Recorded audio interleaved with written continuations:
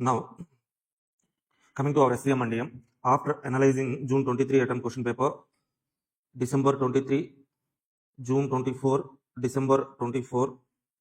Okay, so and MQP, sir. MQP for June 2025 attempt. Okay, I'm giving this analysis. See, for question number 1. So in SCM and DM question paper, as like other subjects, we will have 8 questions, sir. 8 questions. Question number 1 completely MCQs only. 15 MCQs. Out of the 15 MCQs, 9 MCQs will be from SCM part. Okay, 6 MCQs will be from DM part, sir. Okay, coming to question number 2 to 8, we have descriptive questions. Question number 2, question number 3, question number 4, question number 5. These 4 questions will be from SCM part, sir. From SCM part. Question number 6, 7, 8. These 3 questions will be from DM part, sir. Okay. So question number 2, single question, 14 mark question only they are asking from last 4 attempts, sir. 14 mark question. The two from in 3 attempts they have asked marginal costing question. In June 23 attempt they have asked relevant costing question, sir. In 1 attempt out of 4 attempts, 1 attempt relevant costing question has come, came in the examination, and marginal costing question for 3 attempts, sir. Coming to this question number 3. This question number 3, so we'll have 2 parts, part A and part B. This part A is sure short question, sir. For any attempt, they're asking transfer pricing question only. Sure short question. And coming to part B, for part B, they're asking, okay, so in 1 attempt, product life cycle, 1 attempt asset life cycle, probability in recent December 24 attempt, probability in decision making, and previous 1 attempt, they have asked target costing, sir. And also in recent MQP, June 2025 attempt, they have given asset life cycle costing question. Okay. So coming to question number 4, here we have 2 questions again, part A, part B. So part A or part B, one part will be from chapter number 4. From that chapter number 4 also, they are asking either ABC, throughput, just in time, sir. Under activity based costing system, we have only one model. From that model only, some basic question has been asked in the examination. And coming to throughput costing, okay, so we have major 2 models, product mix as well as formula based questions. In just in time, we have in study material 2 questions only. That means ABC, throughput, just in time. Some nearly 7 to 8 questions will be there. Some 7 to 8 models. If we prepare that models, means we can answer here. Okay, as well as coming to part A, sir. So chapter number 1 or chapter number 2, theory questions, sir. So in our workbook, we are having nearly 15 to 20 theoretical questions. Okay, the 20 theoretical questions are more than enough to answer this question. Now coming to question number 5, this is from standard costing only. So here the pattern is different, sir. In 2 attempts, they have asked reconciliation question, single question for 14 marks. In 2 attempts, they have asked the 2 7-mark questions, sir. So if we observe, in December 23 attempt, December 24 attempt, in 2 December attempts, a reconciliation question has been asked in the examination. And coming to June 23, June 24, 2 June attempts, they're asking 2 7-mark questions. The two, one is from material cost variance, one is from fixed overhead cost variance, and also in previous June 23 attempt, so advanced concepts like investigation of variances, planning and operational variances concepts has been asked in the examination, sir. Okay, so and also in June 2025 attempt, they have given 2 7-mark questions only. For December attempt, reconciliation question has been asked. On June attempt, 2 7-mark questions, sir. So as our coming attempt is June 2025 attempt. Okay, also in our MQP, they have given 2 7-mark questions. That's why I'm also expecting 2 7-mark questions also, not 14-mark question. Okay, so anyway, we'll be discussing this reconciliation also. Coming to question number 6, 7, 8, sir. 3 questions will be from decision making part only. For question number 6, we have LPP, linear program planning assignment. Transportation is there, but in last 6 or 7 attempts, they haven't asked transportation questions, sir. Okay, so all the transportation questions are some lengthy questions. Okay, so either they're asking a question from transportation, means they should ask for 14 marks. So that's why I think they are not asking a question from transportation. Okay, in last 4 attempts, they have asked LPP assignment only, sir. From LPP basic LP model writing only. Basic LP model writing question only they're asking, sir. Coming to assignment, we have some advanced models in final level, that is prohibited assignments as well as traveling salesman questions, sir. Prohibited assignment, traveling salesman question. These 2 models are important. Apart from that, minimization, maximization, some basic questions only, which we might have learned in intermediate level also. Coming to simulation, sir. Sure short question again. If you observe, if you take any question paper, any previous question paper, simulation question was there, sir. Sure short 7-mark question. This is again one of the easiest question to attempt, sir. Coming to question number 7, network analysis. Network analysis only they are asking, sir. The 2 14 marks network analysis. Either the concepts for 14-mark concepts are like 2 times they have asked program evaluation review technique. 1 or 2 times they have asked crashing also, sir. In December 24 attempt, the crashing question asked in the examination. On previous 3 attempts, the program evaluation review techniques, sir. And also in one attempt, they have asked two 7-mark questions for this question number 7. That is one from network analysis, one from learning curve, sir. And also in recent June 25 attempt, MQP. Okay, if you observe that MQP, they have given two questions. One 7-mark question from network analysis, one 7-mark question from learning curve. Some basic questions only. Okay, anyway, we'll be learning network analysis on these models, basic models, network diagram drawing, as well as forward pass, backward pass calculations, program evaluation review technique, crashing, and also we will discuss learning curve also, sir. Next, coming to this question number 8, sir. Again, in question number 8, part B, sure short question. In new syllabus, they have been asking business forecasting only. Sure short question, sir. That too, they are asking regression analysis question, y equal to a plus bx, Okay, so you guys might have learned the demand forecasting concept in intermediate level also, Goyam. Okay, based on this regression analysis only, they are asking the question, sir, 4 attempts. And so for question A, we have two chapters here, maximum, minimum, that is basic questions only, or else game theory questions, sir. Maximum, minimum is game theory question.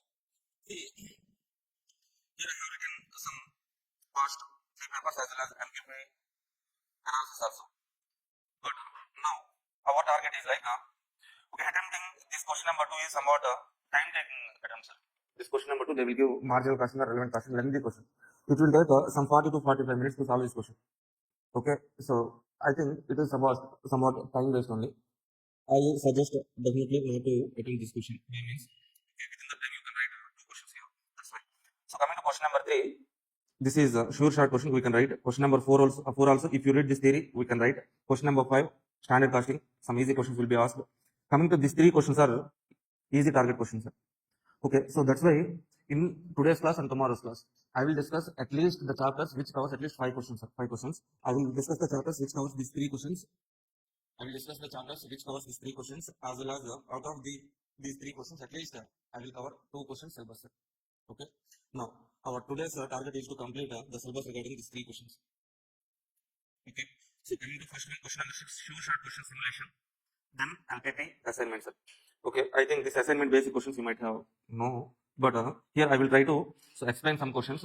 If we need to practice means I will make you to practice the questions. Okay, so let us start with the simulation, sir. So here I will be discussing explaining super 50 questions. If you want in detailed explanation of the concepts, okay, we have already released marathon part 1 and part 2 in our YouTube, sir. Okay, you can also refer that marathon 1 and 2. Okay, so here in brief only I will explain the concept directly. I will go to the questions, sir. Now,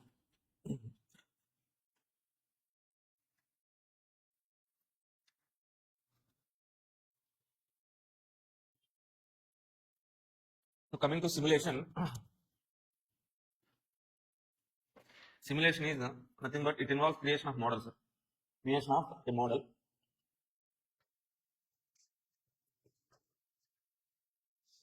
Sorry, sir. Please start the question, sir. Okay, I will share you, sir.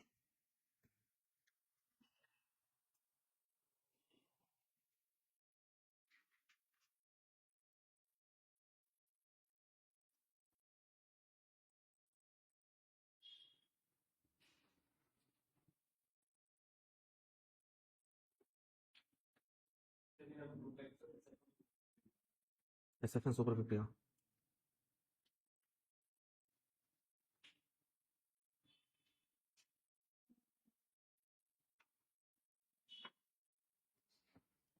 Okay, I sent you the PDF. Please share that. Okay. See, I have shared this PDF, sir, in which we have question paper analysis as well as past 4 attempts as well as 3 attempts plus MQP analysis, and then Super 50 questions, sir. Okay, this is the list. Oh, Super 50 list was not there. Separate, sir. 1 minute.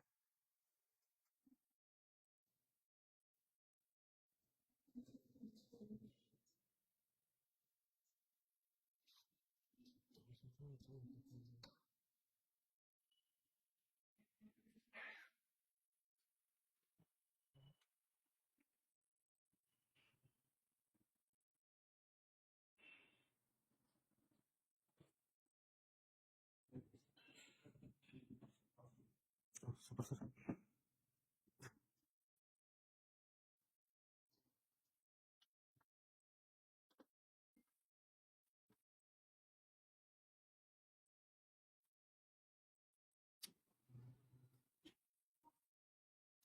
Okay, now starting with this question number 6, sir. Question number 6, part B, sure short question from simulation. Okay, so in December 23 attempt, they have asked the simulation question, 2 series random numbers. And June 24 attempt also 2 series random number question. December 24 attempt, 1 series random number, that is profit calculation question, profit and cost, okay, based on sales estimation. Coming to this MQP, some basic demand forecasting question was asked in the examination. MQP, sir. Now see, so basic simulation means creation of a model which exhibits the characteristics of a real system. By analyzing that model, we can analyze the real system characteristics. That is the basic meaning. But here we have, in simulation, we have two types of simulation. That is analog simulation, computer simulation. Sir. Analog simulation, so this involves creation of a physical model, but this computer simulation only the main part here, from which only we are having problems. Questions. So this computer simulation involves creation of a mathematical model, sir. Mathematical model using random numbers and probability theories. Okay. So here just two steps are there, sir. Step 1 and step 2. So step 1 is creation of random number range. Say for example, we are having some past data like sales data we are having, sir, sales. So for the sales past years, past 12 months, 1000 rupees of sales, 1500 sales, 2000 sales, 2500, sir. Okay, if you observe in last 12 months, that means okay, in last 12 months, in 4 attempts, 1000 rupees sales happened, sir. In 3 months, 1500 sales happened. In 2 months, 2000. In 3 months, how much, sir? 10, 12. Okay. Fine. This is frequency, sir. Frequency means number of months this much of sales happened. Total frequency is 12, sir. Now, so in simulation, what is our step 1 means? Step 1 is calculation of random number range, sir. Creation of random number range. This is first step, sir. For any problem, this is the first step only. Okay, in the question they will be giving some variables, sales, cost, or else demand. In some questions they will be giving some like productions. Okay, different variables will be given. So whatever the variable given, that you should take it as x or else decision variable, sir. Next, in some questions frequency will be given. Okay, so or else some questions directly probability will be given, sir. If frequency is given means we have to calculate the probability. So the probability that is equal to frequency divided by sigma frequency. Okay, how to calculate this probability means frequency of particular decision variable divided by total frequency. The probability of 1000 is equal to 4 divided by 12, sir. The probability of 1500 is 3 divided by 12. It is 2 divided by 12. It is 3 divided by 12. Can you tell me what is the probability? 4 divided by 12. How much it is? 0.33. This is 25. 0.2. 0.167. Okay. So in some questions directly probability will be given. If the probability is given in the question means no problem. If frequency is given in the question, we have to write the probability. From the probability, we have to write range. So before writing the range, write cumulative probability, sir. Okay. What is our first column? Decision variable, frequency, probability. Next, cumulative probability. Cumulative probability means from top to bottom, add all the probabilities. 0.33 plus 0.25. That means 0.58 plus 0.167. How much amount? 0.74. Make it a round figure, sir. 17. Then we will get 0.75.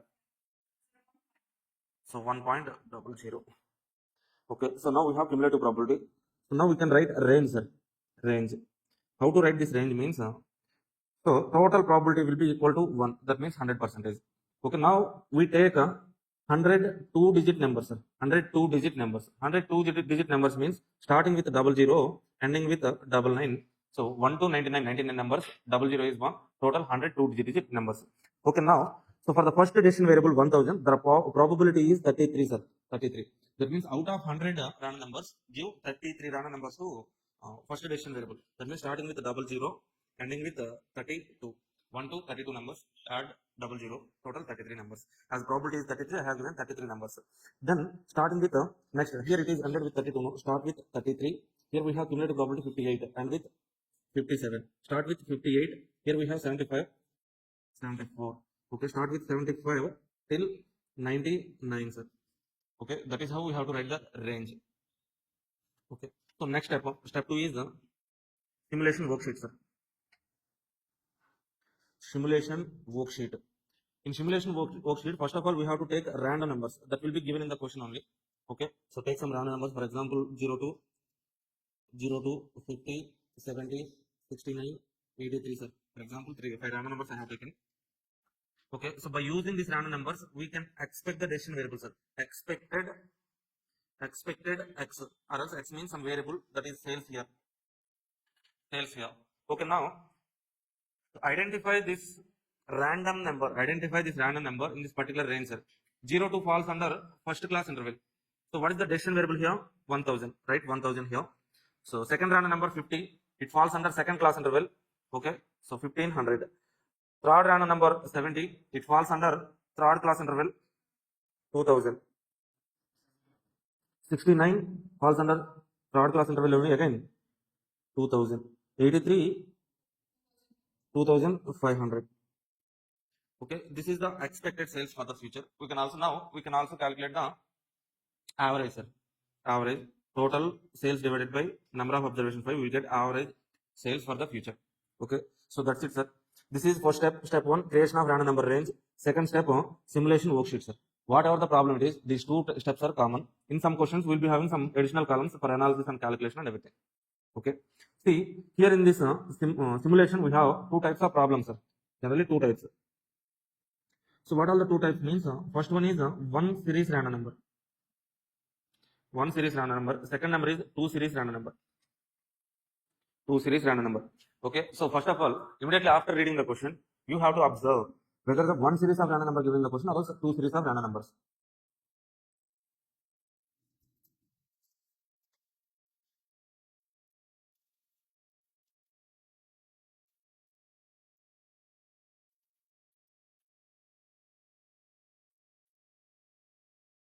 Yes, hi, hello everyone. Okay, I have already shared Super 50 list. If you are having this workbook means you can find the same questions there, or else. Okay, so we will try to share the Super 50 questions and answers in this course only, but later, okay, you can view, cannot download, sir. That's it. See, one series random number, two series random numbers, sir. One series of random numbers only given in the question means you have to create one series of range only. Two series of random numbers given in the question means you have to create two series of range, two series of expected variables you have to write, sir. One question is there where we have three series also. So some identifying the defects, some question is there, sir. Okay, most probably they're asking these two series questions only, sir. Okay, maybe you know this doctor patient petrol bunk problem, or else doctor patient problem. Doctor patient problem will be there, no? So calculation of idle time, customer waiting time. Okay, these model only they're asking, sir. Okay, with changing numbers, with changing different scenarios, they're giving same model question. Or else for one series model, we have demand forecasting, production forecasting, sir. Production forecasting. These models are important. Okay, so out of 4 attempts, they have been asking for 3 attempts. This model only they're asking, sir, from simulation. Okay, in recent December 24 attempt only they're asking, they have asked one series question. Okay, see, let us start with these basic questions: demand forecasting, then production forecasting. Basic questions only.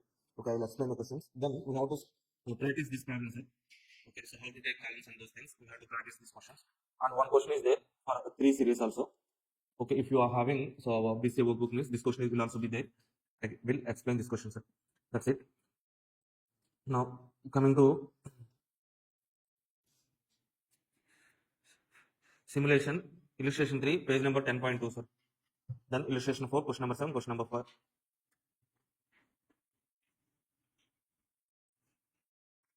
Page number 7, 10.2.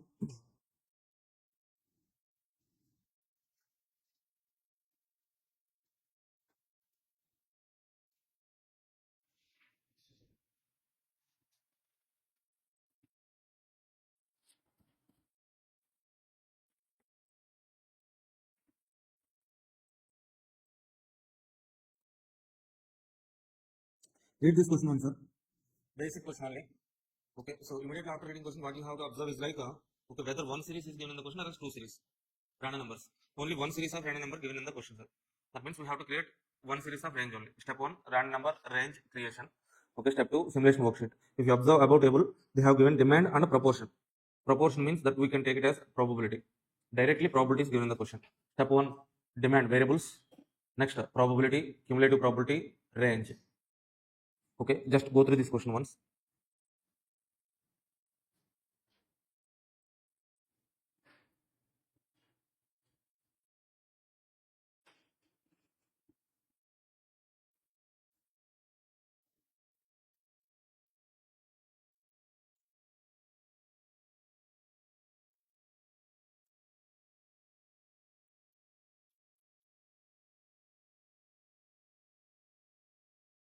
Hi, hello everyone. Good morning. Hari, Priyanka, Chandni, Prakash. Hi, hi. Ayush, Ravi.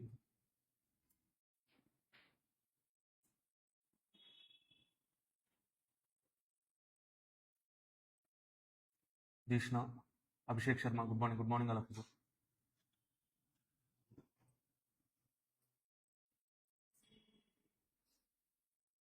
Hi, Priyanka, Krishnaveni.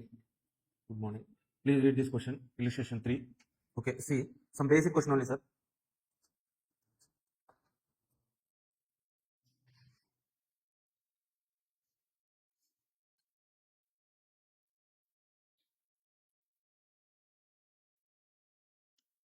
Okay, see, the manager of bookstore has to decide the number of copies of particular tax law book to order.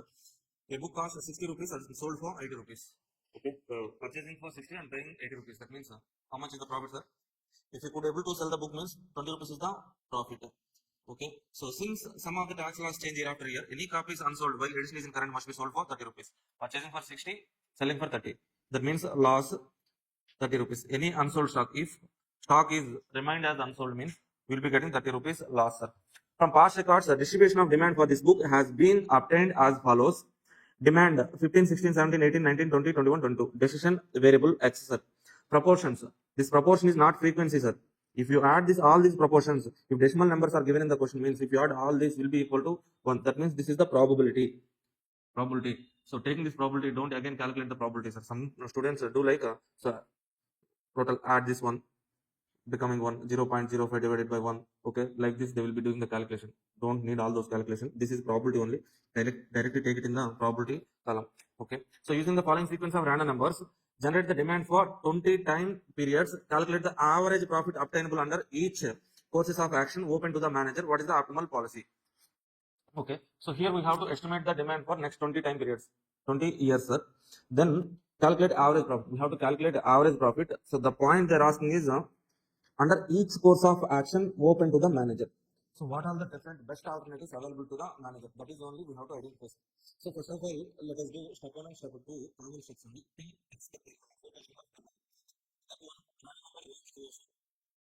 This is estimated X. Next one we have probability. Next we have cumulative probabilities. And top the bottom are these probabilities. Then we get this cumulative probability. Reading create random number range. Here we have probability 5. That means we need to assign 5 random numbers. Starting with 0, 0 to 4. 1, 2, 3, 4. 4 numbers, 0, 0. 5 random numbers I have given for this 15 demands.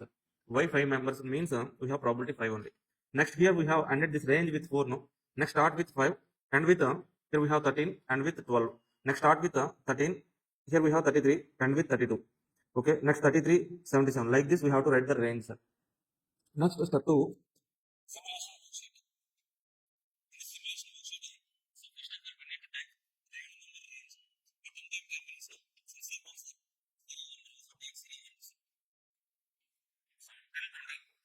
Random numbers.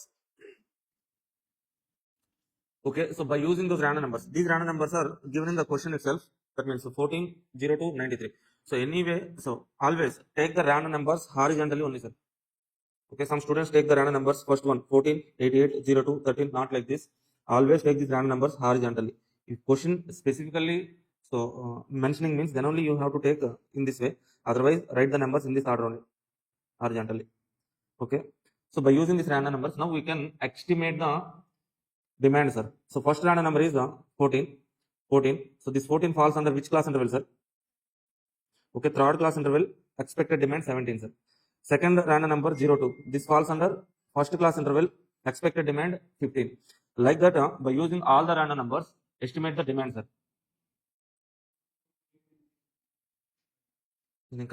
Sir. So first of all, just look at these random numbers and expected demand, sir. Okay.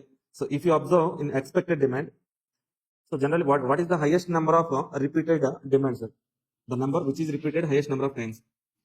17 repeated 1, 2, 3, 4, 5, 6 times. 17 repeated for 6 times, sir. What about 16? 16, 1, 2, 3 times, sir. 16, 3 times. 18, 1, 2, 3, 4, 5. 18, 5 times. 15, sir. 1, 2, 2 times only.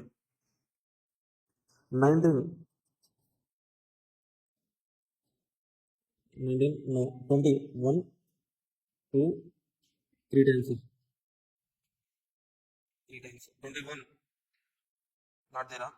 21, 22 also there. 21, not repeated. 22, 1 time only. Okay, that means 17 is the demand number which has repeated highest number of times, sir. Generally, this is only the number, this is only the expected demand. This number of books only the manager has to order, sir. This is only the final answer. But in the question they're asking, so average profit obtainable under each course of action. Each course of action means so the best alternatives available to the manager. That means here the topmost preference is 17. Next preference is 18, sir. Next we have 16 and 20, 3 times. Okay, so we can take so one number above 17, 18, one number below 17, that is 16. We can calculate the average profit at 16, 17, 18 demand numbers, sir. Or else if you want to calculate at 20 also, 15 also, you can calculate, not an issue. Okay, but here they're asking us to calculate options available to the manager. So that's why I have taken 3 options. Okay, so finally, anyway, we'll be getting 17 only as answer. Now to calculate average profit, if we could able to sell the book means we get 20 rupees. If book is unsold, remained as unsold at the end of the period means we'll be getting loss of 30 rupees now. So that's why first of all we need to calculate how many books will be remained as unsold at the end of the period, sir. How many books remained as unsold. Okay, for that I am taking 3 columns here. Okay, so first column 16, 17, 18, 3 columns. 3 courses of action available to the manager, that is 16, 17, 18, sir. Why I have taken 16, 17, 18 means generally 17 only, that is the highest number of times repeated demand. So the class duration 2 hours, 2 hours, 2 hours session, sir. 8 hours today, 8 hours tomorrow. That's it, sir. Yeah. 9 to 11, 11:15 to 1, afternoon 3 to 5, 5:30 to 7:30, sir. Are you okay with this one, sir? Okay. See, now the 16 and 17, 18 is what, sir? This is the number of books will be ordered by the manager. That means he is ordering means he will purchase those books and keep those books as a supply in his store. This is supply, sir. Take this as supply. This is expected demand, sir. Expected demand. 16, 17, 18 is what, sir? Future supply. Okay, either 16 or 17 or 18, 3 alternatives. Okay, so for the first period, what is the expected demand? 17. We are expecting that 17 customers will come and purchase 17 books. Okay, if I maintain 16 books only in the stock, my supply is 16, demand is 17. How many books I could able to sell, sir? 16 books can be sold. All the stock will be sold. If I keep 17 books in the store, 17 customers will come, demand is 17. Yes, all the books will be sold. If I am having 18 books in my stores, 17 only the demand, that means I can sell 17 books only. One book will be remained as unsold stock. Next demand, next period demand, expected demand is 15. I'm having 16 books in the store. 15 customers only will come and purchase the books. That means unsold book, 1 book. Here we have 17, 15 will be sold. That means 2 unsold. 18 is the stock we are having. 15 is the sales. 3 books unsold. Coming to let's say 22, sir. 22 is the demand. Okay, 16 books stock. All the stock will be sold. 17 books. All the stock will be sold. Here also, all the books will be sold. Let's say 16 books, sir. 16 books demand. Okay, if I have 16 books in my store, 16 is the demand. All the books will be sold. If I have 17 books in the store, 16 is the demand, 16 can be sold, one book will be remained as unsold. 18 books, 16 books, that means 2 is unsold. Like that, for this 20 periods, we have to calculate unsold books, sir, at the end of the period. So total unsold books will be 2 books. In 16 book alternative, 2 books is the unsold books. In 17 book alternative, 7 books is unsold books. 18 book alternative, 18 is the total unsold books, sir. Okay, please check this calculation once.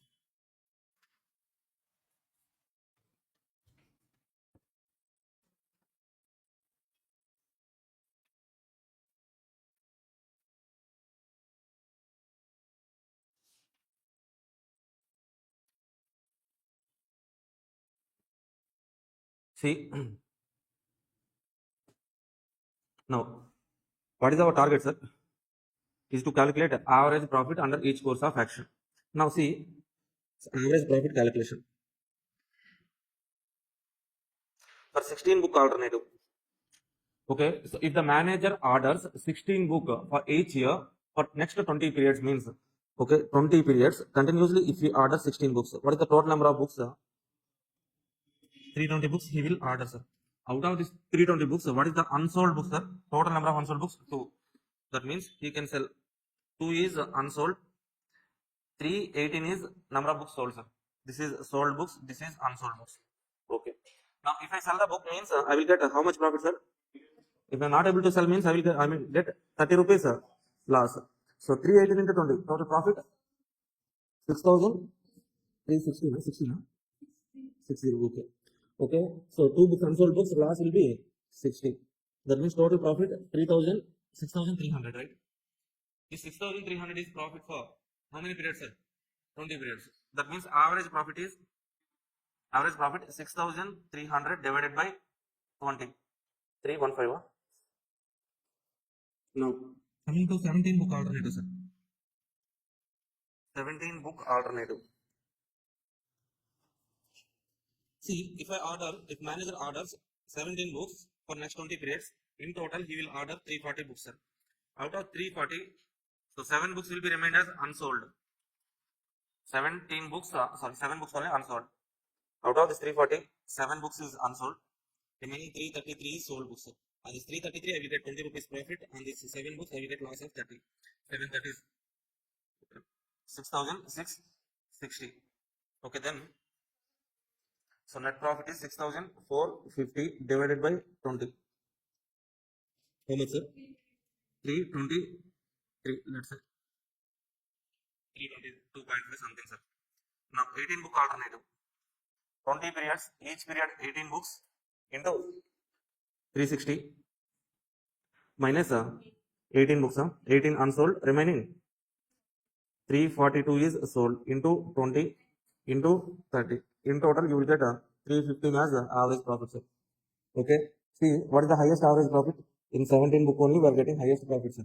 That is, it is better for the manager to order 17 books. That's it. That's the problem.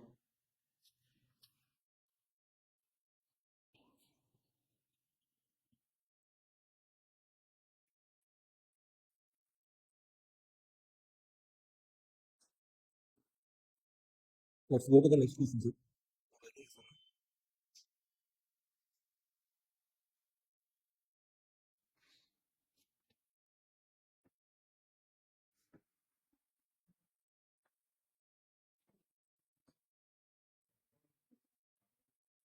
Ramayana, that's a lengthy question, sir. That will not be asked in the examination. My perception. Okay, if you want to discuss that also, okay, later we will discuss, sir. Not an issue. I will explain that question.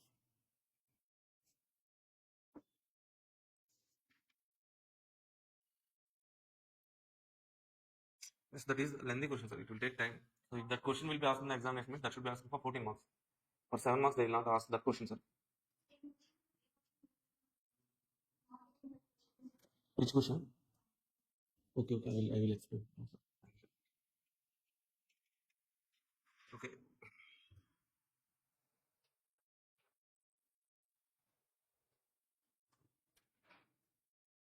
See, what is our next question, sir? In the list, we have illustration 4, 10.3.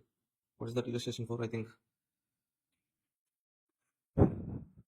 Okay, see, This is 2 series random number, sir. 2 series random number. A basic problem only. Just read this question, sir.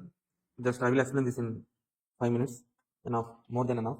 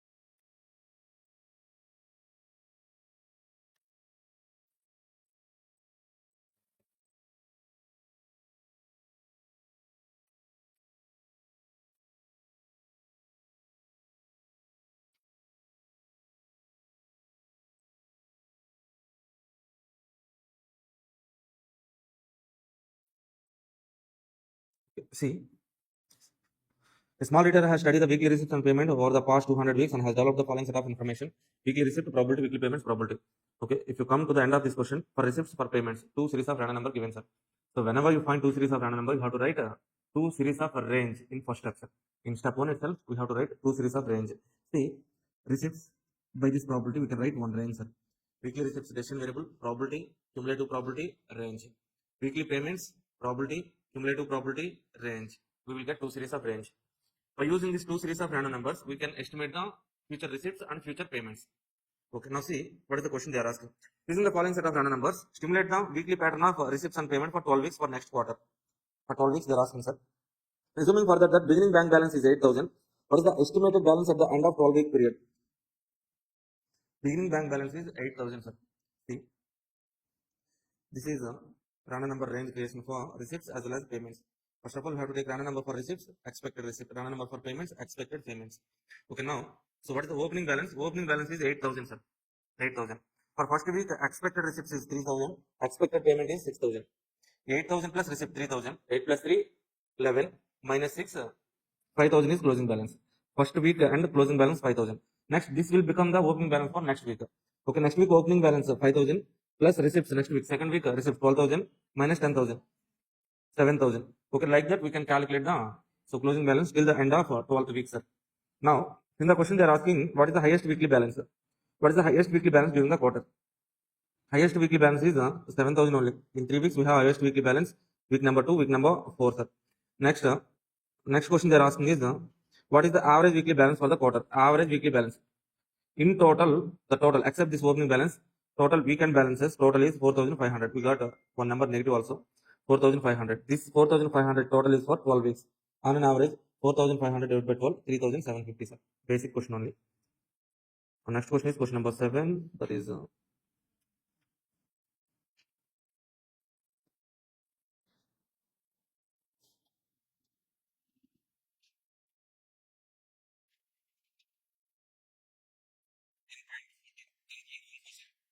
number 10.14.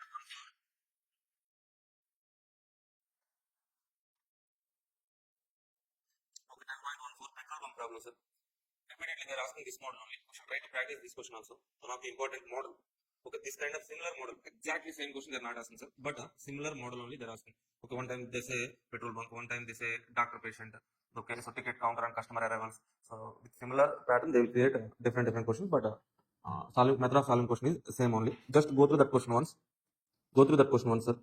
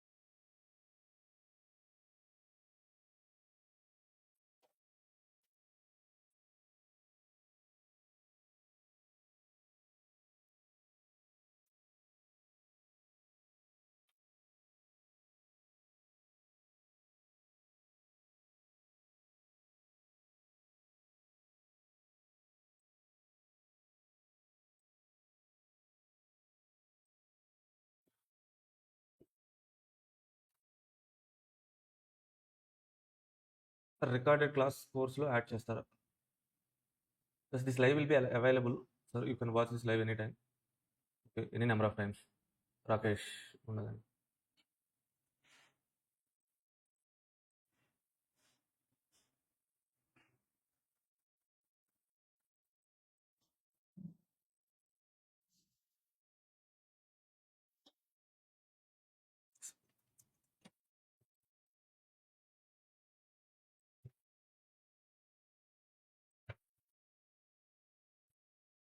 See, question number 7. This is petrol bunk question, or else similar kind of question. Doctor patient problem was also there. Okay, these two questions are also there in same enter OM, sir. After observing heavy combination of customers over a period of time in petrol station, Mr. Petrol has decided to set up a petrol bunk station on his own nearby site. He has compared statistics relating to potential customer arrival pattern, service pattern. Okay, these two are the key points. Customer arrival pattern and service pattern is given below. He also decided to evaluate the operations by using simulation technique. In the question they have given what, sir? So first one, arrivals and services. Okay, if you use in third point, they have given third and fourth points. Now random numbers, you have to pick the customer arrival. You can in this way, service pattern. That means two series of random numbers given in the question. In step one, we have to write two series of random number range. Okay, so first one they are giving is inter-arrival time as a variable probability. Using this inter-arrival times probabilities, write cumulative probability, next range, as well as service time probability, cumulative probability, range. Two series of range easily we can write, sir. Now in second step we have to estimate. Okay, we can easily estimate by using these random numbers. By using the random number range, we can estimate the expected inter-arrival time, expected service time. Till now we have expected inter-arrival time, expected service time, sir. Now see these points.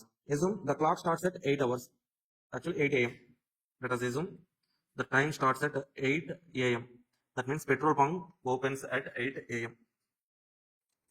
Only one pump setup is there. Only one service point is there. Random numbers.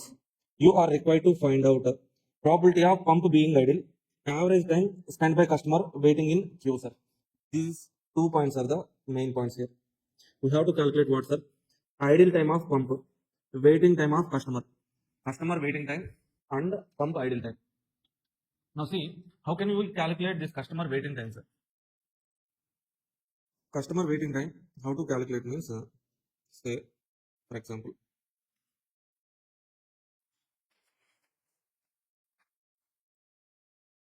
customer waiting time, pump idle time. See, customer waiting time. So let's say customer waiting time means once he entered into the queue, okay, so how much time he will wait to get the service? That means the difference between his entry time into the queue till his service start time, sir. So customer waiting time. Customer waiting time means we need his entry time into the queue. Entry time into queue with service start time, sir. Service start time. If I know, let's say for example, a customer entered into the queue at 8:10 minutes, sir, but his service has started at 8:25. Then how much time he has waited for the service means 15 minutes. That means to calculate this customer waiting time, I need entry time into the queue, service start time. Okay. So pump idle time. So how to calculate this pump idle time? Pump idle time means pump is not at all working and it is free only, waiting for the service. Okay, see, let's say for example, for the first customer, service has started at 8:25, service ended at 8:37. Okay, and then for second customer, service has started at 8:35, ended at 8:40. That means if you observe, for the first customer, service ended at service end time, sir. This is end time, ended at 8:30. Next customer service started at 8:35. So the difference between 8:30 to 8:35, it is not giving any service. That means this is a pump idle time. That means to calculate pump idle time, I need customer service start times as well as customer service end times. Okay, previous customer end time, next customer start time. The difference is idle time. Now we need to calculate 3 columns, sir. First one, entry time into the queue, customer service start time, service start time, service end time. If I know these 3 columns means easily I can calculate customer waiting time, pump idle time, sir. That means again I need how many columns? 1, 2, 3, 4, 5 columns. Okay. Now, so how to take the columns means first one we take random numbers for customer arrival. Okay, based on the customer arrival random numbers, I can estimate the expected customer arrival times. Or else sometimes this is called inter arrival times. Sir, what is inter-arrival time, sir? In the question they have given inter-arrival time. Inter-arrival time means the time difference between first customer entry time and next customer entry time. That means, see, here inter-arrival time is 2 means what, sir? If first customer entered at 8 o'clock, if inter-arrival time is 2 minutes means next customer will enter at 8 to, let's say that is 8 minutes means next customer will enter at 2 plus 8, 10 minutes. Okay, entry time gap between two consecutive customer arrival times, that is inter-arrival time, sir. Okay, so as per the question, we need to take random numbers for inter-arrival time, expected inter-arrival time, random number for service time. Okay, expected service time. These 4 columns, these random numbers are given in the question. These 2 columns we can estimate by using random numbers as well as step 1 random number range. Okay, now based on these columns, our next column we have to write is entry time into the queue. Entry time into queue. So next, customer service start time, service end time. Next we can calculate customer waiting time, pump idle time. That means how many columns we are getting, sir? 1, 2, 3, 4, 5 columns. 1, 2, 3, 4, 5, 9 columns.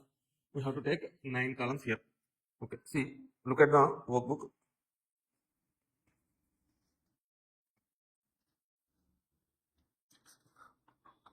First of all, random number for inter-arrival time given in the question. Inter-arrival time, expected inter-arrival time, sir. See, first random number is 78. We have to find out this random number 78 in which range, sir? Range for inter-arrival time. 78 falls under this class interval, expected time 8. Okay, entry time into the queue as per clock.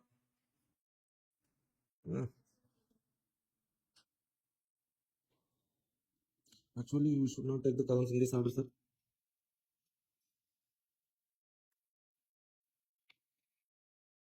Okay, see,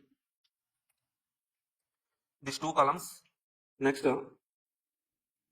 we have to check it as these 2 columns, sir. We have to write 1, 2. Next, these 2 columns, 3, 4. Then we can go for these columns. 1 minute, sir. I have solved this problem somewhere.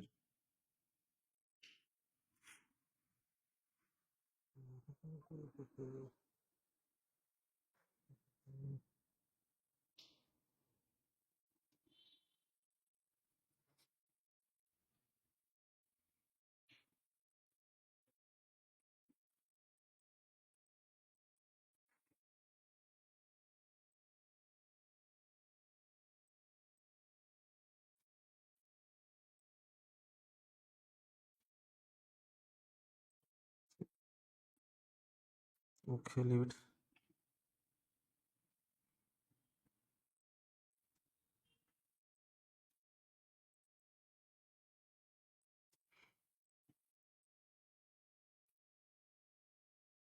See, sir.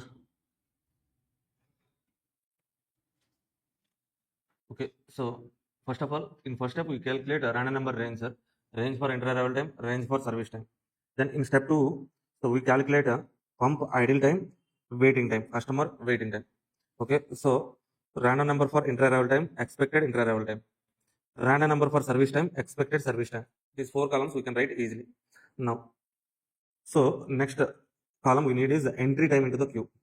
Okay, see, first of all, pump. So in the question they have given time starts at 8 a.m. That means pump petrol station opened at 8 a.m. sir. Okay, so if you see first inter-arrival time 8 for the first customer. Okay, if you take customer numbers like this 1, 2, 3, 4, 5, 6, 7, 8, 9, 10, 11, 12.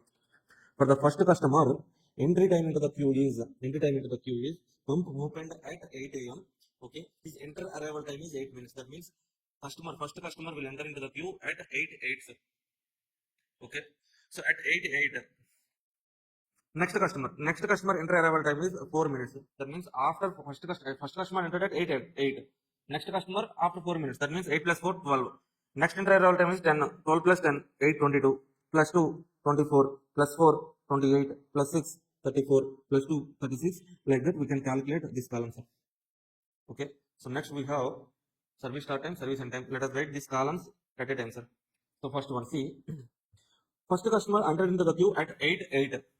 At that time, pump is free only. That means petrol station opened at 8:08 only. First customer entered at 8:08. Okay, so the service for the first customer will start immediately. When means pump is petrol pump is free only. Okay, service start time 8 8. Okay, service end time. To calculate service end time, we need expected service time, sir. That means we are expecting like for the first customer, it will take 6 minutes to give the service. Entry time is service start time 8 8. Service time for 6 minutes. 8 plus 6. 8 14 is the service end time.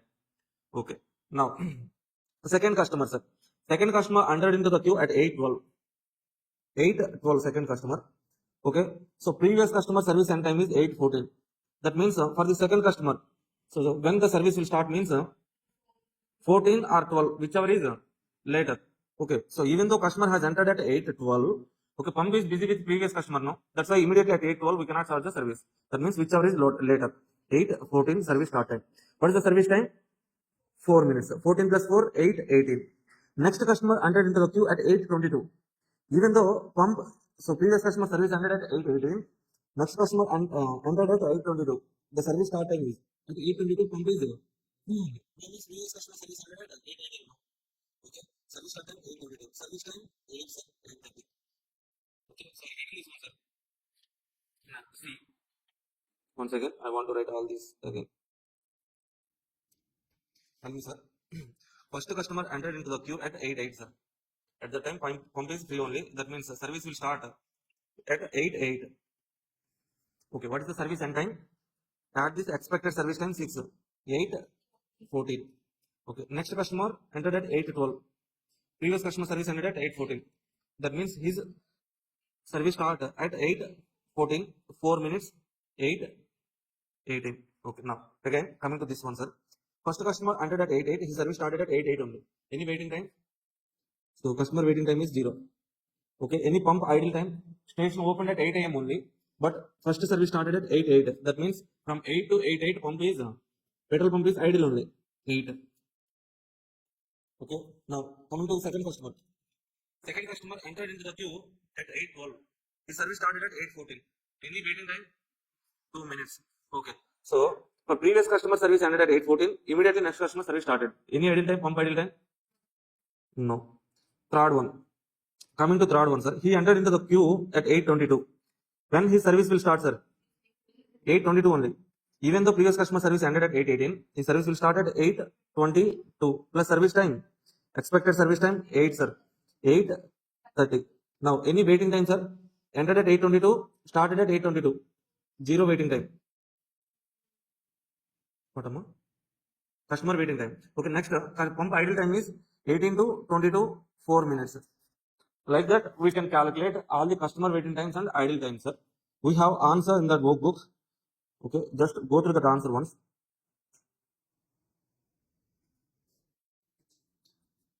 Okay, here in this answer, okay, times order is different, sir. That's it. Entry time is the queue. Service time, service and time. Waiting time of the customer, idle time, sir. Okay, here, this is not 34, this is 24 only.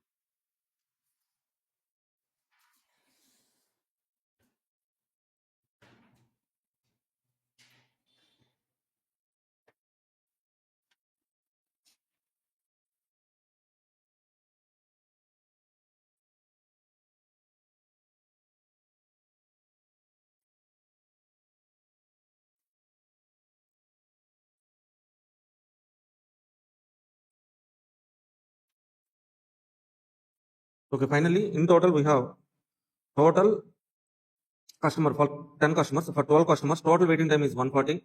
Total pump idle time is 12, sir. Now, in the question, they're asking what, sir? Probability of pump being idle, average time spent by the customer waiting in the queue. Average waiting time means total number of customers 12, sir. Total waiting time 140. 140 divided by 12, 11.69 minutes average waiting time. But at this point, this is the point where most of the students will do mistakes, sir. Probability of pump being idle, pump idle time. Calculate the probability. That means, so what is the total idle time, sir? 12 minutes, sir. Okay. Petrol station opened at 8 a.m., sir. 8 a.m. Service end time for the last customer is 9:26.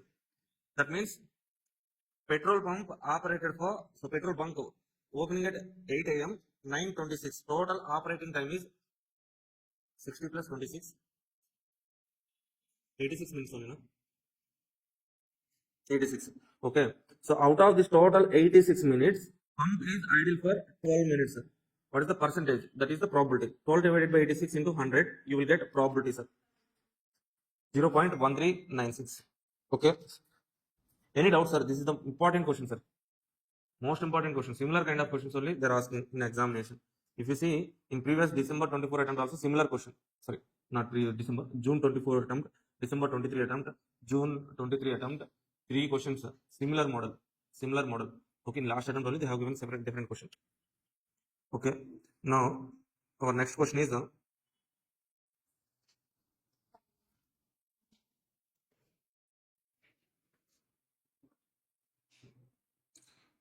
okay. So question number 5, page number 1 2, sir. Before discussing this question, okay, let's discuss this question. Then we discuss Ramayana book problem.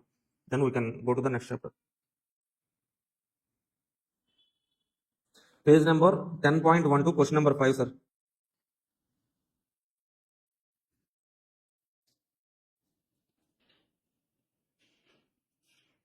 Okay, this is the question, sir. In this question, they have given 3 series of random number range. Sorry, random numbers. 3 series of random numbers. Sir, ఈ స్పీడ్లో అర్థమవుతుందా sir? కొంచెం స్లోగా అని చెప్పాలా లేదా catch చేయగలుగుతున్నారు? Okay.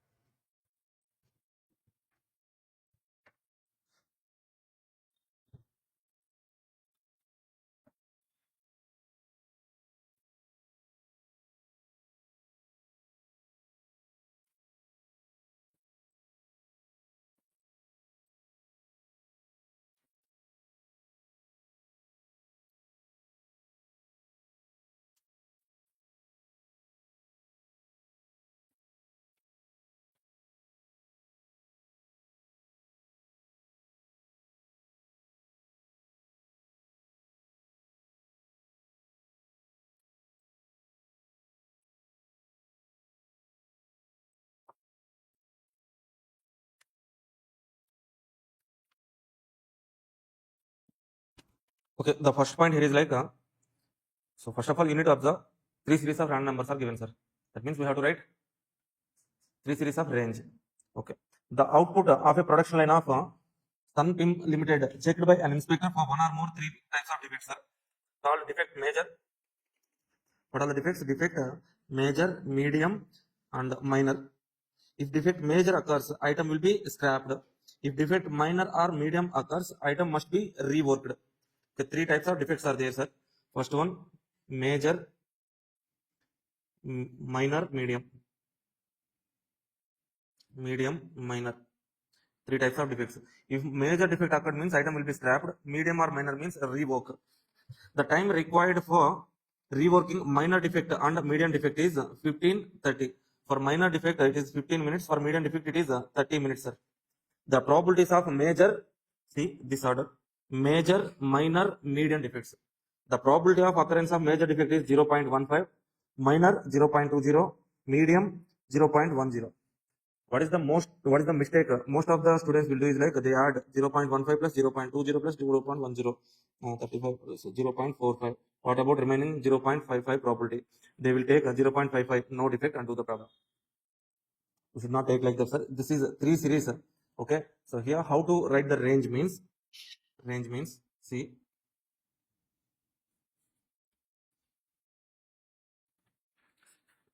first of all let us take major, sir.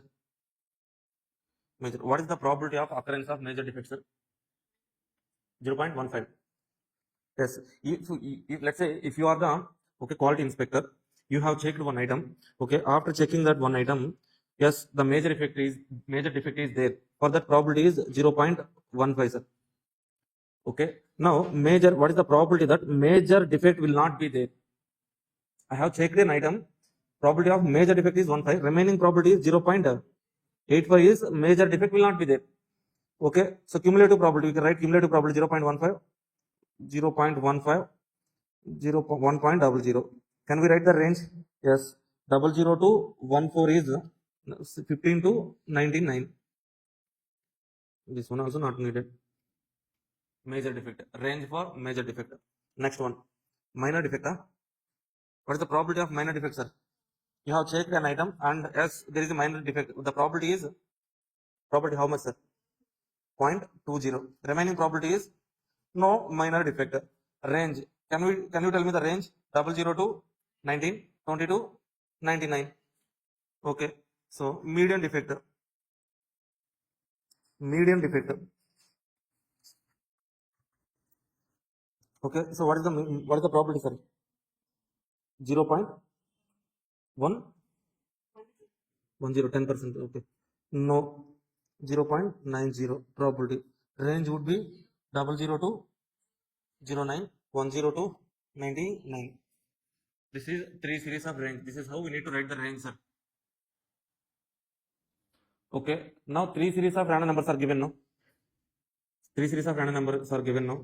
So then we can estimate whether major defect is there, minor defect is there, okay, median defect is there or not. Okay. After writing this range, I hope you understand this calculation. Now see, first one is writing random number range, sir.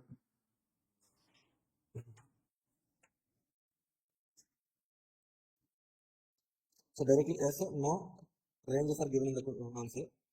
Next step is so first step is random number range creation, sir. Random number range creation. This is our step one. Okay. In step two, estimation or else simulation worksheet. Okay, simulation of output of assembly line 10 times. That means they have given 10 random numbers now. 1, 2, 3, 4, 5, 6, 7, 8, 9, 10. Okay. So first of all, write all the numbers here. Write all the random numbers. Item number 1 to 10. Random number for major, random number for minor, random number for medium, sir. We have taken the random numbers. See, first of all, let us identify the first item, sir. For the first item, major, for defect major, what is the random number? 48. If 48 means this is major, no? Which one is the major?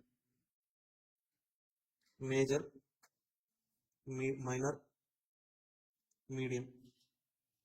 Okay. See, first major defect random number is 48. 48 means falls under this category, no major defect. For minor defect random number 47. Okay. This falls under here. Here the decision will be no only, no minor defect. Okay. Next for median defect 82. 82 falls under this class interval. No median defect. No major defect, no median defect, no minor defect. Okay.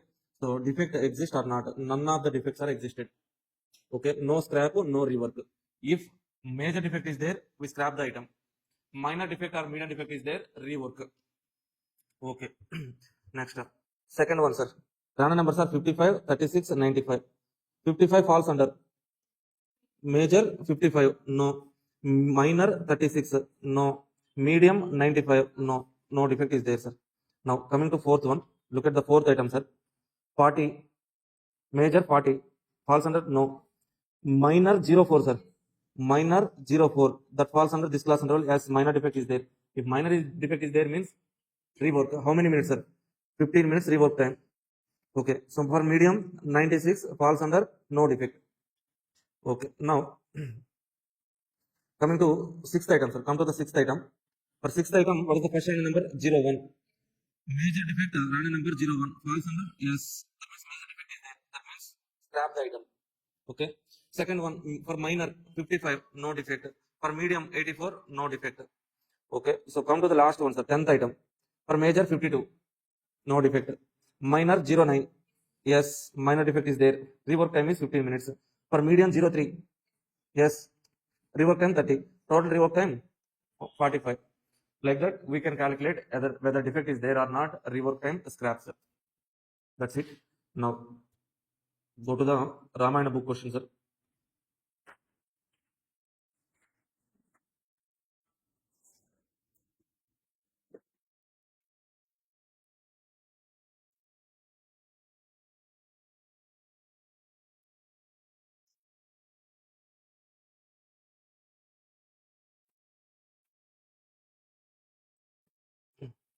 Read this question once.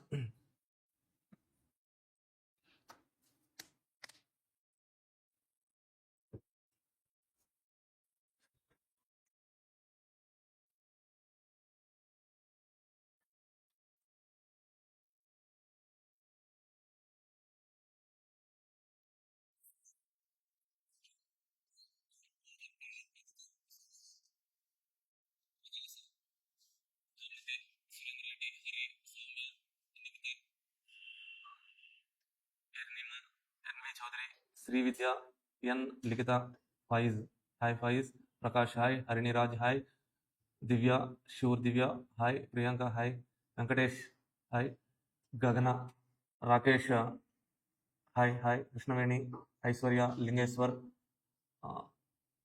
Prabhu, Nisha, Seelam Swati Reddy, Bharat Reddy, Amusa Rani, Dilip, hi, hello everyone, Vishnu, PS, Lavanya, Harish, Prashant, Basak, Vishal Deep, Umdi, Sai Vinay, hi, Sai Vinay Babu, Selina, SMG, Arun, Harish, Pavitra, hi, hello all, Hari, Snehal Jain, Suhasini, Guru Teja, Jahnavi, yes, hi, hello everyone. Okay, please comment where are you from watching this class. Namaskaram andi, Guru Garu. Prakash. Yeah, please comment from which state you are watching this class. From which state or which place. Watching from Kolkata, hi. Chennai. Yeah, nice. From Sri Vidya, Chennai. Prakash, Hyderabad, Lingeshwar, Chennai, Tamil Nadu. I'm from Kerala, Vishnu. Yes, local Prakash. Guntur, Guruteja, Tamil Nadu, Chennai. Trichy. Gurupaya Prabhu, Trichy, which state, sir? Bangalore, Jahnavi, okay. Kerala, Aishwarya. From Nellore. Tamil Nadu, Bangalore, Karnataka, Guntur, Chittur, Avanigadda. Yeah, nice. Thank you for your reply. Hyderabad birthday, nice. See, first of all, we have to understand the question, sir. A bookstore wishes to carry Ramayana in store. Demand is probabilistic. Replenishment of stock takes 2 days. 2 days. That means replacement of stock will take 2 days. Highlight this point. If an order placed on March 1st, it will be delivered at the end of day on March 3. After 2 days end.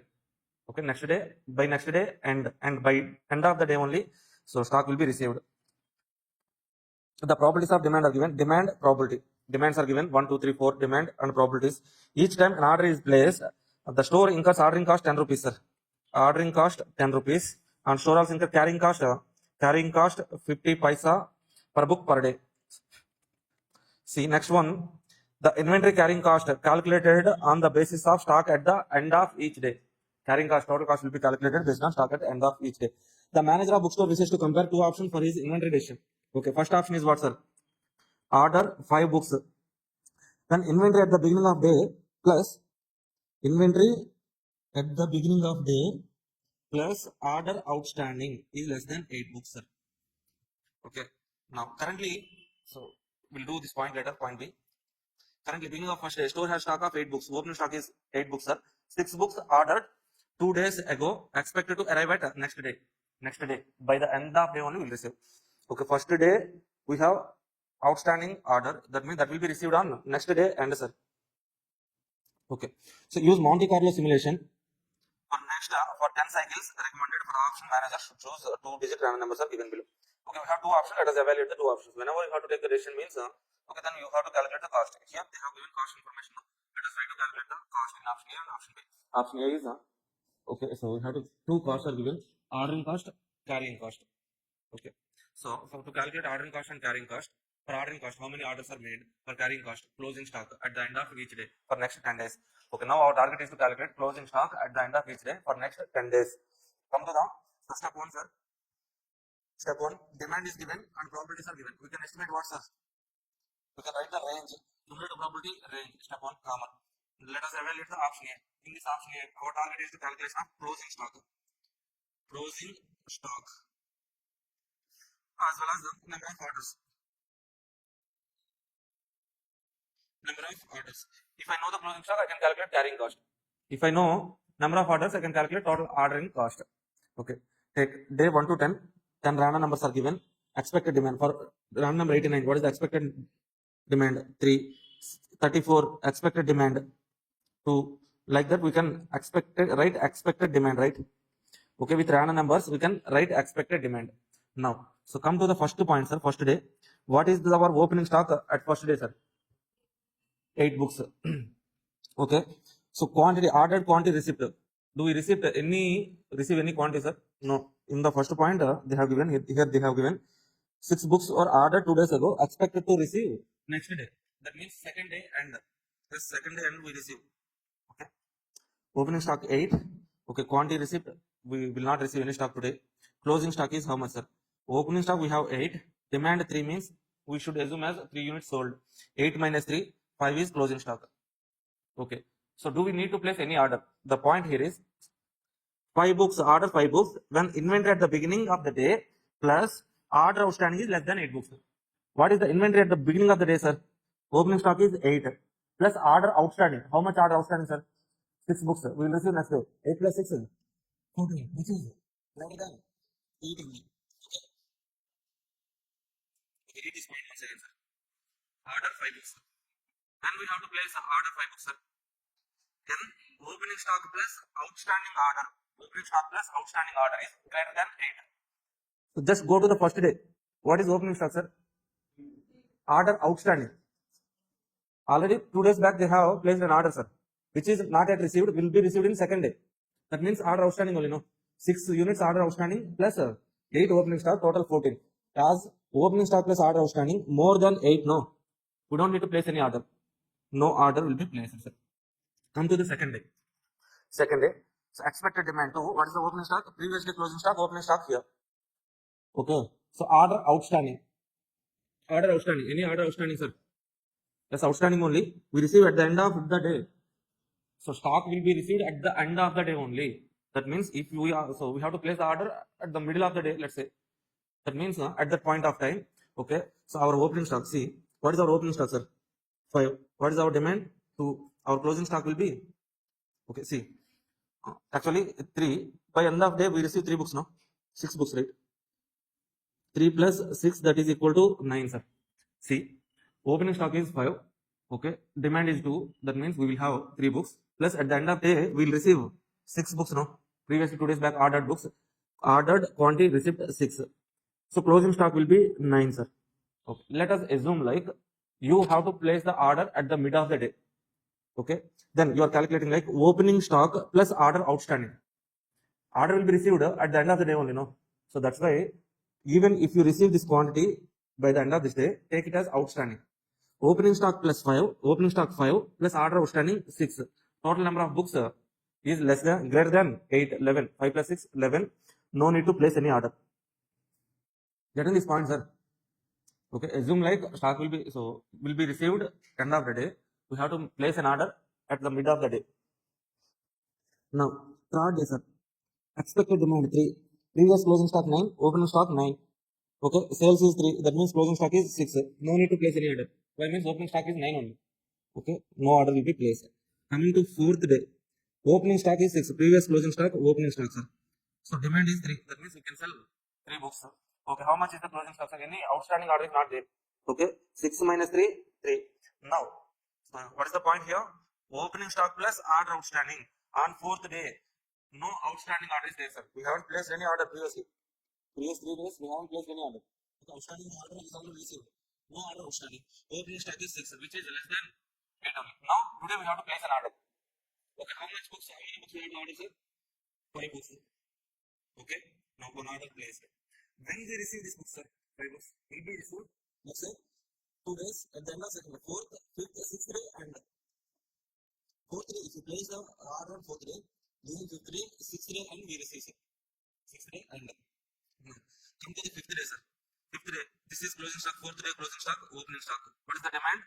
5th day demand is 3. That means closing stock will be 0. Opening stock plus order outstanding, how much, sir? Order outstanding 5 is there, no? So 3 plus 5, 8. If less than 8 only, we have to place the order. That means this day also no need to place order. Next day, 6th day, sir. Previous day closing stock, here opening stock. Today demand is 3 only. Okay, assume like we are receiving 5 units here. Okay, so demand 3, 5 minus 3, closing stock is 2, sir. You can get it out, sir. We are receiving at the end of day. Okay, how can we sell this means? Okay, we are at the end of day, we are making sales. Okay, so opening stock is 0. At the end of day, we receive 5 books. Total 5 books. Sales is 3. Closing stock is 2, sir. Okay. Now, do we need to place any order? Opening stock 0 plus order outstanding how much, sir? 5. Total less than 8. Place the order. Now, are you getting clarity? Like that, we have to do the calculation, sir. Okay. For next point, then see what is the total closing stock for 10 days. Total closing stock is 39. Average closing stock is 39 divided by 10.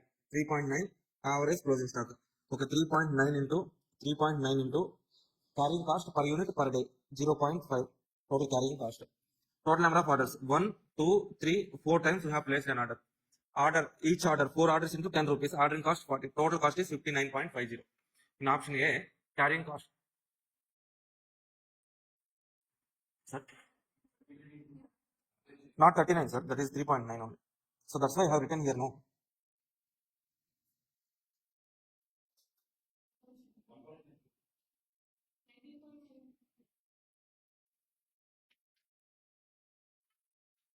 Okay. 39, sir, only. Okay, 39 only correct, sir. 39 into 0.5, 19.50. Okay, per day cost was given per day, no? Per day cost into total closing stock. 39. Okay, so total cost, carrying cost plus ordering cost. Can you explain day 5?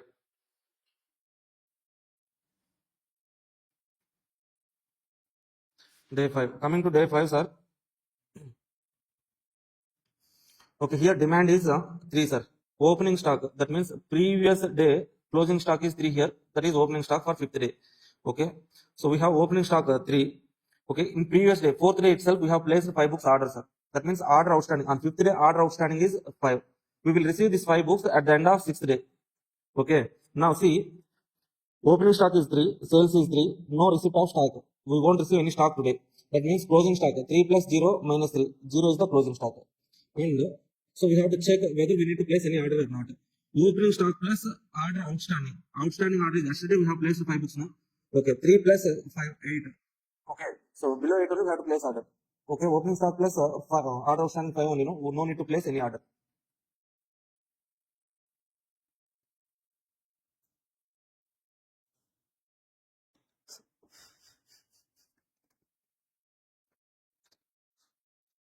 Okay, so it will not be the part of closing stock, sir. We have placed on 10th day we have placed 5 books. Okay, we haven't received that stock now. Till now we haven't received. We will receive that stock at the end of 12th day. At the end of 12th day, we will receive that 5 books. That means that will not be the part of closing stock.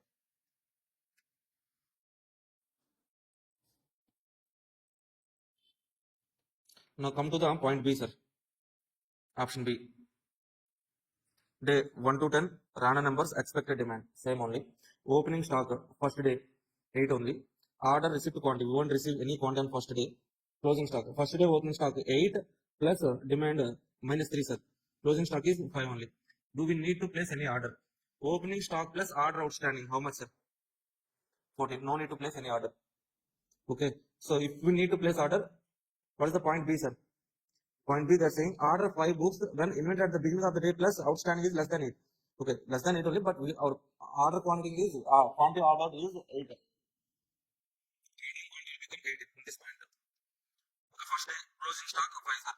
Coming to second day, in the question itself they have said like next day we will receive 6 books now. Okay, so second day opening stock 5. The day demand sales 2, sir.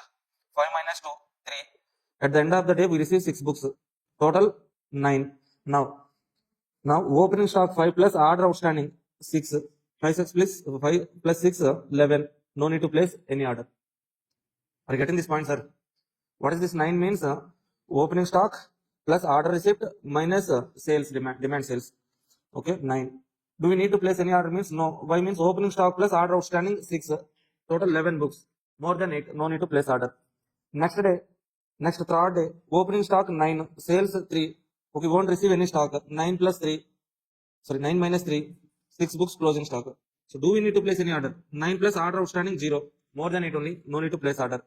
Fourth day, opening stock 6, sales 3, closing stock no receipt in this particular day. The closing stock 3, sir. Need to place any order. Opening stock plus order outstanding. We haven't placed any order for last 3 days. 0. So which is 6 plus 0, 6, less than 8 only. Less than 8, place the order. How many books, sir? 8 books need to place the order. Okay. 8 books to be ordered, sir, here. Next, point number 5, sorry, day 5.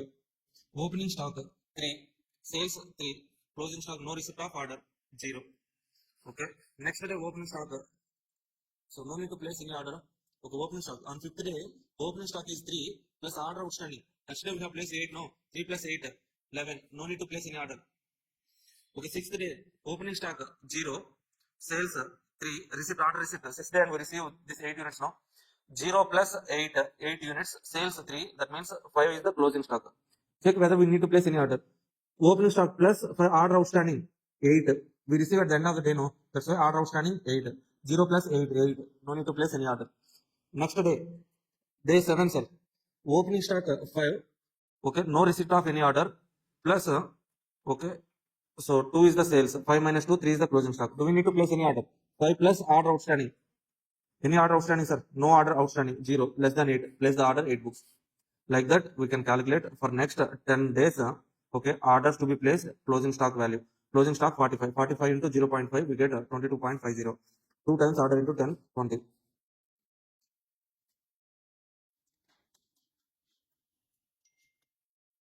That's it, sir. Okay, these questions more than enough. I think this Ramayana question also will not be asked in the examination. If they're asking this, okay, they may ask for 1 point option A or option B. Option A or option B. One option only they will ask for 7 marks, sir. If they have to ask for hearing 3 voices. Oh, sir. Hi, hello everyone. Am I clear now? Okay, these questions are enough, sir. Okay, 2 series random number. That is most important one. Next, we have one more question also. That is production estimation. One question is there. Do that question also. This is more than enough for simulation. Okay, after that, we shall go to which chapter, sir? For sixth question B, this one is simulation, sir. More than enough. Okay, if you want to practice other questions also in our workbook, main questions are there. You can practice. Coming to 6A, we have LPP assignment, sir. Shall we discuss this LPP assignment? Okay, so in LPP we have, so in total we have 4 models, sir. LP model writing, primal dual writing, graphical method simplex. This graphical method simplex models will not be asked in the examination. Again, this is lengthy questions. Simplex model itself will take 3 to 4 hours to solve the question. Graphical model also it will take 45 to 50 minutes, sir. That's why we cannot expect a graphical method or simplex method. If you observe past attempts also, they're asking LP model only, LP model rating. Okay, so we will discuss dual also. Let's take a break for 15 minutes, sir. We'll meet at 11:30. Then we discuss LP model rating, dual rating, then assignment. Assignment basic procedure we all know. We'll discuss property assignment as well as the traveling salesman question. Then after that, afternoon session, network analysis, business forecasting, maximum minimum. Okay, so if you have time, game theory and learning curve also. Thank you all. Hi, hello everyone, welcome back.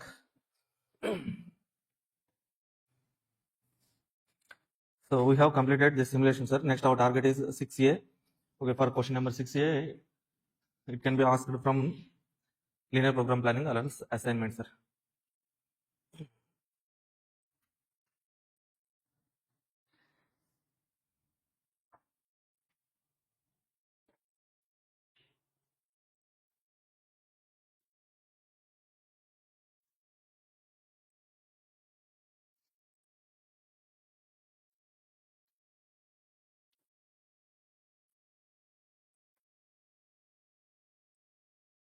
In linear program planning, okay, linear means straight line, sir.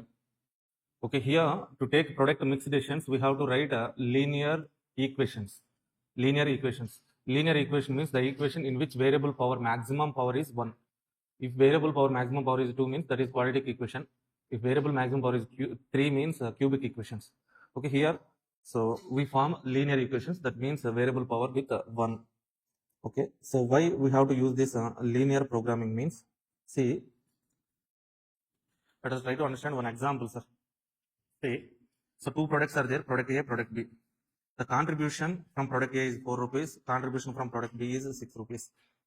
Okay, whenever there is limiting factor, this limiting factor concept will also be there in throughput costing, marginal costing, transfer pricing. Also, when there is a limiting factor, how to take product mix decisions, this concept will also be there in these 3 chapters, sir. Okay, See, for example, so product A, by producing 1 unit of product A, we can get a contribution 4 rupees. From B, we will get a contribution 6 rupees. Sir. Okay, in this particular situation, okay, so generally product B is giving highest contribution. Our preference will be product B only. Okay, we try to produce a maximum number of units of B only to get maximum profit. Say for example, so if unlimited resources are there, resources means raw material, labor hours, machine hours, money, all those things are treated as resources to produce a product. Sir. If there is some limited resources means, okay, unlimited resources are there means we can produce any number of units, we can sell. If there is a limited number of resources, that means let's say for example, raw material quantity is available in limited only. That means 100 kgs of raw material only available, sir. In this particular situation, our target is like, so with this limited raw material 100 kgs, which product I have to produce more number of units? Okay, see, so to produce 1 unit of A, I need 1 kg raw material.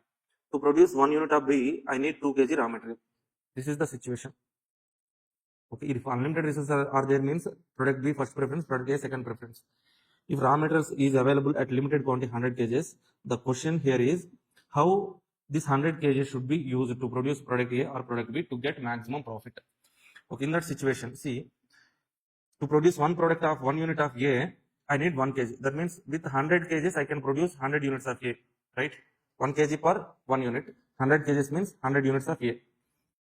100 into 4, I will get 400 contribution. If I invest this 100 kgs in product B, sir, if I invest entire 100 kgs in product B, how many units I can produce, sir, product B? For each unit, I need 2 kgs, no? 100 by 2, 50 units of B only I can produce. 50 into 6, that is 300. If I invest this 100 kgs in product A, 400 is my total contribution. If I invest this 100 kgs in product B, see 300 is my contribution. So generally we prefer to produce A1. So like that we cannot say, but here to whenever there is limiting factor, we have to take decision based on contribution per unit of limiting factor. Sir. Contribution per unit of limiting factor. Okay, what is this contribution per unit of limiting factor means? To produce 1 unit of A, I need 1 kg. If I invest 1 kg in A, I will get 4 rupees contribution. Now, what is the contribution per limiting factor? 4 divided by 1 kg. Per 1 kg, I will get 4 rupees contribution if I invest in A.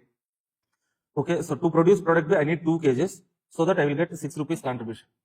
Per kg, how much contribution? 6 by 2, that is equal to 3 rupees is per kg contribution. Okay, here for product A, per kg contribution is 4. Here per kg contribution is 3. Highest contribution per limiting factor is there now.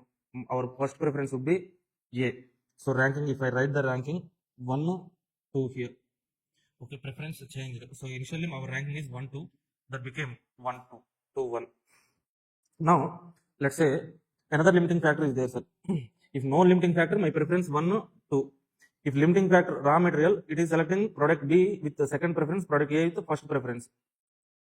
Okay, one limiting factor only there means I will invest this 100 kgs in product A, I will get maximum profit. But the problem here is there will be multiple limiting factors. Let's say for example, again, labor hours is one of the limiting factor. Labor hours also available 100 hours only. To produce 1 unit of product A, I need 2 hours. To produce 1 unit of product B, I need 2 hours. Again, we have to calculate contribution per limiting factor. I will get 4 rupees of contribution by using 2 hours. That means per hour contribution is 4 by 2, 2 rupees per hour. Here, I will get 6 rupees contribution if I invest 2 hours in product B. That means 6 by 2, 3. Here contribution per limiting factor 2. Here contribution per limiting factor 3. Highest 3. So labor hours as a limiting factor, I will select product B with 1, A with 2. If you observe, our preference is changing. No limiting factor 2, 1. With raw materials as limiting factor 1, 2. Labor hours as a limiting factor 2, 1. Our preference ranking is changing. It is not giving any particular preference. In that situation, to take product mix decision, okay, so we have to use linear program planning. That is by forming some equations. After solving those equations, we will get optimal product mix. Optimal product mix means the product mix which gives the maximum profit. For that, we need to calculate. Okay, so we need to form LP model. Nothing but equations, some equations, sir. How to form those equations and all those things, let us try to understand, sir. See, this is the example now. In linear program planning. So anyway, we'll be having, so as a business, we will have one objective, sir. One objective. Here in this question, our objective, as contribution numbers are given, our objective is to maximize the contribution. Objective is to maximize the contribution. So while achieving that objective, we are having some problems or hurdles or the constraints. Here we have two constraints. Two constraints are limiting factor. Limiting factor means the factor which is available in limited quantity, due to which our production will be limited. That's why we call this as limiting factor. Now, we have one objective to be achieved, one objective, and while achieving that objective, we have two problems or two conditions here. That conditions are called as limiting factors or constraints. Now we need to form equations for objective function as well as constraints. Okay. So first of all, let us try to write objective function, sir. Objective function is what, sir? Contribution given in the question. That's why maximization. Generally, objective functions are of two types, sir. Maximization, minimization. Okay. So when we use this maximization means if revenue, sales, contribution, profit, Batman score, this kind of figures are given means maximization. Okay, so objective function minimization. If cost elements, labor hours, distance, investment given in the question means that is minimization. Okay. Also, constraints are of three types. At most constraint, at least constraint, exactly constraint. At most means so minimum this. At most, at least, exactly. Exactly means equal to. At most means maximum this or less than that. At least means at least something or more than that. Okay, see, I will explain that with this example, sir. See now, what is our objective function is maximization. So I will get so 4 rupees contribution if I produce 1 unit of A, sir. If I produce 1 unit of A, my contribution is 4 into 1, 4 rupees. If I produce 2 units of A, 2 into 4, 8 rupees is my contribution. If I produce 3 units of A, 4 into 3, 12. Now, let's say, for example, I'm producing, I don't know how many units to produce. I'm assuming like X units I'm producing. My contribution is 4X. 4 into X. So, X is what, sir? Number of units of production of A. Now, if I produce 1 unit of B, I will get 6 into 1, 6 rupees contribution. If I produce 2 units of B, 2 into 6, 12 rupees contribution. 3 means 6 into 3. Now, I don't know how much units to be produced for B. Now, I am producing Y units of B. My contribution is 6Y. My total contribution from A, 4X, from B, 6Y. Total contribution is 4X plus 6Y. This is my contribution. This I have to maximize. That's why maximize Z equal to 4X plus 6Y. That is our objective function, sir. Now we have two limiting factors here. That means we have to write constraint functions. Constraint. Okay. First constraint is raw material as a constraint. If I produce 1 unit of A, I need 1 into 1 kg. 1 kg. If I produce 2 units of A, 2 into 1, 2 kg raw materials needed. I am producing how many units, sir? X units of A. Raw material requirement for A is 1X. Okay. If I produce 1 unit of B, 2 into 1. 2 units of B, 2 into 2 is the raw material requirement for B. 4 units. 4 kgs. Now, I am producing how many units of B, sir? Y units of B. To produce the product B, Y number of units, raw material consumption needed is 2 into Y. Total raw material consumption is 1x plus 2y. Maximum I am having how much, sir? If I use maximum 100 kgs, I can use. If I produce less number of units only, less than 100 only, I can use. More than 100 kgs of raw material, I cannot use. No. Why means that is available in 100 only. That means that 100 is the limiting factor. 100 less than or equal to. Maximum I can use 100 or less than that. At most you can use 100 or below 100 only you can use. That's why at most constraint is less than or equal to. Okay. Now, here coming to labor hours, 2x plus 2y. That's it, right? For x units, 2x, 2 into x, total hours for A. For y units of B, 2 into y, 2y hours for B. 2x plus 2y, maximum hours are 100. At most I can use 100 or less than that, less than or equal to 100. Okay, 2x plus 2y less than or equal to 100. This is objective function, this is constraint function, sir. Okay.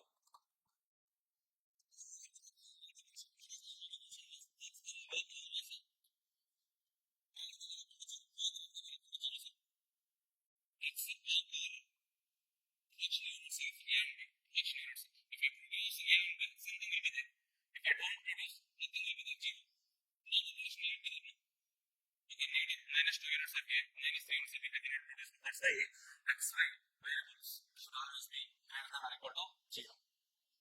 That's it, sir. That is objective function, constraint, non-negative constraint. Okay. So objective functions are of two types: minimization, maximization. Okay. Entire DM in our SM and DM, entire DM is about maximization or minimization only. You see same kind of maximization, minimization in assignment. Okay. So transportation in maxima, minima, business forecasting. So all these things you can see this maxima, minima even in game theory also. Okay. Constraints are of three types at least at most.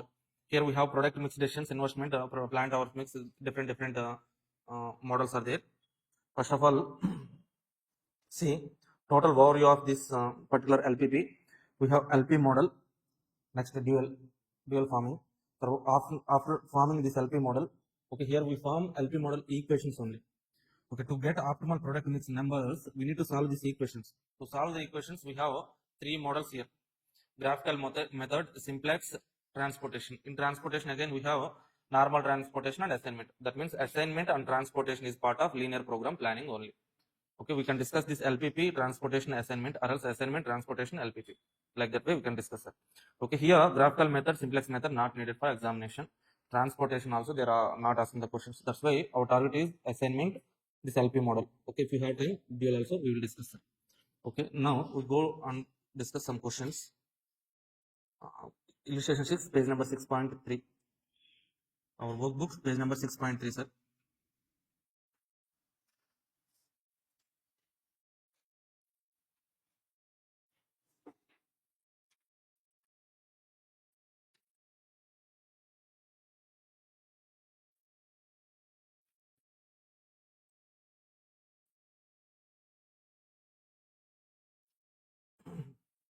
Okay, for any LP model question, first of all, reading question and understanding and writing some table like we have. So written some table now like this. Writing a table like this is most important, sir. First of all, read the question, understand the question, write this table. Okay, so carry on, sir, carry on. Please read this question, sir.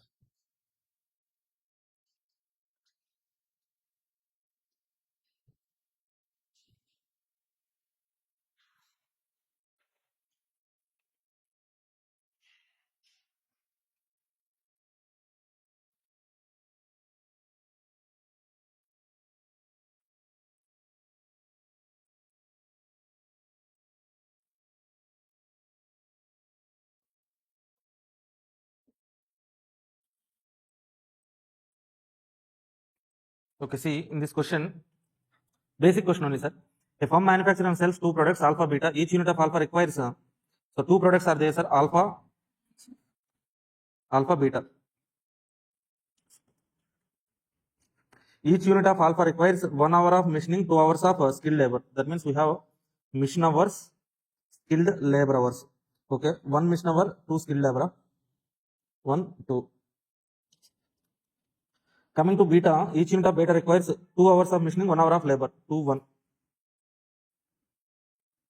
1. For the coming month, the machine capacity is limited to 720, labor limited to 780. So total machine hours are 720, labor hours are 780, sir. Okay, not more than 320 units of alpha can be sold. Alpha condition 320 units, not maximum 320 only. Develop suitable model that will enable determination of optimal product mix. Unit contribution alpha beta is 6, 4. Contribution given, that is 6, 4, sir.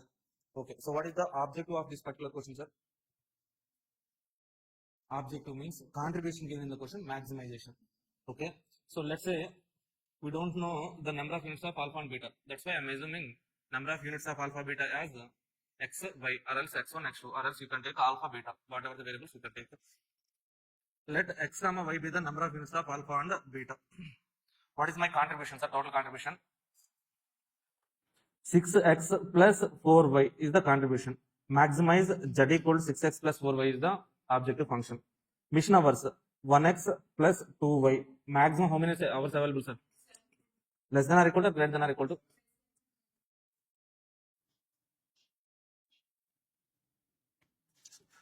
Less than or equal to. Here also 2x plus 1y. Less than or greater than?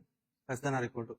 Maximum of 320 units of A can be sold in the market. That means maximum we have to produce how many units of A, sir? A maximum 320 can be sold, sir. That means x less than or equal to 320 only. Maximum outside demand is 320. More than that, why should we produce? Next one, non-negative constants are x comma y are always greater than or equal to 0. That's it. Basic question only. Now 6.4.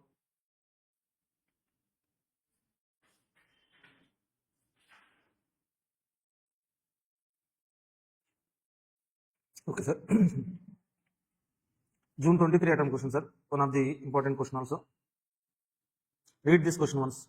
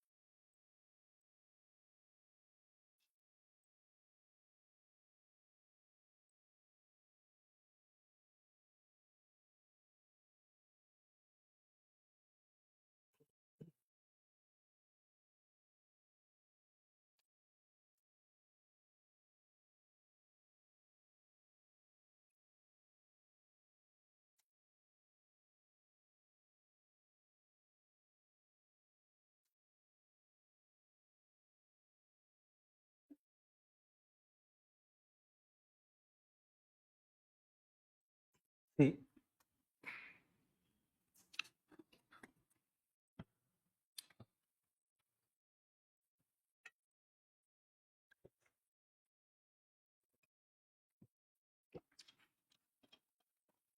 Utkarsh Bank is in the process of formulating its loan policy involving a maximum 600 million, sir.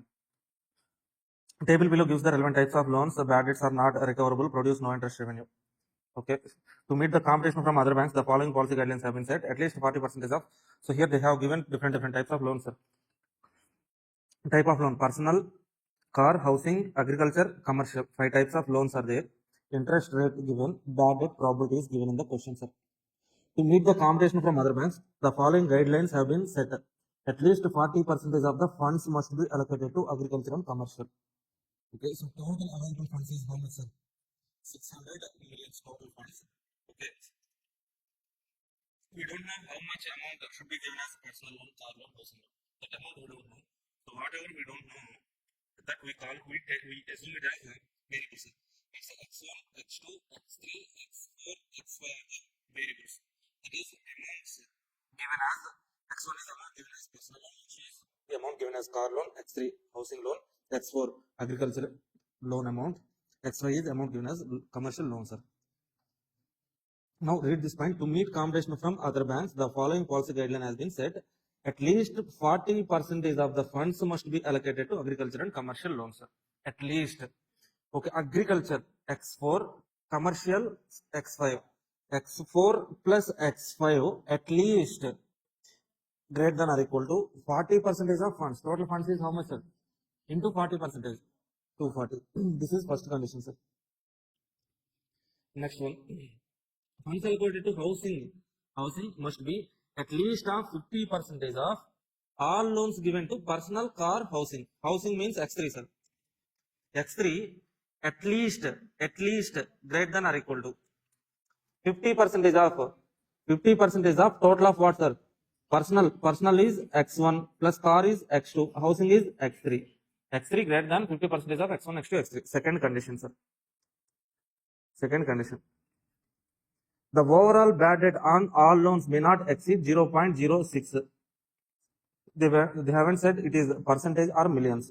Okay, let us assume 0.06 millions.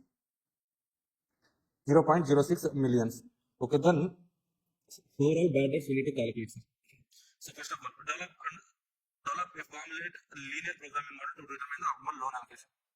So after reading this question, okay, so can you please tell me what is the object of this particular question, sir? Maximization of what, sir? Okay, as banks are giving loans, they expect some interest. Okay, generally if we take interest maximization means we can write the objective function from interest point of view only. Here in final level study material, from interest point of view only they have given the answer, sir. That means, okay, what is the total interest? Maximization, no? Maximize Z equal to, maximize Z equal to, okay, so 17% means what, sir? 0.17 x1 on x1, 0.17, 0.14 x2, 0.11 x3, 0.13 x5. This total is what, sir? Interest. In final level, so MTPs or previous attempt question suggestion answers, they have given maximize Z equal this interest only. But in CMA Inter OM, same question was there, sir. They have given, so maximize net interest. Net interest means even after subtracting bad debts. Now, what would be the total bad debts? Bad debts. So, let's say X1 is the amount given as the loan, personal loan. What is the probability of bad debt means? 10.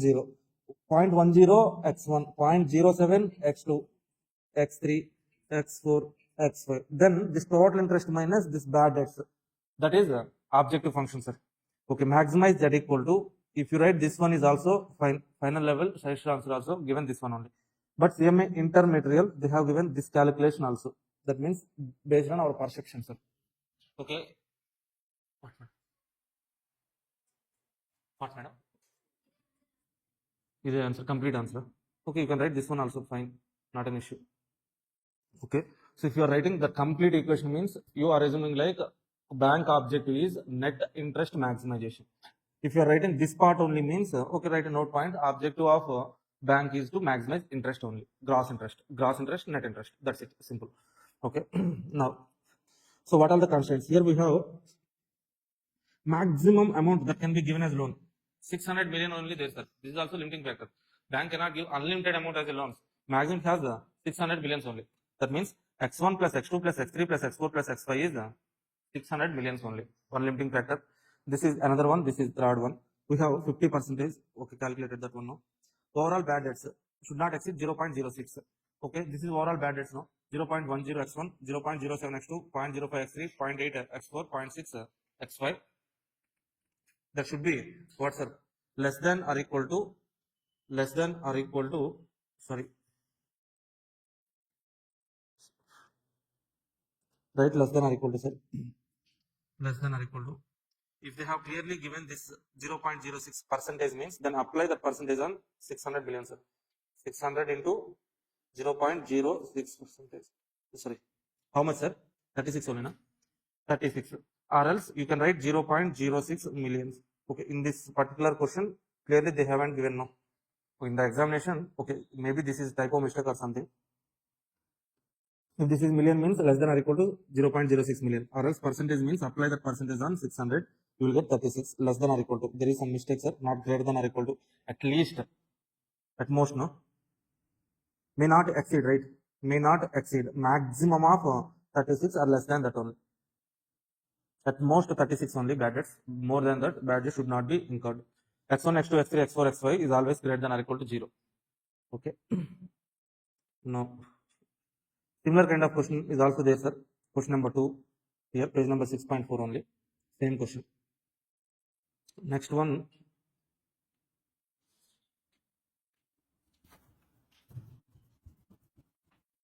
Okay, so at last we will discuss this the primal dual. Meanwhile, we shall try to solve other questions also.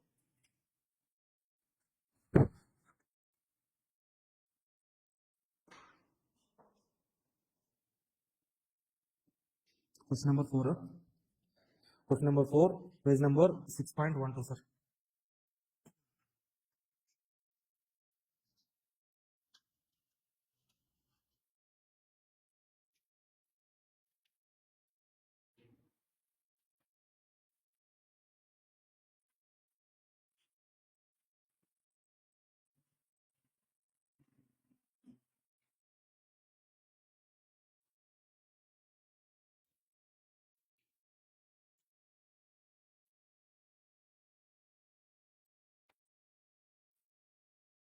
Read that question, sir. Question number 4, page number 6.12.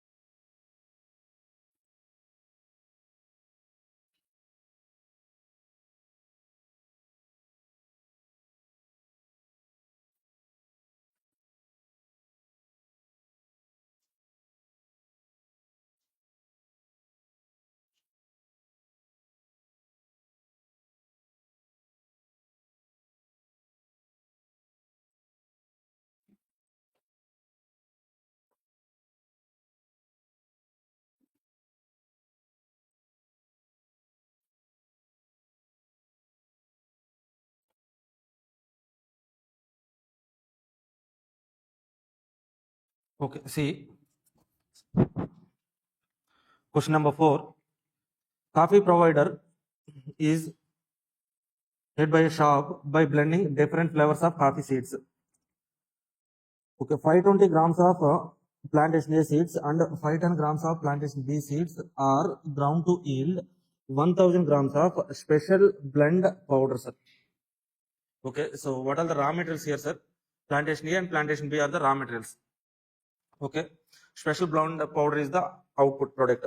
Again, this is one product, sir. How many products are given here means special blend powder, one finished good.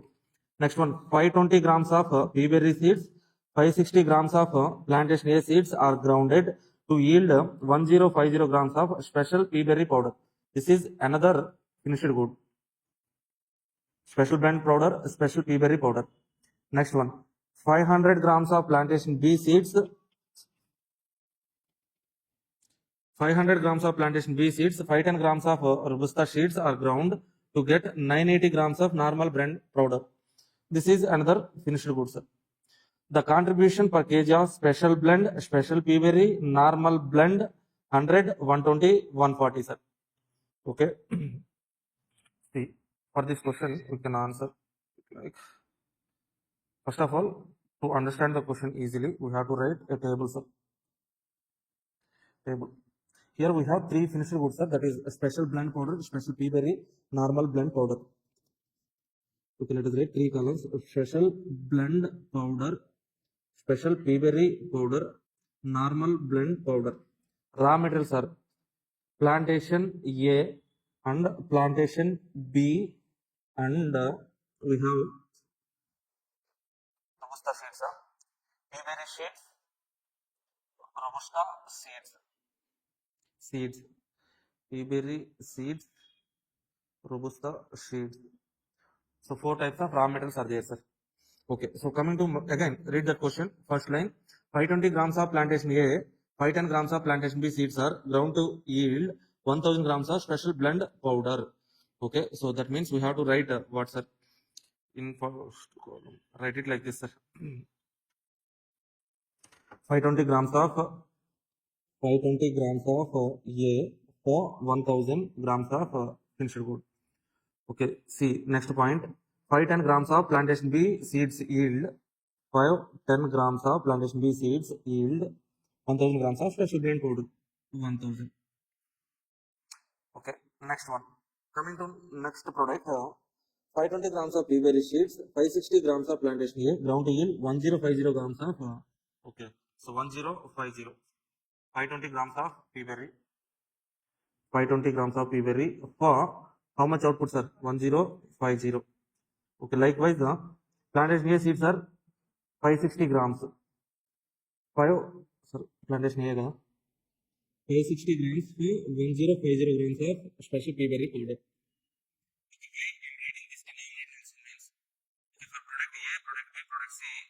Okay, so all of them are not given as same units. That means 1000 grams means 1 kg. For 1 kg means it's fine. Okay, so input for this product have given for 1000 grams output. Input for this product has given for 1050 outputs. Sir. Outputs are not same. So that's why we are writing these ratios. Next one. So read this line. 500 grams of plantation B, 510 grams of robusta seeds, ground to yield 980 grams. 500, 5 times. 500 grams of plantation B for 980 grams of NBP. Again, robusta seeds, 10 grams are needed to produce 980. Okay. So this is what they have given in the question. So this is total information. Now continue reading this question. Contributions also given 100, 120, 140. Okay. Next, the following stocks are available. Plantation A 200 kgs. Plantation A maximum 200 kgs. Plantation B 300 kgs. Plantation peaberry 250, robusta 51 kgs. Okay, so now we can write the, so first of all tell me what is the objective function, sir? Maximization of contribution. Let's say for example, here we have 3 products now. Okay, so number of units of production of SPB, SPP, NBP is X1, X2, X3. What is the so objective function is maximize Z equal to 100 X1 plus 120 X2 plus 140 X3, sir. Okay, so coming to next one, constraint. First constraint for plantation A seeds, constraint is 520 divided by 1000 into X1, 560 divided by 1050 into X2 less than or equal to 200 kgs. Again. Yes, sir, sir, sir. Here we have gram kgs now. Convert this into grams. Right? Okay, so this is in equation, no? Equation or in equation. Less than left side and right side both should be in same units.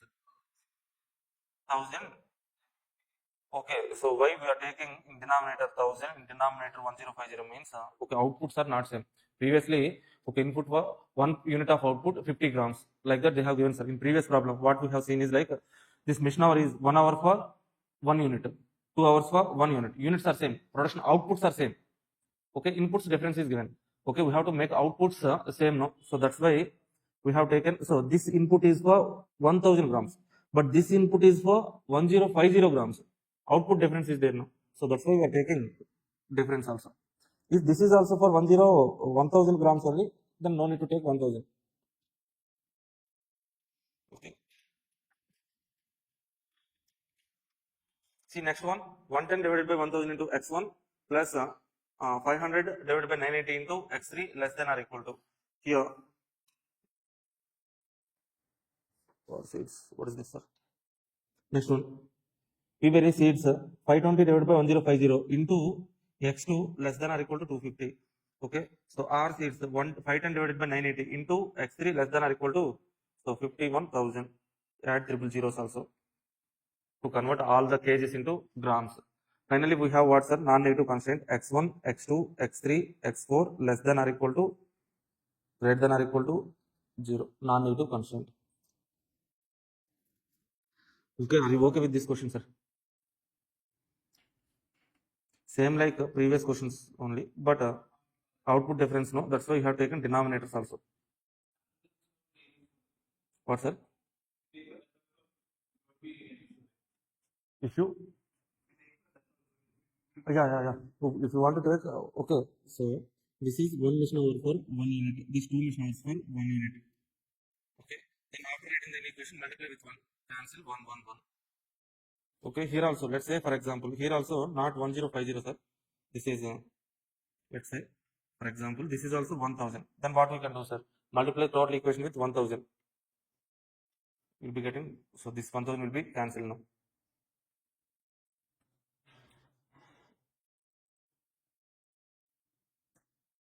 Next question, sir.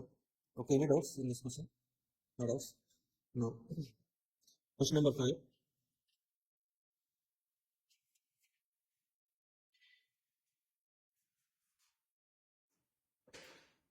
Okay, this is somewhat a lengthy question, but answer is easy only if you understand the question. Go through this question, sir, once.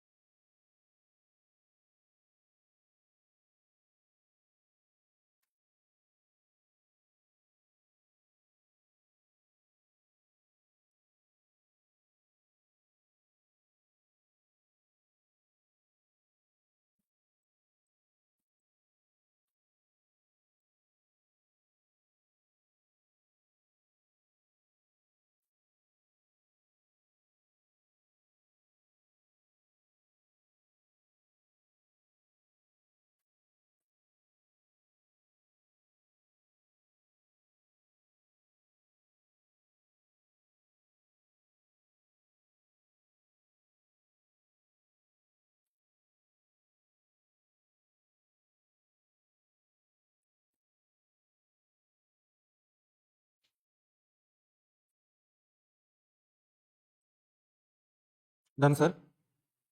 Now,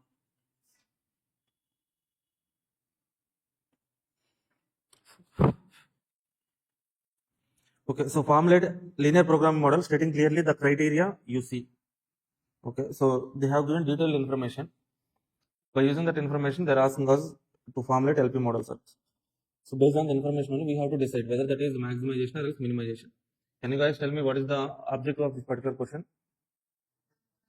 What maximization? Why contribution only, sir? We have selling price no, costing no, cost data, limiting factor. Also, which multiple limiting factors are there, sir, in this question? Maximum unit demand, limiting factor, and also best mix where, sir? Okay, so for product mix only we write the LP model. But why objective function is contribution only?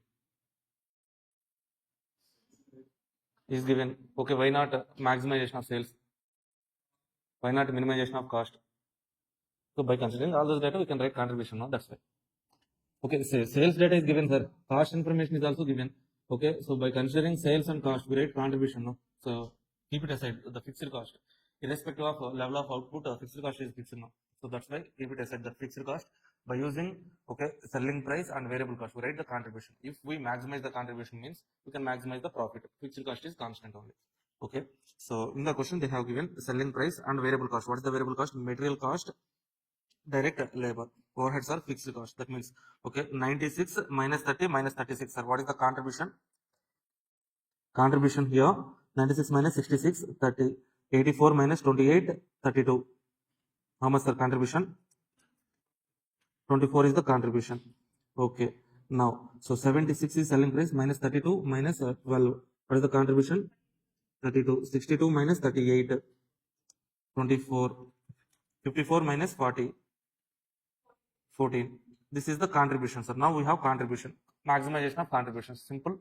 We can write so objective function maximize contribution, maximize z equal to. Now what are the variables we can take?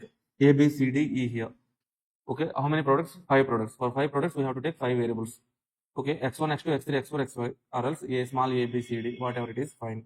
I am taking x1, x2, x3, x4, xy, x1, x2. So here in the answer they have taken a, b, c, d. No, okay, let's take a, b, c, d, e. A, B, C, D, E. Let small a, b, c, d, e are the number of units of production of a, b, c, d, e 5 products. Okay, so objective function maximize z equal to contribution z equal to this one, sir. 30a plus 34 24b, 30a plus 24b plus 32c plus 24d, 14e. Okay, there is a mistake in the answer. For D it is 24d. No? Okay. Now what is the other constraints we are having, sir? If you see expected, next one, expected maximum unit demand for each product for the prices indicated. For the above selling prices, maximum demand, sir. If they have given maximum demand, means maximum for A, let's say for A maximum outside demand is 3000 units. Maximum I will produce 3000 or less than that only. More than that I will not produce. Why? Means even if I produce, means that will not be sold in the external market. That will be remained as closing stock only. If there is closing stock, means I will incur additional carrying cost also. So that's why.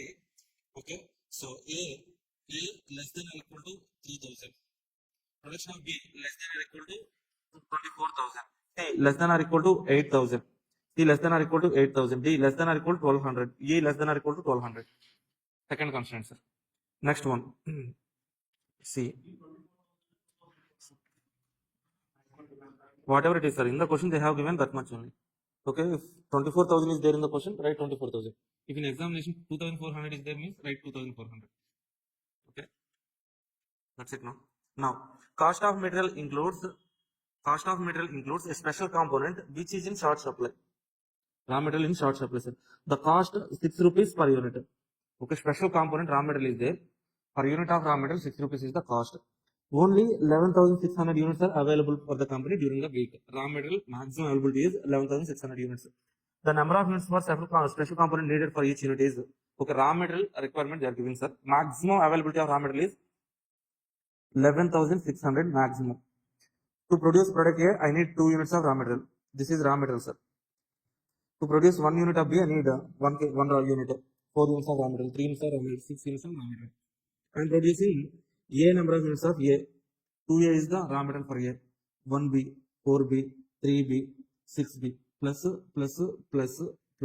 less than or equal to, greater than or equal to. Only 11,600 units are available. Less than or greater than? Less than. Okay, less than or equal to. See. This one, sir. 2A, 1B, 4C, 3D, 6E, less than or equal to 6,000. This is next constraint. Finally, they have given one more constraint also. That is, the management of SAB Limited has a rule that expenditure on materials must not exceed sum of 60,000, sir. Expenditure. Cost of raw material should not exceed 60,000. What would be the cost, sir? Cost. 6 rupees is cost, sir. For product A, what is the total cost? 6 into 2, no, I need 2 raw materials here. 2 into 6, 12 rupees for product A. 6 into 1, 6 rupees for product B. 6 into 4, 24 for C. 3 into 6, 18 for D. 6 into 6, 36 for.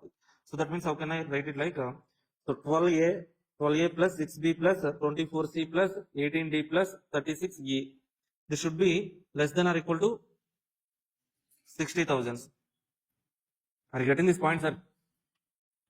Why I'm multiplying with this 6 means cost. I'm converting per unit raw material cost. For product A, I need 2 units of raw materials. 2 into 6, 12 rupees raw material cost for A.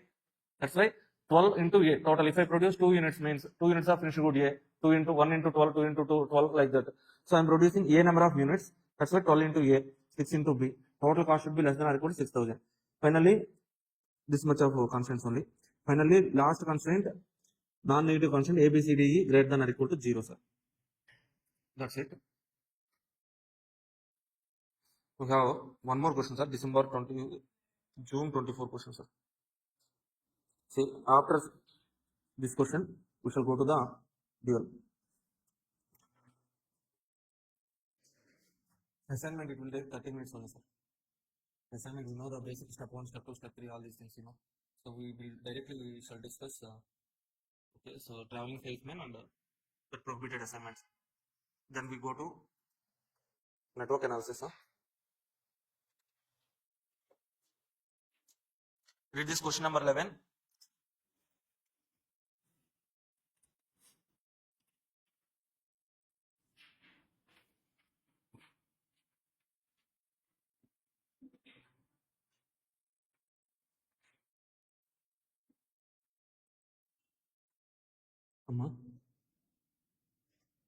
Page number 6.17, June 24 attempt question, sir. June 24 attempt.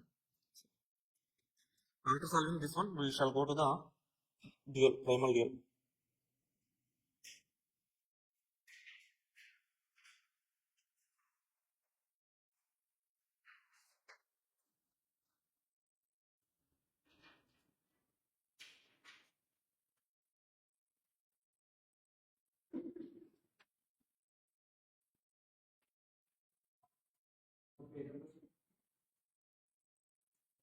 Six point 17, huh?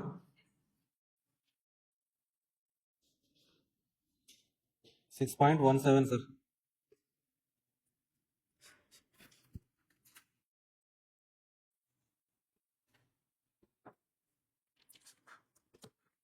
Okay, this question was not given in Super 50, but I wanted to discuss this question also. That's right.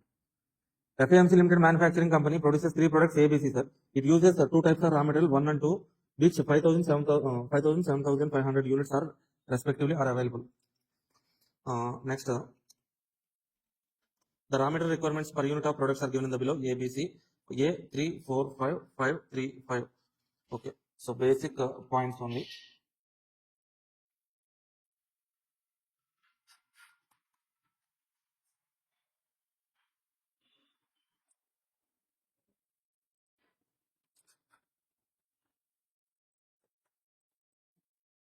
The labor time for each unit of product A is so first of all write 3 products are A, B, C. Product 1, product 2 needed, raw material 1, 2, 4, 3, 4, 5, 3, 4, 5, 5, 3, 5. Maximum availability is what, sir? 5,000, 7,500. 5,000, 7,500. Next one, labor hours, sir. Labor time for each unit of product A is twice that of product B, thrice that of product C, sir. Labor time, labor hours. How to take this constraint, sir? This is the point here. Labor time for unit of A, product A is twice that of product B, 3 times that of product C.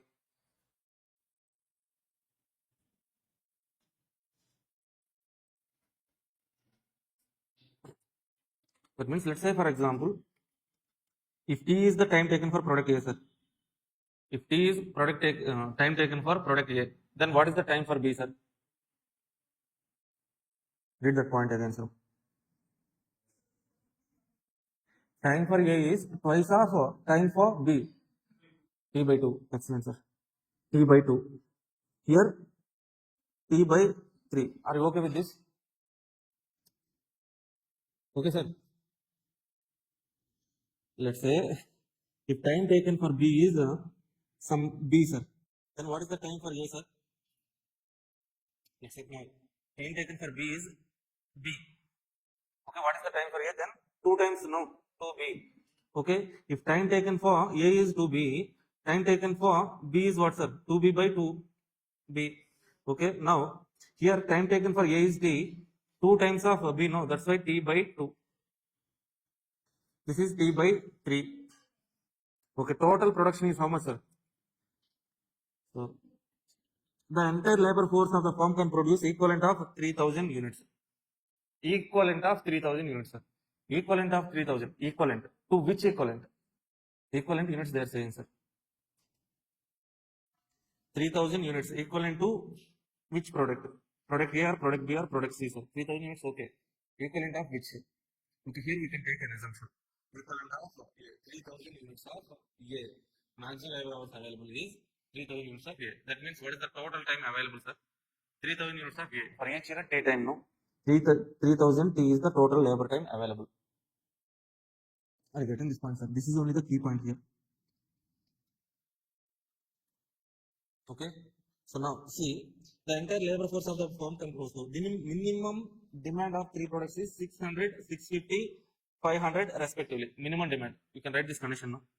Okay. Also the ratios number of units which must be produced is 2:3:4. The profits of ABC are 50, 50, 80. Profits, right? 50, 50, 80. And ratio they have given 2:3:4. Ratio 2:3:4. In this ratio we have to produce, sir. Okay. So minimum requirement also given. No? Minimum requirement of A is how much, sir? 600, 650, 500. Okay, let us write. So what is the objective function here, sir? Directly profit given. Let's say x1, x2, x3 are the production units of A, B, C. Then what is the objective function? Maximize Z equal to 50x1, 50x2 plus 80x3. Profit, no? Maximize profit. Okay. Can you write the constraint for this raw material 1, sir? 3x1 plus 4x2 plus 5x3 less than or equal to 5000. Second constraint. Again same, no? 5x1 plus 3x1, 3x2 plus 5x3 less than or equal to 7000. Can you tell me the constraint here? Okay, t x1 plus t by 2 x2 plus t by 3 x3 less than or equal to 3000 t. No, write this again, sir. T x1 plus t by 2 x2 plus t by 3 x3 less than or equal to 3000 t, sir. What some students do is like they cancel this 2 and this x2, this 3 and this x3. They say like t. So don't do like that, sir. Okay, this is number, this x2 is name, sir. This x3 is name. Okay. In entire equation, can we cancel anything? Some factor we can cancel. You can cancel t, no? So left side, right side, both side t is there. Divide left side with t, right side with t, sir. T cancel. This t, all the t cancel. No t.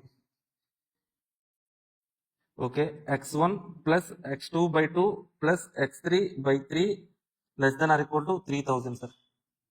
This is the constraint. That's it. Now, this ratio, sir, again, this is one of the important point here. Okay, before writing this one, can you write this minimum constraint, minimum demand constraint? Okay, x1 less than or equal to 600, x2 less than or equal to 650, x3 less than or equal to 500. Maximum demand for product A is 600, sir. Maximum demand for product B. If you produce for product B, maximum 650 only. More than that, it cannot be sold in the market. 500. So that's why less than or equal to constraints. This final constraint, sir, let us write this ratio. Okay, A, B, C should be in the ratio of 2:3:4. Okay, now, see, let us take for ratio analysis, let us take two products and compare, sir. What is the A is to B, sir? A is to B equal to 2 is to 3. That means x1 is to x2 is equal to 2 is to 3. Then x1 by x2 is equal to 2 by 3. Can I write it like this, sir? Cross multiplication. 3x1 is equal to 2x2. That's it, enough. Next one. B is to C is equal to 3 is to 4. x2 is to x3 is equal to 3 is to 4. x2 by x3 is equal to 3 by 4. Cross multiplication. 4x2 is equal to 3x3. Two constants, sir. C is to A, you want to write, huh? If you want to write, also write. A is to C, 2 is to 4. Not needed, sir. 2 is enough. We are linking this x1 with x2, x2 with x3. Then that will be fine.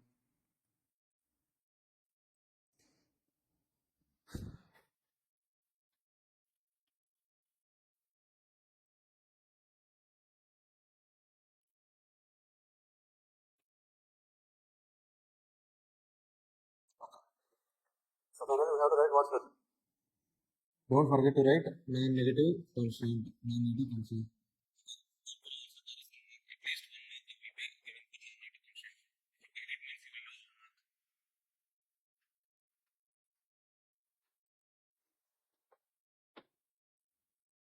Minimum production, sir. Minimum production cost. Previous question.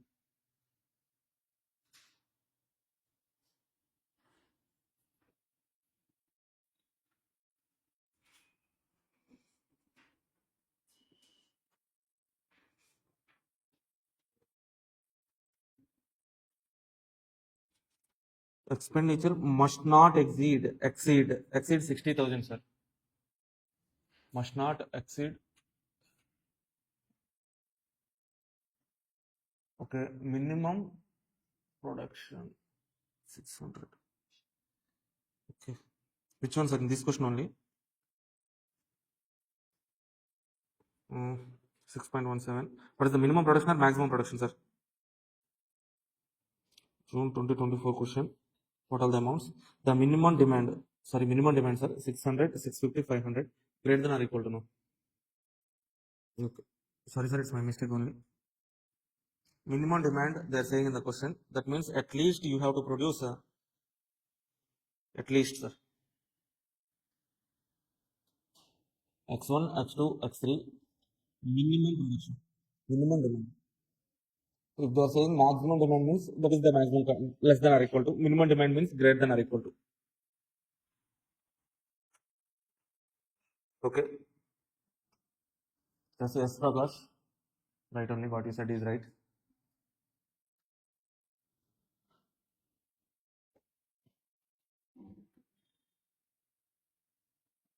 Eleven.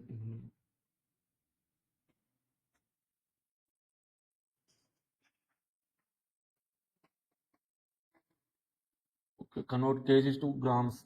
Okay, actually, if you are not converting means, right, mention kgs. Or else, yes.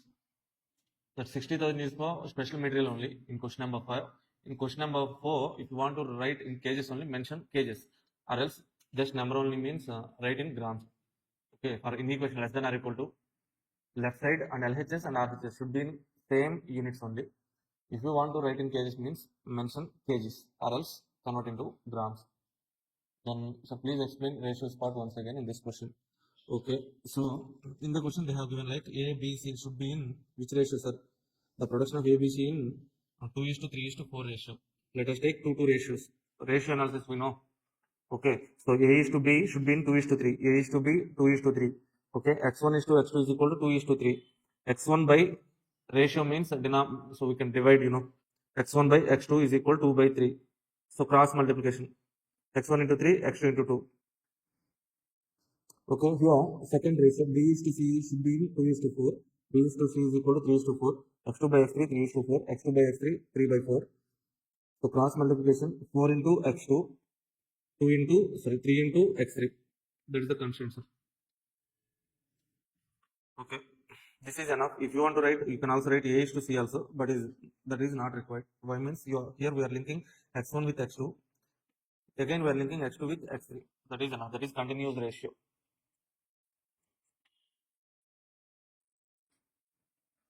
Now, okay, last question, sir. Primal dual. Like question number 11, no? Question number 11, page number 6.7. This we can conclude this session.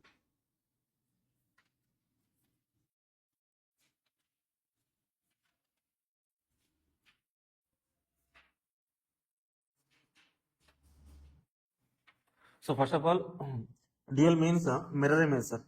Mirror image. Writing the mirror image. That means if we see ourselves in the mirror, we see left, right, left, no? Like that.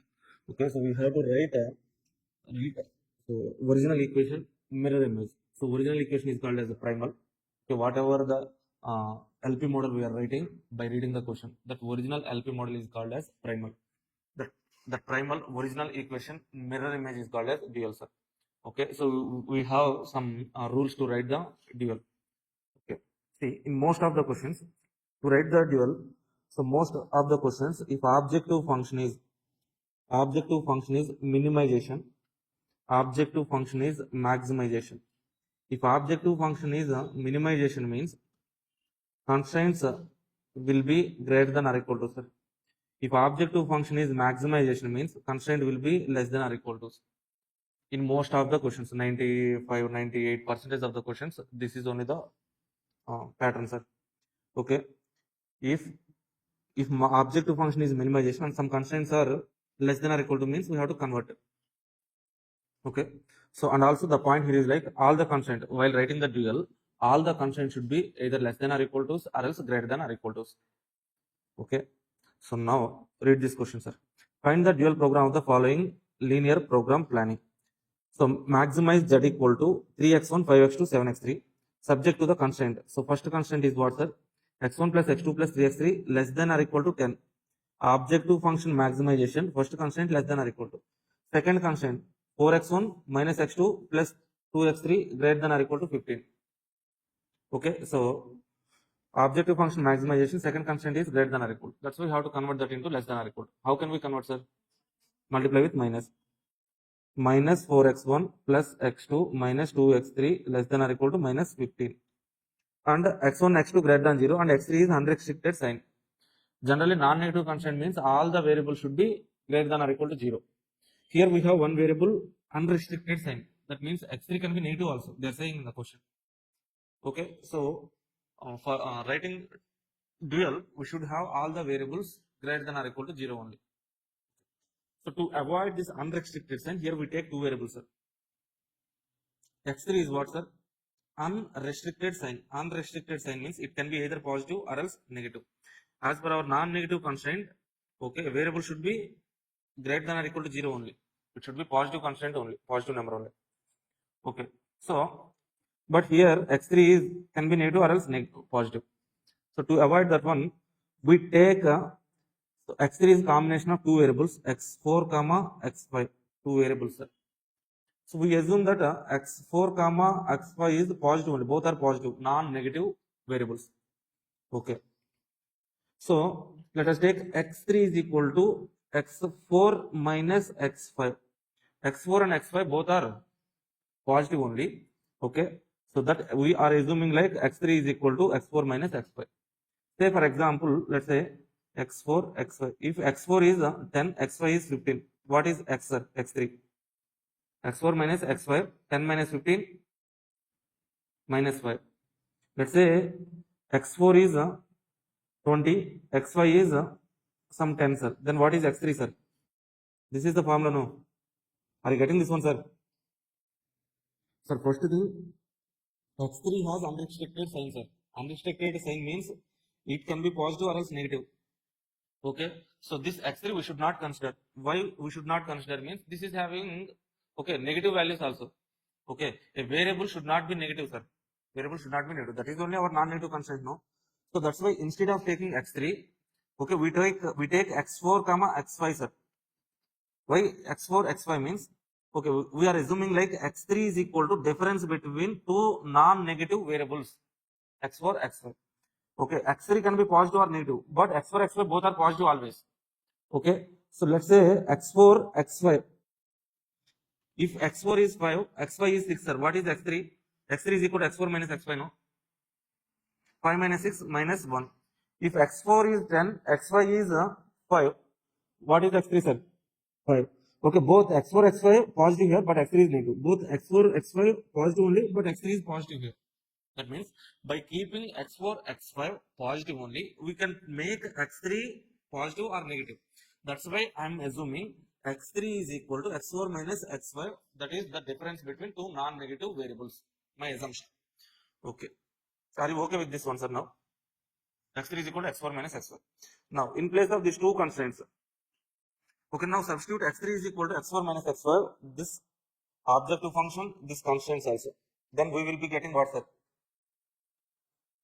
This one. So see, finally we will get a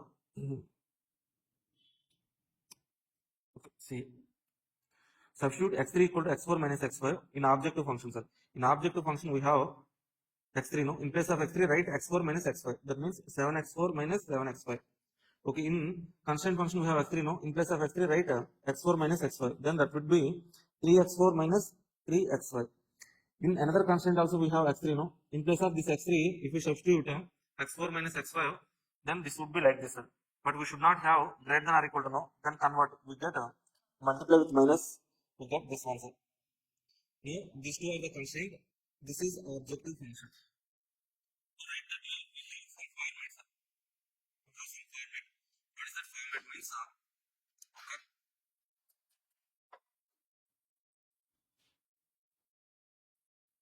Now, this is primal, sir. Primal objective function, primal constraint. Primal objective function, primal constraint. See, first of all, write this one, sir. Take heading primal. Primal is maximization, right? In brackets, write maximization. Now, in primal, we have to take some columns. What are the columns? How to take that one means, if you observe this constraint, you can get the columns. How many variables are here? We have constraint functions like x1, x2, x4, x5, some relation RHS. LHS, some relation RHS. In LHS, we have variables x1, x2, x4, x5. Now, under primal heading, take x1 column, x2 column, x4 column, x5 column, relation column, RHS column, sir. RHS of constraint. Okay. So, looking at the first constraint, what is the first constraint? x1, x2, x3, x4, x5, no. Okay. So, what is the constraint? Coefficient of x1, 1, coefficient of x2, 1, coefficient of x4, 3, coefficient of x5, 3. Now, take first constraint, write these values. Okay. x1 coefficient under x1, x2 coefficient under x2, x4 coefficient under x4, x5 coefficient. Okay. Relation is less than or equal to 10. We are writing first constraint, sir. What is the first constraint? x1 coefficient 1, x2 coefficient 1, x4 coefficient 3, x5 coefficient minus 3, less than or equal to 10. Okay, 1, 1, 3, minus 3, less than or equal to 10. What is the second constraint? Minus 4x1, 1x2, minus 2x4, 2x5, less than or equal to minus 15. Minus 4, 1, minus 2, 2, less than or equal to minus 15. Fill these two rows, sir. Then take a heading like a dual like this. Then same like primal heading, here we also need to take some headings. So first one, okay, for the first row, second row, take variables here. As primal variables are x1, x2, x3, x4, take variables for dual as y1, y2, y3, y4. Here we have two rows only, that's why y1, y2. Next, here we have after decision variables, we have relation RHS. Here for dual also take relation RHS. For all the primal, so constraint relation is less than or equal to. That's why for dual relation take greater than or equal to, greater than or equal to, greater than or equal to, greater than or equal to. Okay, RHS of the constraint. This RHS of the constraint, you should take it from coefficients of objective function of primal, sir. Primal objective function, variable coefficients. 3, 5, 7, minus 7. 3, 5, 7, minus 7. See, once again, first of all, I have taken primal under that primal, in the primal constraint format, that is x1, x2, x4, x5 relation RHS. This format constraints are there for primal. I am taking these columns. Now I have to fill the data. Take first constraint, write the coefficients relation RHS. Second constraint, coefficients relation RHS. Okay, after filling this data, take dual heading here, then like primal, decision variables x by 1, by 2, our relation is there, here also relation RHS. Okay, so as primal relations are less than or equal to, dual relation should be greater than or equal to opposite. RHS of the constraint. This RHS, you should write it from quotient of objective function primal. Quotients of objective function primal. After writing this, all these things, we can write the dual functions. How to write dual function means, okay, so how to write objective function of dual? So primal objective function maximization, dual objective function should be minimization. Minimize that equal to, how to write, sir? Okay, multiply these variables with RHS of the constraint. 10 by 1 minus 15 by 2. 10 by 1 minus 15 by 2. This is objective function of dual. Next one for constraint, each variable column should be a constraint, sir. Each variable column should be a constraint. That means 1 by 1 minus 4 by 2 greater than or equal to 3. 1 by 1 plus 1 by 2 greater than or equal to 5, second constraint. 3 by 1 minus 2 by 2 greater than or equal to 7. Minus 3 by 1, 2 plus 2 by 2 greater than or equal to minus 7. Okay, so like that we can write the constraints. After writing constraint, non-negative constraint by 1, by 2 greater than or equal to 0. That's it. Okay, so this format is important for primal, sir. Okay, for writing this format, there will be some rules, sir. What are the rules means? So we are saying mirror image. If primal objective function is maximization, dual objective function becomes minimization. If primal objective function is minimization, dual objective function is what, sir? Maximization. Okay, see, if primal variables are x1, x2 in x, that means dual variable will be in y. Next one, RHS of constraint of primal. RHS of constraint of primal becomes what, sir? Objective function coefficients. Okay, objective function coefficients of primal will become what, sir? RHS of, so see, if you go to our concept book, we have some table here.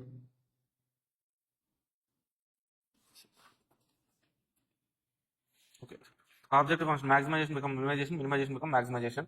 Constraints, number of constraints become what, sir? Number of variables. See, in this question we have taken, so in this question, primal number of constraints becomes the number of variables in dual. As we have two variables only in primal, that's why I have taken, as we have two constraints in primal, that's why only I have taken two variable now. Let's say, for example, if primal, another constant is also there. Okay, I will write some other constant also here. I would have taken y3 also. Number of constraints in primal becomes number of variables in dual. Okay, next one. Number of variables in primal becomes number of constraint. See, again, this is also same only, no? Number of variables in primal, number of variables x1, x2, x3, x4. This x3, x4, this each column becomes what, sir? Constraint for dual. That's why we got 4 constraints. Next one, greater than becomes negative, less than becomes greater than. RHS of constraint become coefficients of objective function. Quotient of objective function becomes RHS of constraint. Okay.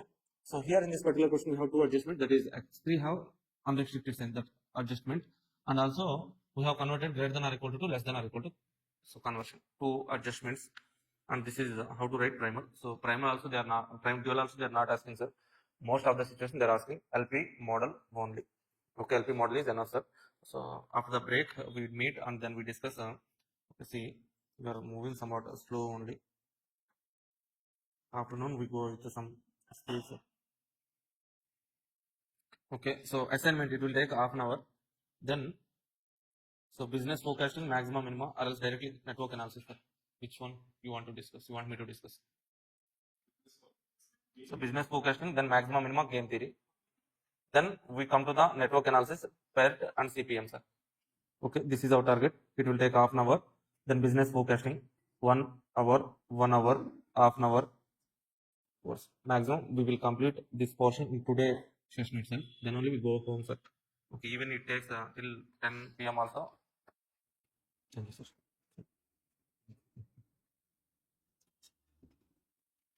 See guys, for question number 6a, we have one more model, that is assignment. Okay, in assignment also two models only there, prohibited assignment and traveling salesman question, sir. Okay, so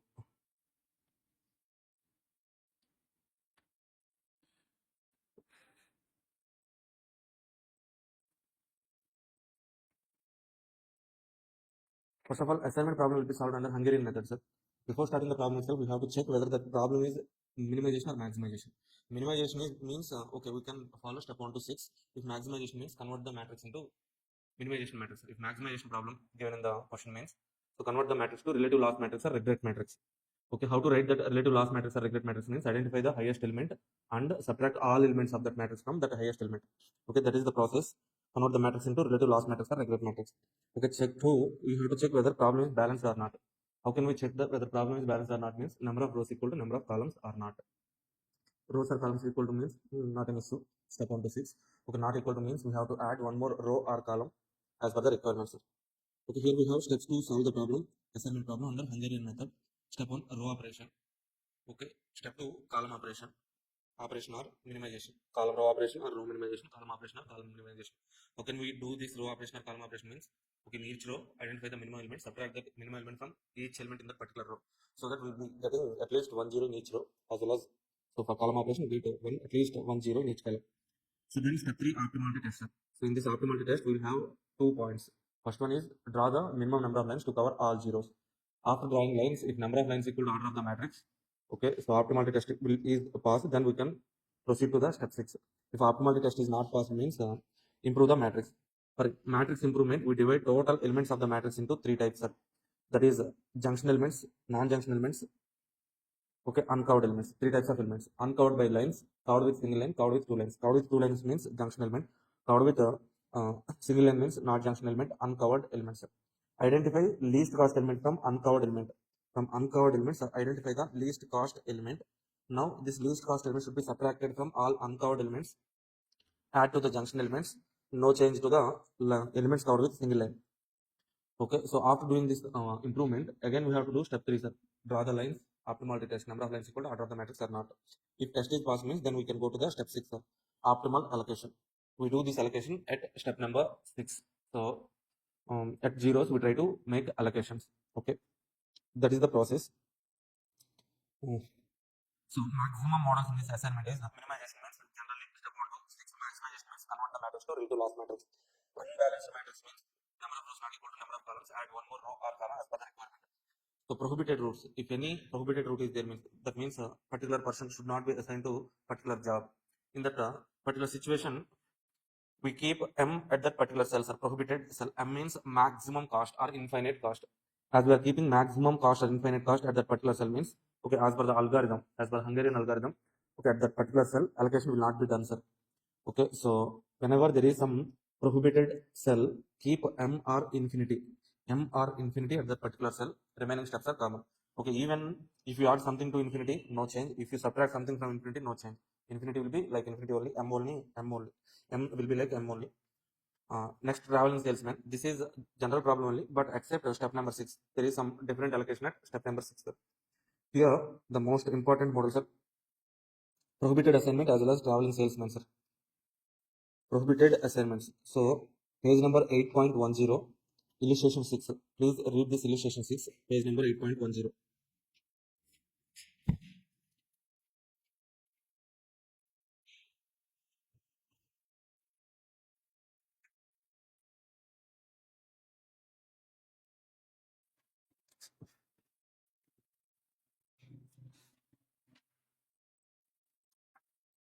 The company has taken on rent 3 floors, sir. First floor, second floor, and third floor of a multi-storied building for their city office. It has been decided to locate managers of marketing, purchase manager, HR manager, finance manager, corporate law manager in the office. Okay. The management has earmarked in different floors 5 rooms having numbers. 5 rooms are there, sir. 103, 201, 205, 302, 304. So for the above mentioned managers, but no particular room has been allocated for any particular manager. Rather, they have given option to indicate their preference of rooms so that decision will be taken by the management using some scientific method and substantially arranging sitting of the subordinate various managers can be made. Managerial preferences are provided in the table below. with the first preference appearing at the top of each and every manager. So simple. Okay, so they have 5 rooms, sir. Okay, 5 rooms should be allocated to 5 managers: marketing manager, purchase manager, HR, finance, company secretary. All these 5 managers has given their preference, their first preference. Okay, marketing manager, first of all, he wants to so he wants to be allocated at a first room, 302 with first preference. Okay, he is selecting its second preference, 103 room. So 304, his third preference. Okay, for purchase manager also, first preference is 302, second preference 304, third preference, fourth preference. 1, 2, 3, 4, 5. 1, 2, 3, 4, 1, 2, 3. Okay, these preference rankings are the elements, sir. Okay, so here the objective of this problem is minimization of preference ranking. Okay, when the managers get satisfied means if their rooms are allocated, so with the lowest ranking means coming to marketing manager, he will get satisfied when he allocated with 302 rather than 304. His third preference is 304 now. Okay, first preference is 302. He will be happy if he got allocated with 302 only. Okay, so like that. So with these rankings, we have to form the matrix, sir. We have to form a matrix with rankings. Then our target is to minimization of that matrix. Okay, so it is evident that most of the managers has not given preference for all the available rooms because they feel that all the rooms do not have the facilities they are looking for. Assuming that the preferences can be quantified in numbers, yes, we have quantified the preferences. And which one should be assigned with which room to minimize the differential measure. Differential measure means ranking only, we have to minimize the ranking. Now we need to form the matrix here, sir. Take managers in the rows: marketing manager, purchase manager, HR manager, finance manager, company secretary. Okay, 5 managers. 5 rooms are there: 103, 201, 205, 302, 304. Coming to first manager, marketing manager, his first preference is 302. At 302, write 1, sir. His second preference is 103. At 103, write 2. Third preference is 304. 304, write 3. Okay, remaining 2 rooms, sir. He is not at all willing to join in 201 or 205. That's why these 2 rooms are prohibited rooms for marketing manager. That's why we need to keep M here. M means maximum cost or maximum rank. Okay, like that purchase manager, sir. Purchase manager first preference 302, 304 second preference, 205 third preference, 201 fourth preference. Okay, so 1, 2, 3, 4. Next, he is not at all willing to go to 103 room. Okay, we have kept M here. Like that, we have to form the matrix, sir. This matrix only we have to form. Okay, so are you okay with this point, sir? Now, so if you understand this problem till now, enough. Step number 1 to 6 common only. Okay, if you need to separate, let's say for example, in first step row operation, we need to identify minimum element 1. Subtract this minimum element 1 from all the elements. 2 minus 1, 1. M minus 1, no change, M only. M minus 1, M only. 1 minus 1, 0. 3 minus 1, 2. That means this M's will not change, sir. It remains as M only. We don't need to change the M. Okay, so like that, do step number 1 row operation, step number 2 column operation. After doing column operation on that matrix itself, you can draw the lines. If number of lines is equal to order of the matrix, optimal test pass, directly go to step 6. Here they have drawn how many lines, sir? Okay, how to draw these lines?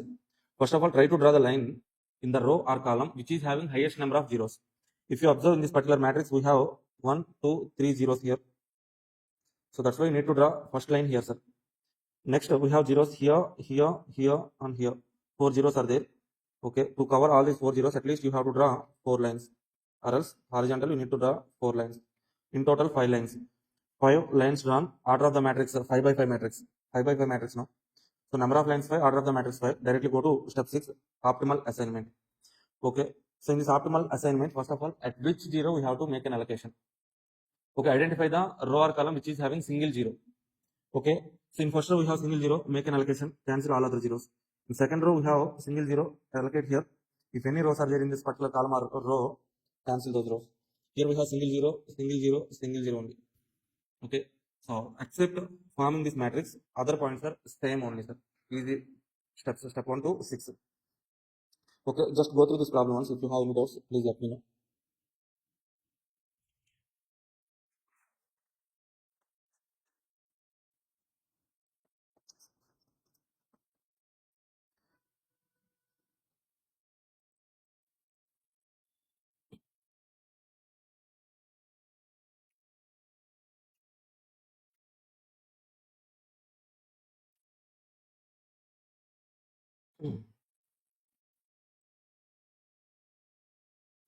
If you are okay with this means, go to the next problem, sir.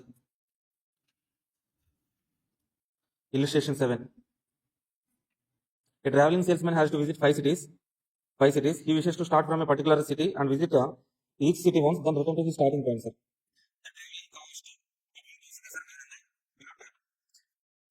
Find the cost using tickets of visit. With the given elements are what elements are? Traveling cost elements. Okay. So minimization problem. Step 1 to 6 common only. Okay. So at least take your pen and paper. Try to do step 1 to 6. Sir. Step 6 is different, sir. I will explain the allocation. Okay. 1 to 6 is the 1 to 5 steps common only. Okay. Take this matrix. Do row operation, column operation, optimality test. Write the matrix of minus.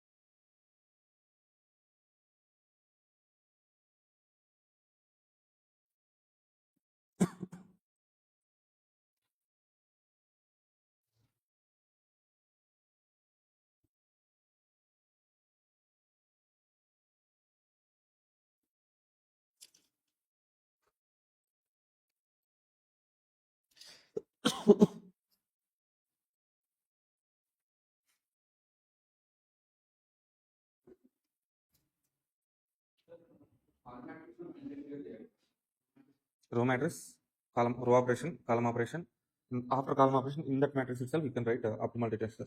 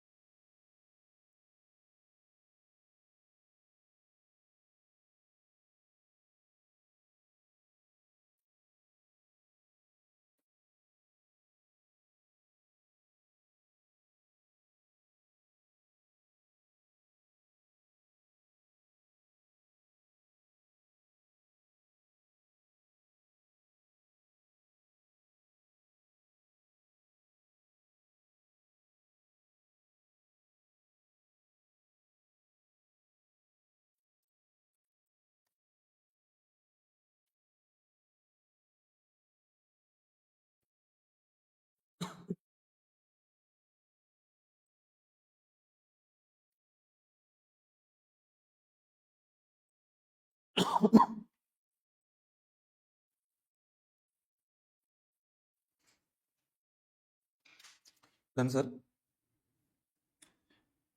okay, so you got the same matrix for step number 6. Same, different. Chesara, you should get this matrix, sir, for step number 6. Till this step number 6, so same step, sir, no change. Okay, now see, in step number 6, allocation is different, sir. So what is the condition here is like a traveling salesman. He has to start from particular city. Let's say he is starting with A, sir. Starting with A, he should cover all the cities. All cities. Then only he should come back to the city A, sir. Okay. So after covering all the cities only, he should come back to city A, sir. Let's say, for example, he is starting with city A. We are taking city A, sir. He has started with city A, cover all the cities, then only he come back to the city A. Now, let's say he is in city A. From now, our question is like, from city A to which city he need to go? Okay, so if you want to go A to A, he cannot go, no. A to B, transportation cost 0, A to C, 2 rupees, A to D, 0, A to D, A to E, 1 rupee. That means from A, either he can go to B or else D, as 0 cost. Okay, so for this particular, let's say, he is going to city B, sir. He is going to city B. Okay, I made an allocation here. Okay, cancel this 0, this 3 zeros. Okay, in the row and column, cancel all other zeros. Now, he is in which city, sir? He has gone to city B, from A to B. Now, he is in city B. From city B to which city he need to go? The city to which his transportation cost is minimum. Okay, A, B to A, he cannot go. Why, sir? Why means, without covering all the cities, he should not go back now. So that's why he should not go to A. Here there is M. Okay, here we have 0. So that's why he can go to city D. Now, so I have made an allocation here. If any other zeros in the row or column, cancel. Now he is in which city, sir? City D. From city D to which city he need to go? A to A, he should not go. What are the other alternatives we are having, sir? M cannot go. 3 or 5. C. 3 is there, sir. But if we observe, so this here, if you go to B to C, this is a 3 rupees cost. But we have other alternatives, sir. So apart from the 0, next minimum cost is 1, sir. 1 is there.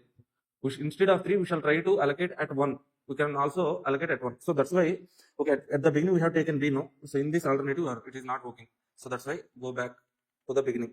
Are you getting this point, sir? In this allocation, we are not getting, so either zeros, or else if 0 is not working means, then we can go to 1. Next list. Okay, but directly we are trying to allocate 3 here. That is not right. So that's why I came back and at first allocation I made at B, no. Now I'm cancelling B, allocating at D, sir. Are you getting this point, sir?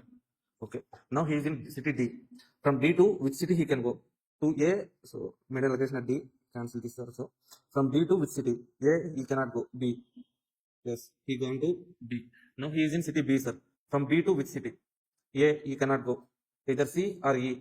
Okay, fine. After 0, if not, 0 is not there means next list is 1 only. No, we can allocate at 1. Yes, allocate at C or E. Our wish. Okay, I'm taking C here. Now he is in city C, sir.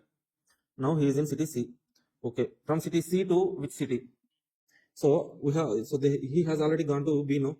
He can only go to E. Okay, are you getting this one, sir?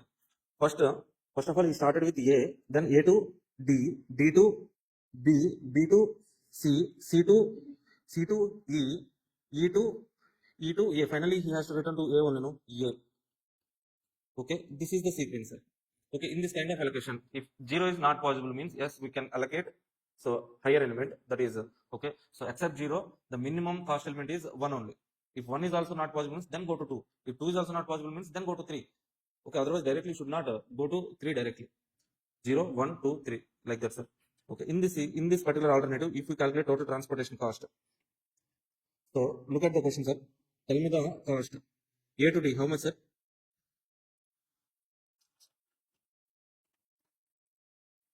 Question, sir. In the question, A to D 4. A to D 4 rupees. D to B 4. B to C 7. C to E. E to A. In total, how much it is, sir? It should be 26, right? This is 26. Okay. So the minimum traveling distance 26. Okay, this is the optimal sequence, sir. There should be some sequence, and in that sequence we should get minimum. Any doubt, sir? Okay, then fine. Okay, these two questions. Okay, apart from this, remaining questions are either minimization or maximization based.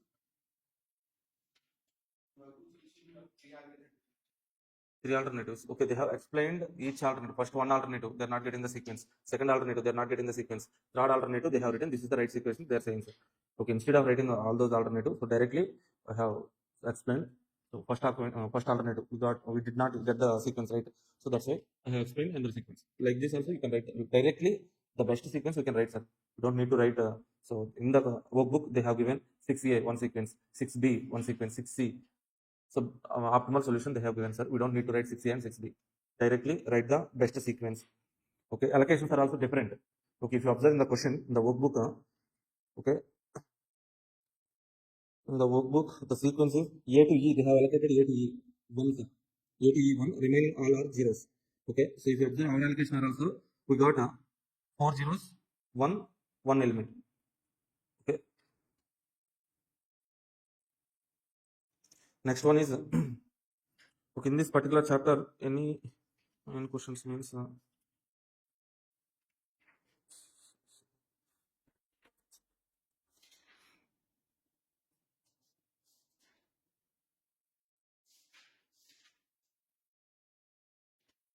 okay, this road contract question will be there, sir. Illustration 4. Try to practice this question later. This is also important question. Illustration 4, page number 8.6. Later, practice this question once. Now, let's go to the business forecasting, sir.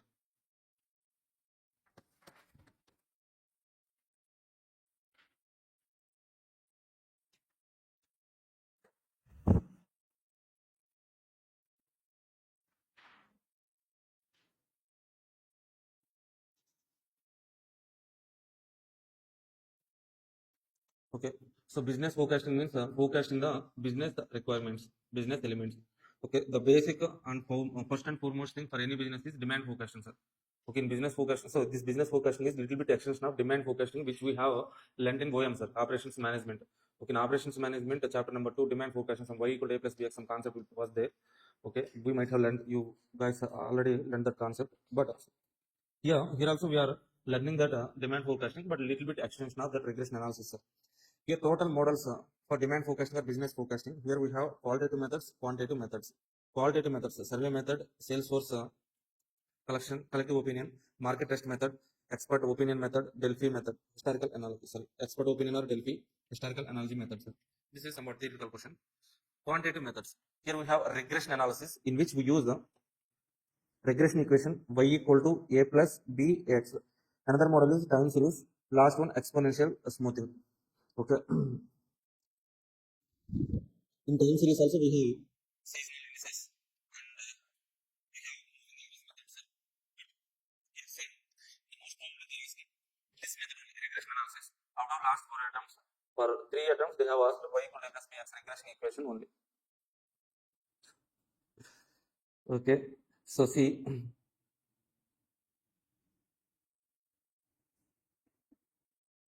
here we solve demand forecasting problem with 3 steps, sir. 3 steps. Say for example, we solve this y equal to a plus bx is regression equation, sir. Okay, a, b are constants, y is demand or sales, x is factor which affects the y, sir. On which x is the factor on which y is dependent.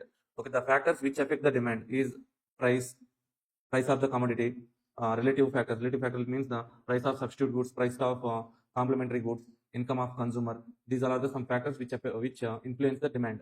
Okay, now so this demand forecasting problem can be solved in 3 steps, sir. Step 1, step 2, step 3. Indirectly in step 3 we forecast, sir. We do demand forecasting. In step 3 only we do demand forecasting. Let's say for example, y equal to a plus b equation. Y equal to a plus b x equation is like this. Y equal to 10x, sorry, 10 plus 5x. If I know the x, if x value I know, let's say for example x equal to 2, I can forecast the y, no. Y is equal to 10 plus 5 into 2, that means 20. If I know the x, I can forecast y. Okay, so this x value will be given in the question. But to forecast y, we need what, sir? This equation we need, sir. That means a value, b value we need, sir. So that's why what is our target means we have to form the equation y equal to a plus bx. Okay. So in our step two, so to form the equation y equal to a plus bx, we need to calculate AB. So step 3 is direct forecasting. Before forecasting, we need to calculate AB now. So calculation of a comma b and then form equation y equal to a plus bx. This is the step 2, sir. How can we calculate this AB values? Means here we can use two equations, sir. Two equations. What are the two equations? Means first equation is sigma y equal to, okay, so Na plus b sigma x, sir. Here we have two equations. Okay, first equation is the basic equation is y equal to a plus bx, sir. To this basic equation, both sides if you apply sigma, we will get sigma y equal to Na plus b sigma x. Our second equation is to this basic equation y equal to a plus bx, apply both sides sigma x, then we get sigma xy is equal to, okay, a sigma x plus b sigma x square, sir. These are the two equations. Okay, so to calculate AB values, first of all, we need to form these two equations. After solving these two equations, we will get AB values. AB values. Solve these two equations. Get AB values, sir. So then form the equation y equal to a plus bx. X value will be given in the question. Okay, or sometimes time series means we have to understand x value. Then in step 3 we forecast. Here the point is how to form this equation 1 and 2. To form this equation 1 and 2, we need to calculate. Okay, so to form this equation, we need sigma y value, sigma x value, and value. Sigma xy, sigma x, sigma x square. That means we need so sigma x, sigma y, sigma xy, sigma x square. Okay, our first step is calculation of sigma x, sigma y, sigma x, sigma x square. Sir. Okay. Step 3 we forecast if you know the equation. Step 2 to find the equation we need AB. For that we have two equations. Okay, step 1 calculate sigma x, sigma y, sigma x, sigma x square. Okay, now here in this step two types of problems are there, sir. When factor x is time factor, when x is other factor. When x is other factor means no need to worry. So x value and y value will be given in the question. Okay, take that values, calculate sigma x, sigma y, multiply x and y,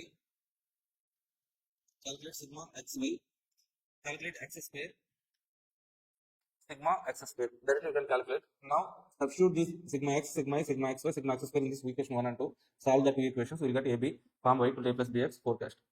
But the problem is with time factor, sir. Okay, when time factor is there means, again this time factor is categorized into two types.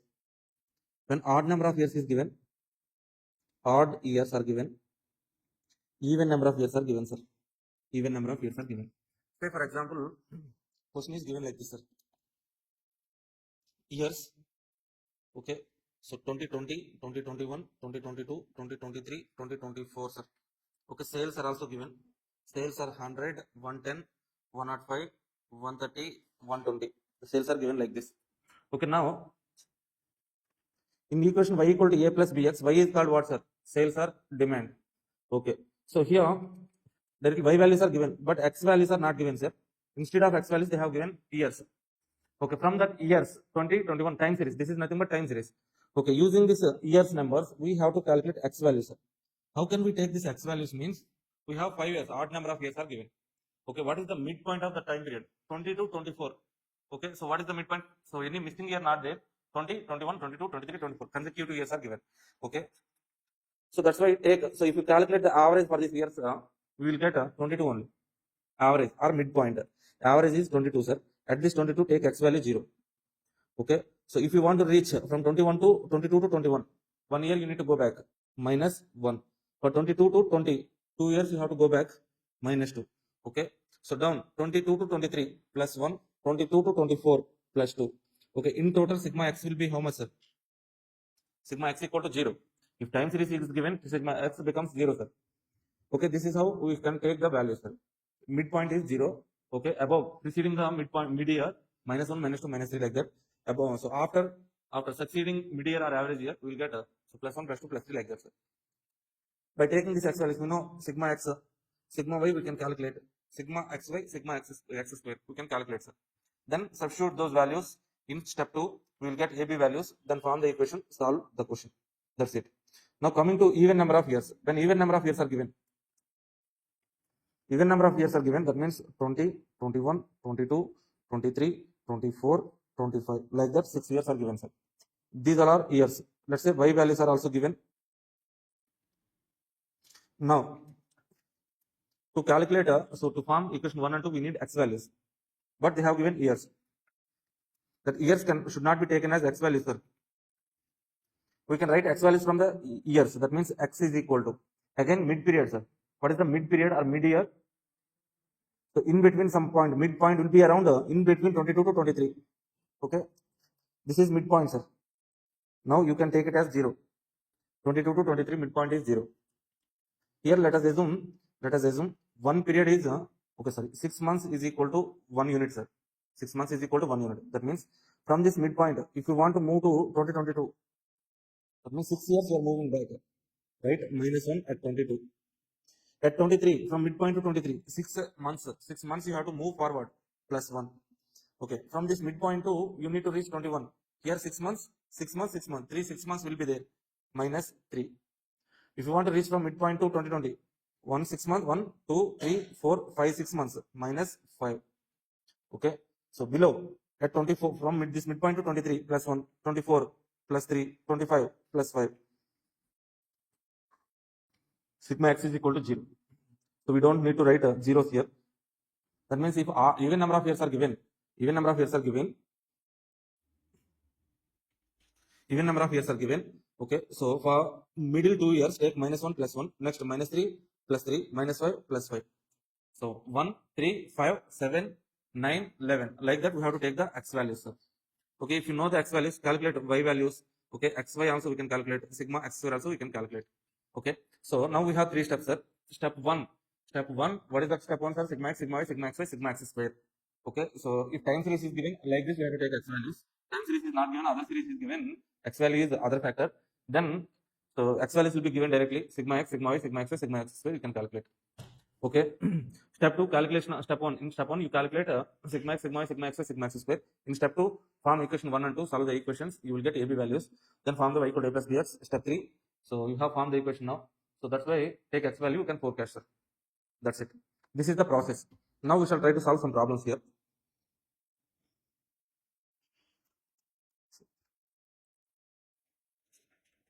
Read these questions, sir. Illustration number 1. Sorry, not 1, sir. Go to the illustration number 5, page number 4.2. Page number 4.2, illustration number 5, sir.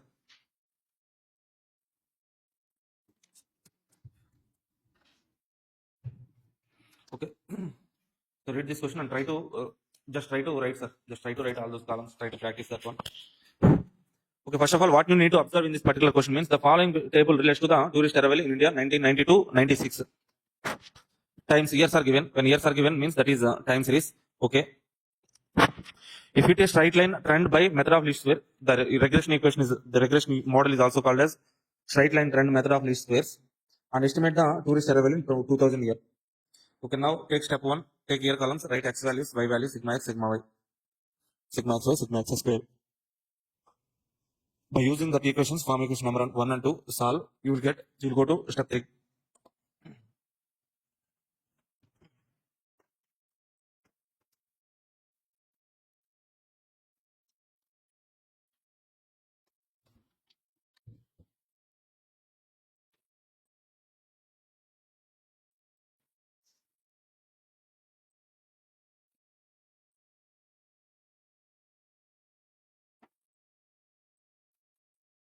How many years did you give that question, sir?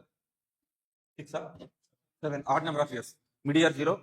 Okay, above the 0, take minus 1, minus 2, minus 3, below plus 1, plus 2, plus 3. Sigma x will be equal to 0. Yes, years x, sir. Tourist arrivals y.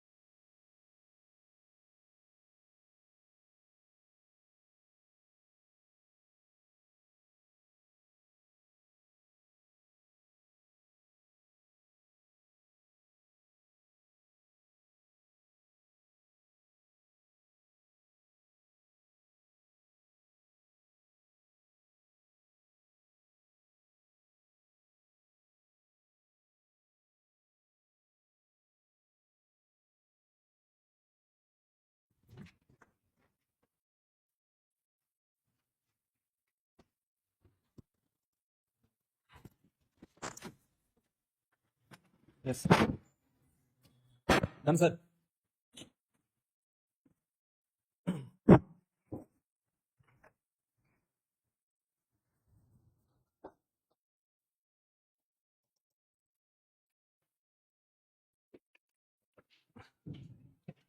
In time series, as sigma x becomes 0, okay, substituting sigma x, sigma y, sigma x y, sigma x square in equation number 1 and 2, directly you will get y value, sorry, a value or b value, sir. Directly you can calculate the values. No need to solve two equations.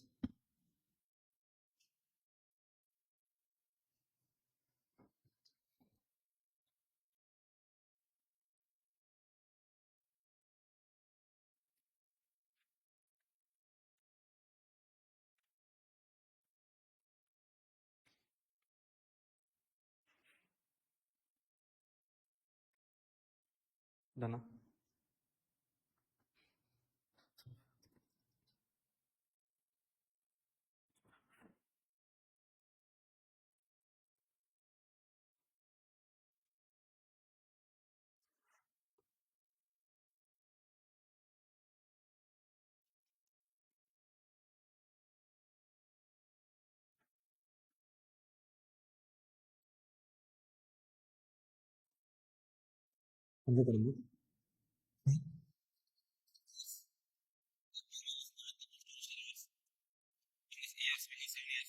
Keep for mid-year x equal to 0. So, preceding to mid-year minus 1, minus 2, minus 3, above the 0, below the 0, plus 1, 2, 3.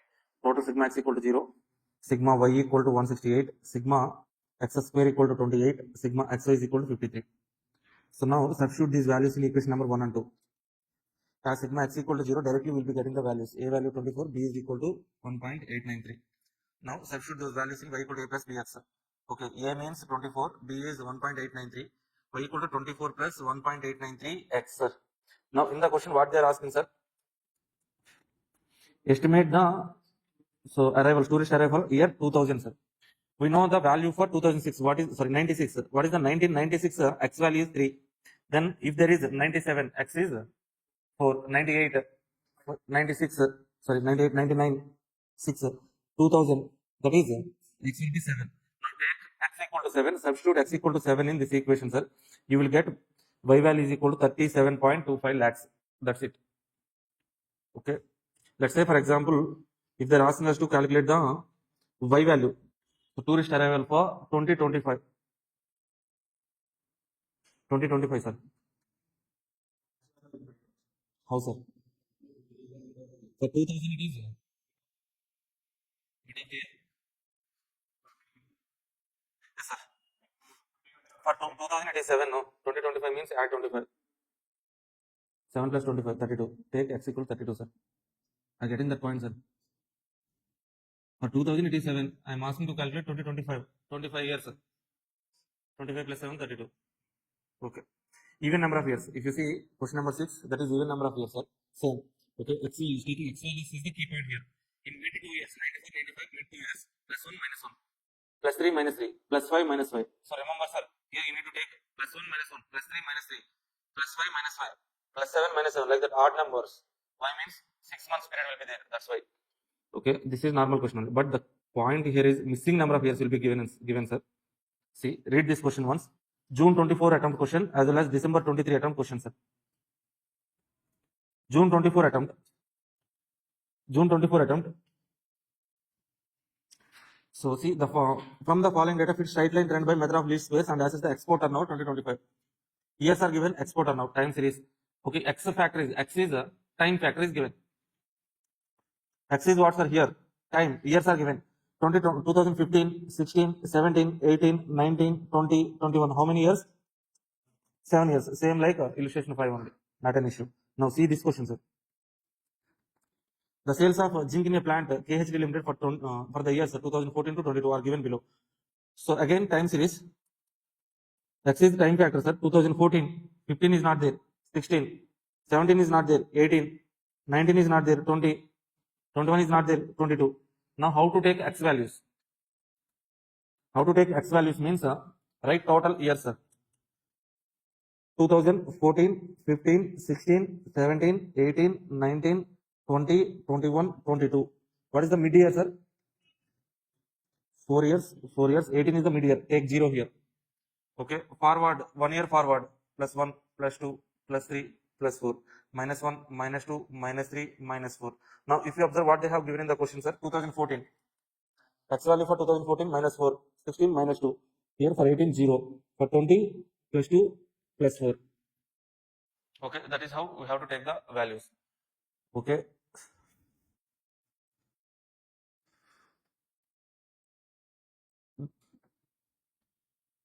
Okay, what is the n value in this particular question, sir?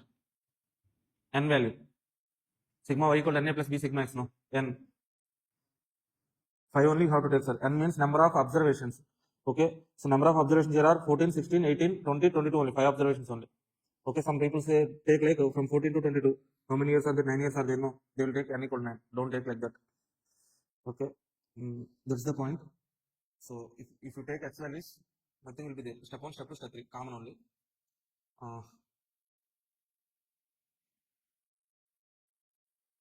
Say for example, if they have given years like this, sir.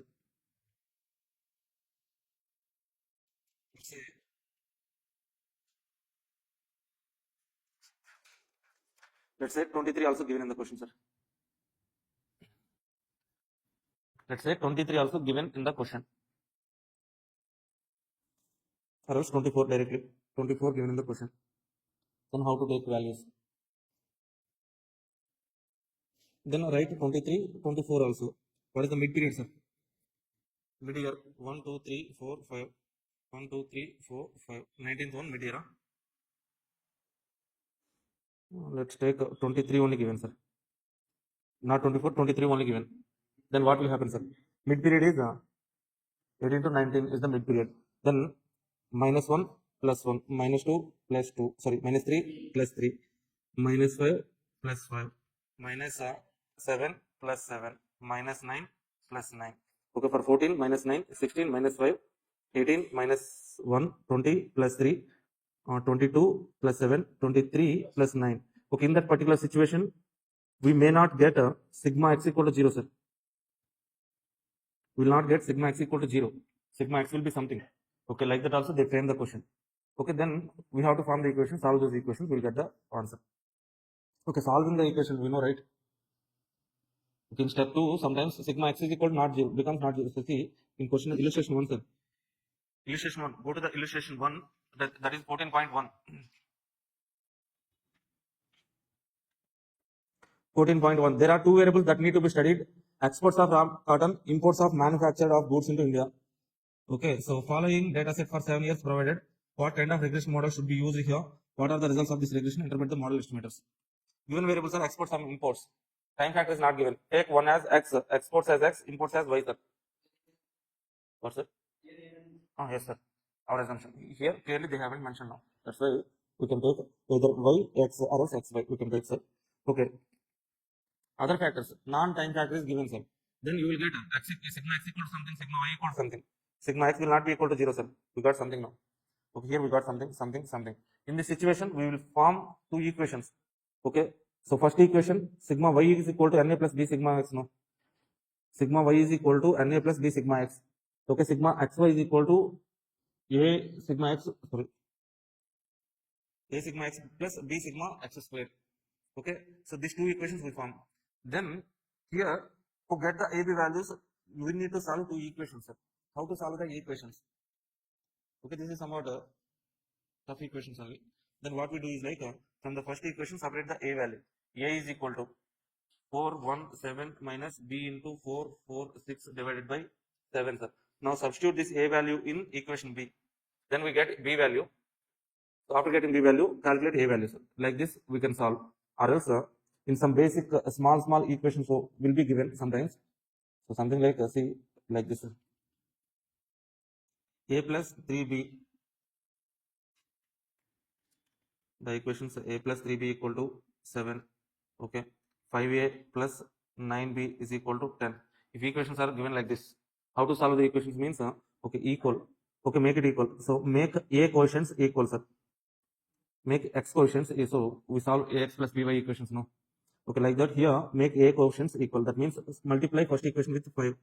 Okay, minus, so 1 minus 2, you will get a b value. Like that we can solve, sir. Are you getting that point, sir? Okay.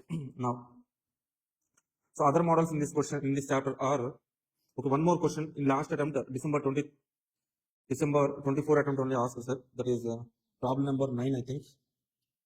Problem number 9. See, 14.6, page number 14.6, problem number 9, sir.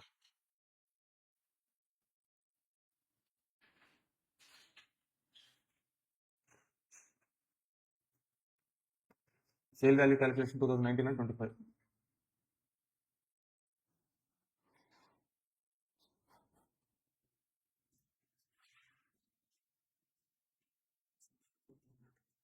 Which question, sir? Okay, so you can calculate x value for 19 and 25. Substitute x value, we get y value, sir.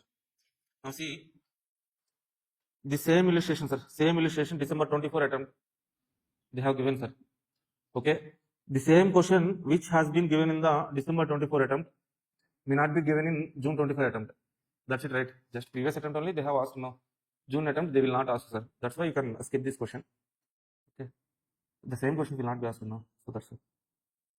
So like that, okay, take December 24 paper. Whatever the questions asked in December 24 attempt, you can skip those questions. Okay.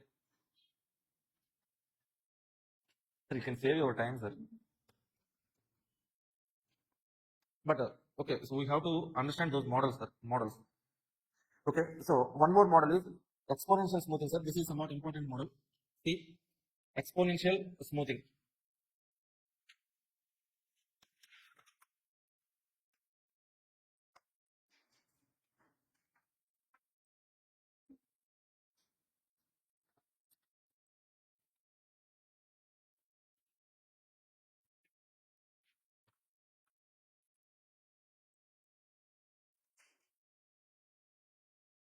See, how to understand this exponential smoothing means, let's say for example,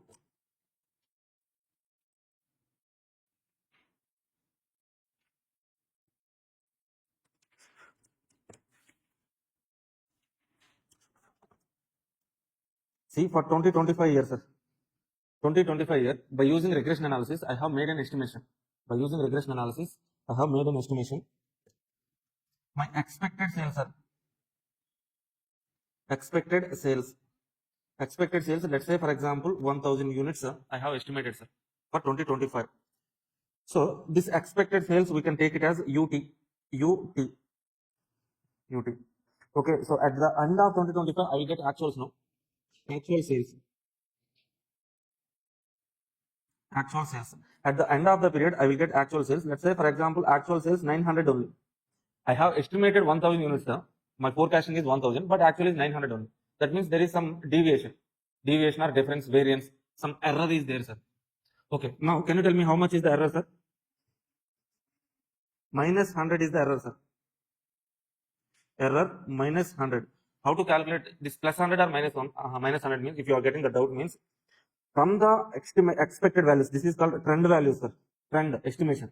From the trend value to reach actual value, what I have to do to this trend number?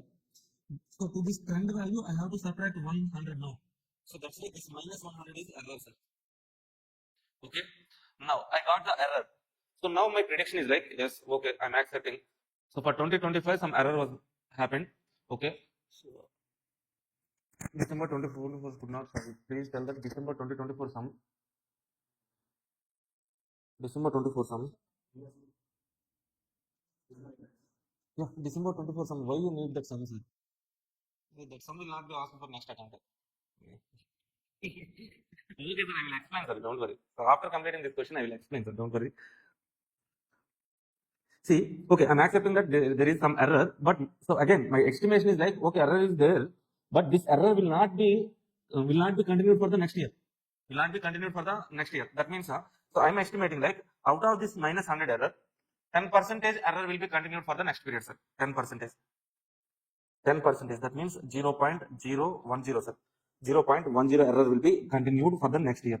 This estimation, this error continuation estimation is called as smoothing coefficient, sir. Smoothing coefficient. That is represented with alpha, sir. This alpha will be so in between 0 to 1, sir. Generally, this alpha will be 0 to 1. So alpha equal to 0 means this error will not be continued for the next year. Alpha equal to 1 means 100% of this error will be continued for the next year. Okay, now we need to calculate error adjustment. Error adjustment. So what is the error adjustment means? Okay, so in this particular year, I got minus 100 error. I'm estimating 10% of this error will be continued for next year. That means minus 100 into 10%. How much, sir? Minus 10. Okay, now for 2026, my estimation is like, so previous year estimation is only same, but there will be some minus 10 error means, okay, so then do the adjustment for ut plus 1, that is equal to ut plus error adjustment. Error adjustment. What is this error adjustment means? Alpha into et. Et is the error. So alpha into et is error adjustment. Are you getting this point, sir? Expected sales, actual sales, some error is there. I'm estimating like 10% of the error will be continued. Okay, next year. What is my sales for next year means 1000. What is the error adjustment, sir? Minus 10. That means 990 is my expected sales for 2026. Let's say, for example, next year I got okay, 1100 is my sales, sir. I have estimated 990, but actual sales are 1100. What is the error? How much is the error, sir? 110 plus 110 is the error. What is my estimation? 10% will be continued for next period. That means error adjustment is 11. Now, what is my estimation for 27? 990 plus 11. How much, sir? 1001. 990 plus 11, 1001, sir. Okay. Let's say, for example, in 27 also, my actual sales are, let's say, 1050, sir. Now, can you tell me what is the error? 49. 49 is the error. 10% is of 49, 4.9. My next year estimations are like, okay, 1001 plus 4.9, that is equal to, so round figure, make it round figure, sir. Okay, 1006. Okay, like that, I can do the forecasting and make an error adjustment, sir. Okay, this is called exponential smoothing. For this, we have one problem here, that is illustration 10, sir. Okay, in the question, they have given some expected values, the same examples, sir, same numbers, with the same numbers I have explained. So trend value, expected value 1000, actual 900. So error adjustment is minus 100 is error, minus 10 correction. Okay, next period error adjustment, next expectation is 9.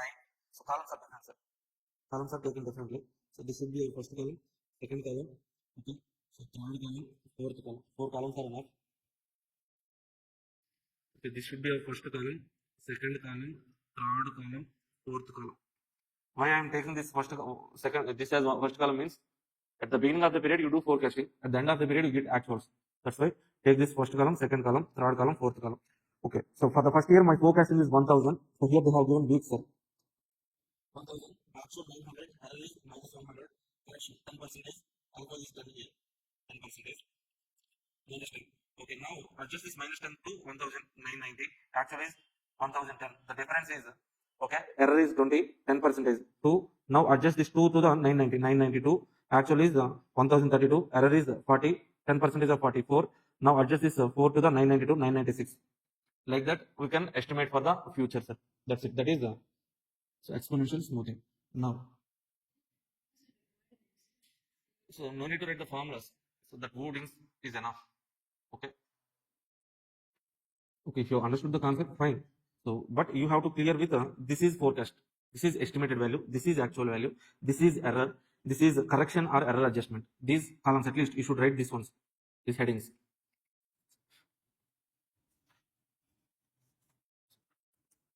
Now go to question number 9, sir.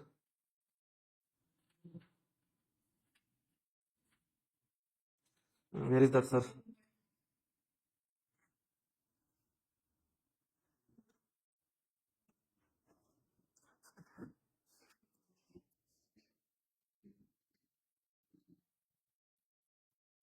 Okay, to understand this one, we need to understand the seasonal indices, sir. Seasonal indices. What is seasonal indices means? Generally, let's say for example, for 2025 year, I made an estimation like 400 is the sales, sir. 400 is the sales. 400 unit sales means my estimation is like throughout the period, sales will happen evenly. Evenly means equally in each month, equally in each quarter. That means in quarter 1, quarter 2, quarter 3, quarter 4. My estimation is like first period 100, second quarter 100, third quarter 100, fourth quarter 100. But in reality, this will not happen now. Okay, let's say some seasonal businesses will be there. This is summer. Okay, in this summer period, we'll be having high demand for ice creams, cool drinks, watermelons, okay, coconut water, high demand. Okay, during off season period, during rainy season and winter season, okay, less demand will be there for some products.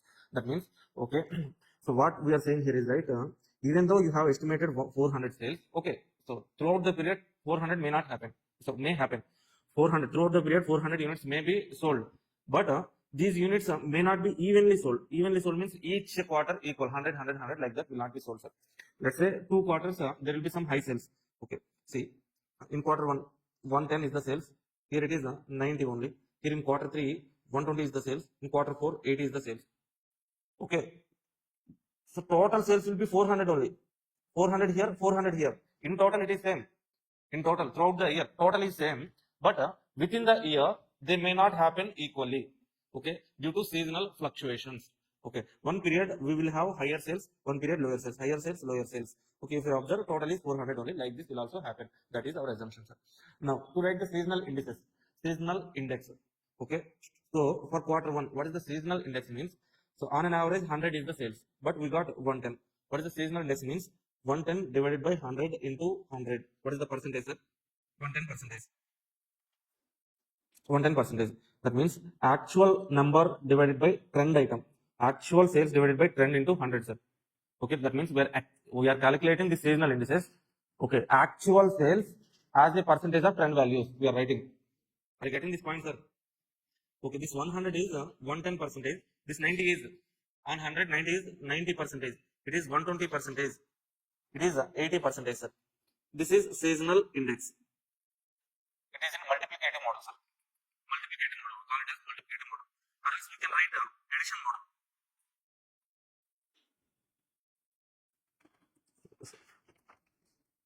We are also having additive model, sir. What is that additive model means? So our trend value is 100, actual value is 110. From trend to reach actual, what I have to do, sir? Add 10 plus 10. Okay, from 100 to 90 to reach 90, what I have to do? Minus 10. From 100 to 20, plus 20, minus 20. Okay, this is also seasonal indices, but additive model. This is also seasonal index, but multiplicative model. Okay. Now, if I know the trend values means what, sir? Expected values, sir. Okay, from expected values to reach actual or seasonalized values. Seasonalized values. Okay. Either multiply with seasonal index or add seasonal indices, sir. That means, okay, what is our trend value here? Take this particular quarter 3, sir. Trend value 100. Okay, what is the seasonal index for that particular quarter, sir? 120. Multiply with 120. What is the actual sales? 120. That is seasonalized values. Okay, that means from the trend to reach actual, multiply with seasonal index or add seasonal index, sir. If I have actual values to reach trend values, so divide with the seasonal index or else subtract seasonal index, sir. Divide with the seasonal index. When we divide with means, okay, we seasonal index is in percentages. Okay, see, for the second period, okay, what is the seasonal index? 90. What is the actual value? 90. Okay, 90 divided by 90 percentage. How much, sir? 100. That means in that particular period, trend value is 100. Are you getting this point, sir? Okay. Trend value to reach actual, multiply with seasonal index or add seasonal index. From seasonal trend, actual values to reach trend, divide with seasonal index or subtract seasonal index. Okay, here the point is, this process is called, trend to actual process is called seasonalization. Seasonalization. From this actual or seasonalized values to trend value, this is called deseasonalization. Deseasonalization. Seasonalization, deseasonalization, sir. That's it. Simple. If you have seasonal index, multiply with trend values, you will get actual values. If you have seasonal index, divide with actual values, you will get trend values. Now go to the question number 9, sir. On the basis of quarterly sales of a certain commodity for the period 21 to 25, following calculations were made. Trend, straight line trend equation y equal to 25 plus 0.6 t. Origin, first quarter of 2001. T is 1 unit for quarter. Y sales for the seasonal variations. Estimate the quarterly sales figures for year 2010, sir. Okay, we need to estimate values for which year, sir? 2010. Okay, so regression equation given in the question. Y equal to 25 plus 0.6 t. T they are saying, sir, t equal to 1 for 1 quarter. 1 quarter, 1. What is the origin? Origin means we know from coordinate geometry, x-axis, y-axis, this is origin. Origin means 0, 0, no. Like that, here also origin means 0, sir. What is the origin they are saying? First quarter of 2001 is the origin. 2001, quarter 1, quarter 2, quarter 3, quarter 4. 2002, quarter 1, quarter 2, quarter 3, quarter 4. Okay.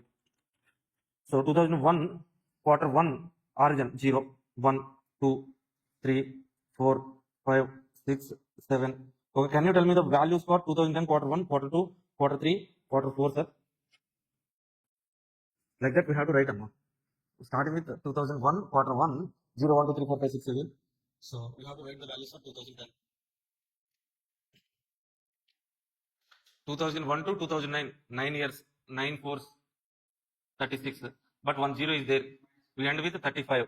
That means for 2021 quarter 1, 36, 37, 38, 39. Are you okay with this calculation? Okay. Now we need to estimate the values for which year, sir? 2010. Okay. 2010 quarter 1 value. 2010 quarter 1 sales are y equal to, what is the equation, sir? Y equal to 25 plus 0.6 into t, right? Okay. For this quarter 1, 36, 37, 38, 39. In place of t, substitute 36, 37, 38, 39. You will get this values, sir. You will get this values. Now also what they have given the question, sir? Seasonal index. Okay. Seasonal variations are also given. Now by using the trend equation, this is trend equation now. By using the trend equation, we have calculated the values. This is trend values. Now we need to calculate seasonal index are also given. Seasonalized values we need to calculate. That's why multiply with seasonal index. Multiply with seasonal index. 90%, 95%, 110, 105%. Directly multiply with this percentage. 36.6 with 90%, how much? 31.94. Okay, by giving seasonal indices, if they are asking seasonalized values means multiply. Deseasonalized values means divide. Okay, as they have given percentages here. Okay, but if they have given some numbers, positive or negative numbers means add or subtract. That's it, sir. Take these indices as percentages, sir.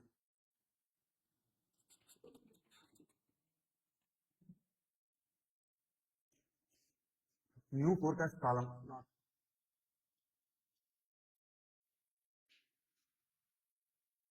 In which column is the new forecast column?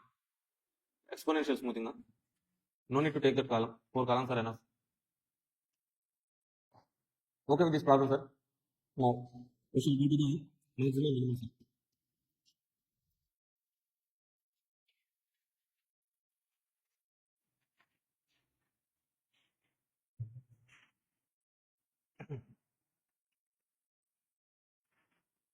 So here in this maximum minima, first of all, what we need to understand is like,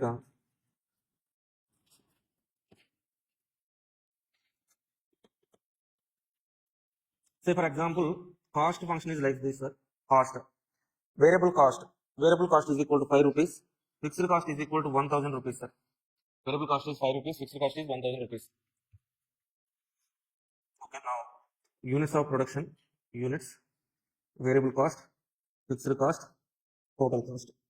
Okay, if I produce zero number of units, sir, what is the variable cost? Variable cost per unit is 5 rupees, sir. Fixed cost is 1000. If I produce zero units, variable cost will not be there. Fixed cost is 1000. Total cost is 1000. If I produce 1 unit, variable cost is 5 into 1, 5 plus 1000, total 1005. If I produce 2 units, 5 into 2, 10, 1000 same. Okay, so 1010. What does it mean, sir? Irrespective of our output level, fixed cost is fixed only, but variable cost changes with output level. Now let's say, for example, I am producing X number of units, sir. Can you tell me total cost? I am producing X number of units now.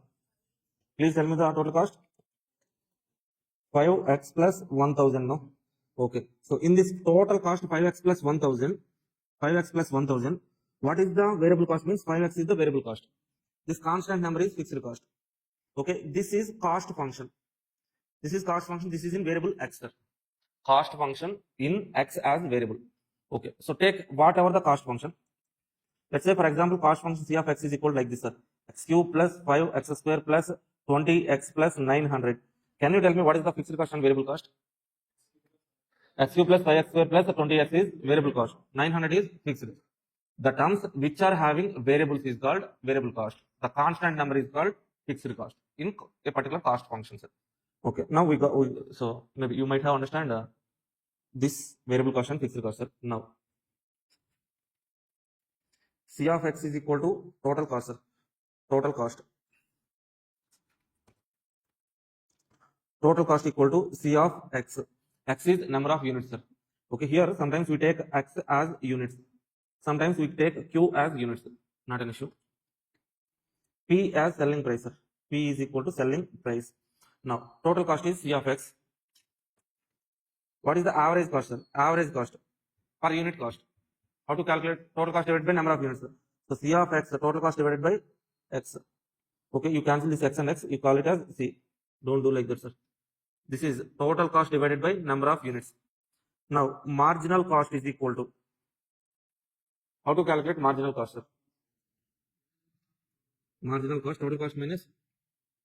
So, marginal cost means what, sir? So, incremental cost for incremental units. Additional cost to produce one more additional unit. Okay, see, to produce 1 unit, what is my cost, sir? 1005. To produce 2 units, sir. To produce one more additional unit. One more additional unit, what is the change in cost? 5 rupees.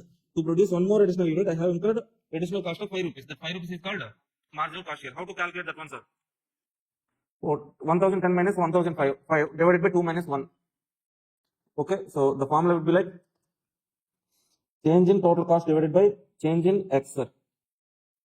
Okay, this is general formula, but we can also apply derivatives here, sir. Derivatives also gives the same meaning. D by dx of f of x means what, sir? For a small change in x, how much change will happen in f of x? That is called derivative. Okay, now if I write d by dx of c of x, what does it mean, sir? For a small change in variable x, variable means units. For a small change in units, how much change will happen in c of x? Total cost. That is change in total cost due to change in x. Okay, finally, what we need to understand is like, we can calculate marginal cost by using first derivative to total cost function. Okay, if you apply first derivative to total cost, you will get marginal cost. Now let's go to the revenue, sir. Revenue. See, total revenue. Total revenue, that is equal to quantity sold into price, sir. or else we can write it like x into p. X into p. Now what is the average revenue? Total revenue divided by x, that is equal to x into p divided by x. That means p. Average revenue means selling price per unit is the average revenue. Okay, marginal revenue, d by dx of total revenue. That's it. Now we represent a profit with pi, sir. Total profit. How to calculate total profit, sir? Total revenue minus total cost, or else, okay, so average profit that is equal to total profit divided by number of units. Okay, marginal profit that is equal to d by dx of total profit, or else it is also can be written like marginal revenue minus marginal cost. Okay, so here we got derivatives. First we need to understand derivative formulas, sir. What are the derivative formulas? First basic formula is d by dx of x power n. D by dx of x power n, that is equal to n into x power n minus 1, sir. Let's say for example x power 5 derivative is what, sir? 5 into x power 5 minus 1, that means x power 4. Okay, so x derivative is what, sir? X derivative d by dx of x only. Then x power is 1. X power is 1 means, okay, x power is 1. 1 into x power 1 minus 1. This is 1 only. Finally, we get 1 only. X derivative is 1. Let's say 5x square. 5x square derivative. Whenever there is some constant term multiplying with x means separate the constant term, apply the derivative to variable part. 2x, 5 into 2x, 10x. D by dx of 1000. Try to understand why it is 0. Okay, so here 1000 means fixed cost, sir. Fixed cost. Here d by dx of 1000 means how much change will happen in 1000 just because of change in units. Whatever the change happened in units, there won't be any change in fixed cost. That's why the change in fixed cost due to change in variable is 0. Getting the point, sir? That is the meaning. Okay. So with this brief introduction, we can go to the problems. So first of all, chapter name is maximum minimum. That means we have to calculate maximum point or minimum point. So for any f of x function is given, for f of x function, to calculate maximum point or minimum point, maxima or minima. Maxima or minima, maximum point or minimum point is called as maxima or minima. We have to follow 3-step approach, sir. 3-step approach. What is the 3-step approach? Means step 1, write first derivative. First derivative that is f dash of x. Step 2, make that first derivative equal to 0. That means f dash of x equal to 0. We are making some term is equal to 0. By solving this, we are forming some equation. By solving the equation, we get a x value here. Then, okay, step 3, write second derivative, sir. Second derivative. So to the first derivative, again apply the derivative. That is called second derivative. The second derivative is f double dash of x. If the second derivative is positive, f of x will have minimum value. F of x will have minimum value. Positive, it means minimum. If f double dash of x is negative, f of x will have maximum value. Negative means maximum, positive means minimum, sir. Okay, now we shall try to understand this with an example. Let's say for example 10x square plus 5x plus 2 is there, sir. 10x square plus 5x plus 2 is there. For this we need to calculate what, sir? Maximum point or minimum point. So first step 1, calculate first derivative. Can you tell me the first derivative? F dash of x is equal to 10x square derivative, 10 into 2x, 20x plus 5. Okay, now the 20x second step is make the first derivative equal to 0. 20x plus 5 equal to 0. X is equal to how much, sir? Minus 5 by 20. Okay, that is equal to minus 1 by 4. Now write the second derivative. F double dash of x.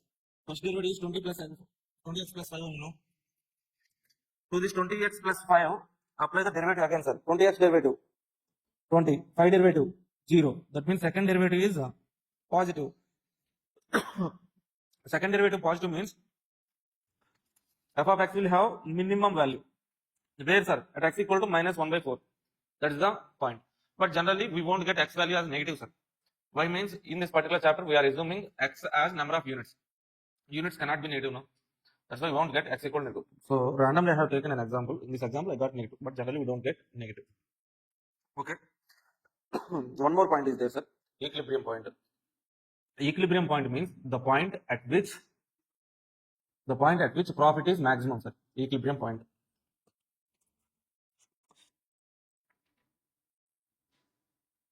Equilibrium point. That means point at which profit is maximum. Okay. Total profit maximum point, sir. We can calculate this equilibrium point in two ways, sir. First way is calculate total profit. To the total profit, apply step 1, step 2, step 3. We get maximum profit point. So for profit function, we get maximum point. That point is called equilibrium point. Or else we can use condition MR equal to MC, or else MC equal to MR condition, sir. MC equal to MR. Sir, how, sir? In first step, if you are calculating first derivative of total profit, first derivative of total profit means what, sir? Marginal profit. Marginal profit, no? How can we calculate marginal profit? So that is equal to d by dx of 5. In second step, we are making marginal profit equal to 0. Marginal profit equal to 0 means what, sir? Marginal revenue minus marginal cost equal to 0, no? That means, can I write it like this? MC equal to MR. Okay. So instead of writing these 3 steps, we can directly take this condition and solve the problem. 2 ways, so in 2 ways we can solve the problem, sir. That's it. Okay. Step 1, step 2, step 3. Equilibrium point means directly take step 1, step 2, step 3, or else MC equal to MR. Fine. Now go to this chapter number 13. We solve some questions.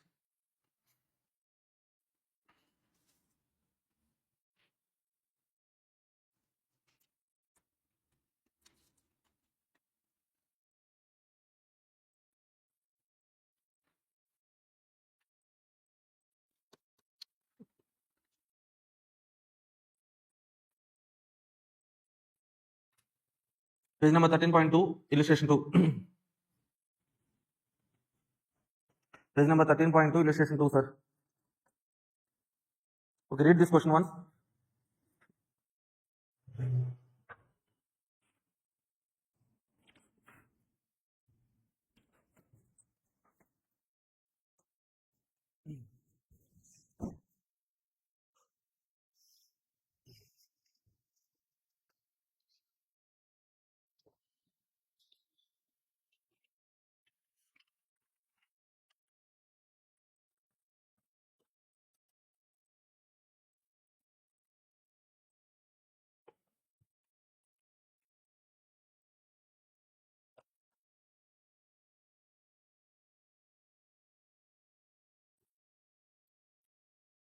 Assume that cost of manufacturing X number of product per day is C of X equal to something 14,400 550X plus 0.01 X square.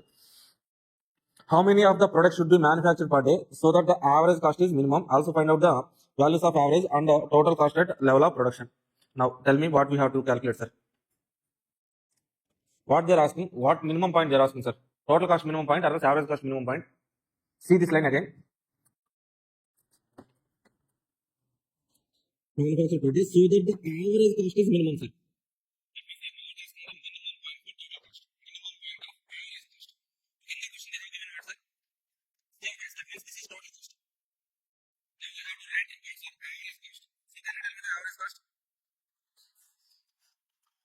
Fourteen thousand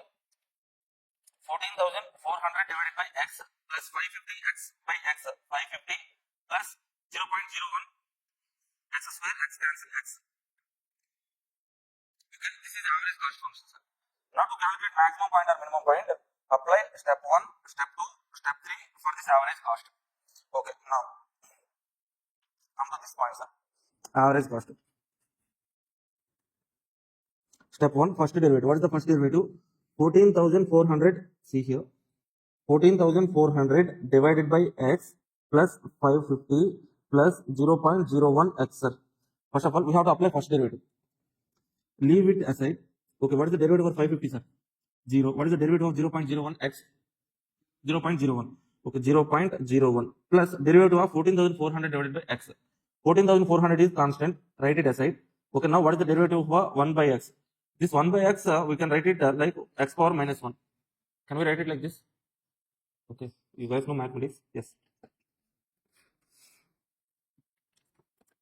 Now, what is the derivative for x power minus 1, sir? Minus 1 is n into x power n minus 1. Minus 1 into x power minus 1 minus 1. That means minus 1 into x power minus 2. 1 divided by 1 is 1 divided by x square, no? Sorry, getting this one. This 1 divided by x, I can write it like x power minus 1, sir. The derivative of x power minus 1. The formula is n into x power n minus 1. Now, n is minus 1. Minus 1 into x power minus 1 minus 1. Minus 1 into x power minus 1 minus 1 minus 2. Okay, now bring this to the denominator. Minus 1 into 1 divided by x square minus 1 by x square. Can I write it like this? Now, the derivative of 1 by x is minus 1 by x square. Then it will become like this, sir. Into minus 1 by x square in total. So, minus 1400 400 divided by x square plus 0.01. Now, make this total term equal to 0. Make this term, second step, sir. Second step, make this term equal to 0. That means,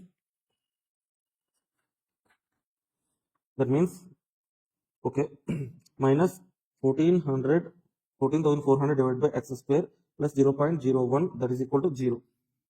Now, bring this 0.01 to the left side, right side. Minus 1400 400 divided by x square, that is equal to minus 0.01. Okay, minus minus cancel. Bring this x square to the left side and bring this 0.01 to the right side. Okay, so 14,400 divided by 0.01, that is equal to x square. Bring this square to the left. You get this one, sir. Square root of 14,000. Okay, then becomes add 2 zeros. Calculate this value, sir. You will get 1200, right or wrong? Okay, now we got x equal to 1200, sir. What is our next step? So second derivative f double dash of x. Okay, now to this term we have to apply the derivative. 0.01 derivative, constant derivative, 0. Now we have 14,400 into 1 divided by minus 1 by x square derivative. 14,400 is constant, keep it aside. Minus 1 by x square derivative, sir. Minus 1 into x power minus 2. Derivative is minus 1 into minus 2 into x power minus 3. Minus minus plus 2 divided by x cube, sir. This is the derivative. That means into, we have how much here? 14,400 into 2 divided by x cube. 28,800 divided by x cube. This is positive term only. Positive term only, no? Okay, x means x is always positive as number of units. This total term positive. As second derivative is positive, f of x will have minimum point at what, sir? At x equal to 1200. Average cost function will have minimum point at x equal to 1200. Are you okay with this? Any doubts, sir?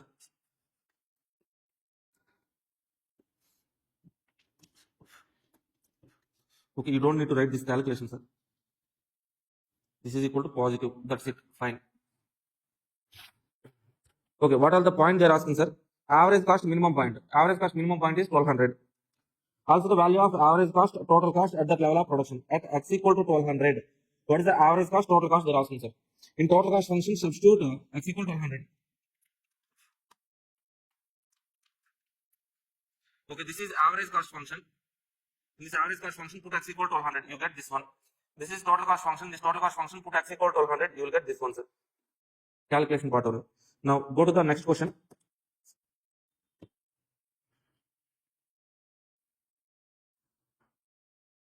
13.14, sir. Page number 13.14. Question number 4.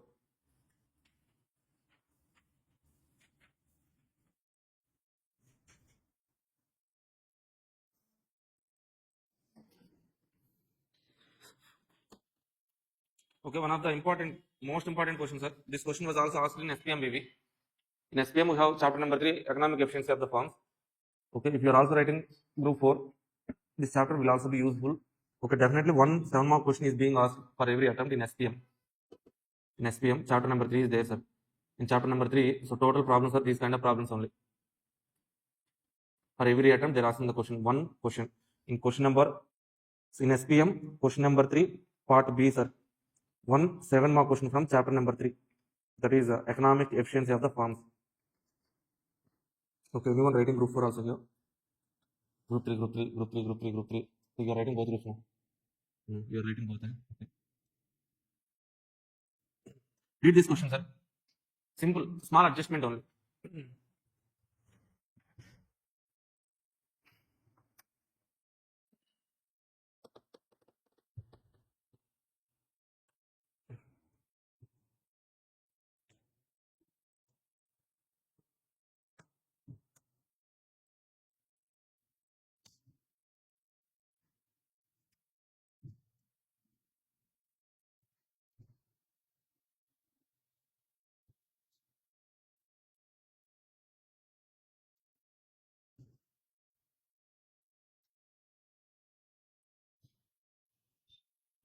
The total cost function of form C is equal to x cube by 3 minus 5x square plus 28x plus 10, where C is total cost and x is output. The GST 2 rupees per unit of output is imposed and the producer adds it to his cost, sir. Okay, what is the GST? 2 rupees per unit. If 1 unit produced means 1 into 2. 2 units produced, 2 into 2. X number of units produced. What is the GST cost? GST cost is 2x. Now this cost should be added to the production cost. That means T is equal to x cube by 3 minus 5x squared plus 28x plus 2x plus 30x plus 10. That's it. Just add GST cost 2x to the cost function. That is the main adjustment here.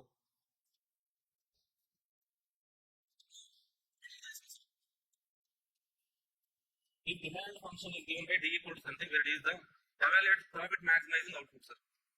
Profit maximizing output means what, sir? Equilibrium point only. That means we can use the condition MC equal to MR. Okay. So to calculate MC equal to MR, we know cost function. Okay. So we need a revenue function also. What is the revenue function, sir? Revenue is equal to, okay. So quantity into price, X into price. Here in the question, D is the price. D is the price, no. Price equal to how much, sir? 2530 minus 5x. Now, in place of this price, substitute D value. 2530 minus 5x. So, total revenue is equal to 2530x minus 5x square. Now, so what is the, okay, so we have cost function, we have revenue function. Okay, so here we have two alternatives, sir.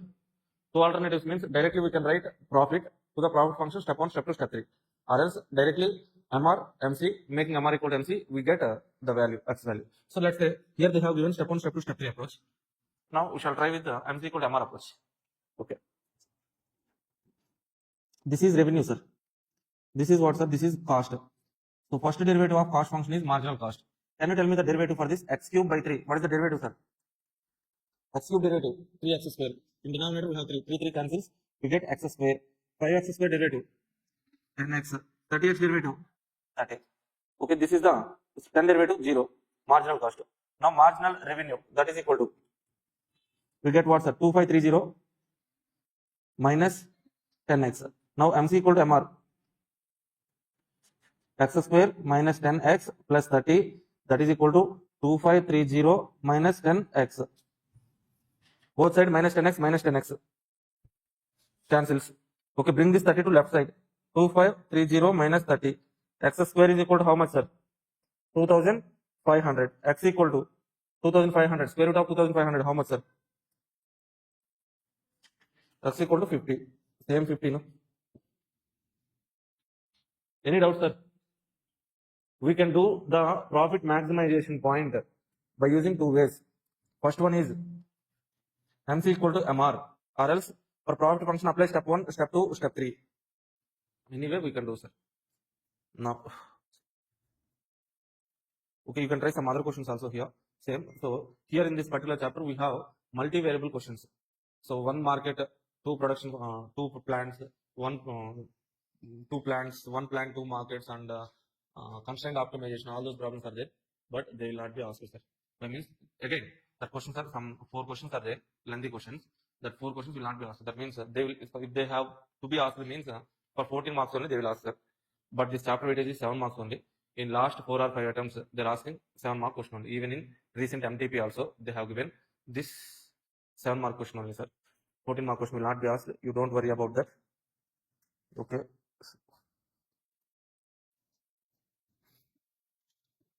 Okay. So only, so leave this illustration. You can leave this 6, 7, 8.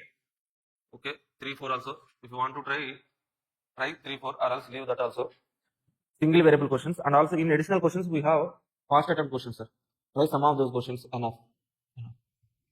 Okay. Next one, we shall move to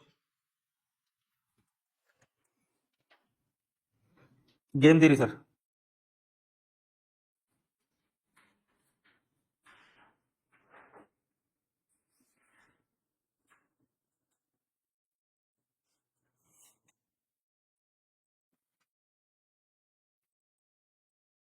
Okay.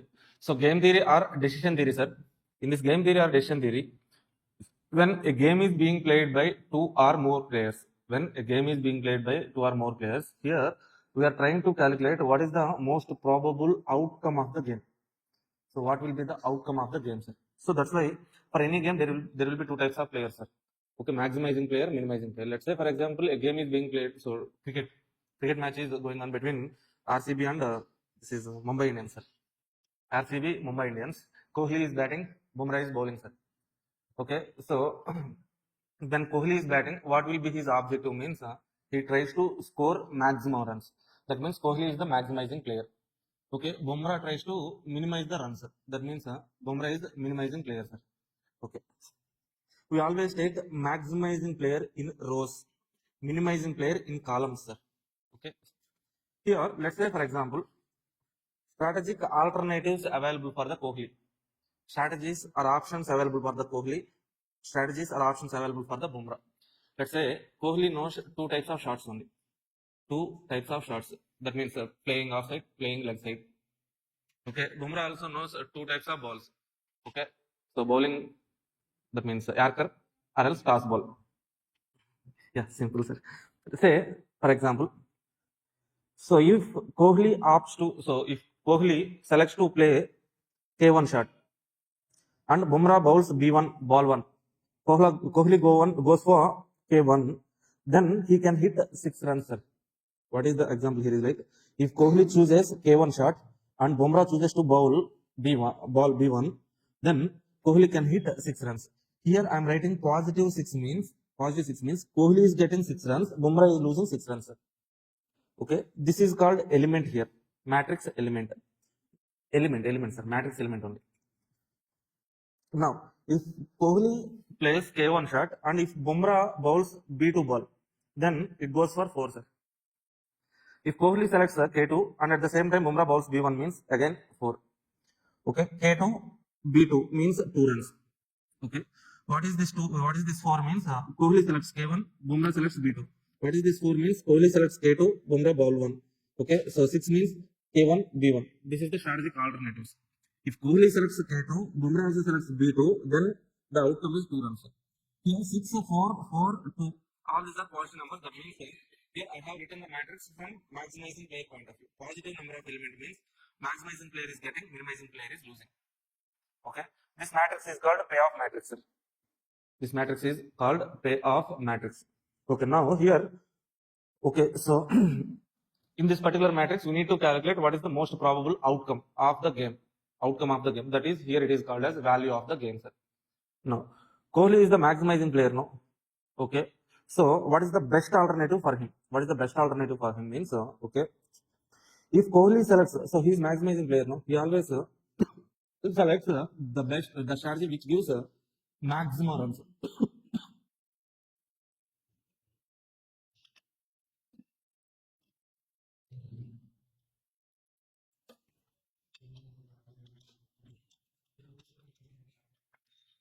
Okay. Now, in worst case scenario, if Kohli goes for K1 shot, at least how many runs he will get, sir? Okay, leave that 6. At least 4 he will get now. Okay, if ball 2 means 4. If ball 1, lucky 6. Okay, at least 4 he will get, right? If he goes for K1 shot, at least 4 he will get. Okay, so 4. If Kohli goes for K2 shot, okay, what is the at least runs he will be getting? 2 runs, at least 2, more than 2. So, okay, B1 means luck. Okay, at least 2, so you will get now. So, that means the worst case scenario for K1, 4 runs, K2, 2 runs, sir. Now tell me, sir, which is the best option, K1 or K2? Why K1, sir? At least 4. In any worst case scenario, he will be getting 4 runs. Let's say last ball is there. For the match, last only 1 ball is there. He has to get 4 runs. Then which shot he will play, sir? K1 only. Why means at least 4 he will get now. Okay. So that means, so first of all, so K1 is the best shot for Kohli. Okay. Now, how to select this one means we have to write the minimum values from Kohli point of view. Minimum values. So first row minimum value 4, second row minimum value 2, 4 or 2. So out of these minimum values, what is the maximum value, sir? 4. This is called maximin. Okay. So first of all, for each row, write the minimum values. So out of minimum value, select the maximum. Okay, this 4 is called maximum. Okay, coming to Bumrah point of view. Bumrah always try to minimize the runs. Minimize the runs, no? Okay. Okay, from Bumrah point of view, B1, if he goes for ball 1, what is the worst case scenario for him? Worst means maximum loss. Maximum loss. If he goes for B1, his worst maximum loss is 6. Highest loss, sir. Okay. So if he goes for B2, his highest loss is 4. Okay. So that means which is the lowest risk alternative for him? 4. That means B2, right? Okay. If he goes for B1, okay, so he can lose 6 runs. If he goes for B2, maximum 4 runs only he will lose. Okay. That's why he will select B2 only. Okay. How to select this B2 means, okay, for each column, write maximum values, sir. Maximum values. 6, 4. Out of this maximum values, what is the minimum value? 4. This 4 is called mini max. Maximum, out of maximum, minimum. This is called mini max. This is minimum values, out of the minimum values, maximum. Maxi, min. Okay, this maximin is 4. This mini max is also 4. Okay, that means if maximin, mini max is equal, then the value is called as value of the game, sir. 4 is the value of the game. Okay, that's it. Simple. So this is called mini max, maxi, mini criteria, sir. Basic criteria. So first of all, to calculate the value of any matrix, you have to check minimax, maximum criteria. What is minimax? What is maximum? So we write from maximizing player point of view, maximum. How to write maximum means row minimum values, out of minimum maximum values. So we write for minimizing player minimax. How to write this minimax means first of all write maximum values, out of those maximum minimum value. Minimax. Okay, if that minimax is equal to maximum, that is called value of the game. So now here in game theory, 2 types of strategies will be there, sir. Pure strategy, mixed strategy. Pure strategy also called as deterministic strategy. How can we say that strategy is deterministic strategy means minimax, maximum is equal, sir. Okay. In this matrix, I can say with 100, with damn sure, with 100% probability, I can say like Kohli goes for K1 only, Bumrah goes for B2 only. This is the best strategies for their respective game, sir. That means 4 is the value of the game. With 100% is the probability, Kohli selects K1, Bumrah selects B2, 4 is the value of the game. If minimax not equal to maximum, sir, what will happen?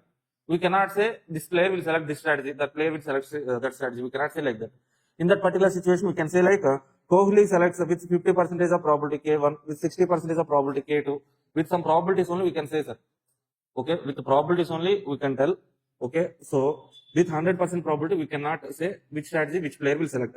So that's why pure strategy deterministic. Deterministic means exactly we can say. Probabilistic means we cannot say exactly, we say some probabilities. Pure minimax maximum equal means pure strategy, minimax maximum not equal to means mixed strategy. Okay, so if this criteria is satisfied, value of the game, this is called saddle point, happy. This is not equal means then we have to calculate the value. To calculate the value of game, here we have 3 methods. Okay, first method is called odds method. We can apply this odds method if and only if the matrix is 2 by 2 matrix. Okay, second method is rule of dominance. You might have seen this rule of dominance or a principle of dominance in portfolio management SFM. Okay, so there is one problem also in portfolio management. No, okay. Share A, share B. Okay, so returns risks. Highest return, lowest risk, the share only we select. Principle of dominance, sir. Rule of dominance or principle of dominance, something will be there. This is also like that only. Next, graphical method, sir. Okay, when we can use odds method means the matrix is 2 by 2 matrix. When we can use rule of dominance means for m by n matrix we can use. So graphical method 2 by n or else m by 2. Okay, so either rows or column should be 2, sir. Okay. First of all, to calculate, so for any problem we check this criteria, sir. If this criteria is not equal means then we have to go to first method, odds method. So when we can apply sir odds method, 2 by 2 matrix. If matrix is not 2 by 2, go to the rule of dominance, reduce the matrix to 2 by 2, apply odds method.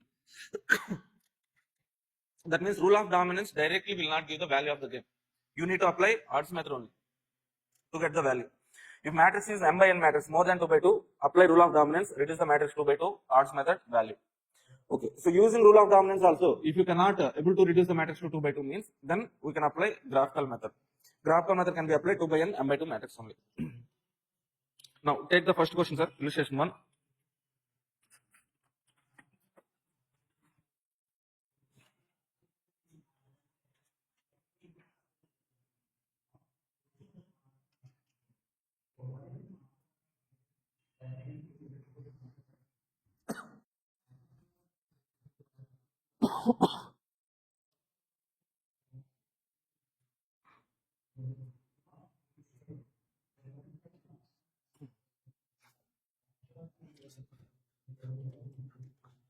Okay, the matrix is what, sir?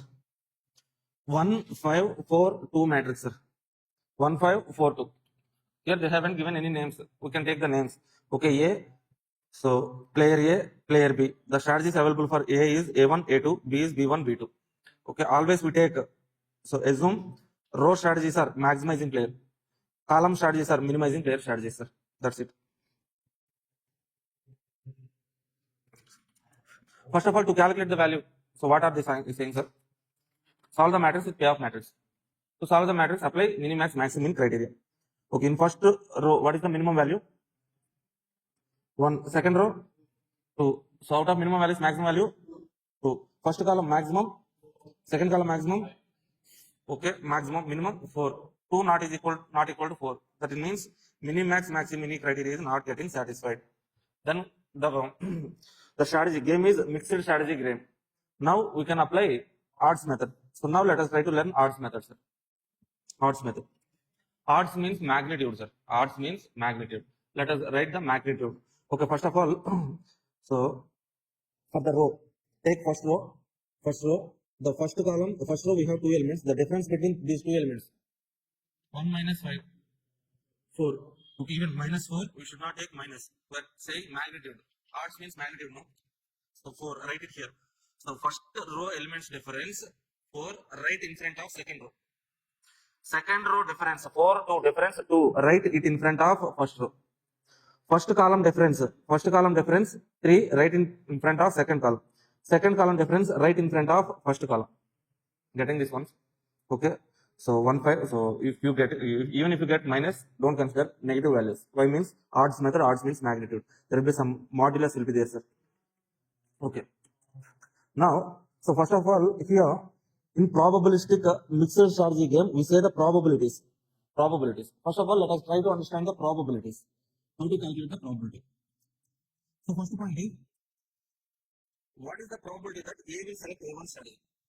That is the probability of A1. What is the probability that A will select A1 strategy? Probability of A1. Okay, what is the probability formula, sir? Number of favorable outcomes divided by total number of outcomes. Okay. The outcomes favorable for A1 is 2, sir. Total number of outcomes is 2 plus 4, 6. Okay. That means 2 by 6 is the probability. Are you getting this point? The probability of A1 select to strategy A1 is 2 divided by 6. 2 is favorable outcome for A1. Total outcomes are 2 plus 6. 2 plus 4. For A2, what is the probability, sir? 4. Favorable outcome is 4. Total outcomes are 6. 4 by 6. Now, can you tell me the probability of B1? 3 by 6. B2? Excellent, sir. Nice.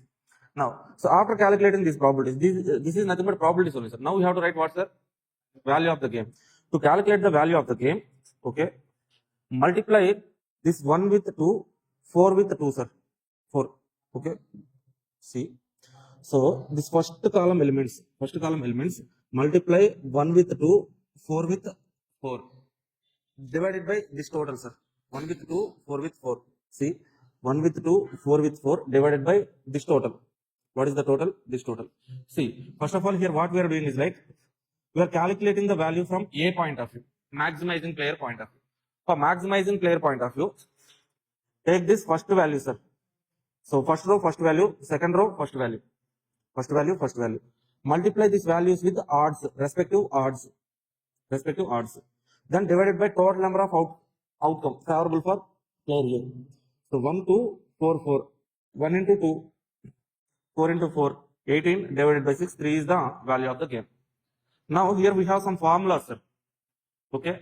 So what are the formulas? We don't need to write the formulas, but this calculation is enough. Directly you can calculate. But let's see these formulas. Okay. So to calculate probability of A1, what would you use, sir? Calculate the difference between first row difference, A1 minus A2 in front of second row. Second row difference, B1 minus B2 in front of first row. First column difference, A1 minus B1 in front of second column. Second column difference, A2 minus B2. First column in front of first column. Now probability of A1. Okay, so favorable outcomes of A1, B1 minus B2 divided by this total.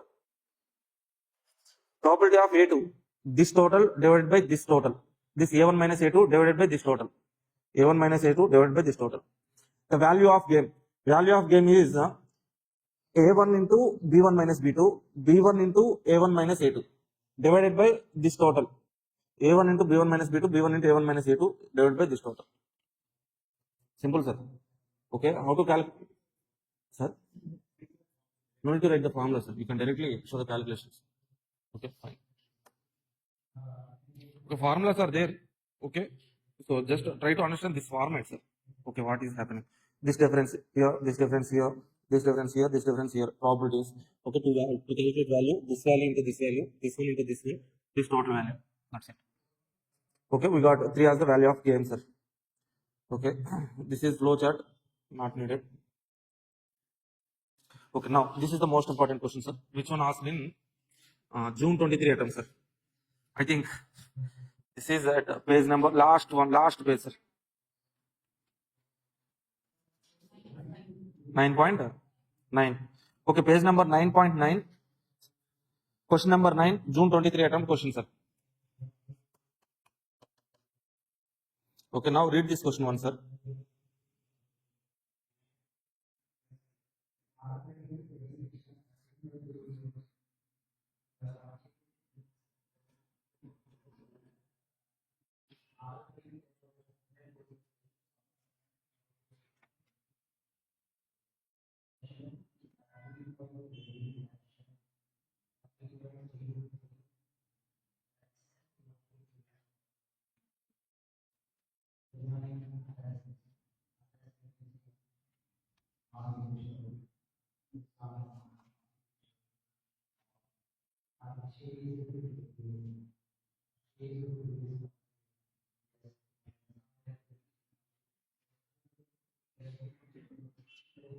I hope already. These classes will be uploaded in YouTube after May 20th, so don't worry.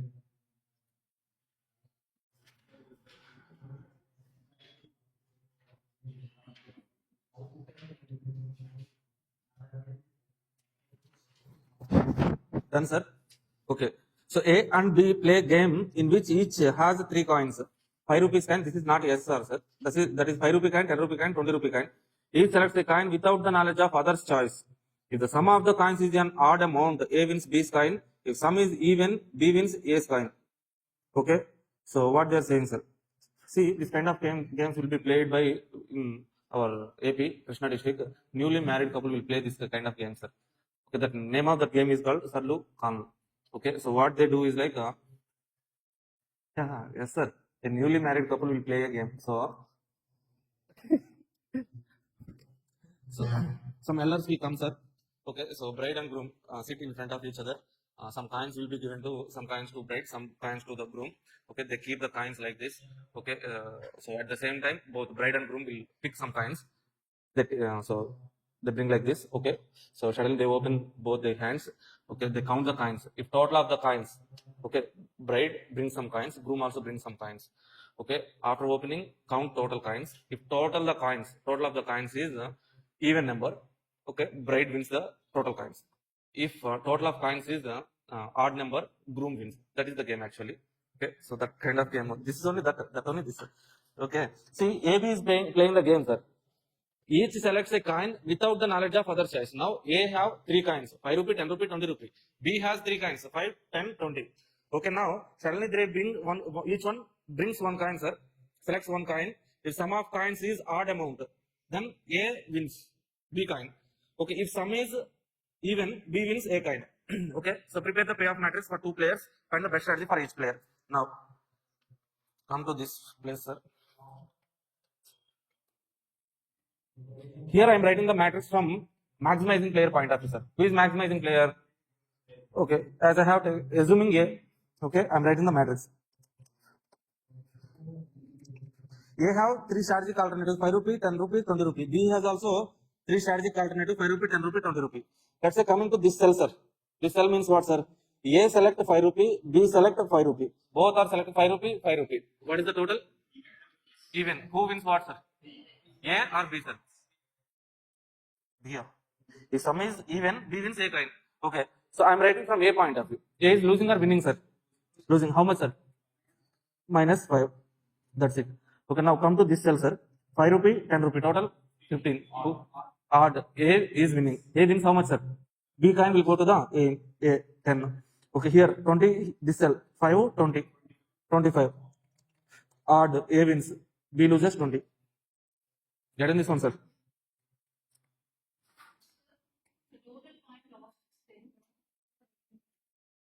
What, madam? This 5 rupees, this is 5 rupees. I am writing from A point of view. A point of view. 5 rupee only A is losing. This 5 is not belongs to A, no. Okay, from A point of view, one person. A is losing 5 only. This 5 rupees B is kind, no. Okay. Here, 10, A is getting 10 only. This 5 is A is kind only. This 10 only A is getting. Now second row, sir. This cell. 10 rupee, 5 rupee. 15. A is plus 5. Okay. This cell. 10, 10, 20. Minus 10, B A loses. This cell. 20, 10, 30 total. Even number. A loses 10 rupees. Okay. Coming to this cell, sir. A selects 20, B selects 5 rupees. Okay. What is the total? 20 plus 5. 25. A wins 5 rupees. Okay. Now this cell 20 plus 10, 30 minus 20. Here minus 20. Are you okay with this? Now we have found the matrix, sir. Now to calculate the value of the matrix, check minimax maximum criteria. Okay. In first row. Okay. In each row write the minimum or maximum, sir. Minimax maximum criteria, no. Okay. So maximum you have to write, but minimum values. First of all, write each row minimum values. Minimum minus 5, minus 10, minus 20. Out of this minimum values, what is the maximum? Minus 5 is the maximum. For each column, write maximum value. 5, 10, 20. Out of this maximum values, what is the minimum? 5. Minimax not equal to or equal to, no, sir. This is minus 5, this is 5. Minimax, maximum not equal. Then this game is called what, sir? Mixed strategy, or else another name is also there. What is that, sir? Probabilistic game. Okay. Now,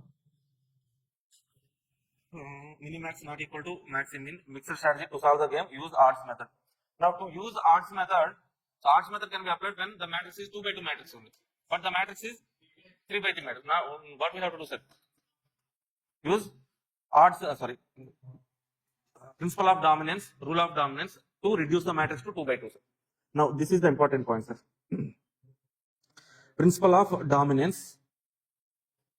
So, first of all, go to this one. This is complete matrix, sir. Okay, principle of dominance means we have to eliminate one row, one column. To make this 3 by 3 matrix to 2 by 2 matrix, eliminate one row and one column. Okay. The point is like A. A is maximizing player. A always selects the strategy which gives the maximum values. Okay. B always selects the strategy which gives minimum values. Now, let us check the strategies which gives the maximum values. Okay. All the values should be more than other strategy values, sir. From A point of view, 5 rupee strategy, 10 rupee strategy, sir. If I compare 5 rupee and 10 rupee, okay, here minus 5, 5. This is maximum. Maximum. He will select, so if let's say A, from A point of view, if I compare 5 rupee strategy, 10 rupee strategy, here minus 5, 5. He will select 5. 10 minus 10, he will select 10. 20 minus 10, 10, 20, he will select 20. That means here at this point he is selecting this strategy, at this point he is selecting this strategy. We cannot say some particular strategy is dominating other strategy. Okay, if this is also plus 5 means we can say 5 rupees is dominating 10 rupees. But at one place we are selecting 10, at one place we are selecting 5. This is not possible to eliminate one strategy. 10, 20, compare 10, 20, sir. 5, 5. Okay, anyone is okay for me. Minus 10, minus 20. Minus 10, better. Minus 10, minus 20. Maximum value. So that means 10 rupee strategy completely dominating 20 rupee strategy, sir. As all elements of 10 rupee strategy is dominating respective elements of 20 rupee strategy, we can say like 10 rupee strategy is dominating 20 rupee strategy. Okay. Eliminate 20 rupee strategy. Reduce this row. After eliminating, we have written this matrix, sir. Now compare from B point of view, you have to eliminate one column now. So B is minimizing player. He select the strategy which gives minimum values only. Okay. Now compare this one and this one, sir. Minus 5 and 10. Which one is the minimum? Select 5. Okay. So out of these two, minus 10. Here he is selecting 5 rupee. Here he is selecting 10 rupee. There is some conflict. We cannot say which one strategy is dominating other one. Now compare these two, sir. Okay. 10 no 20. Minimum value 10. Minus 10, minus 10. Anyone is okay. That means here, so all the elements of 10 rupee strategy is dominating 20 rupee strategy. Eliminate 20 rupee strategy. Eliminate. After elimination, we got this matrix. 2 by 2 no. Now apply odds method. Minus 5, 10. What is the difference, sir? What is the difference between minus 10 to 10, sir? Minus 5, minus 10, minus 15. Or else 10 minus of minus 5, 15. Okay. So the difference is 15, sir. Now 5 to minus 10 difference.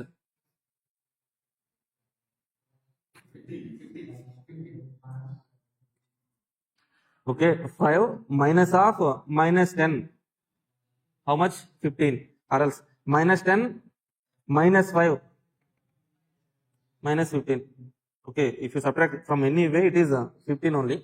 Odds method, no, we don't need to consider minus. Okay, are you okay with that calculation, sir? Now, so this column, sir, minus 5 to 5, what is the difference, sir? Minus 5 and 5, difference is, no, 10, that's nice, 10, at least. Okay, 10 to minus 10, difference is 20. Okay, now we can write the probabilities, no? Okay, now.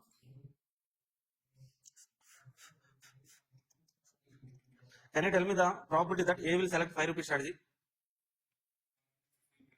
15 by 30. That means 50% probability. Okay, for 10 rupee strategy probability, 50%. For this 5 rupee strategy, 20 by 30. How much, sir? 66 point something. 20 by 30, how much, Amma? Yes, 66.67. Coming to this 10 rupee strategy, from B point of 10 rupee strategy, probability 10 divided by 30, 33.33. These are all the probabilities. Now we have to calculate value of the game. Minus 5 into 15 plus 5 into 15. Minus 5 into 15 plus 5 into 15. What is that, sir? 0. Minus 5 into 15 plus 5 into 15. 0, no. Numerator becoming 0 means denominator also. So total value will be 0. That means value of the game is 0, sir. Now, some questions are MCQ points. Okay, probability of 5 rupee strategy is 50%. Probability of 10 rupee strategy is 50%. What is the probability that A will select a 20 rupee strategy, sir? So for A, we have 3 strategies, no? A is having 3 strategies, right? What is the probability that A will select a 20 rupee strategy? Excellent, sir. For this 5 rupee strategy 50%, 10 rupee strategy 50% means this is 0, no? We have already eliminated this one, means 0. Okay. So for this one also, for B point of view, 20 rupee strategy probability 0. Already eliminated means 0 only. Excellent, Hari. 0. Now, what is the probability that B will select either 5 rupee or else 20 rupees, sir? Or else, so come here from A point of view. What is the probability that A will select either 5 rupee or else 20 rupee? Either of 5 or else 20. 5 rupees union 20 rupees, sir. Union, you know. That means total, add the total probability. 5 rupee probability is 50%, 20 rupee probability is 0%, total 50%. Okay, some MCQs can be asked like this, sir. That is enough. Now let's go to the next question, sir.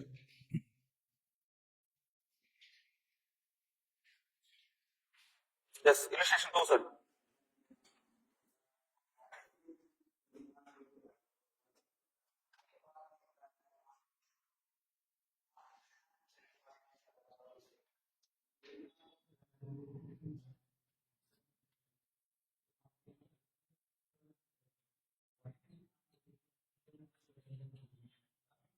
I think this some question.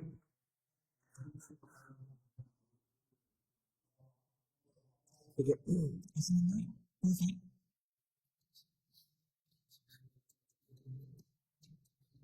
The management is currently negotiating with its union for revision of hourly wages of its employees.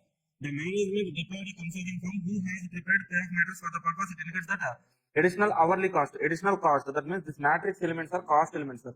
Okay, it is shown below. You being part of consulting firm, you have to assist the management selecting best strategy. What is the value of the game? How it is going to affect the cost of company? Okay, that is the question. What is happening, sir? Exactly. There is a negotiation between management and union. Okay. Why union? So negotiating means union always try to increase their wages. Management always try to. So this cost, labor cost is okay. Labor payment is cost to the management. That is income to the union. Union tries to maximize their wages. Management tries to minimize the wages cost. Okay. We always, so now union is what, sir? Union is maximizing player. Management is minimizing player. So first point we need to consider is maximizing player always take in rows, minimizing player in columns. Okay, so first point, sir, change rows and columns. Okay, now next point, to calculate the value of the game, minimax maximum criteria. Okay, first row minimum value. So first row minimum value, sir, 1.40. Second row minimum value 1.20. Third row minimum 0.8. Fourth row minimum minus 2.20, minus 0.20. Out of these minimum values, what is the maximum value? 1.40. This is called maximum.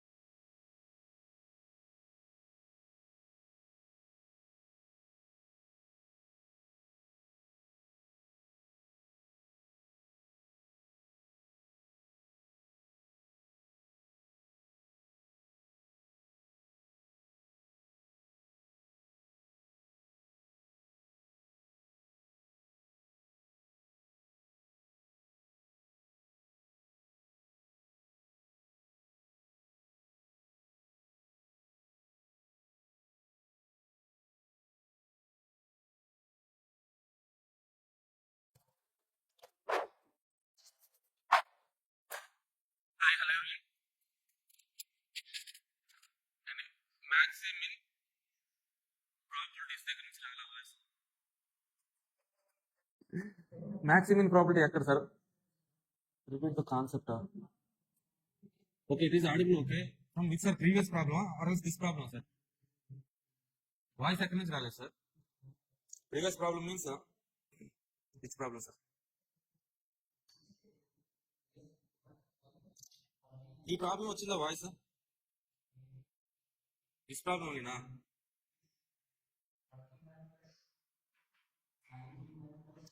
Problem number 2.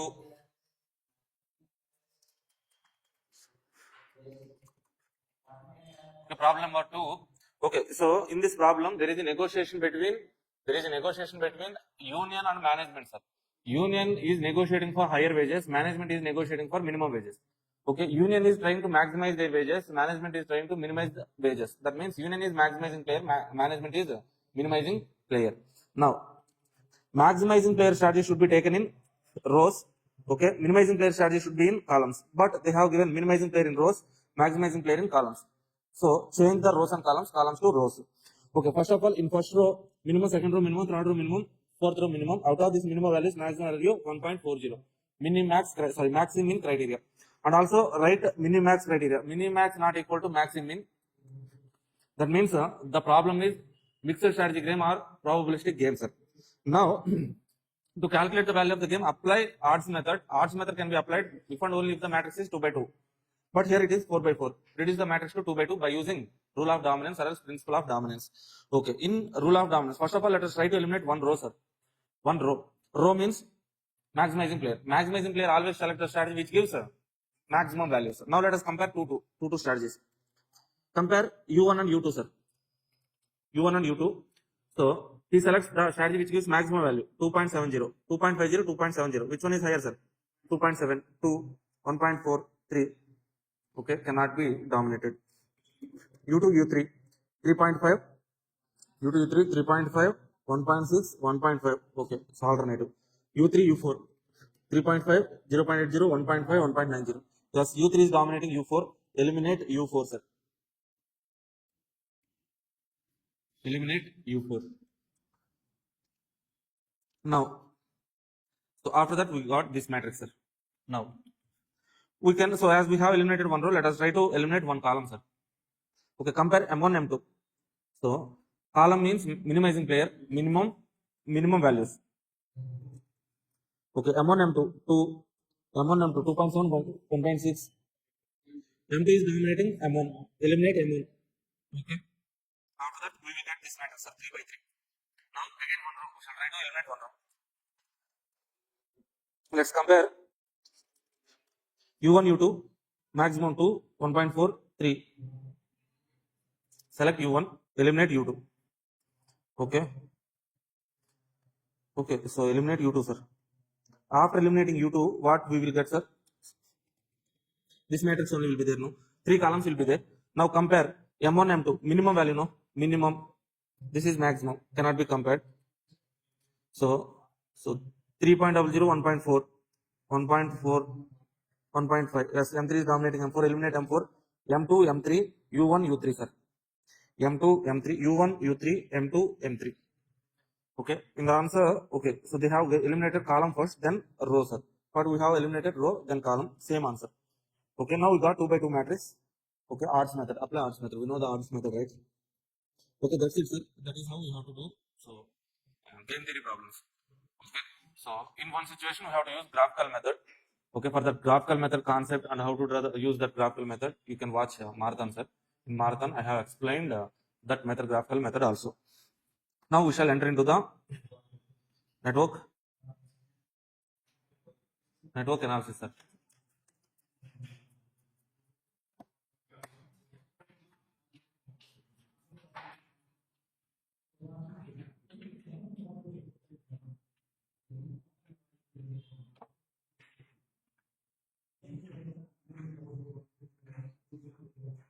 In network analysis, to control and manage the project, we have 4 techniques here, sir. First one is calculation of loads. Second one is program evaluation review technique. Third one is CPM, critical path method, that is nothing but crashing. Fourth one is resource leveling, sir. 4 concepts. Out of these 4 concepts, the most important concepts are these 2, sir. These 2 concepts. Okay. So in total, we have these concepts, sir. Basics, activity meaning, types of activities, types of events, errors in diagram drawing, conventions. Okay, drawing network diagram. Then floats calculation. To calculate the floats, you need forward pass and backward pass. EST, EFT, LST, LFT. Critical path calculation, critical activities, sir. Now, so I want to ask you some questions, sir, to test your basic knowledge on network analysis. Okay, sir. Okay, I will tell, sir. Activity means okay, something that consumes time and resource, sir. Activity will be represented with straight line. Okay, named with capital ABC. Event means starting point and ending point of an activity. So first of all, why activity means? Okay, so big project will be there, sir. So to control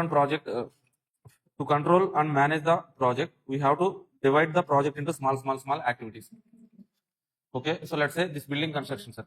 This building construction is, let's say this is the project. So to construct this building entire project, okay, we have to divide this building construction into small activities. What are the activities we need to perform, sir? First of all, foundation, then pillars, then slab, then walls construction, then okay, color painting, all those things, no? Okay, so now we have to arrange these activities in a sequence. Okay, so first of all, we need to dig the holes, sequence, dig the holes, then construct the pillars, and the pillars slab. So first level slab. At the same time, we can construct the pillars for second floor as well as ground floor walls also we can construct it. Are you getting this point? After completing first floor, above the floor, slab, first slab, we can construct pillars above the slab, and below the slab, we can construct the walls. No? At the same time, these 2 activities can be done.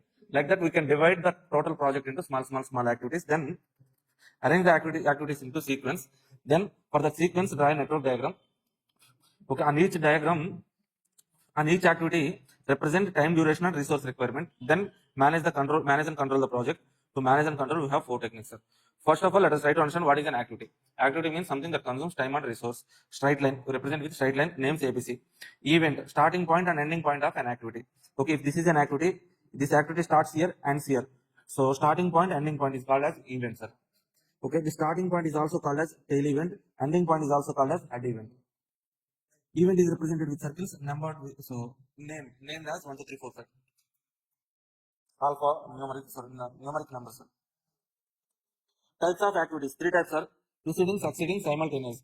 Okay. So in this diagram, BC is succeeding activities, A is preceding. For B and C, both are simultaneous. Coming to events, merge event, merge and burst. At this event, two activities are splitting, burst event.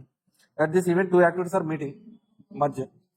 At this event, two activities meeting, three activities splitting, merge and burst. Errors, we have looping error, hanging or dangling error, errors in preceding and succeeding activities.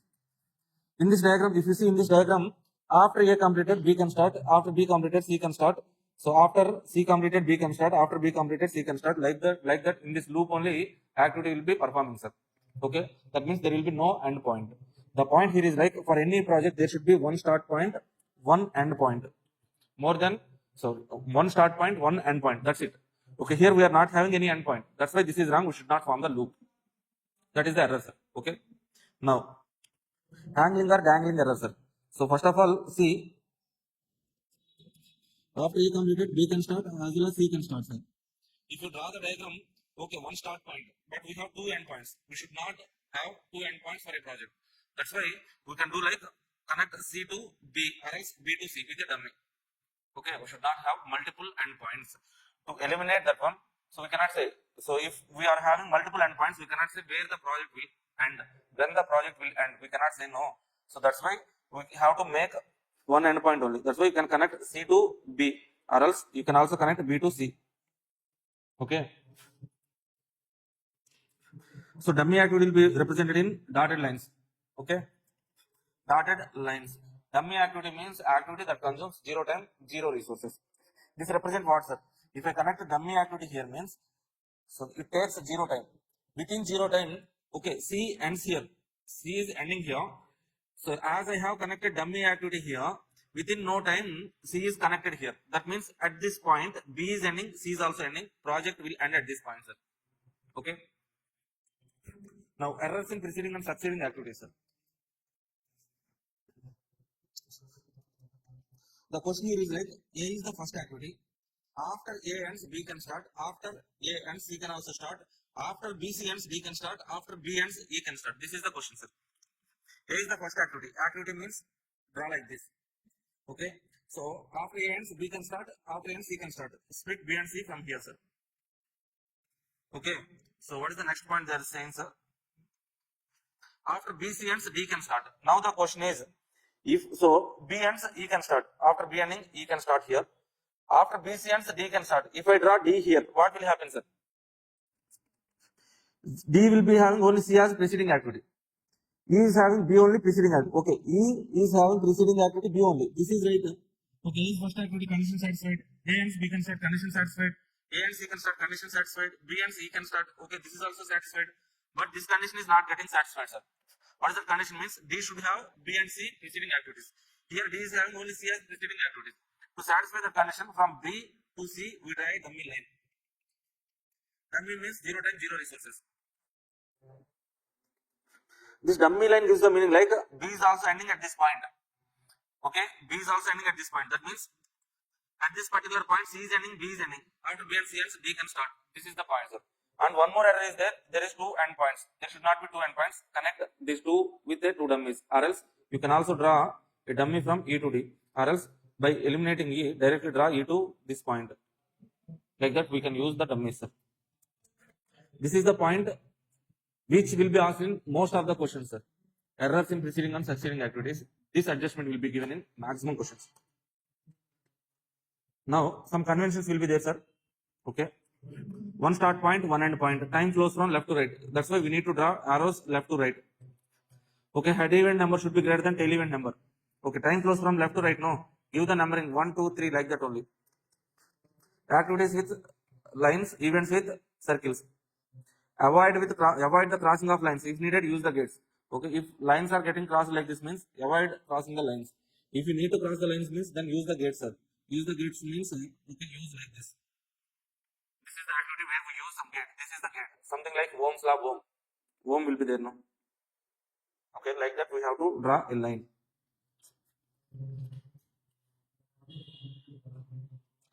Network diagram drawing, sir. So while drawing the network diagram, okay, follow the conventions, avoid the errors. Okay, first point here is like, while drawing network diagrams, activities will be represented in two ways, sir. So first way, the question will be asked like this, sir. They will give event numbering. 1, 2. See, this is the point you have to understand, sir.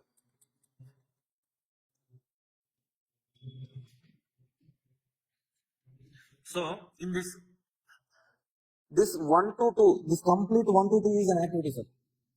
1 is an event, 2 is an event. 1 to 2 is activity. In the questions, they will give you like this, sir. 1, 2, 2, 3, 3, 4, 4, 5. That means 1 is event, 2 is event, 1 to 2 is activity. If number sequence is given like this, we can directly, so in the sequence, we can directly draw the network diagram. Not an issue. But what the problem here is like, when they have given question like this, sir. Activities with names. Activities succeeding or preceding activities will be given, sir. Okay, A succeeding activity is B, B succeeding activity is C. What the most of the students mistake is most of the students will make a mistake like A is here, B is here. A is B is succeeding. Okay, A succeeding activity B. After B succeeding activity C. They write like this, sir. Can you tell me what is the mistake there? A, B, C are activities. Okay, that should be represented with a straight line, not with circles. Okay, this is how some students make mistakes, sir. Okay, you have to take this. This is A, then take B. This is C. Like this, we have to draw. Okay, if numbers are given, okay, you can take the numbers in the circles. That's it, sir. Next point. Next, we have some basic questions for network diagram practice, and then we have forward pass, backward pass, all these things. Okay, that will take at least 1 to 1.5 hour time. Okay, so to explain, sir. That's why floats calculation, lengthy concept, sir. You can watch in Martin, but that is the interlevel concepts only. Interlevel. In CM Inter OM only, they're asking these questions. Okay, in final level, so question paper is being asked for program evaluation review technique or else crashing. Okay, out of last 4 attempts, 3 attempts program evaluation review technique, 1 attempt crashing question. The 2 recent attempt only crashing question been asked, sir. Now let's directly go to the, okay, so first of all, critical path. What is critical path, sir?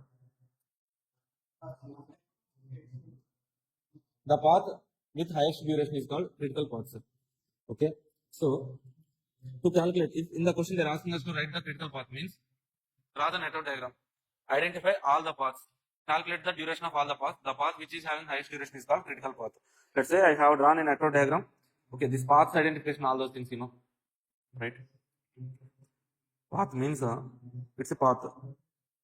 Okay, let's say this is the network diagram. This is starting point, this is ending point, sir.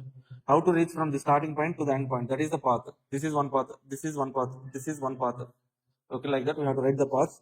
In each path, if you add the durations of time durations of each activity, you will get total duration of path. Okay, the path which is having highest duration is called critical path. In critical path, all the activities are critical activities only. That means in this way we can calculate the critical path, sir. Or else, this is having one more definition, that is, see, total float. Total float means the path in which all activities total float equal to 0. Critical path calculation in total float way. Okay, so critical path means the second definition, the path in which all activities total float equal to 0. In this flow, if you want to say, okay, this is the lengthy process, sir. The lengthy process means for each activity you need to calculate a total float and identify the path. For all the paths, you need to show the path all activities total float equal to 0 is called critical path. Lengthy path. We won't do this process. If in the question they're asking to calculate critical path, write the diagram. In the diagram, identify all the paths. The path which is having highest duration is called critical path. One more point. In critical path, all activities are critical activities. That's it. Next one of the important point here.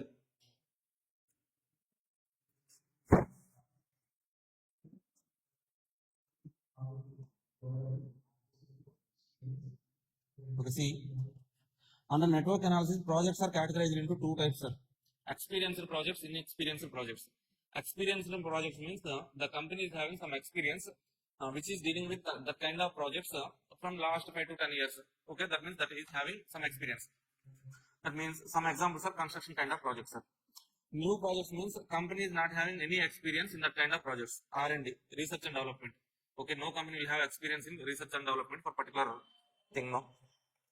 New project. So what is the difference between experienced projects and new projects means? For experienced projects, as we are having some experience, with some certainty we can estimate the time duration for each activity, sir. Time durations can be estimated some certainty. We can say the time duration of each activity if experienced projects. Okay. In new projects, we cannot say how much time we take for particular activity. New project, no, we don't know how much time it will take for each activity. So that's why we can say starting point and ending point in new projects. We cannot say the time duration of each activity. Start point, end point only I can tell. For research and development, sir. Let's say, for example, you need to find, so invent, or by research and development, you need to invent what, sir? Something like a coronavirus vaccine. Okay, you want to make the corona vaccine new version. Okay, so to make that vaccine, what we have to do, sir? Take some chemicals, mix, okay, so heat it to the 250 degrees centigrade. Okay, cool it, freeze it, then okay, so test it on the animals, rats, pigs, dogs. On the animals, we test that vaccine. That is called animal trials. After animal trials, human trials. Okay, we test that vaccine on humans. If that got success means, okay, that will be released in the market. That is the process. Okay, so in this entire process, I cannot say how much time each activity will take, sir. Okay, animal trials getting succeed means if the vaccine is failed in animal trials means go to the basics again. Okay, again mix the chemicals, find out something, again test that. Okay, repeated process. Okay, we cannot say each activity how much time it will take for each activity, but we can say the start point and end point. This project is getting started here. This activity is getting ended here. Like that we can say, sir. Okay, that means new project. So start and end point we can say. For experienced projects, we can say the time duration certainly. As we know the time duration with some certainty, we try to reduce the time duration. Why we have to try to reduce the time duration means, if I reduce the time duration, cost will be reduced. Let's say project duration is 52 days. For 52 days, I have taken a JCB on rent. You know JCB, right? Yeah. For each day, JCB rent is 1000 rupees. Total cost of the project is 52,000. By applying Gratian, I have reduced the project duration from 52 to 50 days. Now the JCB rent is 50,000. If I reduce the project duration, I can save overhead cost. Okay, that's why in case of experienced projects, as I know the time duration certainly, I will try to reduce the time duration to save overhead cost. This time reduction of time duration will be done under CPM method, which is called as Gratian. Now coming to new projects, as I don't know the time duration of each activity with some certainty, so when I draw the network diagram, I have to write the time duration of each activity. No, okay, which time duration I have to take. Okay, that's why I need to estimate the time durations. Okay. In case of new projects, in case of R&D projects, I don't know the time duration with some certainty. So that's why I will try to estimate the time duration. The process of estimation is called as program evaluation review technique, sir. This is the difference between program evaluation and CPM differences, sir. 4 points, sir. New projects, experienced projects, all those things. Okay, now let us enter into the program evaluation review technique. New projects. We don't know the activity time durations. Estimate the time durations. Here we have 3 types of estimations: optimistic time, pessimistic time, most likely time. Optimistic time TO, most likely TM, TP. More pessimistic time. Pessimistic time is maximum time. Optimistic time is minimum time. Most likely time is the time which is repeated highest number of times if we conduct the activity for a number of times. If I repeat the activity for a number of times, most repeated time duration is called most likely time. TO, TM, TP. These 3 are our estimations. Now, if I draw network diagram on activities, which time I have to take, sir? 3 times are here. Which time I need to take? For that, we need to calculate a new time called expected time, sir. Expected time. This expected time is nothing but weighted average of TO, TM, TP. So here, so to calculate weighted average, you know the formula, right? Sigma WX divided by sigma W. Okay, here weights are. Okay, here our variables are TO, TM, TP. Weights are for optimistic time 1, pessimistic time 1, most likely time it is 4, sir. Why? Optimistic time is minimum time 1, pessimistic time is maximum time 1 only, most likely time is most repeated time, that's why 4 is the weight. Okay. Now to calculate weighted average, Take this one, sir. TE, expected time is equal to 1 TO, 4 TM, 1 TP. 1 into TO plus 4 TM plus 1 TP divided by 6. Total weight is 6. This is the basic formula. Now, so I have calculated some average, sir. Weighted average. Say, for example, one particular project, I have calculated TE, it is equal to 100 days, sir. 100 days. Okay. So the probability that I will complete the project in this is, and that means 100 days is 50-50. 50% probability only I can complete the project in 100 days. Okay, it may be so. It maybe goes to 101, 102, 103 days, or else I can complete the project within 99 only, 98, 97. That means from this average there will be some variance, sir. From this expected time there will be some variance. It can be more than actual time, can be more than expected time or less than expected time. Are you getting this point, sir? Now, to calculate the difference, the variance, we are having standard deviation here. The formula for standard deviation is TP minus TO by 6, sir. TP is pessimistic time, that means maximum time. TO is optimistic time, minimum time. Maximum time minus minimum time divided by 6. This is called standard deviation. Also, we can calculate variance. How to calculate variance means standard deviation square. Now, see,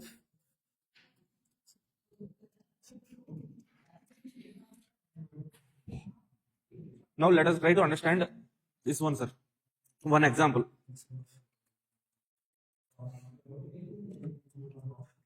Let's say a project is there. The expected time for the project is 100 days, sir. Expected time, estimation only. In reality, actual completion time may be more than 100 or else less than 100. What is the probability that we can complete the project within 100 days? Means 50-50 only, no? 50-50%. Okay, maybe it can be 101 days, 102, 103, 104, 105, 110, or else 99, 98, like this, 80. Okay. So to calculate this deviation, we have calculated standard deviation or variance also. Now the point here is like, I am saying the probability to complete the project within 100 days is 50% only. Now I need 90% of the probability or 90% of the confidence. That means with 90% probability, within how many days I can complete the project? That is the question. Okay, you are saying like completion probability 100 days. 100 days completion probability is 50% only, no? Now what is the probability that you can complete the project with, so reverse I will say, sir, let's say. Okay, to complete in 100 days, 50% is the probability. Now what is the probability to complete with by 1 or 3 days, let's say. Are you getting this one, sir? The question is like, what is the probability that project will be completed within 1 or 3 days?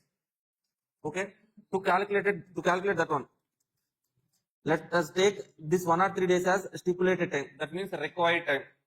My required time is 1 or 3 days. My average time is 100 days. Now I need to calculate what's our probability. To calculate that probability, we have to calculate Z value, sir. What is that Z value? Means Z is equal to stipulated time minus average time divided by standard deviation. The stipulated time means required time, sir. Okay, this Z value calculation will also be there in SFN, sir. Portfolio analysis or something. Z calculation will be there, no? Using average returns, required returns, standard deviation. To calculate Z value is also there in SFM. See, same concept, no difference. Okay, required time, stipulated time minus, stipulated time means in the question they will give us the stipulated time, sir, minus expected time divided by standard deviation. Okay, we get some Z value. For this Z value, we have to check the standard normal table. In the table, we get the probability, sir. That is this point, sir. First of all, our target is to calculate the probability, but directly probability we cannot calculate. We have to calculate Z value. From Z value, we can calculate probabilities. Some tables will be there.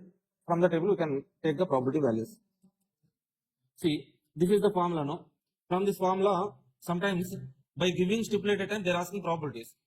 Now, sometimes by giving Z value, they will ask stipulated time, sir.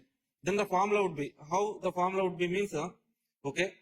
So then bring the standard deviation to left side, Z into standard deviation, TS minus TE. Now bring this TE also to the left side, TE plus Z into standard deviation, that is equal to TS. Stipulated time is equal to expected time plus Z into standard deviation. This is the basic formula. Okay, or else from this formula we can write this formula, or else from this formula this can write this formula. Now we need to understand one of the most important points, sir.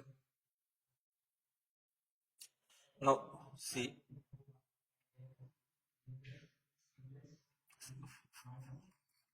A, B, C. A project is there, sir. That is a simple project A, B, C. That's it. Let's say this is the critical path. Critical path. So time duration of A is 5, B is 10, C is 6, sir. Okay. So standard deviation of A is 2, B is 3, C is 4. Variance 2 square, 4, 3 square, 9, 4 square, 16. Okay. To calculate the project duration, whenever they're asking the project duration, you can add critical activities duration. In critical path activities, add the time duration. 5 plus 10 plus 6, 21 days is the time duration, project duration. But when they're asking project standard deviation, we should not directly add standard deviations of critical path, sir. 2 plus 3 plus 4, that is equal to 9. We cannot say like that, sir. Why means in standard deviation formula, there will be some root. Standard deviation is equal to square root of sigma x minus x bar whole square divided by, so under root value. Standard deviation is under root value. We cannot add under root values directly. That's why calculate variance, you can add the variance. So to calculate project standard deviation, calculate project variance. How can we get project variance means add variances individually. 4 plus 9 plus 16. 4 plus 9 plus 16. 29. This is variance of the project. Now from variance you can get standard deviation. No? How to get standard deviation means standard deviation is equal to square root of variance. Okay, square root of 29, we get this one. One more point. So now coming to this one, sir, let us try to understand standard normal curve, sir. This is standard normal curve. This is standard normal curve, sir. This is the curve. The total area under this curve represents 1, sir. That means total probability. On this axis, I am taking the values, time duration values. Okay. So 95, 96, 97, 98, 99, 100, 101, 102, 103, 104, 105. At the expected time will be there, no? Average. TE means average, no? Nothing but average, X bar.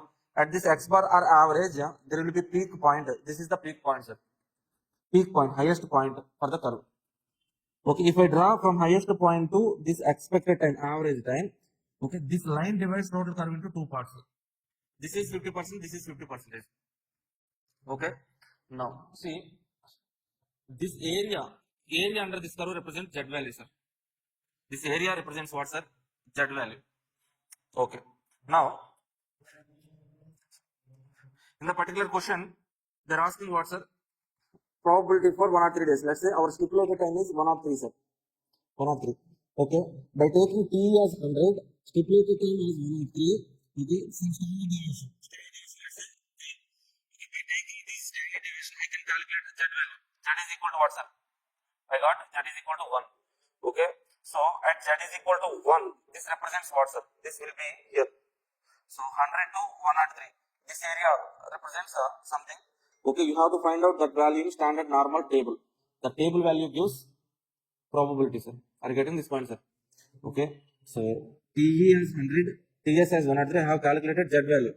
Okay, if in the question Z value is given like 0 to Z means, okay, at this TE, Z value will be 0, sir.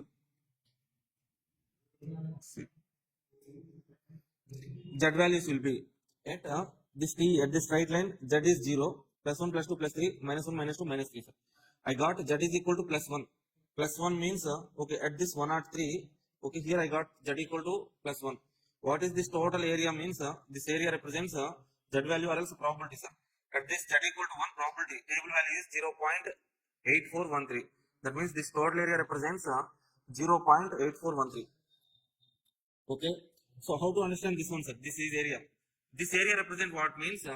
The probability that project will be completed in between 100 to 103 days. This green area represents what, sir? Probability that project. So first of all, see this graph. This is normal curve. This is line, sir. This total area represents one probability. Okay. So to this line, right side 50%, left side 50%. Okay. So this left side 50% represents probability that project will be completed. Project will not be completed. Off. Probability of completing the project, probability of not completing the project. Okay. Now Now let's say the area, this area represents what, sir? This total area is 0.5 area. This total area is something. This represents what means probability that project will be completed 100 to 103 days, in between 100 to 103 days. Okay. This area, let's see, this area represents what, sir? The probability that project will not be completed within 103 days. Project will be completed more than 103 days. Okay. So this explanation and everything, if I explain with an example or else question with numbers, you will get, sir. Okay, now, yes, sir. Okay.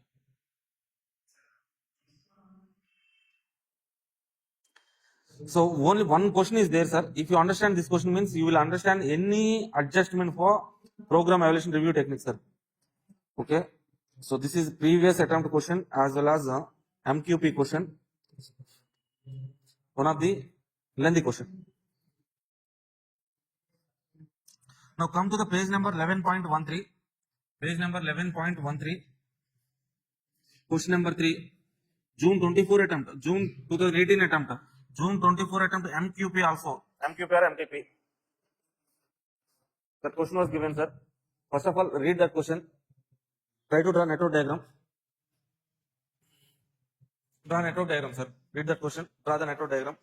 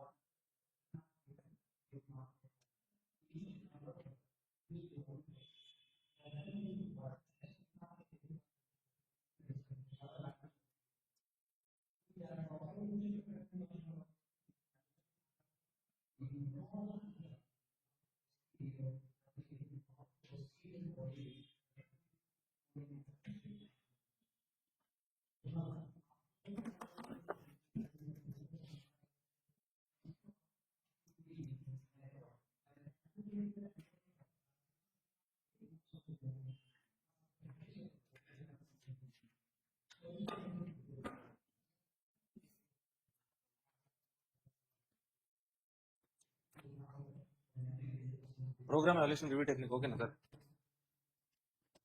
Technique concept I have explained now. Okay. Now, I will try to explain this one in detail now. Okay. Even if you don't understand that graph also fine. Now you can understand, sir. See, Jobs Unlimited, a manufacturer of plant and machinery, in the process of quoting tender called by Job Limited. Delivery date once promised is crucial and penalty clause is applicable. The project manager of Jobs Unlimited has listed down the activities of project as under activities 121314 2535 4656. Optimistic time, most likely time, pessimistic time. Okay, whenever in the question they have given optimistic, most likely, pessimistic time means that is program evaluation review technique question only. By given activity, by using the activities, we have to draw network diagram, sir. This is the network diagram. Okay. After that, first of all, take the table values. Table values means activities, optimistic, most likely, pessimistic times. Okay. Take this table. So by using this table, first of all, we need to calculate what, sir? Expected time as well as variance. Variance. So now,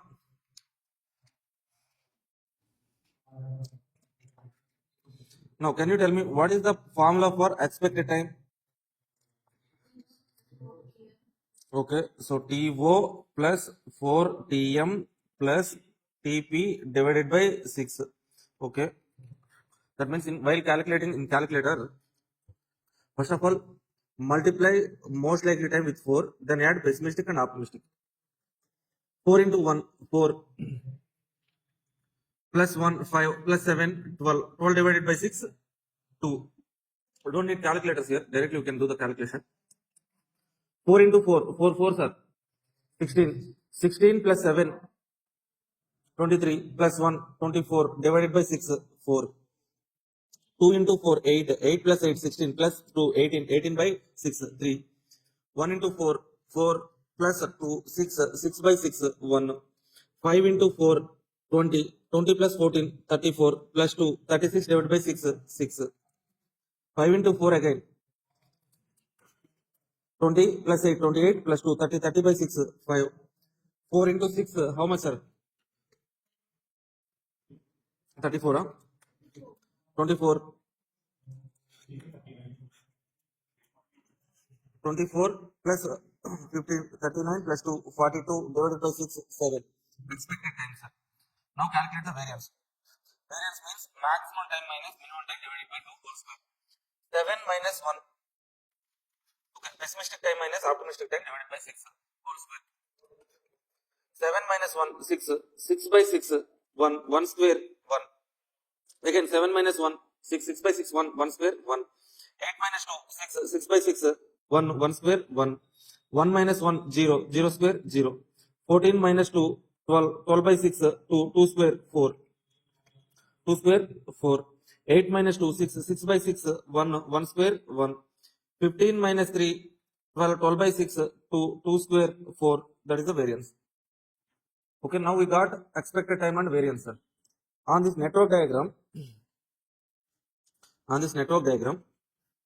so for each activity, write the time duration, sir. Time duration means expected time. So for 1 2 activity, 2 is the, for 1 and 2, time duration is 2. For 1 3, expected time is 4. For 1 4, expected time is 3. Okay, like that for all the activities, write the times. Okay, then identify the critical paths, sir. We have how many paths here? 1, 2, 3 paths. Identify the 3 paths, calculate the time durations. The path which is having highest duration is called critical path. 17. This critical path duration is only called project duration. Okay, this 17 is the project duration, sir. Project expected time is 17. Project duration or project expected time is 17, sir. Okay. Now, again come to the question. Read this question, sir.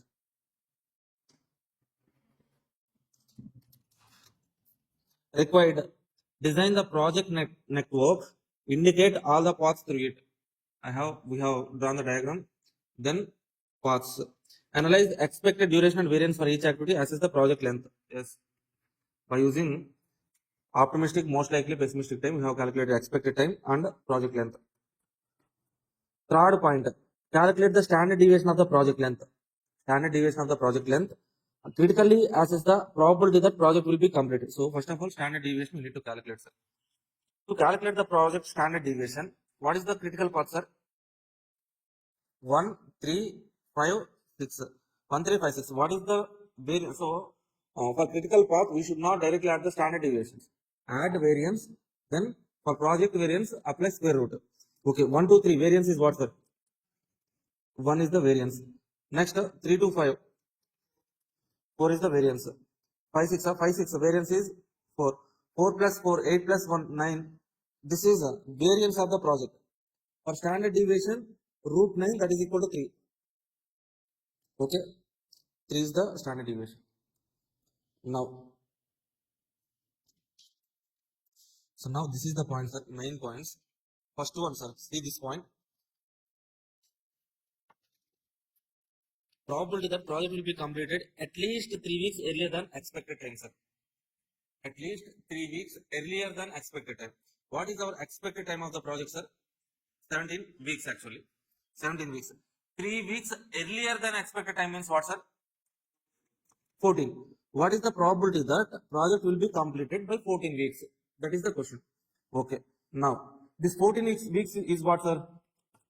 Required time. Nothing but TS, stipulated time, 14 weeks. What is our expected time? 17 weeks. What is our standard deviation? 3 is the standard deviation.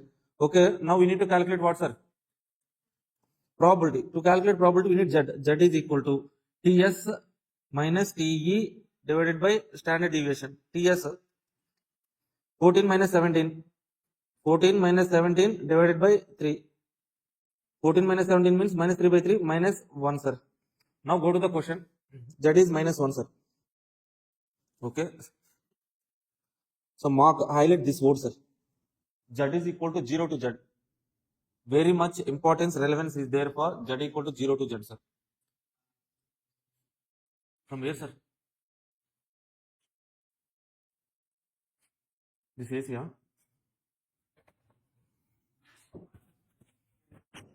From where, sir? I don't know. Why, sir? One minute, sir. Yes.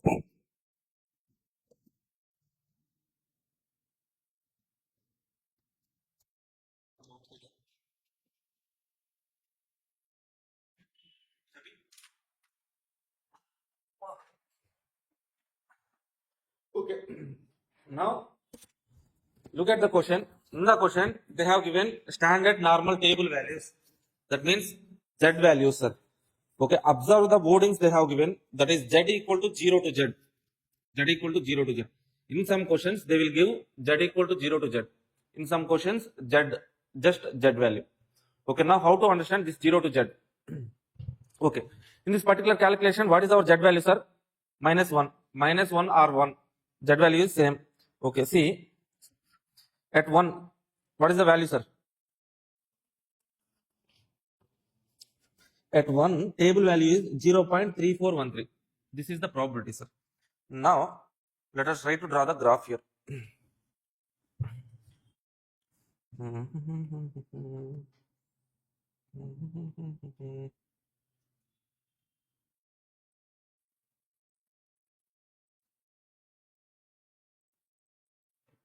See,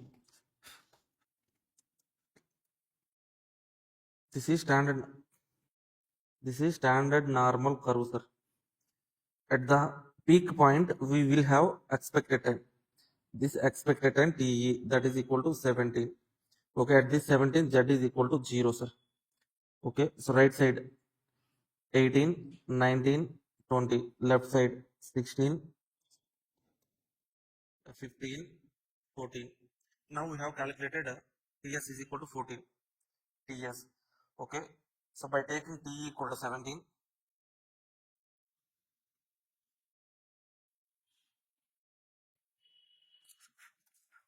okay, by taking this TS equal to 14, T equal to 17, we have calculated Z value. So Z value 0 to at TS is equal to 14. At this 14, Z value is what, sir? Z is equal to how much? 1. Okay, table value is 0.3418. 3413. Okay. So here we have Z equal to 1, sir. Z equal to 1. At T expected time, Z equal to 0.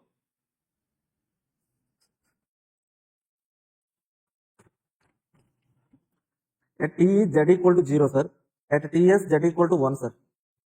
Okay. So in the table, what they have given, sir? Z equal to 0 to Z. That means this Z value, that is equal to table value 0 to 0.3413 represents this area, sir. This area. Now, how to understand this area? This area, what is the table value, sir? 0.3413, right? Okay. Now this 3413 is the probability or area, sir. This probability nothing but 34.13 percentage. This percentage represents what, sir? This is the probability that project will be completed in between 14 to 17 days. That is 0 to Z. Our Z value is 1. 0 to Z. This is the area. This area represents probability that project will be completed 14 to 17 weeks. But what is the question they are asking, sir? Probability that project will be completed within 14 weeks. That means we need this area. How to calculate this area? We know this total area, sir. What is this total area? 50% or 0.5. Okay, we know this particular area. If I subtract from this total area, this area, I will get this area, no? Are you getting this point? Okay, 0.5 minus 0.3413. How much? 0.1587. That means 15.87 is the probability that project will be completed within 14 weeks. Okay. Why this much calculation, sir? In some questions, directly they will give Z value, sir. Without mentioning like 0 to Z, if they have given Z value means, directly you can assume like from left and we can take the values. That means at Z equal to 1, without mentioning 0 to Z, Z equal to 1, they will give directly this value. Okay, 0.1583 like this. In that situation, probability of completing project within 14 weeks we can take. Are you getting this point? So if they have mentioned 0 to Z means you assume like this value is from Z to 1. Z equal to 0 to Z equal to 1 here, no, this area. If they haven't mentioned Z equal to 0 to Z, that means the Z value is from left end. From left end, this area is, then that area is 0.3413. Like that we can assume, sir. 3413, like that we can assume. Okay, na? Okay. So next point. Now we go to the next question, sir. Next point. What is that next point?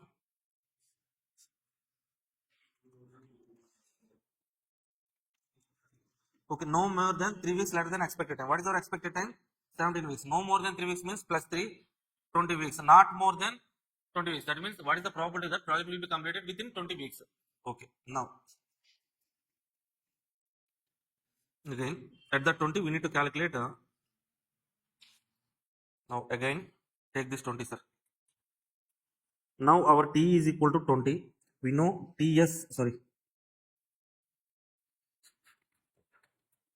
Our T is 17, sir.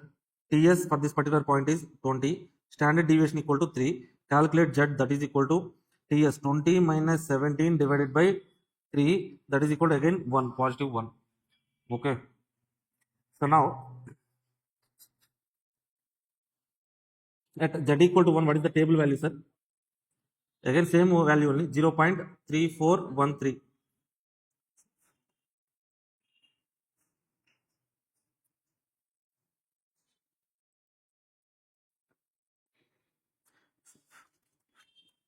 Again this at this point 17 will be there, peak point 17. This is nothing but TE.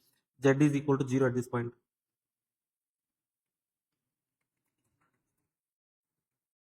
17 TE, 18, 19, 20, 21. Okay, so 16, 15, 14, 13. Now our T is what, sir? 20. At this TS, this is TS, no? At this TS we got Z equal to plus 1. Here Z equal to minus 1 we got. This is plus 1. The area is 0.3413.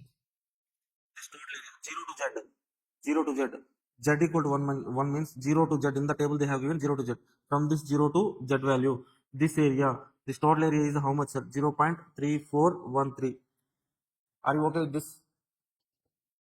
Okay, now what are they asking in the question, sir? What is the probability that project will be completed within 20 weeks? Okay. So this probability, this represents what, sir? Probability that project will be completed in between 17 to 20 weeks. If I complete the project in 16 days, that is also within 20 weeks, no? If I complete project within 13 weeks, that is also within 20 weeks, no? That's why we need this area also. Okay, so the probability that project will be completed within 20 weeks means that represents this total area, sir. Now we know this area. Can you tell me what is this area, sir? 0.5. The probability is 0.5 plus 0.3413, that is equal to 0.8413. 84.13 is the probability, sir. Okay. Z value, sir. Now, can you tell me what is the probability that project cannot be completed within 20 weeks? After 20, how much is that? 0.5 minus 0.3413, no? Okay. So let's say I'm saying like what is the probability that project will not be completed means you have to consider this area. Okay. What is the probability that project will be completed within 16 days? Means what is the area? This area we need to consider. What is the probability that project will not be completed within 16 weeks? Means you need to consider this area. Will be completed means left side. Will not be completed means right side. Okay. Now what is the next point, sir? Last point. If the project due date is 18 weeks, as is the probability that not meeting the due date? Excellent point, sir. Due date is 18 weeks, answer. See. So now stipulated time is equal to 18. Okay. Expected time is what, sir? 17. Standard deviation equal to 3. Z is equal to, okay, TS 18 minus 17 divided by 3. That means 1 divided by 3. That means 0.333. Okay, at this table value is what, sir? Look at the question and tell me the table value, please.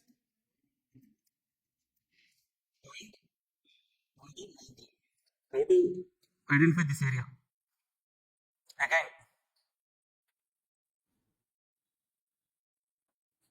this is 17 TE. This is 18 TS. Here Z is equal to 0. Here Z is equal to 0.333. 0.333. Okay, if you go to the question, again they have given Z is equal to 0 to Z. That means these values you need to calculate from Z equal to 0. Okay, if I got a positive value means here to here. If I got negative value means here to here I have to take, sir. Now as I got the positive value, I am taking this area. 0 to 0, this is equal to 0.333. 0 to Z value, this is the area. What is the table value? 0.1293. This is the area, sir. Now, what are they asking the question? Probability that not meeting 18 days. That means this area represents what, sir? This area represents probability that project will be completed within 17 to 18 weeks. But we need not completing within 18 weeks means all this area, this total area represents completing the project within 18 weeks. Now we need this area. How to calculate this area, sir? You know this total area 0.5 minus 0.1293, sir. How much? 0.37, 37.07 probable percentage of probability, sir. Okay, now tell me, sir, any doubts in this graph, sir? Standard normal curve. Okay, 0 point Z means we have to take the areas like this. If they are not without mentioning 0 to Z, directly Z values means from the left hand. Okay, in this particular question, if they haven't mentioned the 0 to Z, that means here the table value will be from the left to here, sir. Okay, so that's it, sir. If you understand these points means, okay, you can understand other questions also. We have one more program evaluation review technique question below or above this question, sir. Okay, try to practice this question also. I think this one. This question number 4, sir. Practice this question also. Then in tomorrow's class we will discuss crashing, sir. For crashing, okay, so I think one problem is enough, sir. I will discuss the problem in detail. Okay, so recent attempt question also same like the question which we have in our book, that is I think this model, sir. December 2022 attempt model, sir. That one. Okay, so I will discuss the question in tomorrow's class. So that's it. After completing that, directly go to the SCM. SCM chapter number 3, transfer pricing. Okay, so after transfer pricing, we have some small chapters: product life cycle, asset life cycle, probability, target costing. Okay, if I discuss this 5 chapter means you can write a 14 mark question. Then standard costing. Okay, so with that we can complete the syllabus for 5 questions. 5 questions. That means third question, fifth question, 6, 7, 8. Okay, if you want to, so if you want, if you are not don't want to take any risk means you can also need to prepare chapter number 4 theory questions. Okay, even if you don't want to take any risk means prepare marginal costing. Okay, so here I am telling the syllabus related to 5 questions. 5 questions. So prepare. So be thorough with these 5 question syllabus I am discussing, and also be thorough with the MCQs. MCQs you will get at least if you are good at MCQs means with this chapters you will get at least 60, sir. Okay, sure, short questions. At least MCQs. Okay, that means see in last attempt they have Institute has released MCQ booklet, sir. In that MCQ booklet, 250 MCQs are there. Out of the 250 MCQs, 12 MCQs directly given in previous attempts. Okay, that means again, so if you learn this 250 MCQs means again at least 12 questions we can attempt. 12 questions, 12 into 2 means 24 marks. To get 60, how many marks we need, sir? 36 only. From 5 questions, 5 14, sir. 5 14 means how much, sir? 50 plus 70. Out of 70 marks, can't we get 36 marks, or at least? Yes, definitely we can get. You will get exemption, sir, if you prepare these questions. Don't worry, be confident. Okay, sometimes try to learn MCQs also. That's it. Thank you. Yes. Hi, hello everyone. Welcome back. In previous class, we have started with network analysis, and we have done with program evaluation review techniques, sir. Now in this class, we are going to discuss crashing. Okay, see.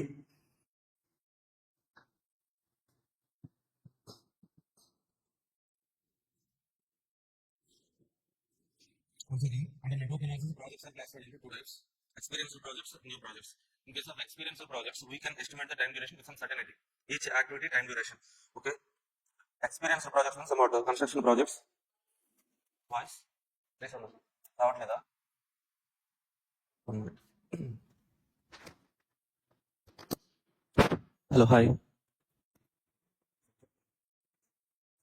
1 minute, sir. Voice తక్కువ వస్తుంది, లేదా అసలు రావట్లేదు? ఆయన printing.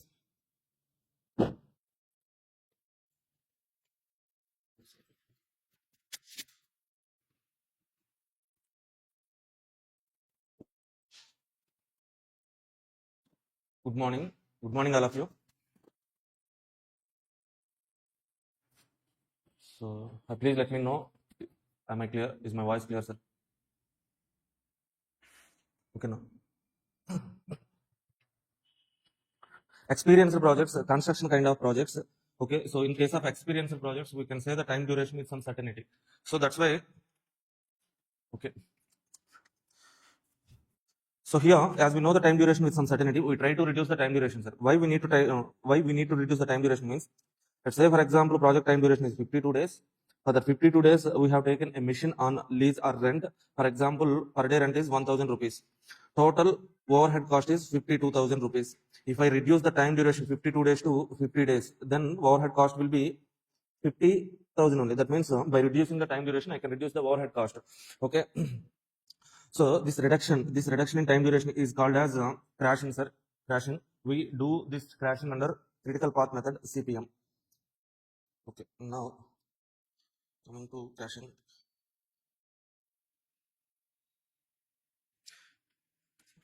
This crashing affects the project in two ways, sir. Okay, so by doing crashing, project will be affected in two ways. That means one side we will get some benefits, another side we incur some cost, sir. Some small cost. That is called crash cost. Say for example, here I'm saying like project will be reduced from 52 days to 50 days to reduce the overhead cost. But so the project which should be completed in 52 days, that should be reduced to 50 days means to reduce these 2 days, to reduce the 2 days, we need to engage some additional resources, Okay, we are taking a mission on rent. Okay, so the mission should work for 52 days, but we are making them to work for 50 days only. That means to reduce the 2 days, 2 days. Okay, so we need to make that mission work for overtime. That overtime cost will be there, no? So that cost, we incur some small cost. That cost is called crash cost, sir. Okay, on other side, we get some benefits, cost reduction. Let's say, for example, for 1 day, mission rent is 1,000 rupees. Okay, to reduce this 1 day, we have to make that machine to work overtime. That overtime cost is, let's say, for example, per day, 400 rupees overhead cost, overtime cost. Okay, so one side, if we crash the project time duration by 1 day, we will get the benefit of 1,000 rupees. On other side, we incur some small cost, crash cost 400 rupees. Then, okay, so our benefit is greater than our cost, no? So that's why we proceed for crashing, sir. Okay, so here benefit is saving in overhead cost. Okay, other side cost is some small cost we incur, that is called crash cost, sir. Okay, so now, so as long as this benefit is greater than crash cost, we proceed to crash the project, sir. Okay, here 1,000 rupees benefit. If I crash 1 day, I will get 1,000 rupees benefit. Other side, my cost is 400. Okay, greater than, I definitely crash the project as I'm getting 600 rupees benefit. Say for example, if 1,000 is benefit I'm getting, and also cost to crash the 1 day. To crash 1 day is 1000. In that situation, do we crash or not, sir? The benefit we are getting is 1000. The cost we are incurring is 1000. In that situation also, okay, fine. We are not incurring any loss now. We can proceed for crashing. Okay. As long as this benefit is greater than or equal to crash cost, we crash the project. Once the benefit from the crashing is less than cost, let's say for example 1200 is the cost, 1000 is the benefit. Just because of reducing 1 day, I am incurring 1200 rupees, but my benefit is 1000 rupees only. In that situation, I won't crash further. Okay, but there are some cases, some emergency projects will be there, irrespective of cost. We need to achieve deadlines. So in that particular situations, okay, even though cost is greater than benefit, we further go for crashing, sir. Okay, so based on this analysis, there are three types of project duration, sir. So first one is normal duration. This normal duration means before crashing, original project duration before crashing. Okay, so next one, optimal duration. Optimal duration means after crashing, but till benefit greater than or equal to crash cost. As long as your benefit is greater than or equal to crash cost, if you go for crashing, okay, so you will get some duration. That duration is called optimal duration. This optimal duration, project cost is minimum, lowest cost we get. Okay, once okay, after cost is greater than benefit, once benefit is less than cost, if you go for further crashing, okay, fine, but you will achieve minimum duration. Even further, you proceed for crashing. Even after cost is greater than benefit, if you go further crashing means, then you will get minimum duration, shortest duration. Okay, but at the shortest duration, project cost will be higher. Okay, so these are three types of durations here, which will be used for MCQs. Now coming to how to do crashing, sir. How to do crashing. So whenever you are starting a crashing, okay, you have to ask two questions. Okay, this crashing will be done under critical path method. We have to crash critical path only. Now see, so while doing the crashing problem, you have to ask yourself two questions. Question number one, question number two, sir. First question is which path will be crashed? In project, we'll be having multiple paths. In multiple paths, which path will be crashed? First question, sir. Which path will be crashed means critical path. Sir, why critical path, sir? Why critical path means, let's say three paths are there, sir. 1, 2, 3, 5, one path. 1, 3, 5, second path. 1, 4, 5, third path. Three paths are there. So first path duration is 22 days. Second path duration is 20 days. Third path duration is 16 days, sir. So see, in this particular example, so what happens is like here we are having three paths, sir. Okay, what is the project duration now? 22. So the critical path is 1, 2, 3, 5. So the critical path duration is 22. Critical path duration is only the project duration. Okay. Now the first question is which path to be crashed? You have to crash only critical path. Say for example, if I crash non-critical path, these two are non-critical paths. Okay, if I crash non-critical path, so this 1, 4, 5 path, sir. If I crash this 1, 4, 5 path, what will happen means, let's say for example, I have crashed this path by 2 days, making this project, so this path duration 14 days, sir. Okay, now new durations are 22, 20, 14. Now, what is the project duration? 22 days only. That means even if I crash non-critical paths, project duration will not be reduced. So that's why we need to crash critical path only. Okay, first point. So which path to be crashed? Critical path. Again, our continuous question is which activity to be crashed? Okay, in critical path we are having multiple paths now. So multiple activities, 1, 2, one path, 2, 3, another path, 3, 5, three paths. Here we have three paths. So three activities, sorry. In this critical path, we have three activities. Out of three activities, which activity I have to crash? Second question. Okay, which activity I have to crash means, let's say for example, if I crash the project by 1 day, my benefit I am getting is 1000. If I crash activity 1, 2 by 1 day, my crash cost is 500 rupees. If I crash 2, 3 by 1 day, 600 rupees is crash cost. If I crash 3, 5, okay, my crash cost is 300 only. This is the situation, sir. Now, I have decided to crash this critical path. In this critical path, which activity to be crashed? So, the crash cost for each activity is given 500, 600, 300. By crashing 1 day, we get benefit of 1000 rupees. In this situation, which activity to be crashed? Which activity to be crashed means, let's say for example, if I crash 1, 2, what is the net benefit I'm getting? 1000 is benefit, 500 cost, net benefit 500. Okay, if I crash 2, 3 by 1 day, benefit I'm getting is 1000, cost is 600, 400 is the benefit. If I crash 3, 5 by 1 day, benefit is 1000, cost is 300, net benefit I'm getting 700. Which is better, sir? So, crash 3, 5 by 1 day, that is better. Why means this is having lowest crash cost. That means second question, which activity to be crashed means the activity with least crash cost to be crashed first, sir. Okay, in this situation, your first preference should be this one, least crash cost. Second preference 1 2. After third preference 2 3, sir. In this preference only we have to crash the activities. Okay. Now coming to second question. How many days to be crashed? First question, which path to be crashed? Critical path. Out of critical path activities, which activity to be crashed? The activity which is having least crash cost. Okay. Now second question, how many days to crash?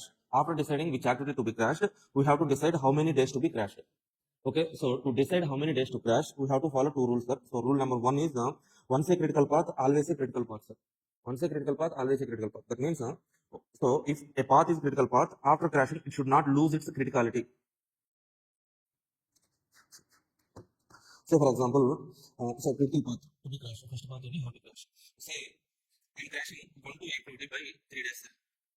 1 to activity, 3 days. In first part, 1 to activity is there. 3 days crashing means it becomes 19 days. Okay, in second part, 1 3 3 5. 1 2 is not there. That means this is 20 only. Third part, 1 4 4 5. 1 2 is not there. That means this is 16. New durations are, new time durations of project are 19, 20, 16. Okay, so previously the project duration is 22. Now what is the project duration, sir? 20, sir. 20. Okay, so previously first one is the critical path, 22 days. After crashing it became 19. So second path became critical path. Okay, so even I have reduced or else crash 1 2 activity by 3 days, project duration reduced from 22 to 20 days only. Are you getting this point, sir? So okay, so even I crash 1 2 activity by 3 days, project duration reduced by 2 days only.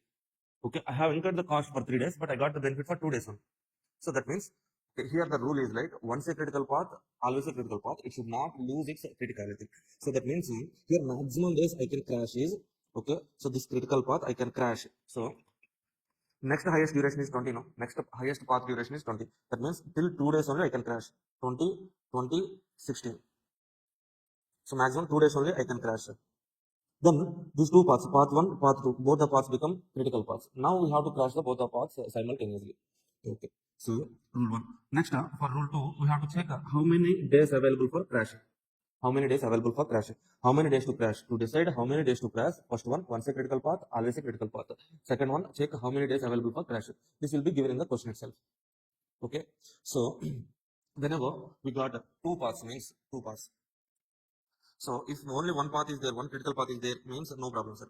But if there are two critical paths, we have to crash two critical paths simultaneously. How to crash two critical paths simultaneously? Okay. See, the first path is 1 2 2 3 3 5. Second path 1 3 5. So to crash two paths simultaneously, so we have two options here, sir. Either we can crash common activities, or else uncommon activities. See, in both the paths, 3 5 is common. 3 5 is common.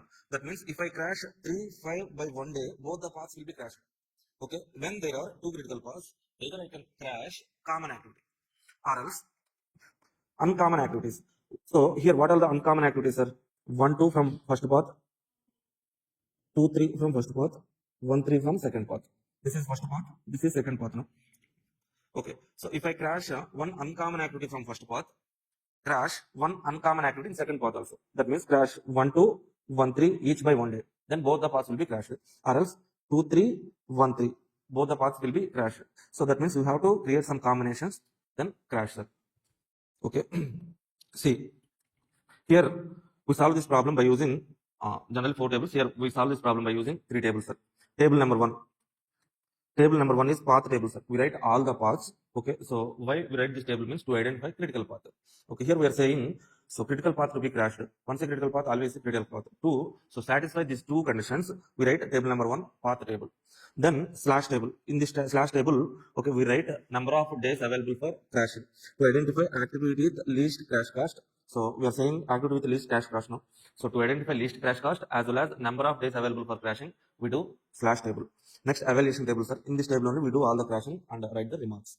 This is the process. Once again, what are the two questions we have to identify means? So first question is which path to be crashed? Which path to be crashed? Which path to be crashed, sir? Critical path. So in critical path, multiple activities will be there. Which activity to be crashed? The activity which is having least crash cost. to be crashed first. Second question is how many days to be crashed. So the first rule is once a critical path, always a critical path. So the critical path should not lose its criticality. Okay. Next rule is okay. Check the number of days available for crashing. That will be given in the question itself. That's it, sir. Okay. Now we go to solve one problem.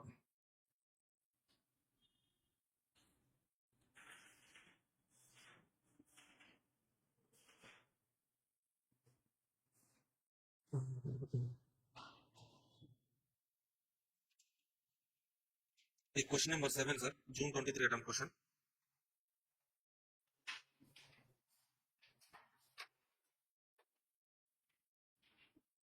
Question number 7, June 23 attempt question. Read this question once and draw network diagram, sir.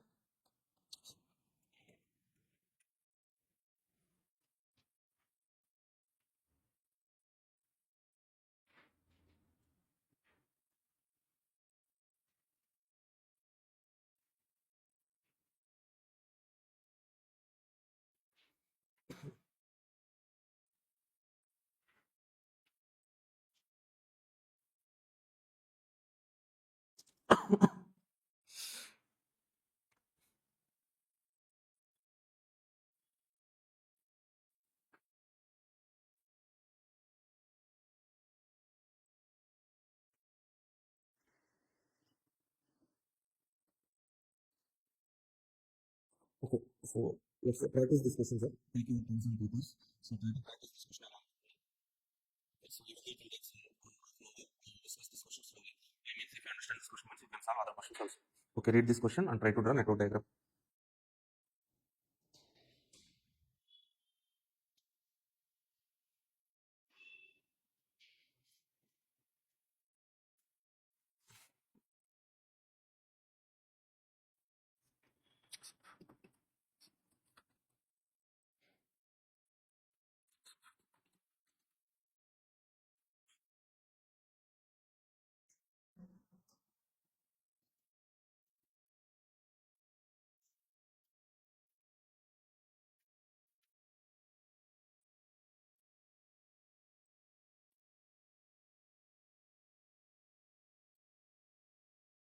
Yes, hi, Hariniraj, Nikita,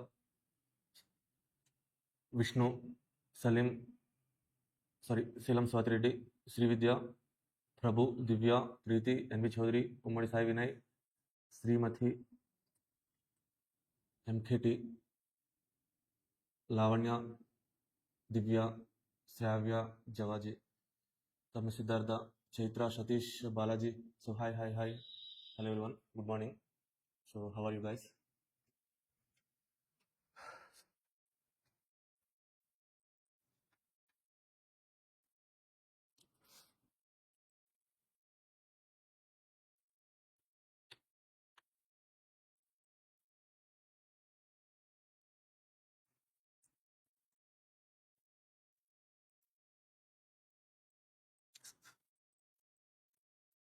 Okay. See, Anand Builders have been approached by Bharat Secondary School to build a computer room for the students.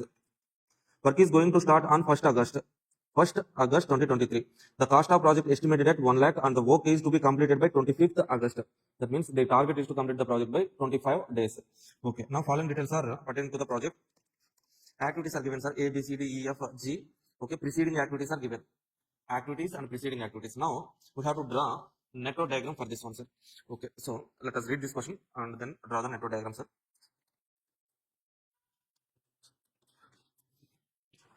Plan time, original time and original cost. Okay. Before the work begins, the school approached the builders and requested them to complete the work by 20th August. That means originally planned duration of the project is 25 days. Now the school is asking to complete the project by 20 days only.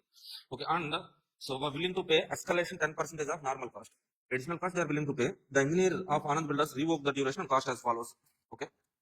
Revised time is given, sir. Revised cost is also given. By ABCDFG, you are required to draw network diagram and check whether it is possible to complete the work by 25th August as originally planned. And the second point, will it be possible to accept the request to complete the work by 20th August? How much additional cost has to be paid?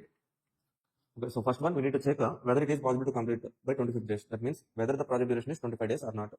Next, after that, we have to crash the project. Okay, so whether it is possible to crash 5 days, okay, whether it is possible to complete the project by 20th August. Okay, and then okay, what is the additional cost we have to calculate, sir? So first of all, let us draw the network diagram for this one. Okay, if you observe, activity A, B, C are not having any preceding activities. That means on spot right now we can start activity A, B, C, sir. Okay, as they are not having any preceding activities, this can be started on spot right now at the beginning. Take an event like this, sir. Take an event like this. From this, draw three activities A, B, C. This is A, this is B, this is C, sir. Activity A, activity B, activity C. Now, what are the next activities, sir? So see, if you see, after A, D can be started. After A, E can be started. That means once A ends, D and E can be started. Okay, let us draw. So don't draw this. Roughly, I am drawing this one. Let's say this is D, this is E, sir.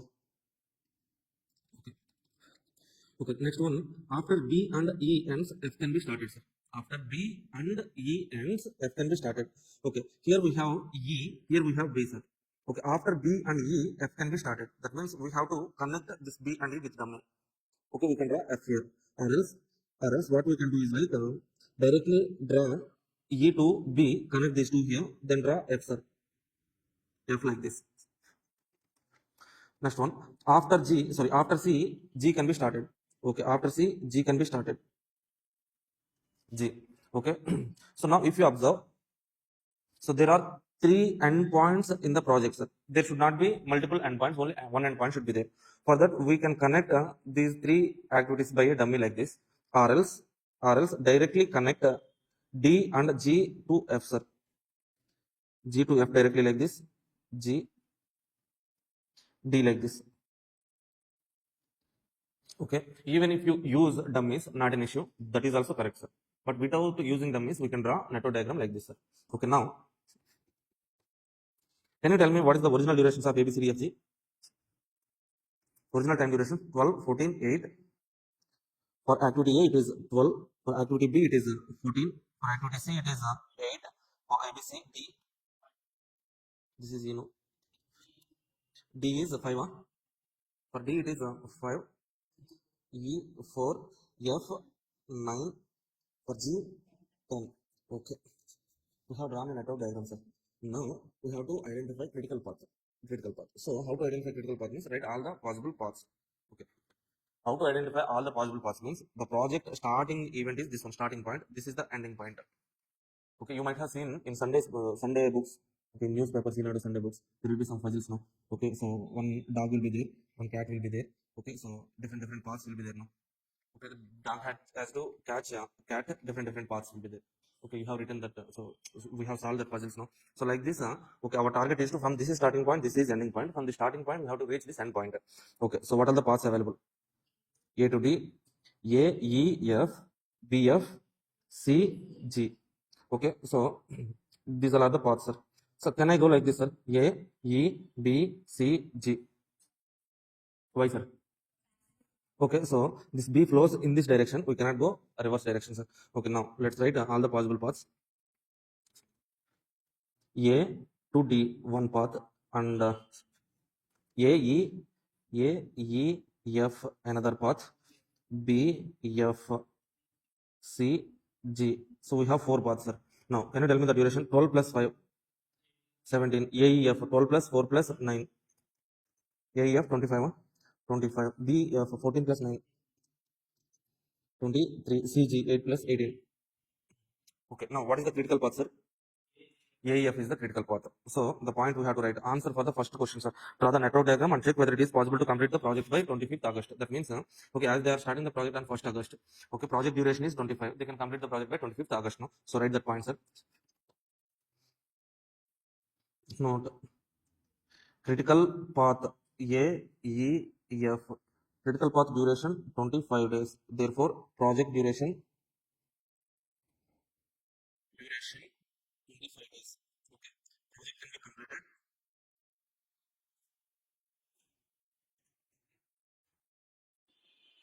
completed by 25th August. Right? That's it, sir.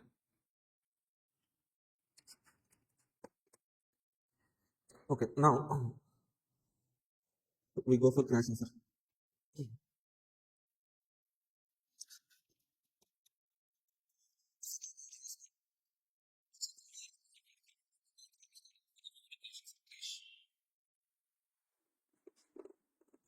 Crashing under CPM method, sir. Okay. Here we have to take the first table, table number one, path table, sir. Path table, in which we have to write paths, time durations. What are the paths, sir?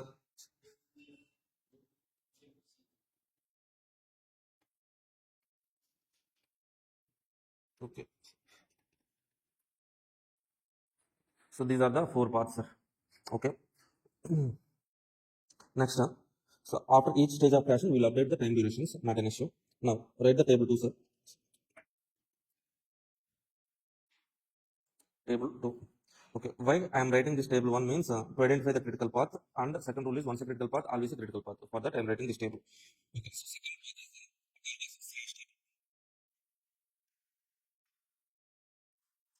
Okay, why I am writing this as slash table means, okay, so you will understand later. But why we are writing this table, sir? In this table, we need to have crash days available,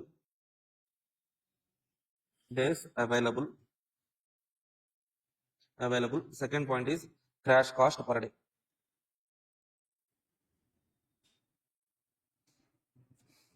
Crash cost per day, sir. For these 2 points, I'm writing this slash table. Okay. Now, in this table, write all the activities. Activities. A, B, C, D, E, F, G. These are all the activities.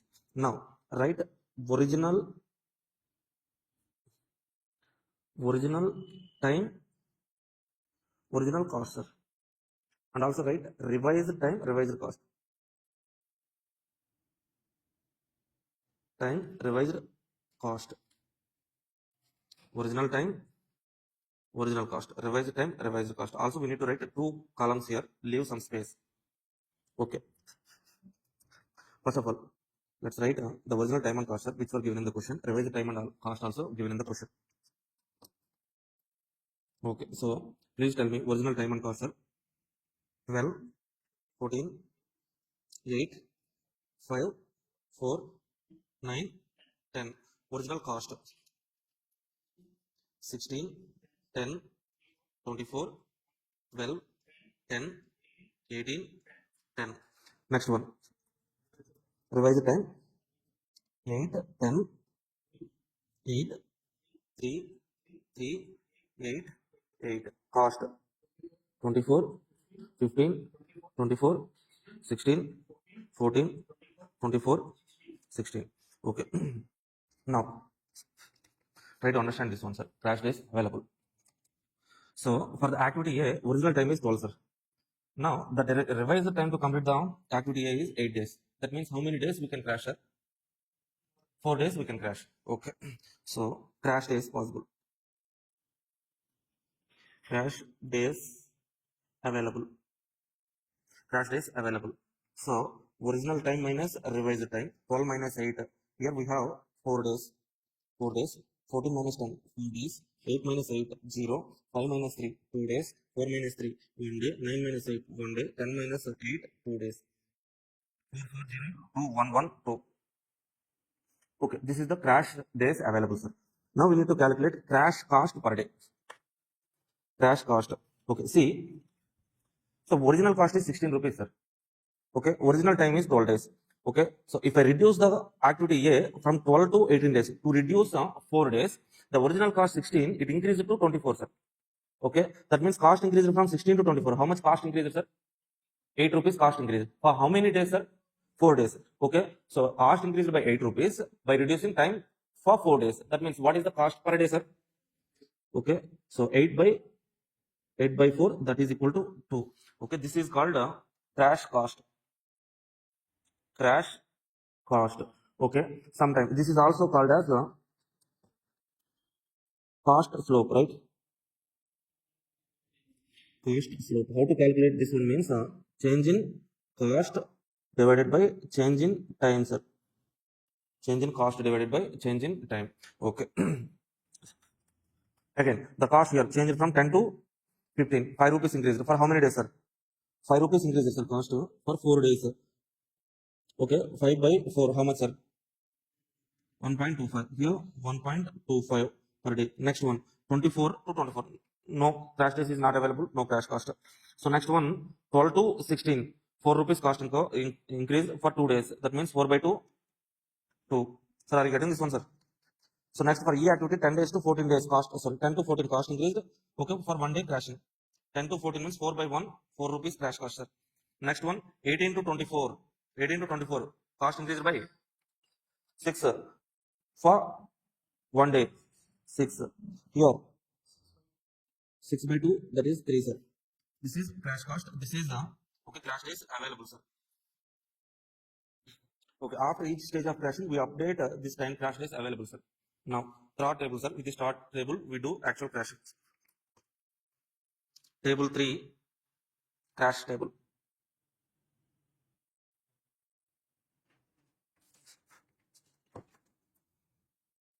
Okay, so write stage of crashing, particulars, okay, remarks.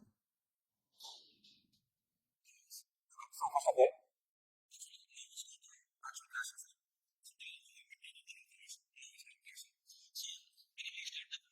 What is the first question, sir? Which path will be crashed? So what is the answer? Critical path. What is the critical path in this question? AEF is the critical path. Right? AEF here. In first stage of crashing, okay, critical path is AEF. Okay, the time duration is 25 days. Now, out of these three paths, out of this path, we have three activities A, E, F. Now, which activity to be crashed? Lowest cost. For A, what is the crash cost, sir? 2. E, 4. F, 6. 2, 4, 6. 2, 4, 6 are crash cost. Now, which activity to be crashed, sir? The activity which is having lowest crash cost. Now, okay, we have decided path and activity. Now, second question is how many days to be crashed? Okay, how many days to be crashed, sir? A is having how many days available for crashing, sir? You have 4 days. But our second rule, main rule is once a critical path, always a critical path. See here, okay, so 4 days available. But if I crash this path by 4 days, this will be 21. Then which one is the critical path, sir? 23 becomes critical path. So that's why I can crash till 23 only. Okay, that means crash activity A by how many days, sir? Are you getting this point? Even the 4 days are there available for A, we can crash 2 days only. Okay, right? Crash A by 2 days. Crash A by 2 days. Okay, what is the crash cost, sir? For each day, crash cost is 2 rupees, 2 into 2. So the cost is in thousands, sir. Okay, so let's write 2 to only. Later we will update or convert that into the thousands. 2 into 2, the crash cost is 4 cost. Okay, even if you want to maintain one more column means we can maintain one more column here, cost column. Cost column, write that cost there. Okay, now after each stage of crashing, update the table, sir. Come to the second table. I have crashed activity A by 2 days. Available days are 2. Okay, so come to the first part. After first stage of crashing, we have crashed which activity, sir? A by 2 days. In first part, A is there, no? A is there. That means if I crash the first path, if I crash A, first path will be reduced from 17 to 15. Second path, here also we have A. This will be reduced from 25 to 23. B of we are not having any A. 3, CG 18, 18 only. Okay, I have updated the tables. Second stage of crashing, sir. Okay, so while doing this second stage of crashing also, what is our first question? Which path will be crashed? Which path will be crashed? So critical path. How many critical paths are there, sir? AEF, BF. Now two critical paths are there. A, E, F, B, F. Two critical paths. Duration is 23, 23. Now, which activity to be crashed? When there are multiple critical paths, we have to crash common activity or else combination of uncommon activities. Okay. Now let's write what are the common activities. Okay, what is the common activity for two paths, sir? F. That means here we have two choice. Either you can crash F or else you can crash. Okay, so from first path, if I select A, second path B, or else in first path E, second path B. These are the alternatives. Okay, let's say if I crash F by 1 day, what is the crash cost, sir? Take a second table, see, 6 rupees. Okay. If I crash A and B, A by 1 day, B by 1 day. Crash cost for A is 2 rupees, B is 1.25. That means this alternative cost is 3.25. If I crash E by 1 day, B by 1 day, what is the crash cost? E 2 rupees, again 3.5. Huh? B 1.25, E 4, 5.25. Okay, 5.25. Now, can you tell me which alternative is better alternative, sir? So crashing A and B, which is the least cost alternative. Okay, now let's crash A, B, sir. Okay, for how many days? Okay, for how many days means we have to check how many days crashing available. If I selected A, B, okay, for A 2 days, B 4 days. Even though for B 4 days are available, maximum you can crash 2 days only. Both the activities equally crash now. So that's why 2 days. But next one, sir. Next one. So if I crash A and B, okay, this will not be affected. This will be reduced to 20 by 2 days. Let's say 2 days, 21. This will be 21. This will be 18 only. 15, 21, 21, 18. Okay, once a critical path, always a critical path. Getting this point, sir. If I crash A, B, each one by 2 days. A by 2 days, B by 2 days. Okay, by 2 days means for A we have 2 days, B we have 4 days. Even though 4 days are there, but equally we need to crash now. Okay, that's why selecting 2 days. Crash A by 2 days, B by 2 days. Then we have to check whether once a critical path is always a critical path or not. A by 2 days, this 15 becomes what, sir? 13. This path becomes 21. Okay, here we have B. This is also becomes 21. CG, A is not there, B also not there, 18. Once a critical path, always a critical path. Now, crash A comma B each by how many days, sir? 2 days. Okay, what would be the crash cost, sir? 2 into 3.25. That means 3.25. 6.5. Huh?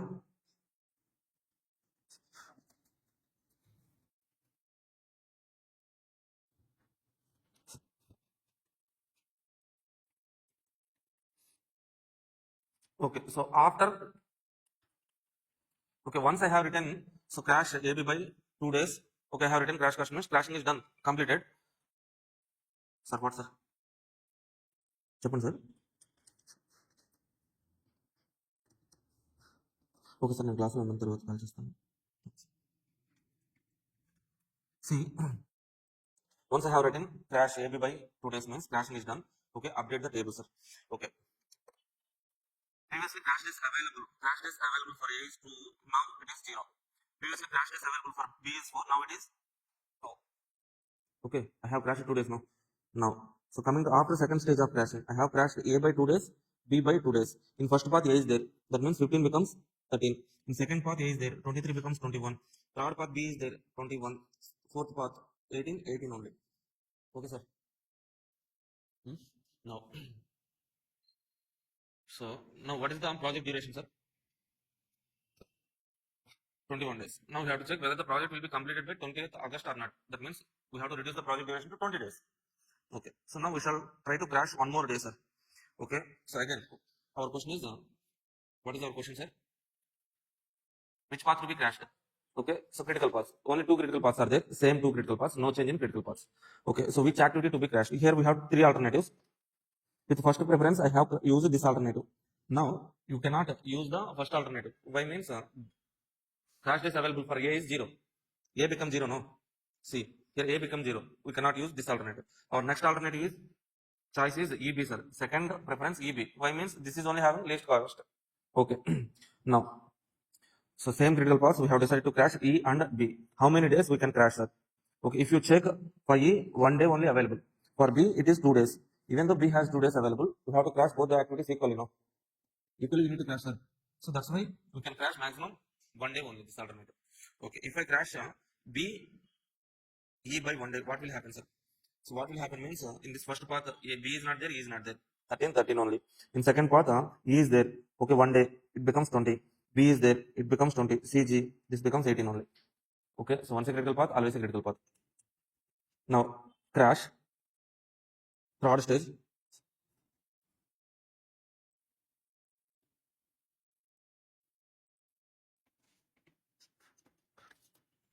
In third stage of crashing, okay, again crash B comma E each by 1 day. The crash cost will be, okay, how much, sir? 1 day into 5.25. 5.25 is the cost. Okay. Now let's update the table, sir. Let's update the table. Cash is available for B is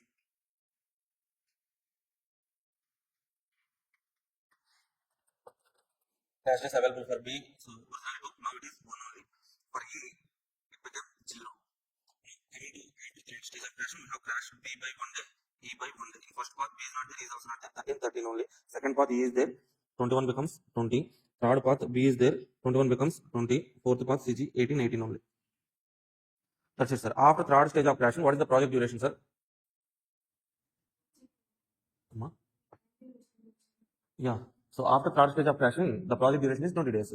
We need to complete the project by 20 days only, by August 20th. Starting from August 1st. So we need to complete August 20th. Now,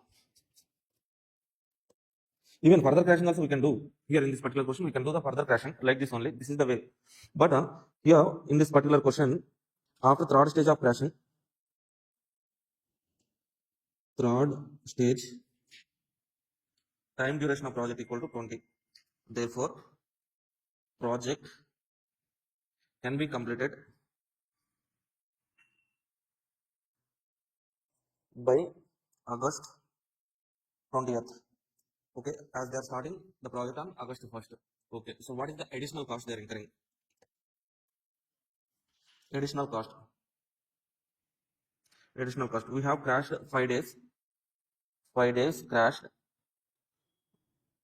Okay, for that 5 days, we incur how much cost, sir? 4, 4 plus 6.5. 15 15.75. Additional cost to be asked is 15.75 thousands, thousands. So what is this 15.75 means? Cumulative crash cost, sir.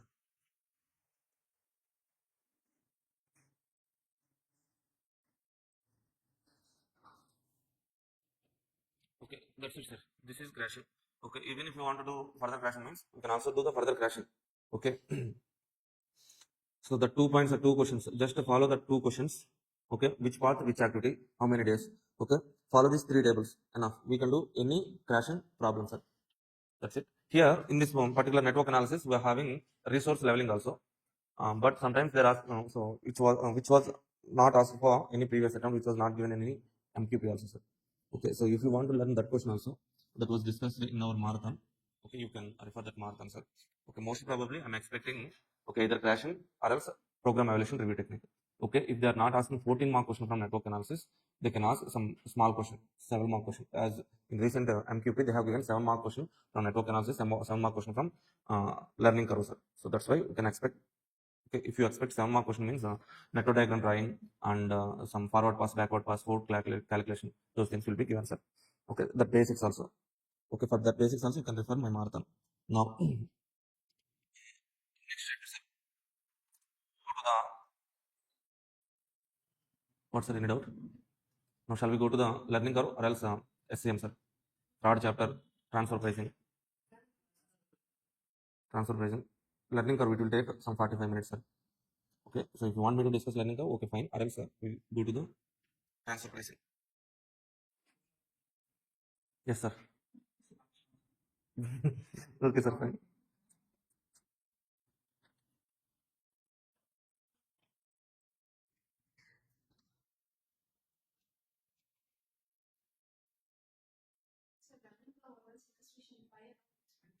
Illustration. Okay, okay, got it. I got your point. Reverse calculation, percentage calculation will be there. No? That one you're asking, right?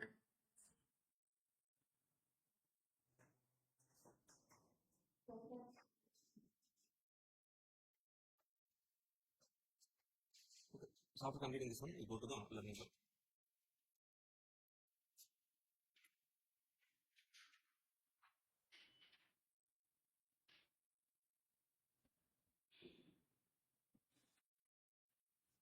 Okay, Harini, I will share that notes.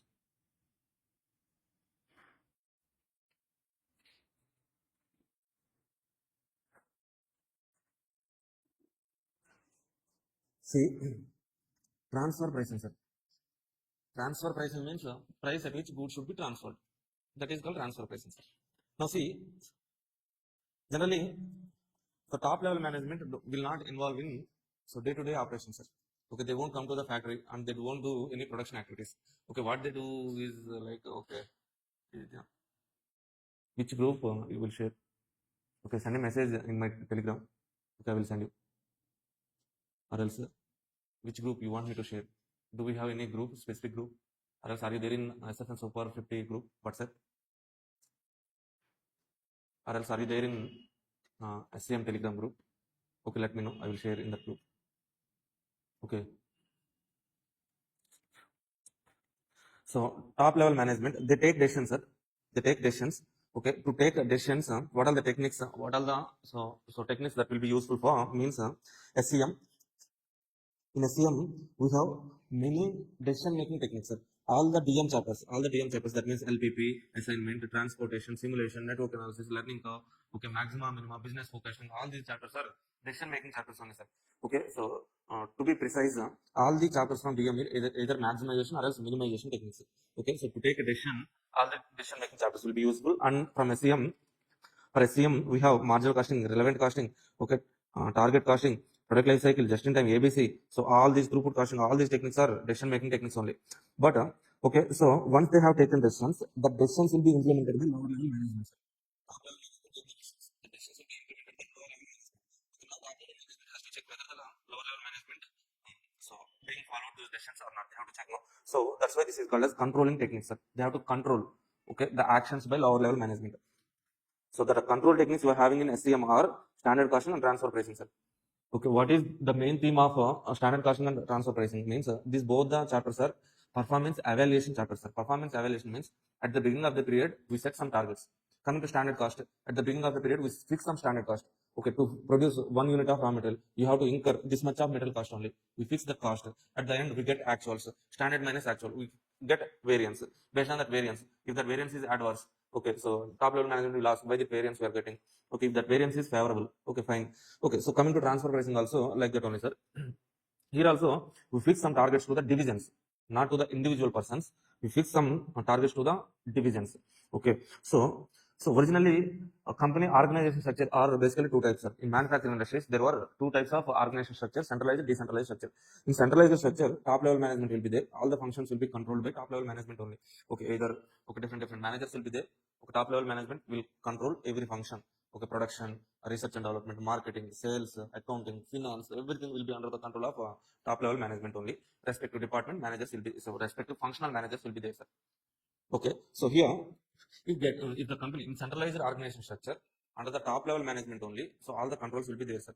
If organization is getting profits means all the managers under the top level management feel like so just because of me only company is getting profits. They say like that.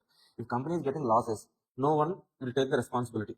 Okay, so if company is getting profits, all of them wants to take the credit. But if company is getting losses, no one take the responsibility. So that's why whenever is an organization not performing well, to make someone responsible, decentralized structure came into existence. Okay, so here we divide the organization into different departments or branches. Okay, the departments classification can be based on functional basis, departmental basis, process basis, geographical area basis, product basis, different basis. We can do the departments classification. Okay, now these departments are classified into four types: cost center, responsibility centers. Generally, so why we are making this classification means to make the divisional managers or division responsible. Okay, so for that, making someone responsible, we are making some responsibility centers. What are the responsibility centers we're having is cost center, revenue center, profit center, investment center. If a department is being treated as cost center means, okay, the department cost center will have one manager. Cost center manager will have power or authority to incur cost. Okay, he has the power to incur cost. His responsibility will be fixed to the cost only. Top level management will give some cost target. He has to incur, he has to produce, or he has to perform the functions within that cost only. Okay, if he is okay doing the works, if he is so, let's say for example, we have given some 1,000 crores as it so 1,000 lakhs as a target cost. Okay, this is your target cost. Within this cost only, you have to produce the so whatever the things you are doing in the department. At the end of the year, we will get actuals. If this department is incurring cost of 1000 or less than 1000 means fine. If this department is incurring cost more than 1000 means why that variance came? Okay, top level management will question like that. So based on this variance only, the departmental managers will get okay the incentives. If their performance is well means they will get incentives. Otherwise they won't get any. Coming to revenue center, the revenue center manager will also have power to collect the revenue. His responsibility will be fixed to target revenue. Okay, so they will be fixed with some target revenue. You have to generate some 10 crores of revenue this year. Okay, if they are generating that revenue means fine, they'll get bonus incentives. If they are not able to generate that revenue, okay, some penalization decisions will be there. Profit center, sir. Here, the managers will have power to collect the revenue, incur the cost. Revenue minus cost is profit. Okay, so here the targets will be fixed towards the profit. Your division should earn this much of profit this year. If they are earning that profit means fine, not means not fine. Coming to investment center. Okay, so this investment center managers, they will be given some investments. Top level management will give some money to the investment center manager. Okay, so whatever you want to do, okay, whatever the decisions you want to take the decisions. Okay, use this money, but I need a certain level of return on investment. Let's say top level management is giving 5 crores to particular divisional manager. Okay, perform the all the so activities in your division. Okay, so at the end of the day, I need 20% of return on investment. 20% return. That is your target. If the department is earning the return on investment, fine. If they're not able to earn means, okay, so inefficient, very inefficient. That's it, sir. So, in overall, what is our target in transfer pricing is at the beginning of the period, each department will be given some target. At the end of the period, they need to achieve their targets. If they're not able to achieve means, okay, so penalization decision means they won't get any incentives bonus. If they are achieve their targets, even if they are so more than their targets they are performing well means, they will get some incentives. That's it. That is the process. Okay, here in transfer pricing, what is the major problem is like, say for example, here I'm taking some beer manufacturing company, sir. Beer manufacturing company. So let's say this is the beer bottle, sir. For beer bottle, so there will be some liquid as well as glass bottle. Some glass bottle will be there as well as some liquid will be there. No? Okay, in the beer manufacturing company, let's say there are two departments: bottle manufacturing and liquid manufacturing. Bottle manufacturing department manufactures the bottle. After that, it will transfer that bottle to the liquid manufacturing company. Liquid manufacturing company manufactures that liquid and fills that liquid in that bottle. They will sell the finished goods in the external market. Okay, if you observe in this process, let's say for example, these two departments are being treated as profit centers. Profit centers. Profit centers means this divisional manager's performance will be evaluated based on what's the profit. Okay. We'll see liquid manufacturing department producing the finished goods and selling these goods to the external market. They will get the revenue, they will incur some cost, they will get profits. But what is the problem here is like, for manufacturing department, they're manufacturing glass bottle, they're transferring to the liquid manufacturing department. Okay, they're not getting any revenue. They're only incurring the cost, not getting any revenue. That means they get losses only. They won't get any revenue, no. Okay, how these departmental managers' performance will be evaluated? Okay, to evaluate this departmental manager performance, we need to calculate some notional profit for this department. To calculate that notional profit, this glass bottle will be transferred to the liquid manufacturing. This bottle manufacturing is called as transferor. This is transferee. Okay, this glass bottle, so being transferred, will be transferred at some notional price. Notional price means some imaginary price. Okay, why this notional price is just to calculate some profit to evaluate the performance of transferor. Okay. Now the question is like, this notional price here it is called as a transfer price. Now the question is, how much transfer price, for how much price we have to transfer that bottle from transferor to transferee? That is the question. How to fix this transfer price? What are those things? That is the point, first one. Now, so to calculate this transfer price, here we are having multiple methods. So generally, basically three major methods, sir. Cost based, market price based, negotiation based. Negotiation based means both the departmental managers comes together. They will have some discussion. They will fix some transfer price. That's it. Negotiation. Okay. Coming to market price. Okay. So let's check this one. Glass bottle price in the external market. That price only transfer will transfer to transferee. Okay. Market price. Coming to cost basis, sir.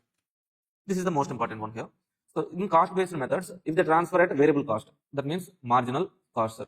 Okay, this is not the correct method. Why means, okay, so if transfer the goods at variable cost means, what about their fixed cost, sir? They won't even recover fixed cost, they will be getting losses only. This transferor won't accept. Coming to total cost, sir. Total cost means variable cost plus fixed cost. Variable cost plus fixed cost. Okay, whatever the cost required by transferor, at the cost, glass bottle will be transferred, sir. Okay. Okay, this is also somewhat a better method, but not, there will be some some goal congruence will be there, sir. Why means, see, if they are transferring at a total cost means for transferor fixed cost will also be transferred to transferee.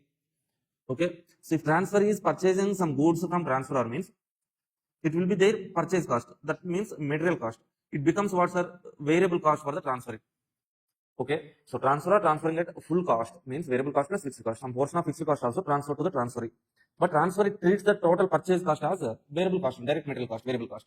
But what is the problem here is like, from overall company point of view, that is fixed cost only. But transferor also, that is fixed cost. But transferee treating that as a variable cost. Here the problem will arise, sir. Okay, if they calculate the point, the production number of units which gives the maximum profit. Here they have some fixed cost portion, they will get some different units. Let's say the maximum profit units for transferor is 1000 units. Okay, based on this cost structure, if transferee calculates his maximum profit units, it is 2000. Okay, maximum profit means the number of equilibrium points, sir. Equilibrium point. In previous class, we have calculated equilibrium point. No, equilibrium point means the point which gives maximum profit. Okay, so transferor and transferee both try to get maximum profit. No, transferor calculates the point which gives maximum profit. Transferee also calculates the point which gives maximum profit. It is for transferor 1000, transferee 2000. Transferor always try to transfer 1000 units only, but transferee needs 2000. There will be some goal congruence. Goal congruence means they try to achieve their own objectives. Okay, they won't so give some importance to the overall company objectives. So here departments has to achieve overall company objective, not their individual objective. So here there will be some goal congruence. To resolve this goal congruence, we have to fix some transfer price range. Transfer price range means some minimum price and maximum price. Okay. Now again, what are the other methods we are having here? Cost plus margin. Cost plus variable total cost plus profit. Some profit or percentage return on investment will be there. This is one method. Standard cost method. Next one, cost plus shared profit method, sir. This is one of the important method. Okay, this method we will discuss, sir. While doing the problem, we discuss this method also. One of the important for MCQs as well as problematic questions, sir. Cost plus shared profit. Okay, so I try to explain here itself. Let's say, for example, transferor A is transferring some goods to B, sir. Okay. Okay, total cost of A is 10 rupees. Okay, total cost of B is 5 rupees. Okay, A is transferring some semi-processed goods to B, on which B incurs some 5 rupees cost. Okay, finally this finished goods will be sold in the external market 20 rupees, sir. Now, what is the cost plus shared profit method means? Okay, so from overall company point of view, what is the total profit, sir? Our external selling price is 20 rupees, sir. Department A is incurring 10 rupees, B is incurring 5 rupees. 10 plus 5, 15 rupees is the cost. Selling price is 20. What is the profit? 5 rupees is the profit. Now, this 5 rupees will be distributed between A and B in their cost ratio, sir. So, what is their cost ratio? 10 is to 5, that means 2 is to 1 ratio. Now, this 5 rupees will be distributed 2 by 3 to transferor into 1 by 3 to transferee. 5 into 2 by 3, how much, sir? How much? 3.2 something. Okay, so now what is the transfer price means? This total cost 10 plus 3.2. Cost plus shared profit. Are you getting this point, sir? Okay, now fine. Let's go to the okay. What is the major problem in this methods means? Okay, there will be some goal congruence. Goal congruence. To resolve the goal congruence, we have to fix a transfer price range. Range means we know minimum, maximum. Okay, minimum price. This is the minimum price. This is the maximum price that we need to fix. Okay. So now see, we have to fix minimum price and maximum price. We fix this minimum price from transferor point of view, maximum price transferee point of view. Minimum price, minimum at least price at which transferor will accept the transfer. Maximum price at which transferee willing to pay. So transferor means nothing but he is seller, no? Seller. Okay. So while you are bargaining with the seller, he will fix a minimum price, no? At least this is the minimum price. Below which we cannot sell. We cannot sell, no? So that minimum price we have to fix from transferor. Transferee means purchase. He is purchasing. Okay, he will fix some purchase above which he will not pay. That means we fix the minimum price from transferor point of view, fix the maximum price from transferee point of view. That's it. That is the first point. Now coming to from transferor point of view, you need to fix the minimum price. Okay, how to fix that minimum price means first of all you need to check the capacity. Capacity. Okay, so if capacity is surplus, that means what, sir? Surplus capacity means transferor is having 1 lakh units capacity, sir. Right now they are producing 60,000 units. These 60,000 units are being sold in the external market. Okay, they have surplus capacity of 40,000. Okay, now suddenly some transferee department came and asking transferor to transfer 40,000 units. For that 40,000 units, they are having capacity, no, surplus capacity. So then, as they are having surplus capacity, what is their production cost? Only variable cost. Already 60,000 units they are producing and selling in the external market. That means all their fixed cost was already recovered from the 60,000 units. Already they have recovered 60,000, no? So they fixed cost from 60,000 units. That's why they will incur for additional 40,000 units. They will incur only variable cost. The variable cost is the minimum cost. Okay, now if there is no surplus capacity, that means let's say so they are having 1 lakh capacity, but they are producing 1 lakh units and being transferred to the external market. Now suddenly transfer department coming and asking to transfer some 30,000 units. To transfer the 30,000 units, okay, what the transfer department has to do, sir? They have to sacrifice external market sales, no? External market sales. Okay, now, so here their production cost, variable cost plus opportunity cost is the transfer price, sir. Variable cost to produce that, at least they will incur variable cost. What is the opportunity cost? Means they are sacrificing external market sales. External market, if they sell in the external market, they will get some profit, no? That profit is opportunity cost. Okay, so first point, to fix the minimum transfer price, we have to check the capacity of transferor. If transferor having the surplus capacity, variable cost is minimum price. If they are not having surplus capacity, variable cost plus opportunity cost is minimum price. Coming to transferor point of view, maximum price the transferor willing to pay is external purchase cost, sir. External market price. Let's say for example, A is the transferor, B is the transferor. A is the telling transfer price is 20 rupees. For the same product, B can purchase from external market at 20 rupees. Okay, in this particular situation, why B purchase from A, sir? Why he has to purchase from A at 25 rupees? He'll be getting at 20 rupees only in the external market, no?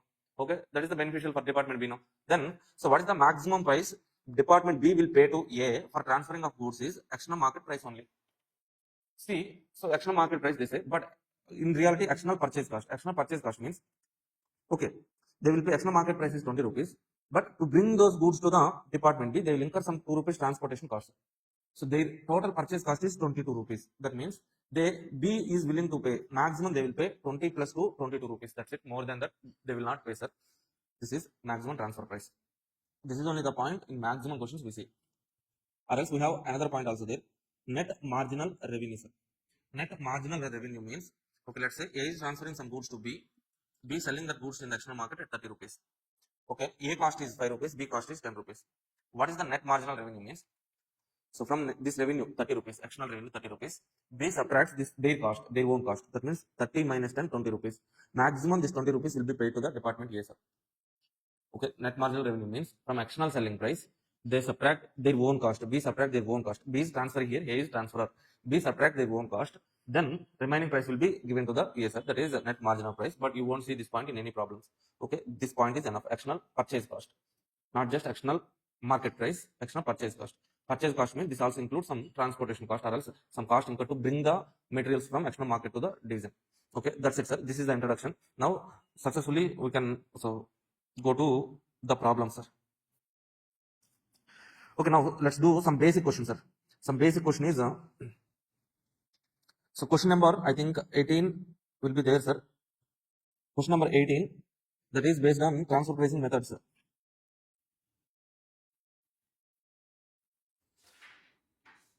Please go to the page number 3.3.1 transfer price methods June 23 attempt question, sir. Page number 3.3.1 transfer price methods.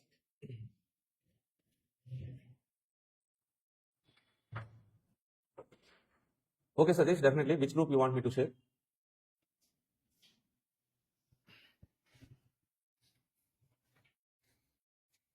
Okay, definitely I will share. Okay, by the end of the day. Don't worry about that.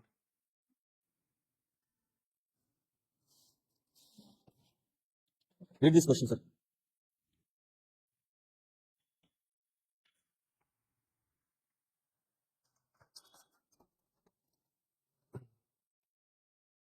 So in this transfer pricing, the basic models are first one, transfer pricing methods, sir. Next one, limiting factor question also there, and strategies, strategic alternatives for the divisions, sir. Strategies, different strategies will be given. We have to analyze the strategies, and these are the basic 3 important models. Okay, we see all those models. First of all, read this question, sir. Just go through the question. Try to understand what they are asking.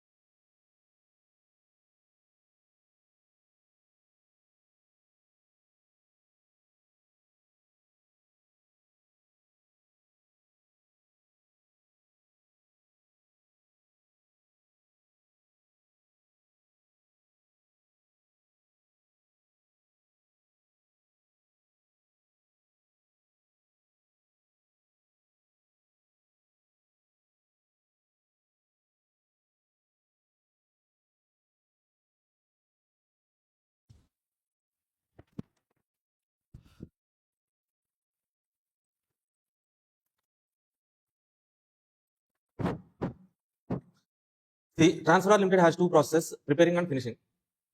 The normal output per week is 7,500 units at a capacity of 75%. For 75%, 7,500 is the output, means what is the 100% capacity output, sir?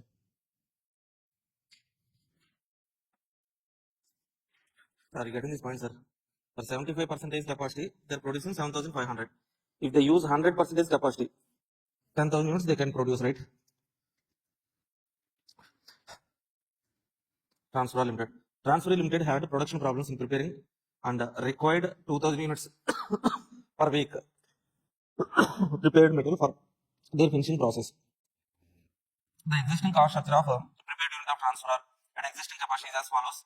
Material cost 2 rupees, labor 2 rupees, overhead 4 rupees, 25% variable. The sale price of completed unit of transferor is 16 rupees. It's a profit of 14 rupees, sir. Okay, so what we need to understand is like two processes are there: transferor preparation, transferee finishing. Two activities, sir. See, transferor prepares the unit, transferee finish the activities. Okay, total selling price is 16 rupees, sir. Out of the 16 rupees, 4 rupees is the profit. Okay, now see, so if 4 rupees is the cost, what is the, 4 rupees is the profit, what is the total cost, sir? 12 rupees. This 12 rupees will be incurred by two departments, transferor, transferee, for finishing and preparing. Okay, so in the question they have given preparation cost, transferor preparation cost. Preparation cost is for material cost 2 rupees, complete variable. For labor cost 2 rupees, 50% variable, 1. Overhead cost 4 rupees, 25% variable, 1 rupee, 3 rupees. That means total variable cost is 4 rupees, fixed cost is 4 rupees. Okay, so that means total 8 rupees is transferor cost. Okay, total cost 12 rupees. Out of 12, 8 rupees transferor cost means remaining is 4 rupees transferee cost. Okay, now, so now we have to check whether the transferor is having surplus capacity or not. How many units transferee is asking, sir? 2,000. What is the capacity of transferor? 10,000. Now they are producing 7,500 only. They are having surplus capacity of 2,500. Transferring needs 2,000 only. That means to produce the additional 2,000 units, what is their cost, sir? Variable cost only.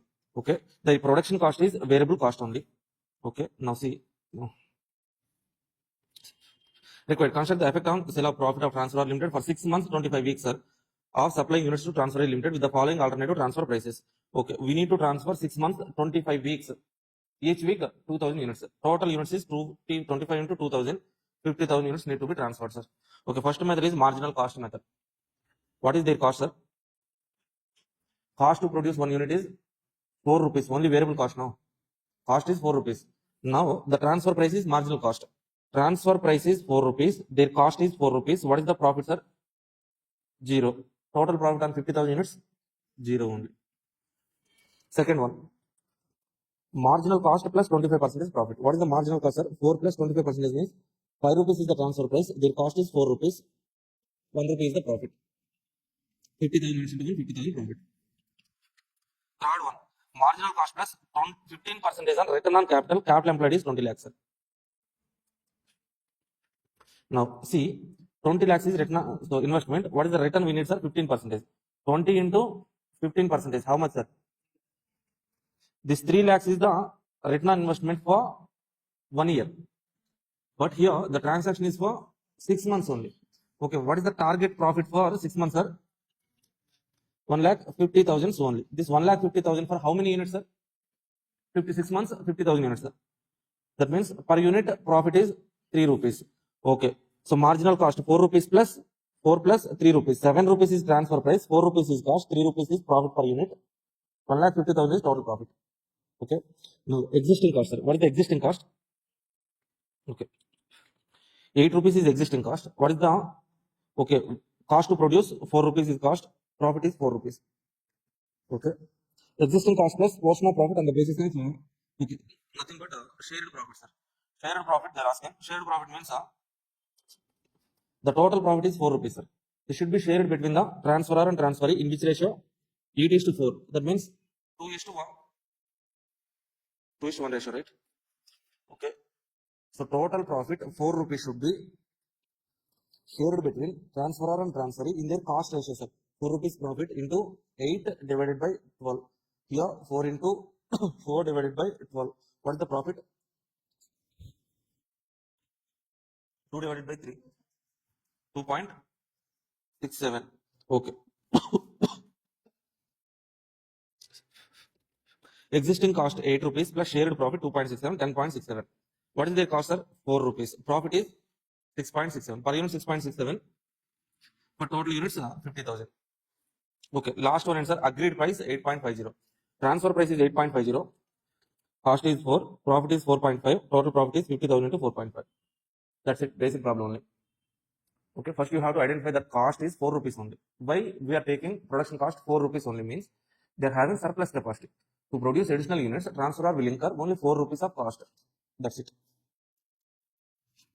Next one, sir. Look at the list of questions.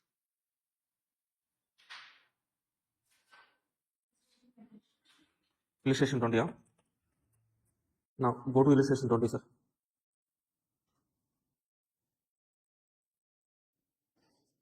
Okay, so 19th question, easy question only, sir. You refer this question also later. In this, we can see the goal congruence. Goal congruence. 20. Oh, limiting factor question, sir. Okay, whenever there is a limiting factor, to calculate the product mix or else to take the decisions, what we need to calculate is contribution per unit of limiting factor, sir. Contribution per unit of limiting factor. Now, see.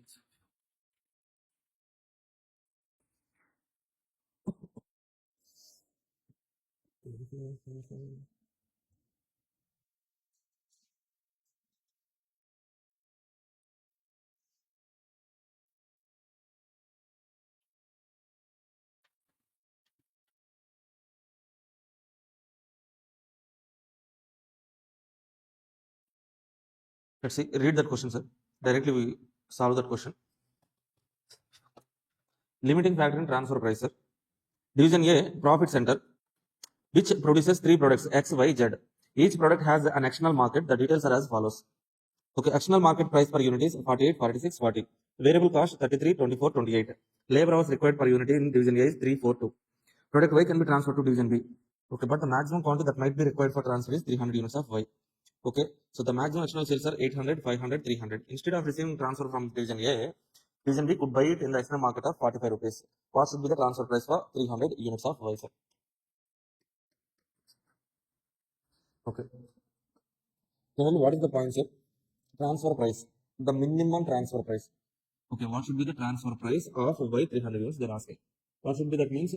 So from transfer point of view, what is the minimum transfer price? What is the minimum transfer price? We need to calculate, sir. Maximum transfer price also they have given information. First of all, let us how to fix the minimum transfer price. To fix the minimum transfer price, capacity means surplus capacity is there means variable cost. Surplus capacity is not there means variable cost plus opportunity cost. So this capacity depends on what, sir? This capacity depends upon raw materials availability, labor hours availability, machine hours availability. If labor hours are limited, means our capacity is limited to something only. Machine hours limited means capacity is also limited. Okay. Now we have to, first of all, we need to calculate when there is a limiting factor. We have to calculate what is the present optimal product mix and what is the capacity, present capacity, and all those things. Okay. So as limiting factor is given, to calculate the present capacity or else present product mix, we have to calculate contribution per limiting factor, sir. Now see, to calculate contribution per limiting factor, what is the process, sir? Contribution per limiting factor. Calculation of contribution per limiting factor, sir. X, Y, Z, 3 products are there. Selling price 48, 46, 40 given in the question. Minus variable cost 33, 24, 28. Okay, you will get contribution 15, 22, 12, sir. Now, labor hours required is what, sir? In the question, what are they saying? What are they saying is like, what is the limiting factor, sir?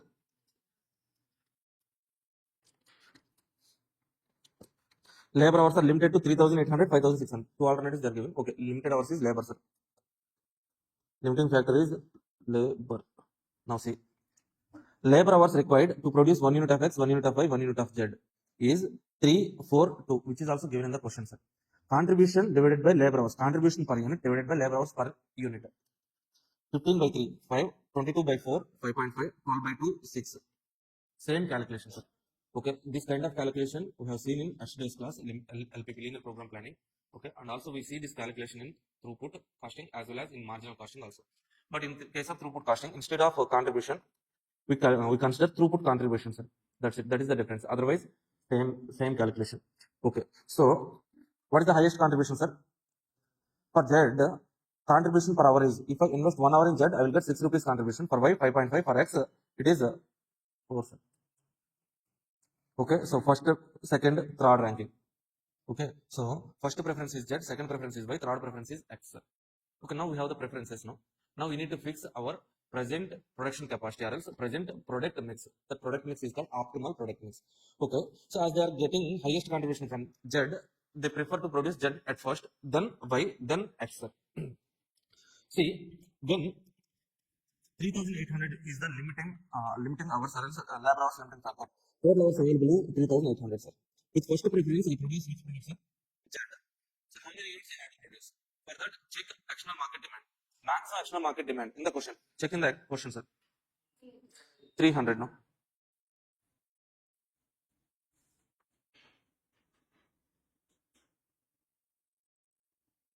One minute, sir.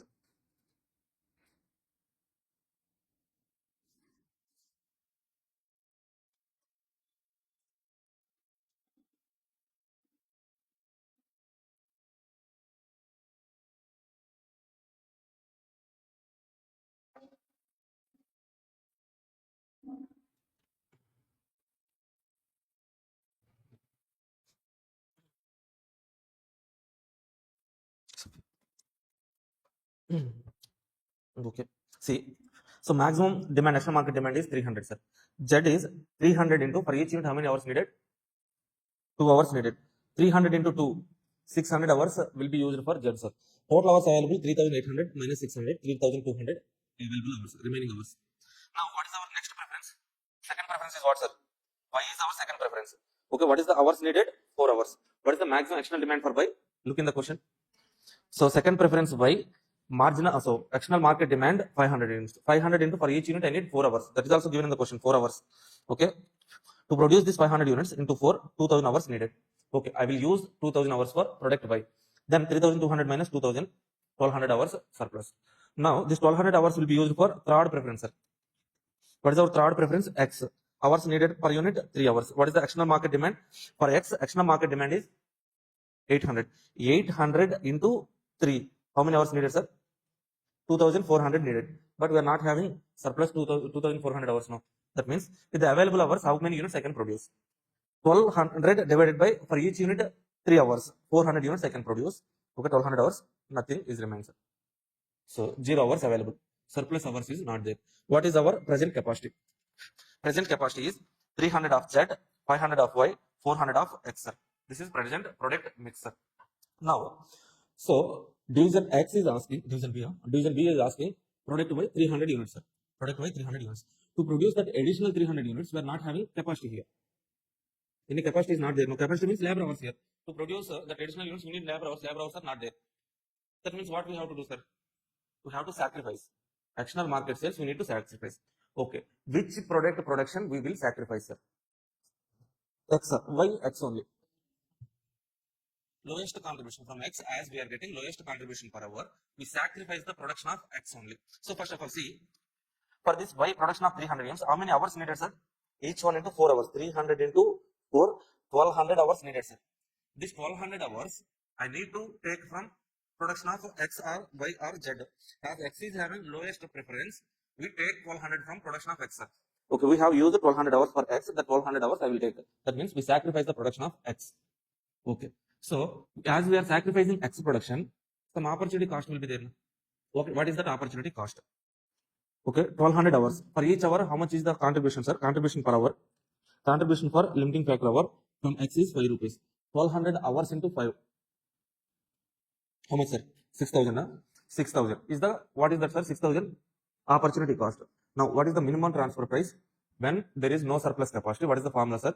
Variable cost plus opportunity cost. What is the variable cost of product Y, sir? 24 rupees. In the question they have given 24. Okay, what is the opportunity cost? 6000 in total. For how many units, sir? 300 units. 6000 divided by 300, 20 rupees. Okay, what is the total transfer price? Variable cost 24. Opportunity cost 6000 by 300, 44 is the minimum transfer price, sir. Are you okay with this calculation? See, this opportunity cost, okay, sir? This opportunity cost. How I got this opportunity cost, sir? We have to transfer 300 units to B. 300 units of Y to B. To produce the 300 units, I need how many hours, sir? 300 into 4, 1200 hours required. But we are not having any surplus hours. Capacity is not there. In the situation, I have to sacrifice the external market sales. Which product sales I will sacrifice means for X. X will sacrifice. Why we have to sacrifice X? Production means if X is having lowest contribution, that's why. Okay. Sacrifice X hours, that means opportunity cost is 1200 into 5. Here I have calculated hours basis, sir. 1200 hours used for product X. For product X, contribution per hour is 5 rupees, 6000 divided by 300. 44 is the selling price. This is the minimum transfer price, sir. Can you tell me what is the maximum transfer price? Look in the question, sir. From transferee point of view, what is the maximum transfer price?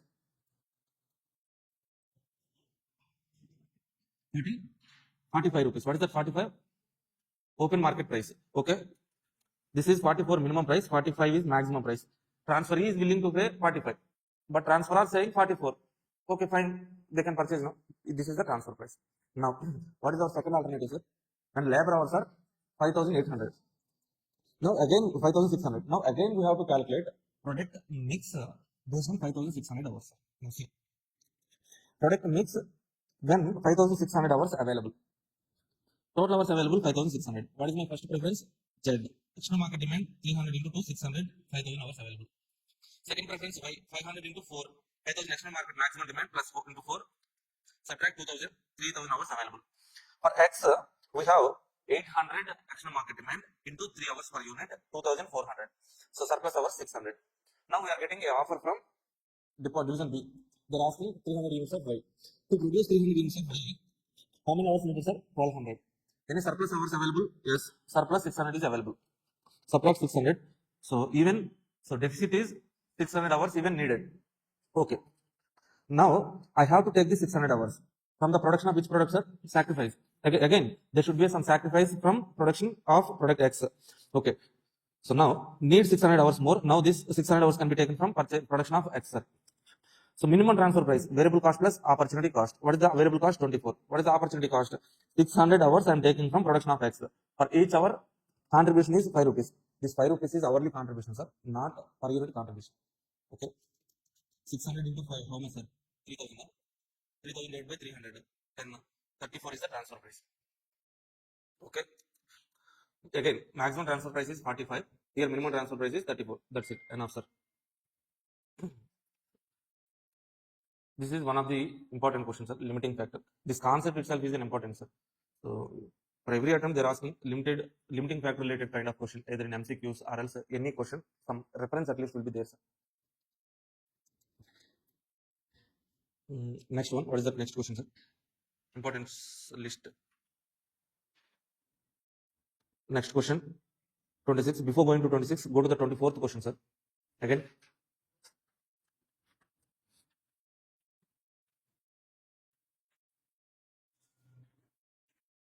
Page number 3.3.16.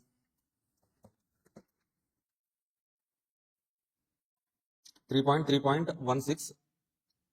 Question number illustration 24, sir. Most important question. Okay.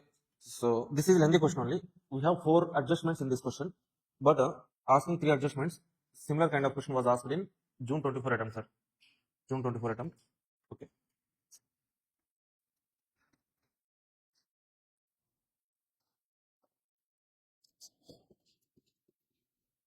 We go through this question also.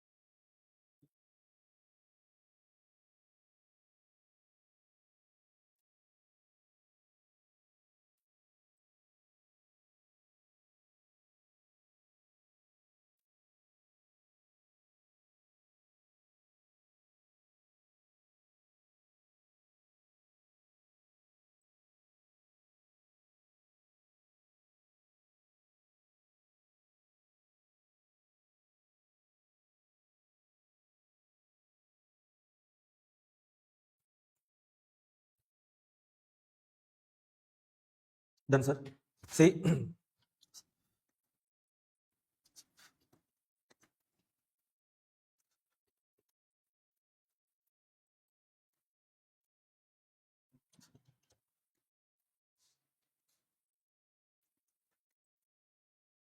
okay, XY company has a profit center divisions X and Y, sir. Highlight this word, profit center, sir.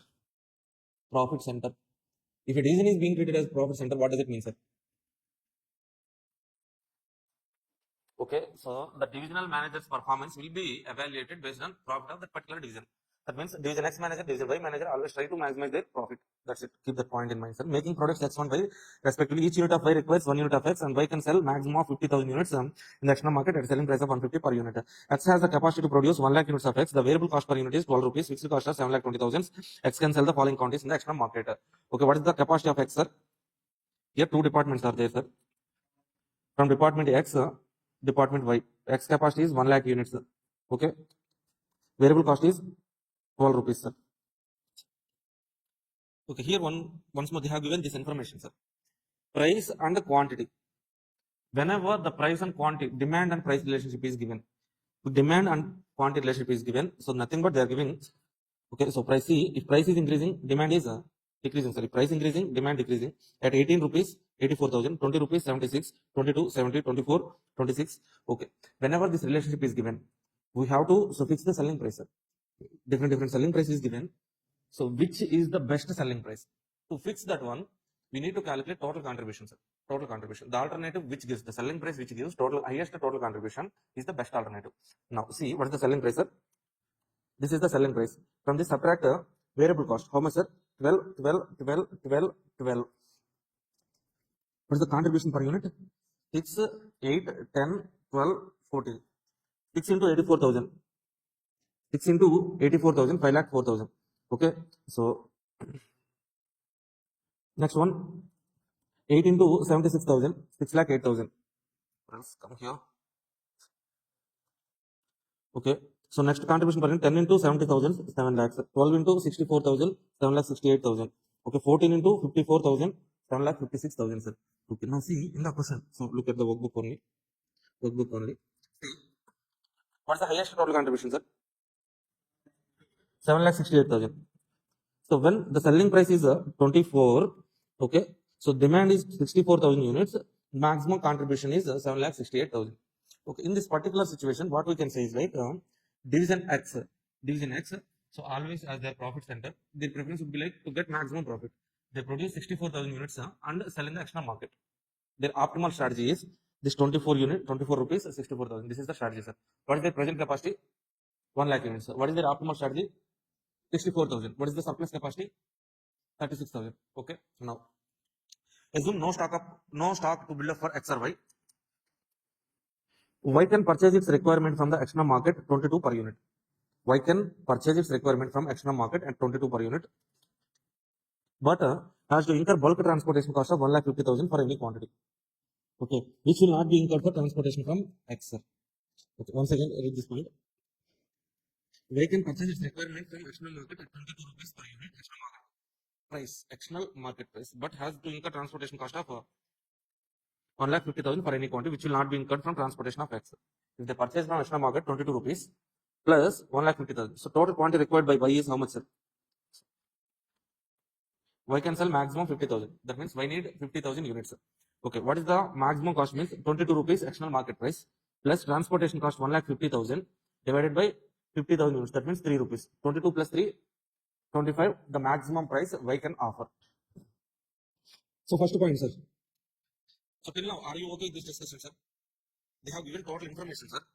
Now coming to X point of view, they have capacity of 1 lakh units. Their optimal strategy is 64,000. How I got this 64,000, sir? Calculate total contribution. Same kind of question will be there in marginal costing. In marginal costing, okay, one question will be there, sir. Selling price fixing. Okay, question number so 15 illustration something will be there, sir. In that question, same kind of approach will be there, sir. And see now. So for Y, some data is given, sir. First point, assuming no demand from Y, what will be the best strategy for X? So if there is no demand from Y, okay, so we have to, so this is the information given, no? Calculate total contribution, the selling price at which the total contribution higher is called best strategy for X. This is the first point, sir. We have calculated this one. Next, see the second point, sir. What will be the minimum transfer price that X will agree if X has to supply 50,000 units to Y? What price will Y offer as the maximum? So nothing but transfer price range, sir. From X point of view, fix minimum transfer price. Y point of view, maximum transfer price. Okay. So what is the maximum transfer price from Y point of view, sir? What is the external purchase cost? 25 rupees. Okay, 25. So 22 plus transportation cost 25. Keep it aside. Now minimum cost from transferor point of. So to calculate minimum transfer cost, okay. So presently they are selling how many units, sir? 64,000 in external market. What is their capacity? 1 lakh units. Their optimal start is 64,000. That means they are selling in the external market 64. Surplus capacity 36,000 only. Now, why is asking 50,000 units, sir? Do we have the surplus capacity? No, we are not having surplus capacity. Okay. So now what they have to do, sir? They have to sacrifice the external sales. If they sacrifice the external sales, some opportunity cost will be there. No? Okay. Now what is that opportunity cost? See, so come to this point one calculation again. This is their optimal strategy, sir. They are getting how much contribution? 7,68,000. If they transfer 64,000, if they sell 64,000 in the national market, they get 7,68,000 contribution. Now, if X transfers 50,000 units to Y, how many units X can sell in the national market, sir? 50,000 units only to external market. That's it, no? Okay. So, if they sell 50,000 units in the external market, what is the contribution they will get from external market? 50,000 means, okay, they will fall under this category, no? 54,000 or less than 54,000. Okay, if they are selling less than 54,000 units, they will fix selling price 26 now. Instead of 24, they go to this selling price. 50,000 into 14, how much, sir? 7 lakhs. 7 lakhs, right? Okay. So if they sell 64,000 in the external market, their contribution is 7,68,000. But if just because of transferring 50,000 to Y, they are selling 50,000 units in external market. From that, they are getting 7 lakh profit. What is the opportunity cost, sir? This 68,000. This difference 68,000 is the opportunity cost. Are you okay with this? Okay. Now, what is the minimum transfer price? Minimum transfer price is variable cost plus opportunity cost. What is the variable cost? 12 rupees plus opportunity cost 68,000 divided by 50,000. How much, sir? In total, how much? 1.36, huh? Okay, 13.36. Transfer price range. In second point, transfer price range. Minimum transfer price 13.36. Maximum transfer price 25. Are you okay with this calculation, sir? Are you having any doubts? Their optimal contribution 7,68,000. If they sell 50,000 units in external market, their contribution 7 lakh. The difference is their opportunity cost. Now read the third point, sir.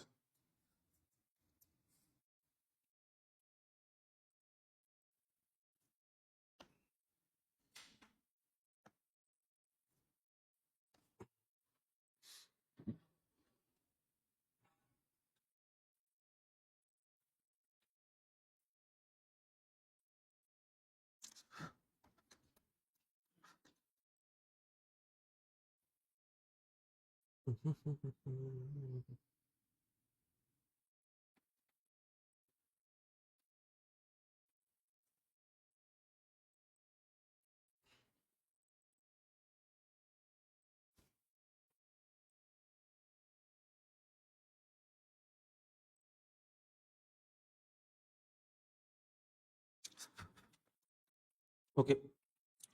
So what is the third point, sir? If Y is acceptable to partial supplies, what will be the X best strategy under no compulsion to transfer, but with the option to transfer many units as it wants to? What will be the quantity X will agree to transfer at what price, assuming both the divisions agree to share profits or benefit equally? Okay, both the divisions share the profit. Nothing but shared profit method, sir. Shared profit method. So first of all, in this point also, we have to fix what is the maximum transfer price, minimum transfer price. Okay. So what is the point they're saying here is like, see, Y will accept partial supply, sir. Partial supply means what? Okay. X optimal strategy is 64,000. Their capacity 1 lakh. That means their surplus capacity is 36,000. If X wants to supply instead of 50, 36,000 only, Y will accept, sir. But what happens here means, if Y get 36,000 from X, actually Y need how much, sir? 50,000. Remaining 14,000 they have to purchase from where, sir? External market. Even though they purchase 14,000 from external market, what would be their cost, sir? See this point, sir. Read this point. But has to incur bulk transportation cost of 1,50,000 for, highlight this point, sir, any quantity.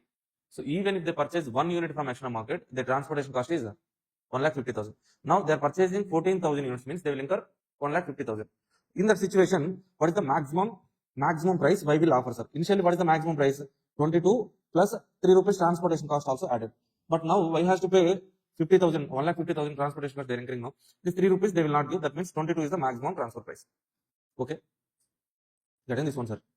22 only maximum transfer price. Why, sir? Previously it is 25. Why 22 now? Previously, why is not incurring transportation cost? That benefit is given to X. Now they are incurring transportation cost. No. So that's why they are not giving the 3 rupees benefit. 22. Only external purchase cost is the maximum. Sorry, external market price. 22 only the benefit. Now see, maximum transfer price 22. What is the minimum transfer price? Minimum transfer price, sir. So X wants to transfer how many units? 36,000 only. Are they having capacity? Yes, 36. For the 36,000, what is the variable cost? 12 rupees. This 12 rupees only the, if they are having surplus capacity, 12 rupees only the minimum transfer price. Not having surplus capacity, variable cost plus opportunity cost. Okay, 12 rupees. Now, plus what they are saying in the question, sir, shared profit method, sir. Shared profit. Just because of sharing the profits. What is the benefit they are getting, sir? Minimum transfer price 12 rupees, maximum transfer price 22. What is the profit they will be getting? 10 rupees profit, no. Okay, external market price 22, sir. So division Axis transferring at 12 rupees only. The profit is 10 rupees. This profit should be shared between both the departments equally. Equally means 5 rupees for X, 5 rupees for Y. Now, what is the transfer price? Variable cost plus shared profit. 12 rupees variable cost, shared profit. 17 is the transfer price. Okay. Now, just look at this answer, sir. Read this point. Partial supplies to Y. X can choose. X will supply to the external market and earn maximum contribution. 7,68,000 balance 36,000 transfer to Y, variable cost 12 rupees. Y will have to incur transportation cost 1,50,000 even for balance of 14,000 units. So hence it will not pay above 22 rupees. Okay, X will accept anything, will not accept anything below 12. This is 12, this is 22. The difference 10 rupees is the profit. Will be shared between equally. Y, X, 5 rupees, 5 rupees. Quantity transported will 36,000. That means X will transport 36,000 units at 17 rupees transfer price, sir. Okay.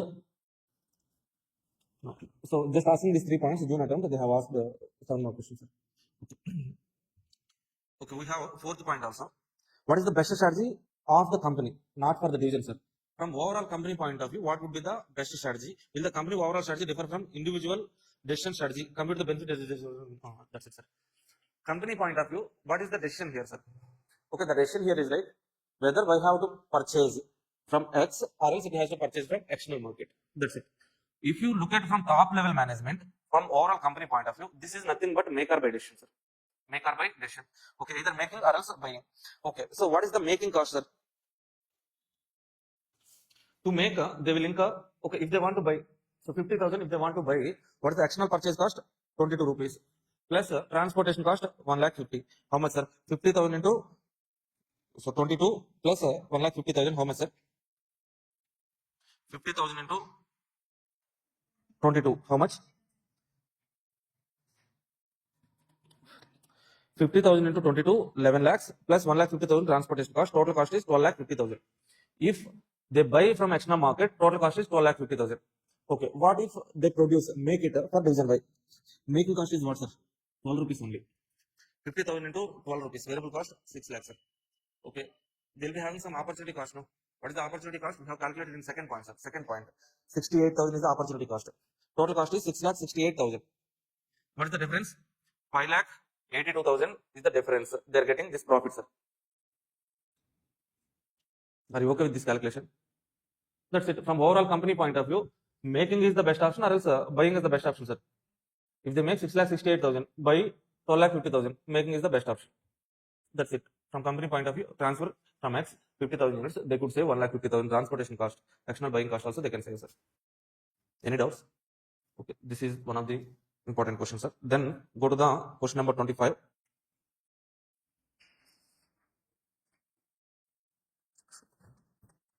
Again, this is nothing but weaker medicine, sir.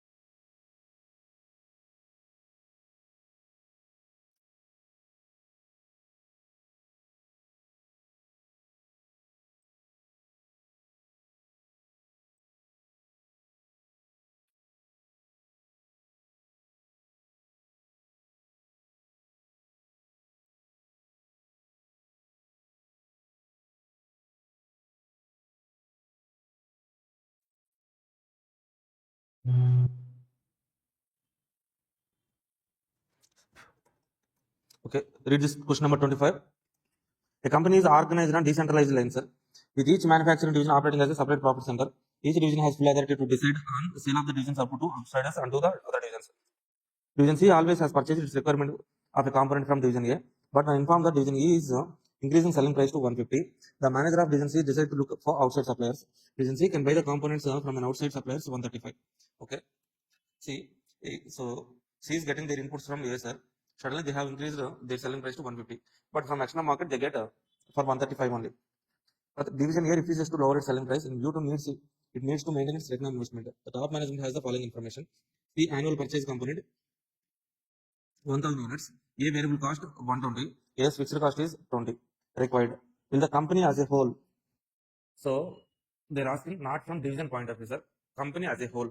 If division C buys the component at from outside supplier, okay, nothing but from, if you see from overall point of view, this is nothing but again make or buy decision, sir. Make or buy decision means see,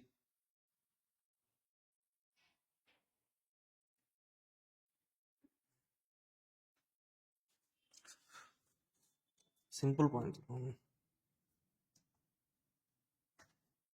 Okay, so can you tell me make or buy decision, sir? What is the making cost from company point of view?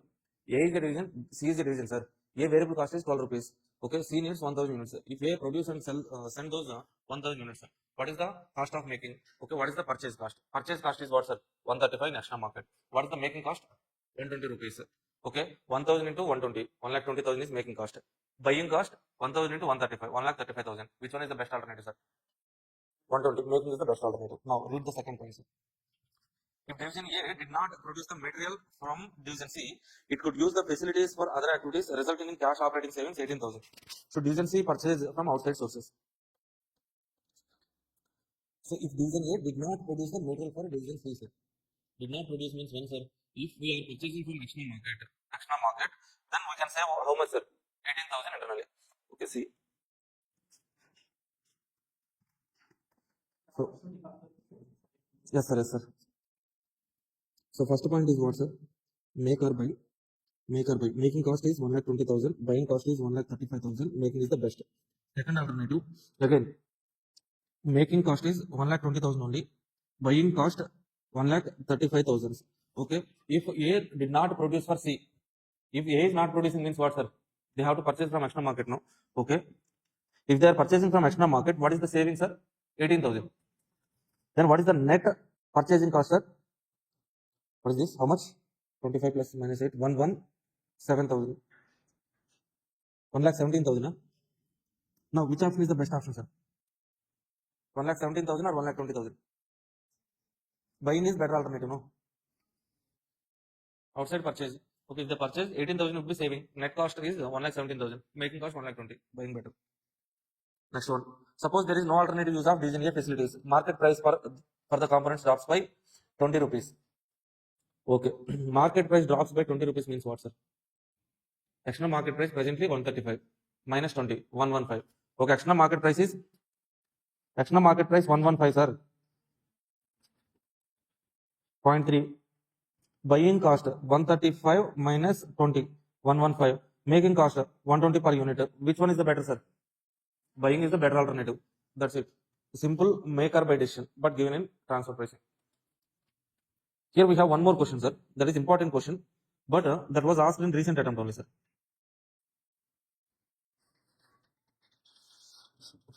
See, in our book, you can see similar kind of questions. June 24 attempt question also there, but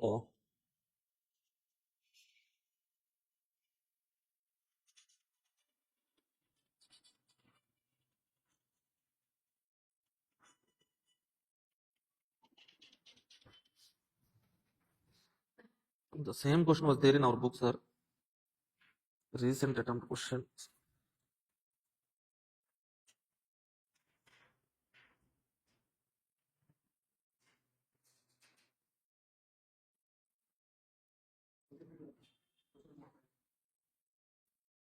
Okay, this one, sir. Question number 4, December 23, 3.3.22. December 23, and also asked in December 24 attempt also same question, sir. This one numbers change. Same question. Okay. So this question is somewhat important, but as they have asked in the previous attempt only, they will not ask for next attempt, sir. That's it. That's why you can leave this question. Okay, if you want to solve this question also,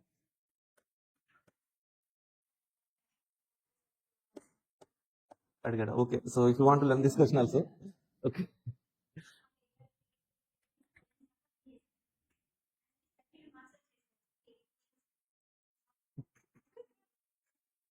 But yes, okay. But SM, okay. Okay, sir.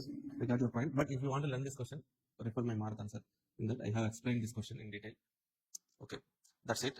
Okay, apart from these questions, if you want to practice any questions means, okay, come to the first page of transfer pricing.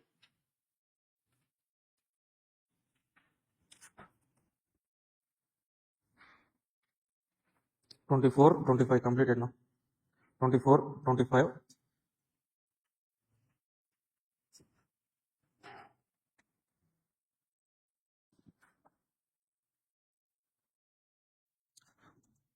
This December 23 attempt question. Okay, so just B category or else refer this question also, 12th question. These questions are enough, sir.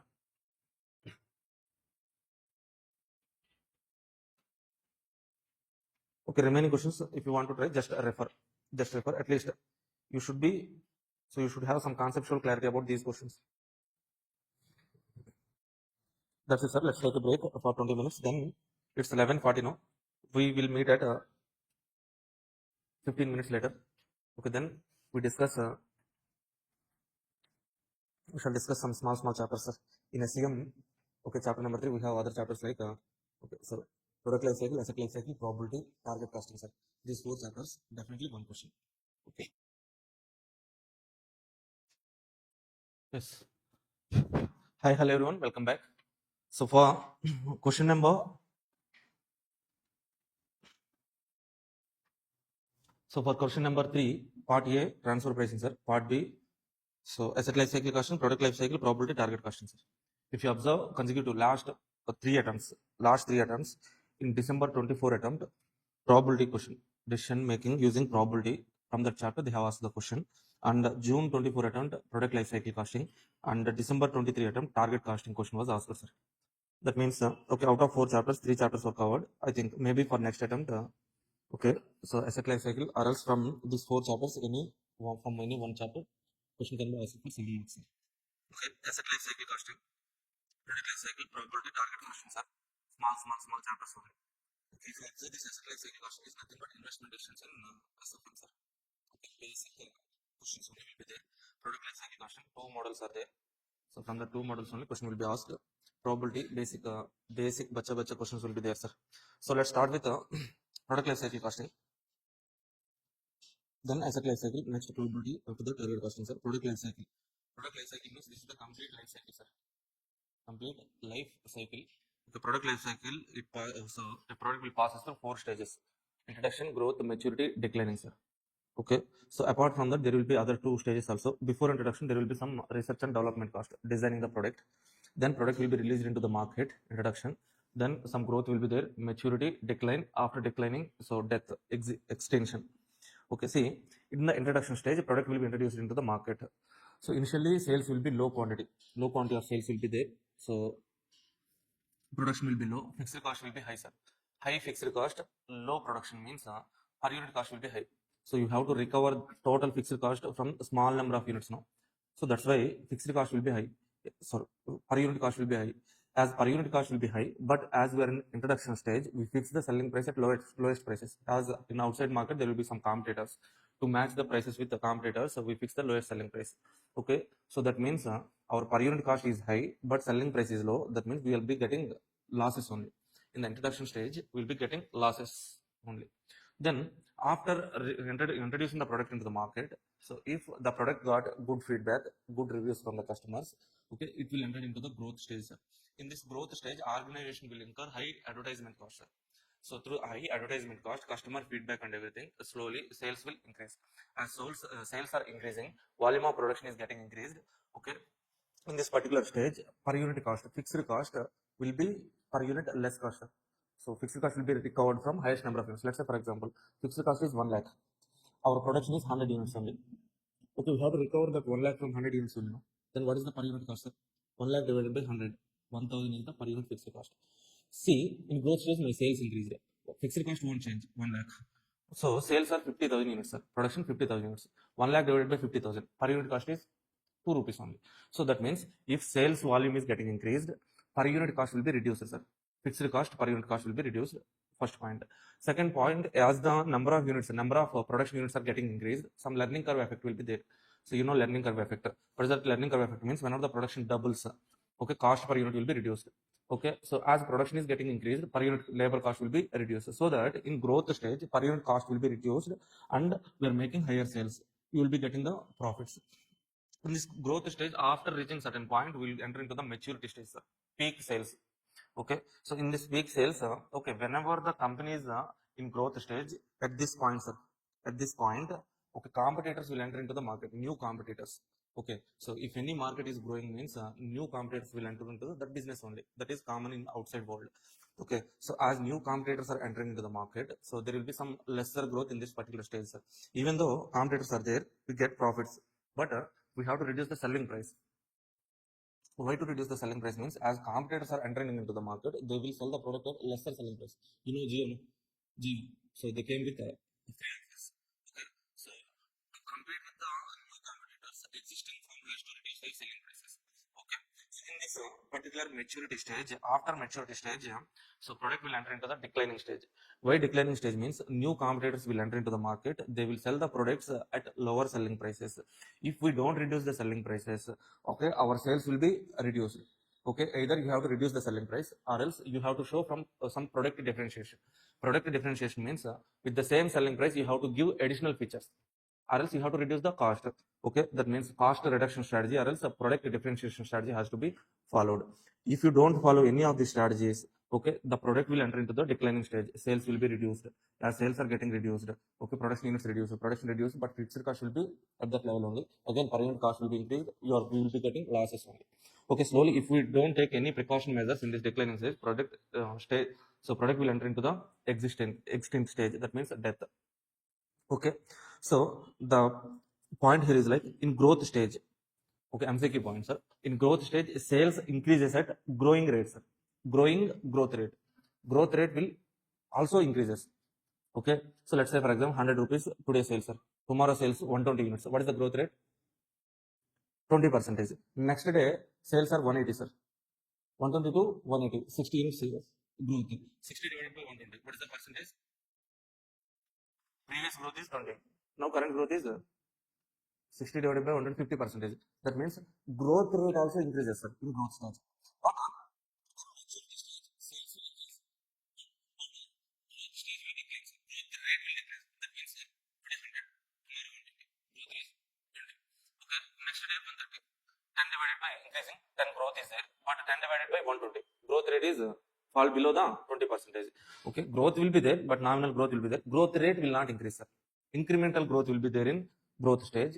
Okay, growth will be there in maturity stage, but declining growth will be there, sir. That is the point MCQ.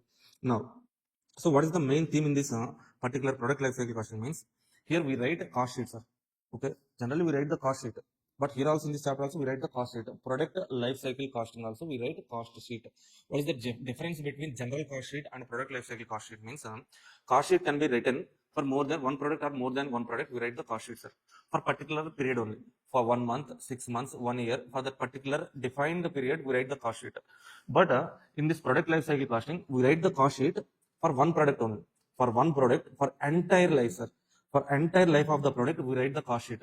What is entire life means? So let's say for example, for particular product entire life is 5 years. 5 years means in that 5 years, so total expected sales for total 5 years, expected cost for 5 years, we write the cost sheet for expected life of the product. Okay, so one more point is, as we are writing the cost sheet, as we are writing the cost sheet for life of the product, we need some estimations or budgets. But in reality, cost sheet can be estimations or else actuals. Budgets are budgeted cost sheet, actual cost sheet can be there. But product life cycle costing, complete cost sheet is for the life of the product. Okay, for a single product only. But for this is estimations only, sir. Okay, so keep this point in mind. Product life cycle. If you are writing a cost sheet for product life, particular product life cycle costing, okay, you write the cost sheet for entire life of the product. Okay, not just for 1 year. For single product, entire life.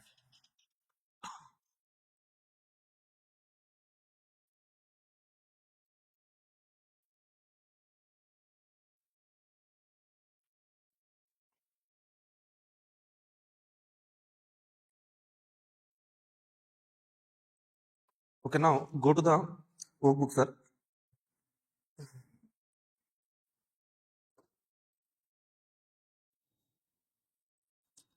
So first question is there, sir, illustration 47. This is nothing but writing the percentages. If you read that question and answer, you will understand, sir. Next question is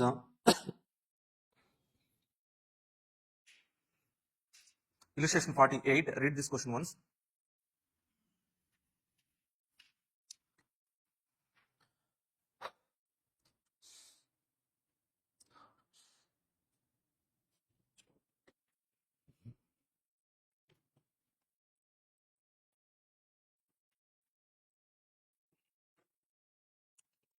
Read this question, illustration 48, sir. Okay, Zenith Limited manufacturing tablet batteries. So the company is preparing a product life cycle budget for the new type of battery. Development for the new batteries to start shortly. Estimation for new battery are as follows. Life cycle units manufactured and sold 2 lakh units in entire life. In entire life of the product, 2 lakh units could be sold, sir. Battery selling price is 55 rupees. Life cycle cost. R&D cost is R&D cost is 8 lakh. Manufacturing cost. So this 8 lakh is fixed cost, sir, for entire life. Variable cost per battery 25 rupees. Variable cost per batch 3000. Okay. Batteries per batch 250. Fixed cost 12 lakh. So coming to once again, see this manufacturing cost, sir. Okay. Variable cost per battery 25 rupees. Total cost we can calculate 2 lakh into 25. Variable cost per batch 300. They have given this cost per batch, sir. Okay. What is the batteries per batch? 250. What is the total cost, sir? We are making how many units, sir? 2 lakh units divided by 250. We get number of batches. Each batch cost is 300. That's it. Now, fixed cost 12 lakhs. Next one, marketing cost, sir. Variable cost per battery 3.5 into 2 lakh. We will get total. Okay. So fixed cost 8 lakh. Distribution cost. Variable cost per batch 1. Per batch, sir. Again, per batch. Number of batteries per batch 100. 2 lakh divided by 100 into 140. Fixed cost 1,60,000. Customer service cost per battery 1.70 into 2 lakh. Ignore the time value of money required. Calculate the budgeted life cycle operating income for the new battery. So how can we calculate operating income, sir? Total life cycle sales 2 lakh into 55 life cycle sales minus life cycle cost. What are the costs, sir? 8 lakh minus 25 into 2 lakh minus this cost minus 12 lakhs minus 2 lakh into 3.5 minus 8 lakh minus this cost minus 4,60,000 minus this one, sir. Sales minus cost. That's it. Okay. Now the point is, okay, what percentage of budgeted total profit life cycle will be ignored so at the end of design cost? Okay, so R&D cost as a part of total cost, sir. We can calculate that one also. Now see third point, sir. Company's market and research department estimates that reducing selling price by 2.50 will increase the life cycle units by 8%, sir. That means what, sir? If I reduce the selling price from 55 to 2.5 reduction means 52.5. 8% will be increased means 2 lakh. 8% is 2 lakh 16,000 units I can sell. Okay, I will get sales. If sale increase by 8%, the company plans to increase the manufacturing and distribution batch sizes, sir. Only batch sizes by 8% as well, assuming that all variable cost per batch for fixed cost will remain same, sir. Company will reduce the battery price by 2.5% or not. Okay, how can we say, sir, whether this strategy should be followed or not? Means we calculate the profit again. Okay, original plan, this is the original plan, this is the revised plan, sir. Which alternative is better to calculate the cost? So we have to calculate profit. Okay, in this alternative also 8 lakh is fixed cost, no change. Okay, so coming to this one, 25 rupees per unit won't change, but 2 lakh 16,000. Okay, here, so batch size, batch cost is 300. This will not change, but this batteries per batch will change by 8%. How much, sir? 270, yeah? 270. Here also batch size will increase by 8%, 108. Okay, here what would be the cost, sir? 2,16,000 divided by number of units per batch, 270 into 300. Okay, here 12 lakh fixed cost, variable cost per battery, 3 lakh into 2,16,000, 8 lakh fixed cost. Here batch cost, sir, again 2,16,000 divided by 108 into 140. This is fixed cost. This is 1.70 into 2,16,000. Okay. Total sales minus total cost, you will get profit. First alternative, second alternative. That's it. That is the point. Nothing is there, sir. General cost sheet only. But here we calculate the sales and cost for entire life of the product. Okay. So let us just go through the calculations. Next point, sir. Next question. So Kent life cycle cost, one of the important question. Some students will feel like, so required compute the product Kent life cycle cost. Okay, some students asking me like, sir, in product life cycle costing, you haven't explained Kent life cycle costing, sir. They feel like this is different method of costing, but this is not different method, sir. Kent is the product there. Okay. So read this question once. Kent is the product. For that, we need to calculate total life cycle cost.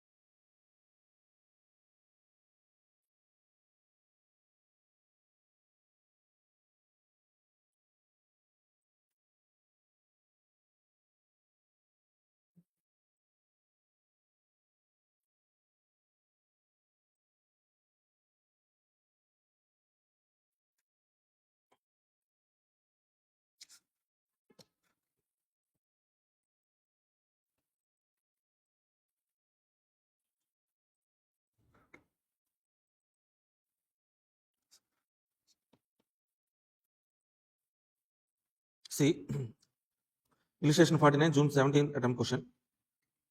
SRM Limited has developed a new product Kent which is about to launch into the market and expects 80,000 units could be sold. Sale price 300, sir. For the product life cycle, 4 years. Highlight this point, sir. 4 years life, sir. Life cycle of 4 years. Data pertaining to Kent are as follows. Cost and design development. Okay, so 10,25,000 is the research and development cost, fixed cost, sir. Okay, next one, what is the cost? Manufacturing cost 125 per unit. Selling cost 12,500 per year. Per year, sir. So here to calculate total cost, this is total life cycle cost, sir. 125 into number of units 80,000. Okay, here selling cost 12,500 per year. What is the life, sir? 4 years. 12,500 into 4 is the life cycle fixed cost. 1,200 is per unit into, so 80,000 units, sir. Administration cost 50,000 per year, sir. What is the total cost, sir? 4 years. Are you getting this point, sir?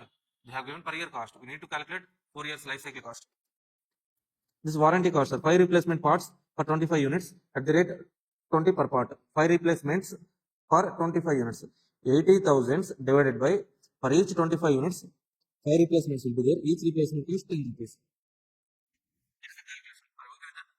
Now, 1 visit by 500 units, that means 8,000 divided by 500, number of 500 units into 1 visit per each 500 into 500 rupees is the cost. Okay, so we can calculate sales. What is the sales? 80,000 into 300 is the sales, minus R&D cost, manufacturing cost 8,000 into 125, selling cost 4 into 12,500, 100 into 80,000, 50,000 into 4.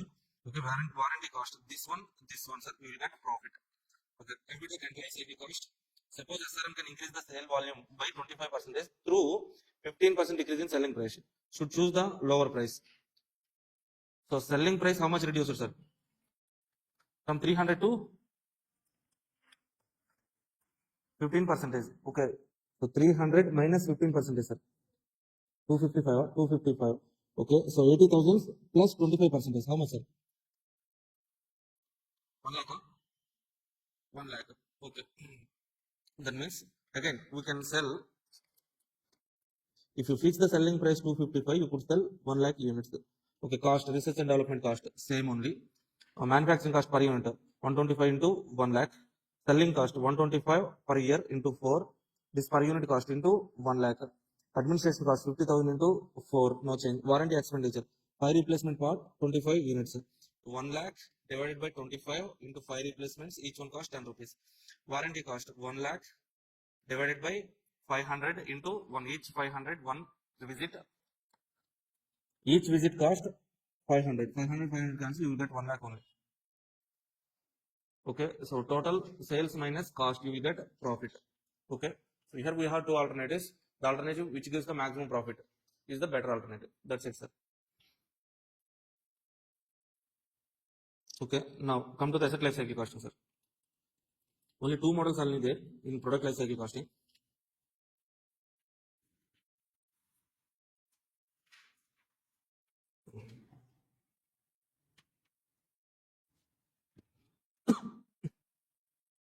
Okay, so what is the asset life cycle means?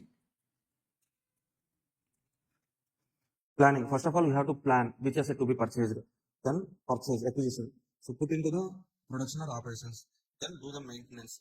Okay, so finally disposal. Okay, disposal or replacement will be there, sir. Now see, in planning stage, we have to plan which asset to be purchased. For that, we use investment decisions.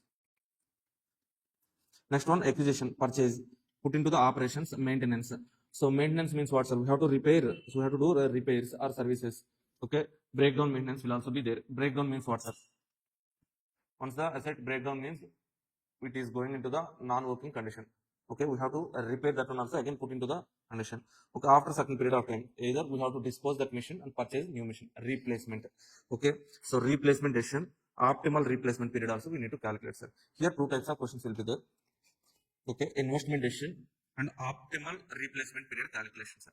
Okay, see, for an asset, okay, so cost is the outflow, what we need to pay. Benefit, there will be some cost as well as benefit to calculate NPV. Okay, how we take the investment decisions means by taking NPV only, basic.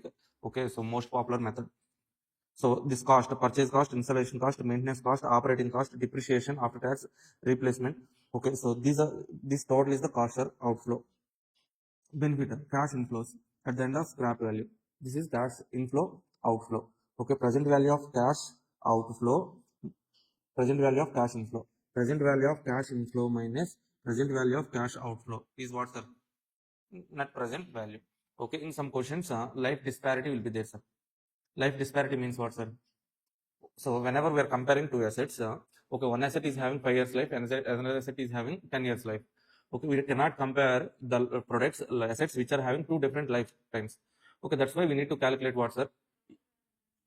What is that? Equated annual cost. What is that equated annual cost, sir? Present cost divided by present value of annuity factor for the life of the period. Equated annual cost. We compare the equated annual cost. Okay, the asset which is having lesser equated annual cost will be taken as okay, so best assets. Okay, this is so you know the calculation of present value factors. No? Okay, how to calculate all those things? Okay, I'm assuming you all know. Asset life cycle models are investment decisions. When there are two assets, we calculate NPV of two products. Based on that, we can take the decisions. If life disparity is there, means we calculate EAC, equated annual cost. How to calculate EAC, sir? Present value of cost divided by present value annuity factor. On this, we have 50, 51, question number 3, 3 problems. Optimal replacement period, sir. So in this optimal replacement period, we need to calculate, okay, so effective cost, sir. What is the effective cost means? Okay, so let's say for example, if I want to replace the product at first year itself, what would be the cost? Purchase cost plus maintenance cost for first year. Okay, if I want to replace the product, so asset for second year. Second year means till the second year end, what is the cumulative cost? That is purchase cost, first year maintenance cost, second year maintenance cost. Okay, if you want to replace the machine at third year, purchase cost, first year maintenance cost plus second year maintenance cost plus third year maintenance cost. We have to bring all these costs to the present value. Okay, then calculate the equated annual cost. Equated annual cost or effective cost per year.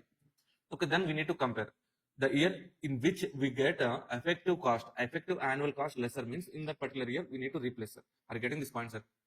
Okay, so maintenance cost will be increased once the asset is getting older. Maintenance cost per year will be getting increased now. Also scrap value will be reduced. Okay, replacement at the end, resale value will be reduced. Okay, first year resale value will be high, maintenance cost will be low. Second year replacement value reduced, maintenance cost increases. Third year replacement cost or resale value little bit reduces, maintenance cost increases. Okay, there will be some different factors, sir. We need to calculate effective cost. Finally, expected NPV, sir. Expected NPV means okay, we need to multiply the NPV with the probability. Okay, so in SFM portfolio management, we have taken many decisions using. So expected returns means what, sir? So multiply the returns with probability. We get what's the expected returns. If you multiply probability with something means you get expected something. Okay, multiply the cost with probability, expected cost. Probability with sales, expected sales. Okay, demand with probability, expected demand. Okay, here NPV with probability, expected NPV. Okay, sigma probability in NPV we get so expected NPV. This is illustration 53, sir. Okay. So, but in this optimal replacement period, illustration 52 is there in our SCM book, sir. But the calculation which was given in institute material, SCM answer is different. Same question was also there in SFM. That is also different. Different calculation approaches were there, sir. Okay, for that question, me and Ravi sir was discussed something, and Ravi sir finally said like the answer which was given in SFM only correct conceptually. Okay, so student has to follow that approach only. Okay, if you have SFM materials, okay, solution is there in investment decisions. Illustration 24 is there, sir, for that particular question. Okay, try to follow that answer only. Okay, if you want that answer means, okay, so SFM, that PDF also I will forward in the group. Okay, try to follow that approach only. Okay, now let's go and solve some questions here. Illustration 50, sir, basic question only. Let's try to solve this question. Read this question once. Here we have two machines, sir. Two machines. So just 1 minute, take 1 minute and read that question.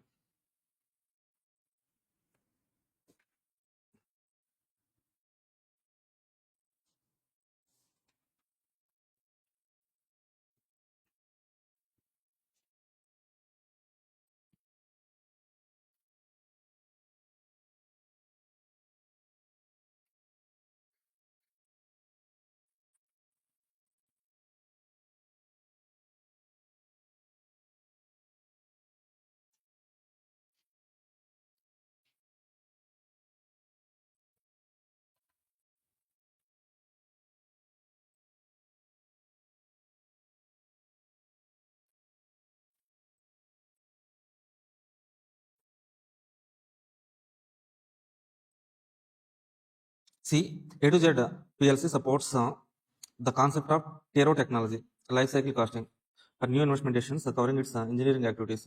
The financial side of this philosophy is now well established. Its principal extent to all over the area decision making. The company is replacing the number of its missions, and the production manager is told to X mission, the more expensive mission with a life of 12 years. See here, what is the life of two missions are there, sir? First one, X mission, mission X 12 years life, mission Y 6 years life. If the Y mission is chosen, likely that it would be replaced at the end of 6 years. Okay, another way by another Y machine. The pattern of maintenance and running cost different between two types of machines. Relevant data is given below. Okay. Purchase price, trade in, breakup or scrap value, annual repair cost, overall cost, sir. Okay. So this is the purchase cost. This is at 0th period. Right now we incur purchase cost outflow. Okay. Breakup value or scrap value. When we get this scrap value means what, sir? Inflow or outflow? Inflow. When we get this inflow, sir, at the end of the life. That means this 3000 you will get at the end of 12th year plus 6th year. As life is 12, 6th year. Annual repair cost. What is the annual repair cost? 12,000, 2,600. We incur each year. For that we can, so to bring this 2000 to present value factor, we have to use the present value annuity factor. 12 years discounting rate how much, sir? 10% is given in the question. For this 2600 present value annuity factor, 6 years 10%. Overall cost. Overall cost at 8th year. 8th year we incur what, sir? Overall cost outflow. Bring this to the present value. 8th year present value factor. 4th year present value factor. Okay. See, after calculating present value of cost, net present value of the cost, we need to calculate what, sir? As life disparity is there, we need to calculate equated annual cost. See, first initial cost, sir, purchase cost, that is at present value only, less present value of scrap at the end of the life. Okay, so use present value factor 12 years 10%, 3000 into present value factor, here 3000 into present value factor, we get this much net cost. At present value of total annual repairs, we use the present value annuity factor, here also annuity factor. Okay, overall cost at 8th year, here that is 6th year, 4th year, right? Okay, then we got the present value of total cost. This is present value of total cost, this is also present value of total cost, sir. Okay, this cost is for how many years, sir? This cost is for 12 years life. This cost is for 6 years life. You cannot compare the cost of 12 years, cost of 6 years. That's why use the equated annual cost. Okay. To calculate equated annual cost, take present value annuity factor. Okay. So 10% rate, 12%, 12 years. Here present value annuity factor, 10%, 6 years, sir. Okay. Can you tell me this present value annuity factor? So that was not given in the question. 6.812, 4.354. Okay. If you know that present value factor calculation, that is easy only.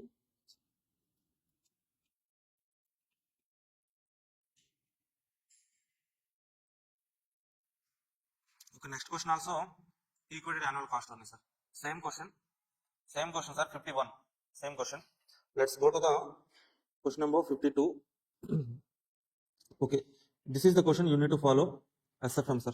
SFM solution.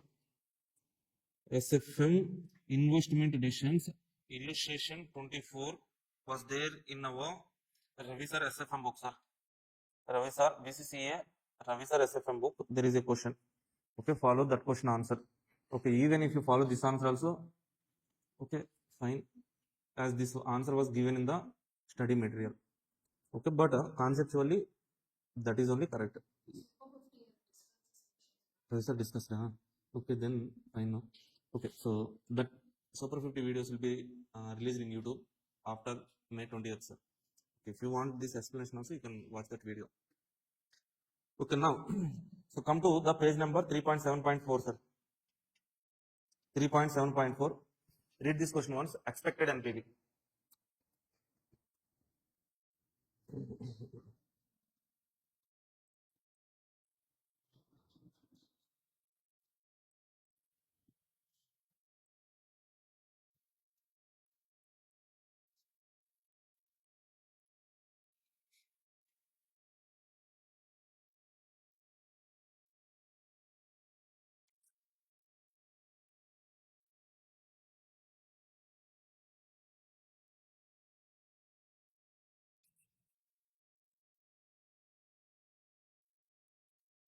Okay, the company is considering the purchase of machine for 3,50,000.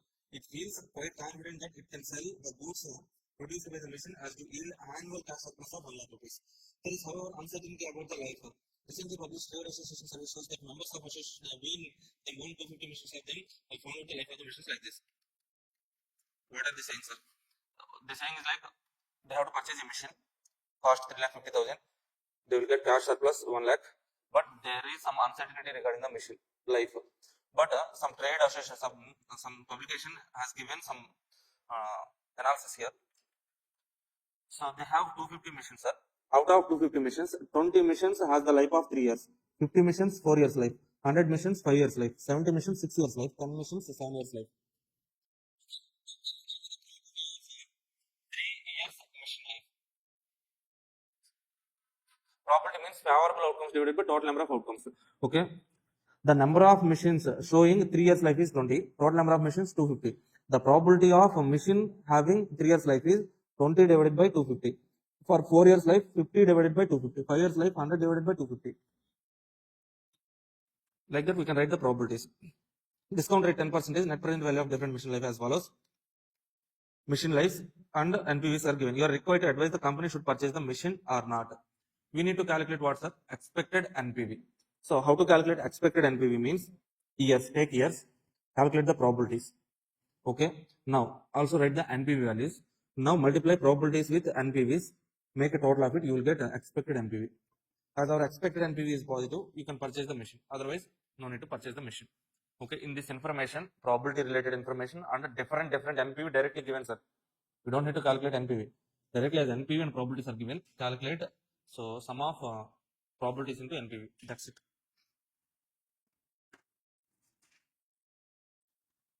Now come to this question, sir. Question number 3.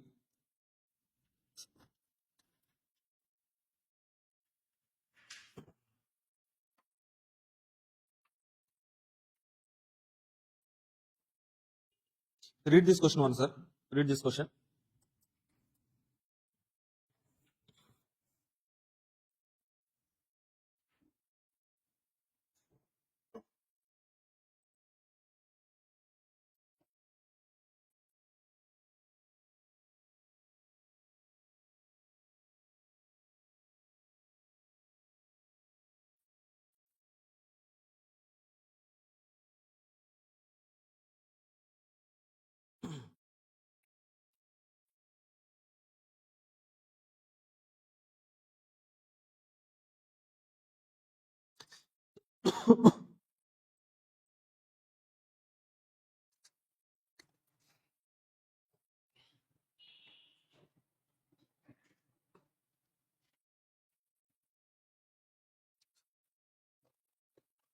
Okay. Sunrise Prakashan Limited is in the business of publishing a leading newspaper, sir, which has wide customer base. It measures the quality of service in terms of print quality, on-time delivery, number of damaged units, and unsold paper. Okay. To improve its business prospects and performance, the company is considering installing a scheduling and tracking system which involves annual additional cost of 3 lakh rupees, besides equipment costing 4 lakh needed for the installation of the system. What is that, sir? Tracking system involves additional cost of 3 lakh. Okay, besides equipments costing 4 lakh needed for installation of system. So annual additional cost, what is that? So this 4 lakh is what, sir? Capital cost, Okay, 3 lakh is what, sir? Annual maintenance cost, annual additional cost. Okay, 4 lakh is capital cost, 3 lakh is revenue cost. To purchase the equipment, the company is planning to utilize the proceeds of investment, fetching income of 9%. Okay, that means what, sir? That 9%. To purchase the machine, how much investment I need, sir? What is the capital cost? 4 lakh. To purchase the machine with 4 lakhs, I need 4 lakhs, no? That 4 lakhs, I'm bringing some outside so loan, let's say loan. Interest on loan is 9%. Okay, that interest cost will be there, no? That is opportunity cost. Okay, 4 lakh into 9%. How much, sir? Okay, so what is the cost till now?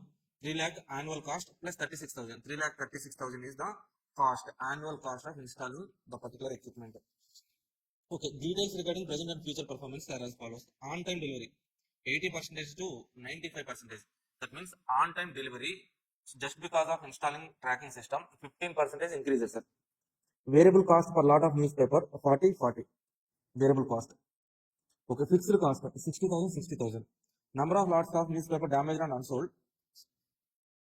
Previously it is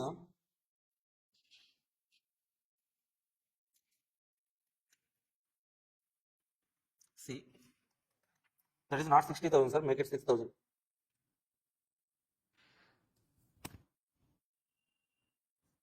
Make it 6,000. Previously damaged units and unsold units are 6,000. Now it is 1,000. That means there is a saving in damages. On the damaged units, we are losing something now. That loss can be saved now. This is the benefit. It is expected that each percentage increase on time performance will increase in the revenue 35,000 per annum. If 1% increased in on time delivery, 35,000 on time, so revenue will be increased, sir. Required contribution margin is 40% is the contribution. Okay, that means, okay, so sales into contribution will get the contribution now. Required. Draw inference from the information. So the decision here is like, should the new system installed or not, sir? So new system installed or not? For that, we need to do cost benefit analysis, sir. What is the cost we are incurring? What are the benefits we are getting? So first cost is what, sir? Annual cost, revenue cost only. Compare the revenue cost. Okay, so annually 3 lakh additional cost plus opportunity cost, interest cost, 4 lakh into 9%, 36,000, 3 lakh 36,000. This is the cost. So on the side, what is the benefit? What is the benefit means? First benefit is what, sir? Savings in damage, sir. See this one. Damages can be reduced, no? Damages can be reduced from how much to how much, sir? 5,000 damage reduced. On this 5,000 rupees, 5,000, what is my cost saving, sir? Okay, previously my damages here, so damage units are 5,000. That is scrap only, loss. What is the loss means? On that 5,000 units, I might have incurred variable cost. Now I could save that variable cost now. That is the saving. 5,000 into variable cost 40 rupees. This is 40 rupees now. That is the benefit. Are you getting this point, sir? 5,000 units damages saving means on that variable cost is saved. Savings, benefit. Another point. Okay, on time delivery 15% increase, sir. Okay, now read this point, sir, again. On time performance is expected that each 1% increase on time performance result in revenue increase by 35,000 per annum. If 1% on time performance increase means 35,000 is the annual increment in revenue, sir. Now, how much percentage increase, sir? 15%. Okay. Now, for 1%, 35,000. For 15%, how much? Revenue will be increased. This much of revenue will be increased, no? Okay. So this is revenue only. That means 35,000 into 15, sir. How much? Okay. On that, that is revenue. Total revenue will not be the benefit for us. What is the benefit, sir? Contribution from that revenue is our benefit. What is the contribution? 40%. Now apply the contribution 40%. See, sir. 40%, 2,10,000, sir.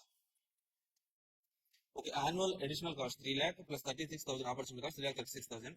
Savings in damages 2 lakh, and also increased in revenue 2 lakh 10,000. 4 lakh 10,000 is the benefit. 2 lakh 3 lakh 36,000 is what's the cost.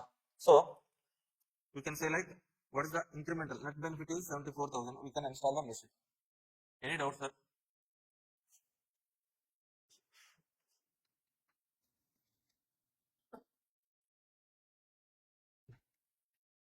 Next.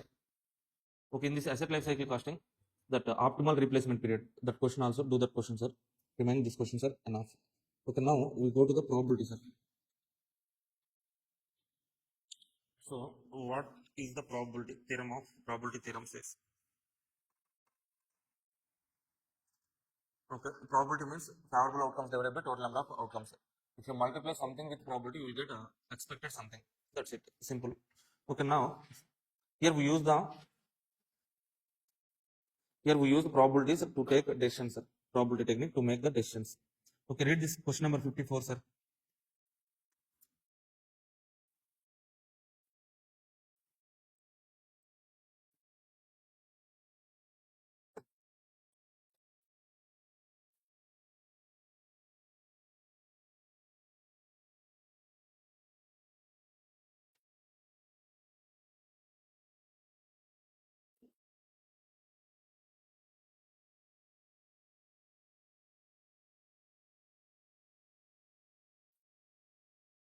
See,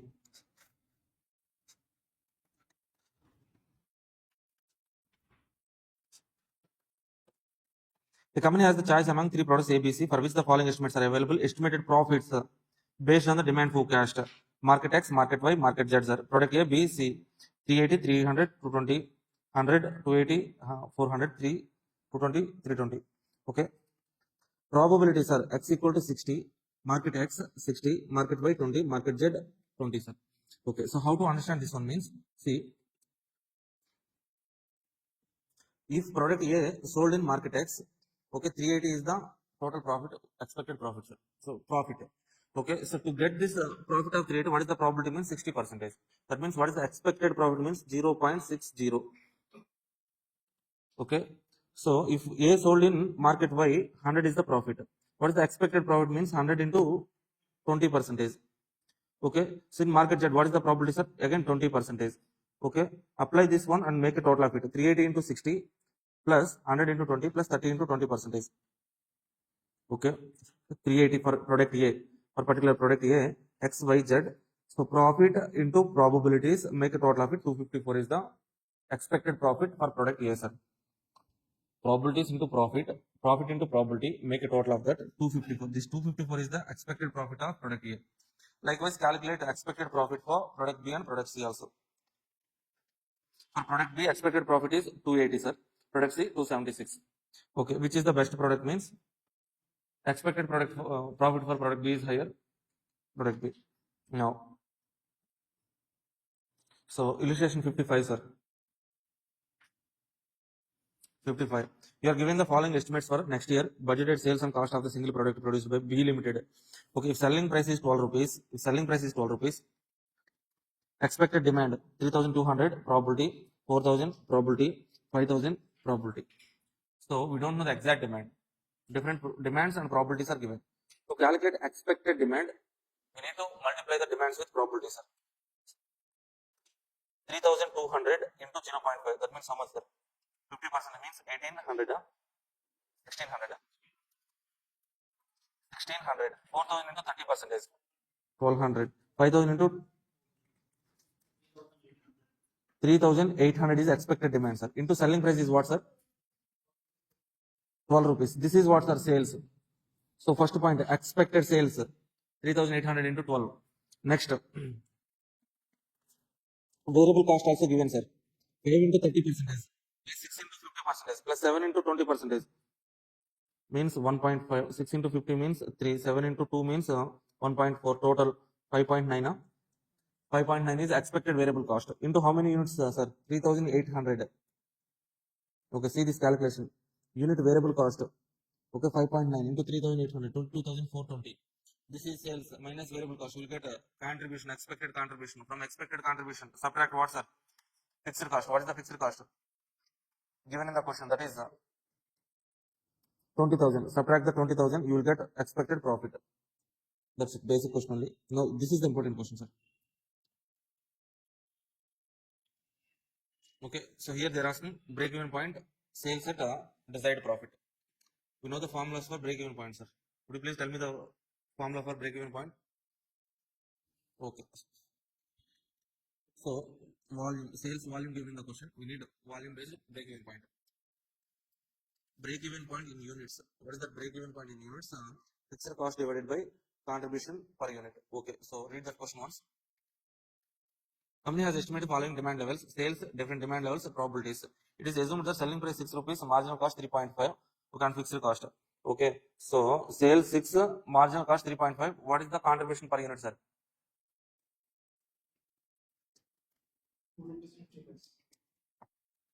Okay, now what is the fixed cost of 34,000 divided by 2.5? 15,600. 13,600. Now, what is the probability that company can achieve break-even point, sir? What is our break-even point? 13,600 is our break-even point. Let's say, for example, now come to the question table. If company is able to sell 10,000 units, sir, will it achieve the break-even point? No. If company sold 12,000 units, break-even point? No. 14,000, is it break-even point? Yes, it can reach break-even point here. If it sell 16,000, will it reach break-even point? Yes. Here also, it will reach break-even point. That means what is the probability that company will reach break-even point is 0.25 plus 0.30, 0.30. Are you getting this point, sir? Okay. Next point is company will make a profit of 10,000. Okay. Sales quantity at desired profit 34,000 plus 10,000 divided by 2.5. How much, sir? 44,000 divided by 2.5. 17,600. Now what is the problem? 600. Okay. Now what is the probability that 17,600 units could be sold? Point. Housing. Okay. So if 16,000, 14,000, 12,000, 1,000, it will not sell 17,600. It will not achieve the profit of 10,000. If and only if it could company could sell 18,000 units, then only it could get 10,000. That is the probability. Okay. So next one, sir. Illustration 57 also.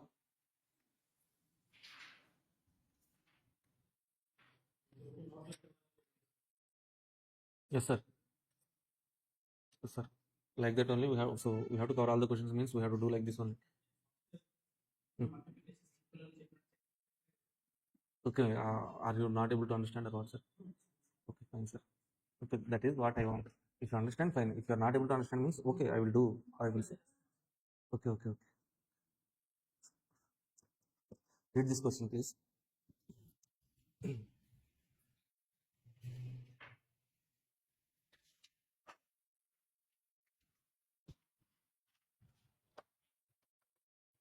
So previous question, sir.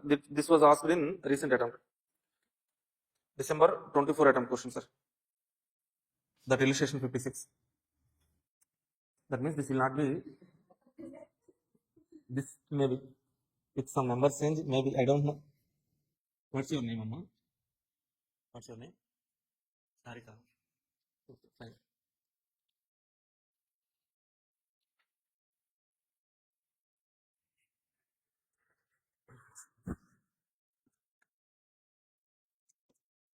Illustration 57. Company has estimated the unit variable cost of a product to be 10 rupees, sir. Variable cost 10 rupees. And selling price is 15. Budgeted sales for the year is 20,000 units, sir. Estimated fixed cost are as follows, sir. Okay. So fixed cost per annum 50,000, 60,000, 70,000, 80,000, 90,000 respective probabilities are given, sir. What is the probability that company will equal or exceed its total profit of 25,000 for the year, sir? So company's target is to get the profit of 25,000, sir. Okay. See. Now calculate the contribution, sir. So 20,000 units, sir. 20,000 units into what is the contribution per unit, sir? Okay, 10 rupees selling price minus, sorry, selling price 15 minus variable cost 10. Okay, into 5, that is equal to 1 lakh, sir. Contribution minus fixed cost. Okay, see. Contribution 1 lakh, sir. Minus fixed cost. We get profit, right? Now, what is our target profit, sir? 25,000. 25,000. So, what is the balance of figure fixed cost? 75,000. If the fixed cost, if fixed cost is 75,000 or less than 75,000, then only I could reach this 25,000 profit, right? Fixed cost is 75,000, 25,000 is the profit. 75,000 more, less than 75,000 means I will get more profit. Now, what is the probability that, what are they asking, sir? Company will equal or exceed target profit of 25,000. When I can achieve this target profit of 25,000 or more means my fixed cost is 75,000 or else less than that. Okay, now in the question 70,000. So if the fixed cost is 80,000, profit 20,000 only. 90,000 fixed cost, 10,000 profit only. 70,000, yes, more than 25,000, I get the profit. If fixed cost 60,000, I get the profit. 50,000, I get the profit. Then 0.1, 0.3, 0.3. Total 70% probability, sir. Okay, any doubts? Next question was there, sir. This is but a lengthy question. Okay, this question I have solved using, okay, so in this format also we want to understand. I have solved using tree diagram. The decision tree diagram will be there, no? SFM, decision, so investment decisions. Okay, like that we have to solve this question. In investment decisions, decision tree diagram you might have drawn probabilities. Same question. Similar kind of question is also there in SFM. Okay, if you want the answer for this question means I'm leaving this question only in probability. Okay, I think this question was also there in marathon. You can watch it if you want this question, or else okay, try this question later. I'm leaving this question only in probability, sir. Okay, we have discussed. Okay, so in asset life cycle costing, one question, probability, one question, sir. Apart from that, all the questions are discussed in asset life cycle costing, product life cycle costing, probability. Okay, so from this three, or else target costing, sir. From target costing, we have many questions, but I will discuss some questions in afternoon session. Okay, after target costing, we discuss learning curve, standard costing. Okay, this is our target, sir. With that, so see, with the discussion, we can complete the syllabus regarding question number 8. Okay, maximum minimum game theory, business forecasting completed. Question number 7, network analysis, learning curve, we discuss afternoon. Question number 6, LPP assignment simulation. The syllabus for these 3 questions completed. And question number 3, transfer pricing. And question number B, asset life cycle, product life cycle, probability completed. This target costing, discuss afternoon. Then I will discuss the standard costing, sir. Okay, I am discussing the questions for 5 questions in question paper. The chapters for 5 questions I am discussing, sir. Okay, so if you want to write this question also, you have to read this theory, sir. This theory plus prepare ABC throughput just in time. For this question also, I will give super 50 questions. So somewhat repeated questions. Super 50 means I will analyze the past papers and MTPs. From that MTPs and past papers, I will pick some questions. I will be giving the questions. Okay, prepare those questions. Okay, it will be somewhat safe side. If you prepare for 6 questions, at least 5 you write.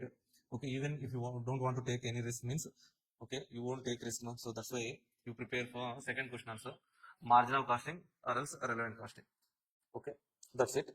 Okay, in afternoon session, we will discuss what is our target, sir. Target costing, learning curve, standard costing. Okay, so that's it, Amma. Thank you. Thank you all.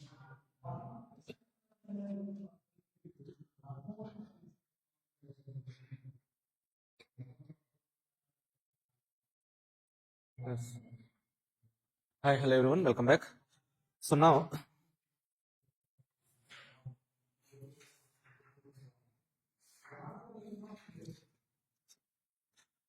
so for next one and a half hour, our target is completing target costing, learning curve, sir. See, so target costing. So generally, markets are divided into 2 types of markets: sellers market and buyers market. Sellers market means okay, some kind of monopoly, oligopoly, duopoly kind of markets. So what happens in this kind of market means okay, only few sellers will be there, large number of buyers will be there. So that's why sellers have some privilege to fix their selling price, sir. How they fix their selling price means cost plus profit, that is equal to selling price. That's it, simple. So coming to buyers market. So once the sellers market, as they are getting huge profits, if there are no entry barriers, sir. So new companies will come into the existence, sir. Free entry will be there means new companies will come. So then what will happen means, let's say for example,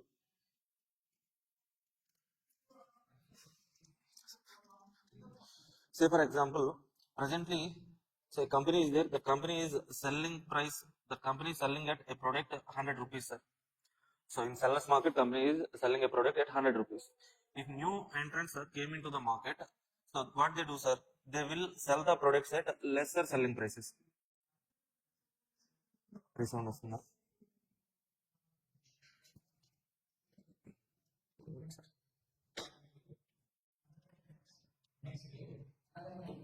Next year, 30%. So totally, if your calculated was this month 60. So that means gradually we can shift the control of an public sector undertaking to the company. So that is what we want to shape and shape.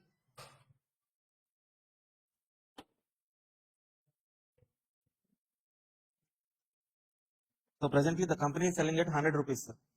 New entrants, new competitors came to the market, and let's say they have fixed their selling price at 90 rupees, sir. Competitors are selling at 90, our company is selling at 100 rupees. So customers will purchase competitors product only. So they will purchase it. So to compete with the competitors, what we have to do, sir? We also need to reduce the selling price. Okay. So we also need to reduce the selling price to 90 rupees. If we don't reduce the selling price, what will happen, sir? If we don't reduce the selling price, then our product demand or sales will be reduced, sir. Sales reduced means production will also be reduced. Once the production fall down, then per unit cost will be increased, sir. Per unit cost increases. Why means, so in fixed cost will not change, so we are producing lesser number of units, per unit cost will increase. Once the per unit cost increases means, okay, to get the profits, to recover all the cost, again what the companies will do is like, they will increase the selling price, sir. Okay, once they fall into this loop means they will be increasing the selling price. Okay, so finally they won't get any sales, finally they have to shut down, sir. So to avoid this kind of situation, what the companies has to do is like, they also have to fix their selling price 90 rupees. Okay, so I will reduce the selling price, but I won't compromise on the profit, sir. The situation here is like, see, currently my selling price is 100 rupees, sir. Okay, so let's say cost is 80 rupees plus 20 rupees is the profit, that is 100 rupees selling price, sir. Selling price, total cost, profit. Now due to external conditions, I made to reduce the selling price. Okay, reduce the selling price means reducing selling price to 90. Selling price reduced from 100 to 90. Okay, so but I won't compromise on my profit, sir. I won't compromise on my profit means I will expect the same 20 rupees profit even after reducing the selling prices. That means the selling price is 90, profit is 20. So what is my cost, sir? 70 rupees. That means if you want to reduce the selling price to get same level of profit, we have to reduce the cost from 80 to 70. Okay, now this 70 is called our target cost, sir. Target cost. This 20 is called our target profit. This 90 is called as a target selling price. Okay, so how can we reduce the cost from 80 rupees to 70 rupees? From 80 to 70 rupees, 10 rupees I need to reduce. This 10 rupees is called target cost reduction. Target cost reduction. How can we reduce this 10 rupees means we can use our SCM techniques. Okay, in DM we are having multiple techniques. In SCM also marginal costing, activity based, just in time, throughput, all these are cost reduction techniques only. Okay, or else value chain analysis, value engineering, all those techniques are there, sir, to reduce the cost 10 rupees. We can use whatever the technique. So just reduce the cost by 10 rupees to fix the selling price 90 rupees. Sir. That's it. Now, so the 70 target cost reduction, target profit, target selling price. That is nothing but the reduction of cost from 80 to 70. That is target costing, sir. Here in this chapter, we try to reduce the cost. We calculate target cost. Target cost. That's it. Okay.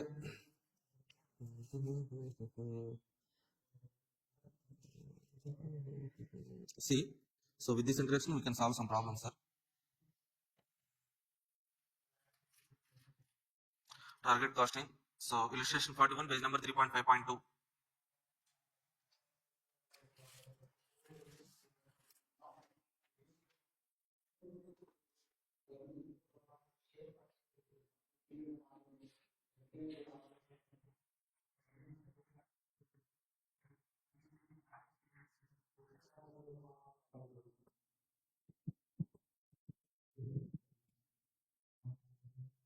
See, fellow company has the capacity of production 80,000 units, sir, and presently sells at 20,000 units, 100 rupees each. Their capacity is 80,000 units only. 3.5.2, sir, page number. Capacity is 80,000 units. Presently, we are producing 20,000 units and selling at 100 rupees. The demand is sensitive to selling price, and it has been observed that for every reduction in 10 rupees selling price, demand is doubled, sir. See, at 100 rupees, what is the selling unit, sir? 20,000. If I reduce the selling price by 10 rupees, that means if I fix the selling price 90, what would be the sales quantity, sir? Okay, what happened?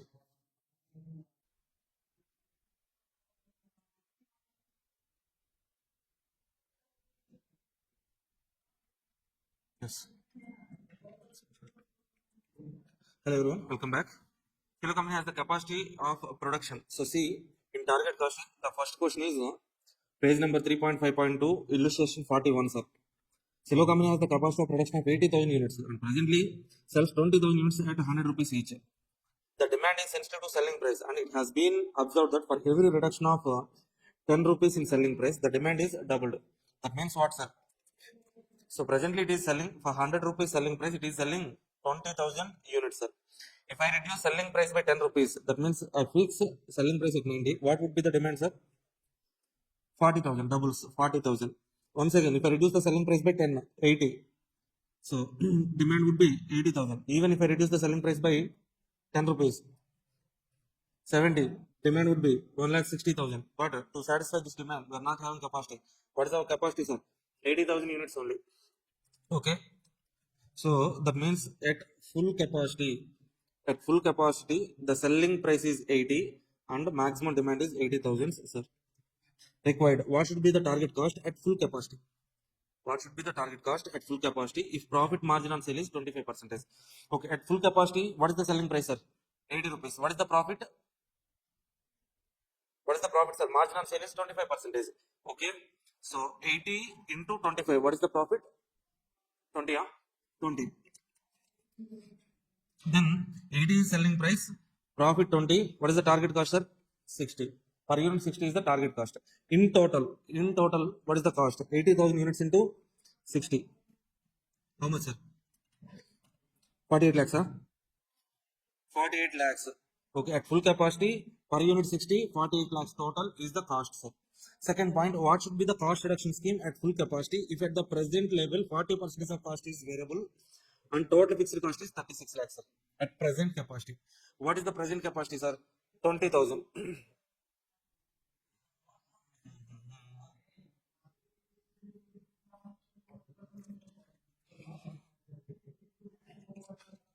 At present capacity,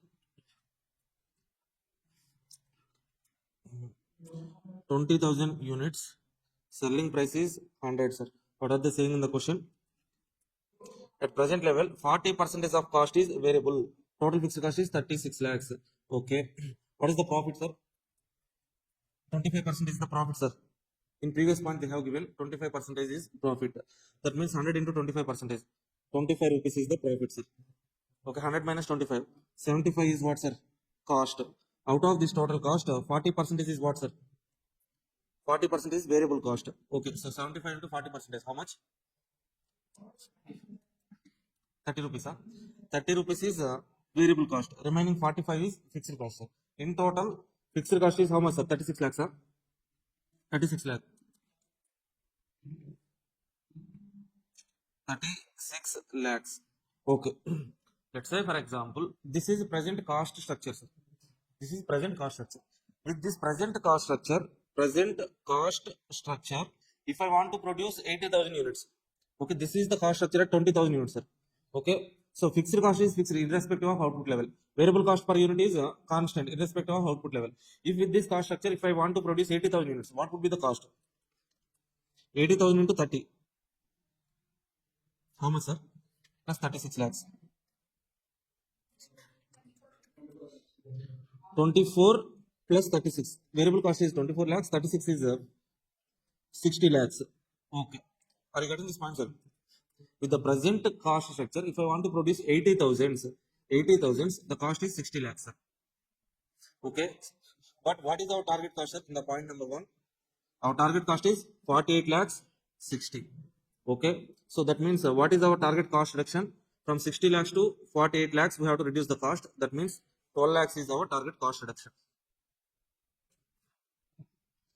If same level cost structure, if I want to produce further, I will incur 60 lakhs. But in first point, as per the information given, okay, so I want to reduce the selling price now. At the reduce the selling price, if I want to maintain same level of 25% profit, so my cost should be 48 lakhs only. Then I have to reduce the cost to 12 lakhs. Okay. Next point. If rate of return desired is 16%, sir, rate of return desired is 16%, what will be the maximum investment at full capacity? Okay, rate of return. So at full capacity, what is the profit, sir? At full capacity, in point number 1, we have calculated that.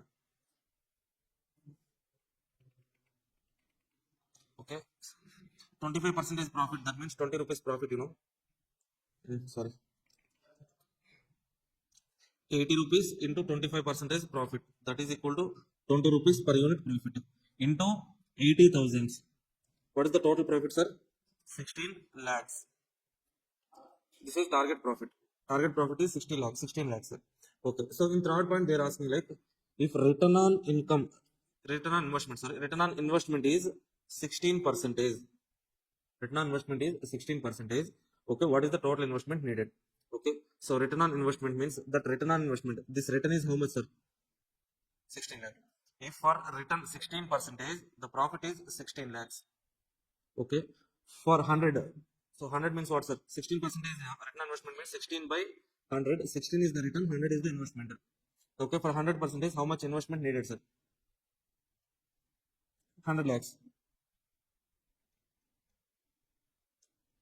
You getting this point, sir?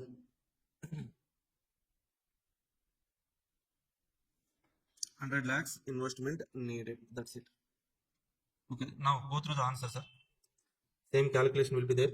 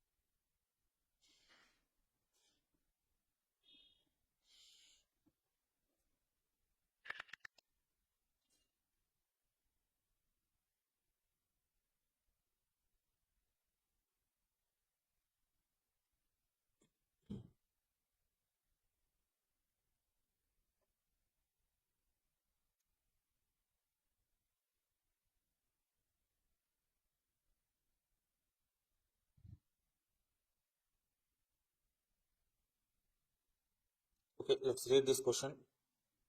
Next question, sir. What is that? 42. Read this question 42, sir.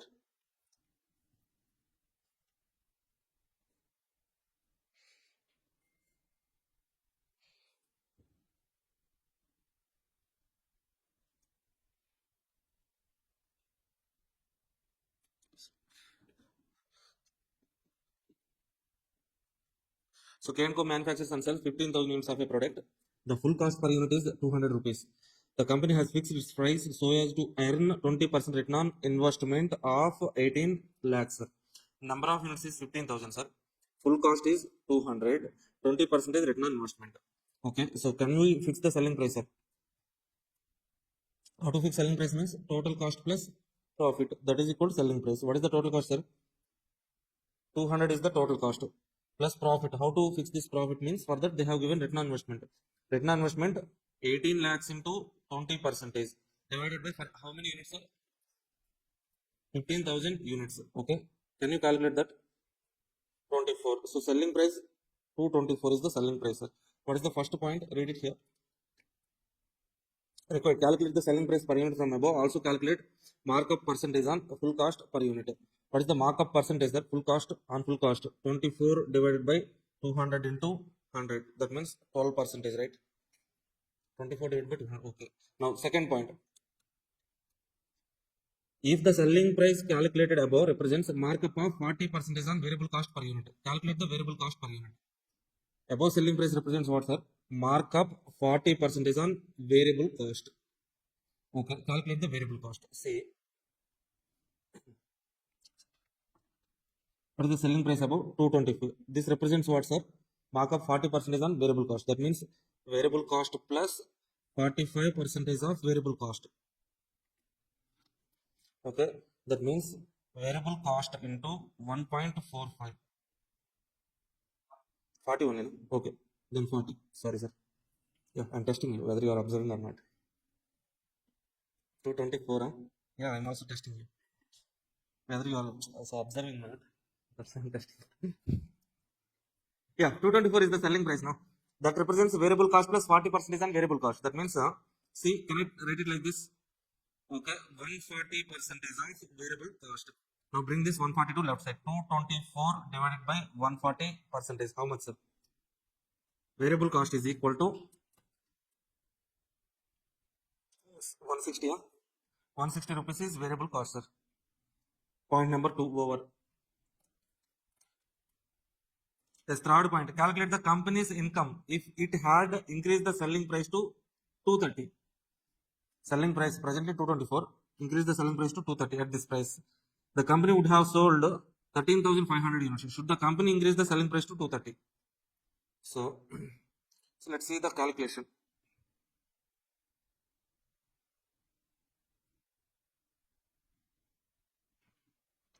So if I fix the selling price of 224, so 224 present selling price, if I increase the selling price to 230, number of units sold, presently 15,000, okay, so 13,500. So selling price minus variable cost 160, 160, contribution 64, 70, total contribution 7 lakhs, 9 lakh 60,000, 9 lakh 45,000. So what is the difference, sir? 15,000. Okay, if company increases the selling price from 224 to 230, the total contribution will be reduced from 9 lakh 60 to 9 lakh 45. That means they will be losing 15,000 profit, sir. That's it. Any point, any other point? Fourth point. In response to competitive pressure, the company must reduce the selling price to 210 next year in order to achieve the sales of 15,000 units. The company also plans to reduce the investment to 16 lakh 50,000. If 20% return on investment should be aimed, what is the target cost for the next year? Okay, so what is the selling price, sir? Selling price 210 is the selling price, sir.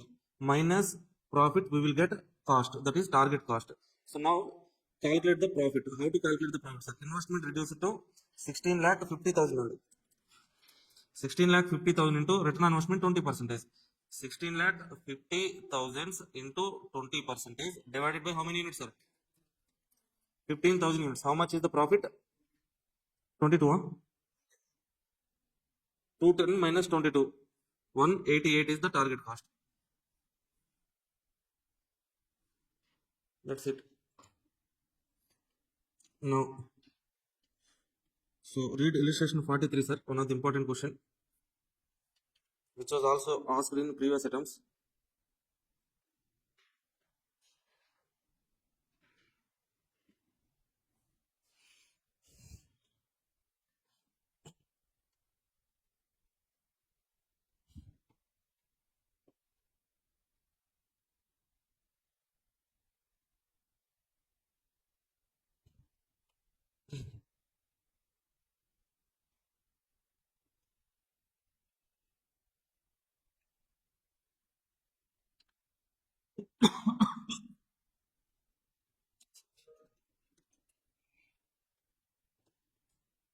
Okay, go through that question once, 2 minutes.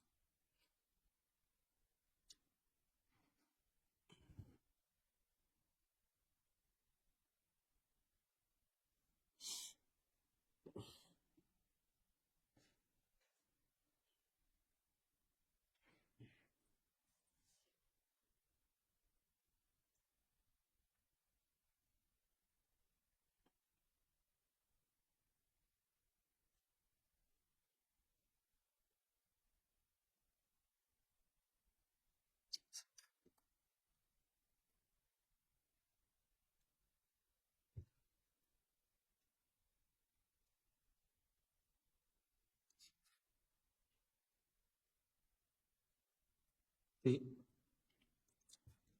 ABC Enterprises has prepared the draft budget for one of its products for next year.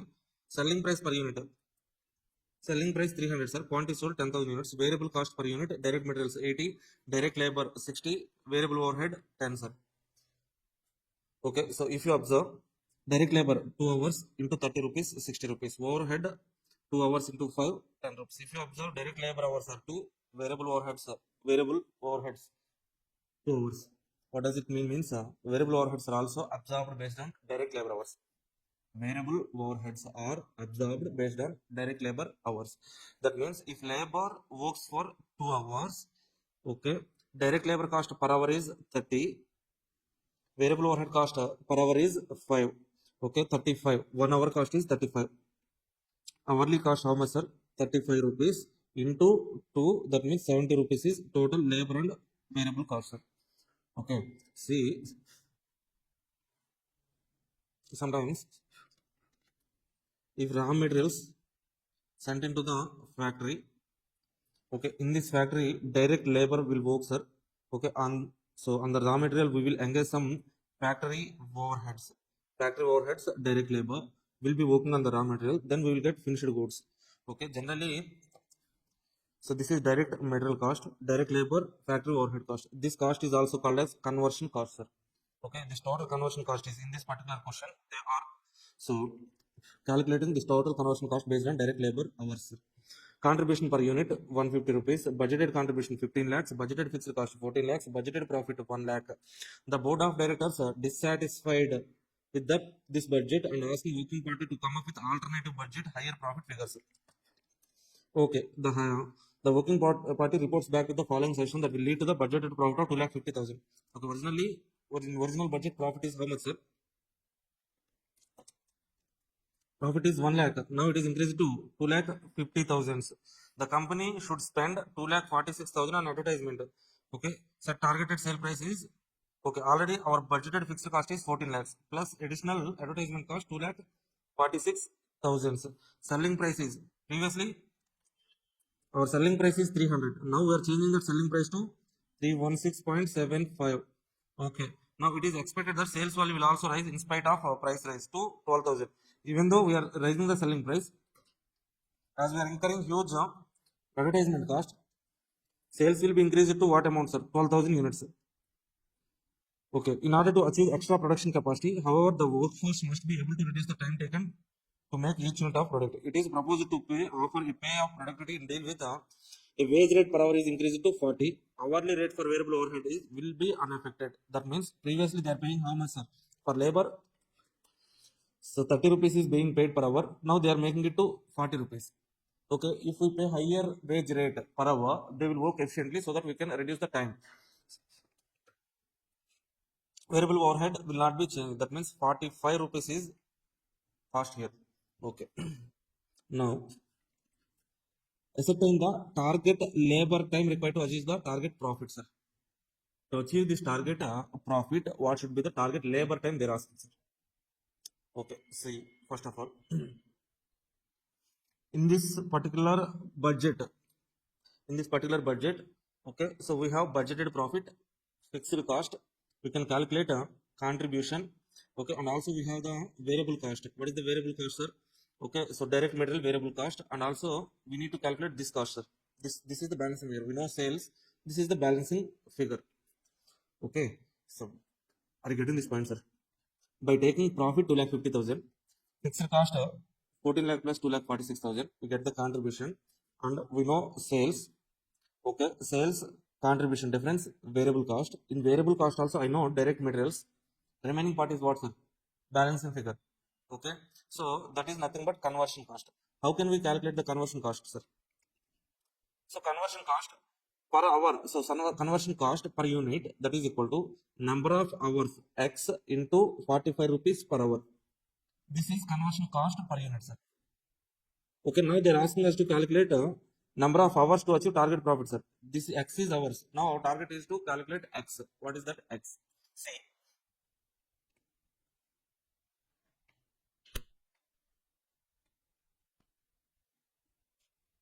in question they have given everything, sir. Selling price minus variable cost. In variable cost we have direct material cost, okay, labor cost and variable overhead. This we are calling it as conversion cost. Okay, in total we get contribution minus fixed cost. Okay, we will get profit, sir. Okay, what is our target profit now? 2,50,000. What is the fixed cost? 14 lakhs already fixed cost is there, plus additional advertisement cost is how much, sir? 2,46,000. 2,46,000. That means 16,46,000. Can you tell me the contribution here? Profit is 2,50,000. Contribution is how much, sir? 18,96,000 is the contribution. Reverse calculation I am doing, sir. Okay. So how many units we can sell, sir? Selling price how much? 3,1675 is the selling price. We are planning to sell 12,000. 12,000, no? 12,000 units. 12,000 units. This is the total column. Okay. Now I know contribution in total. Total 12,000 units contribution, sir. Okay. Can you tell me the contribution per unit?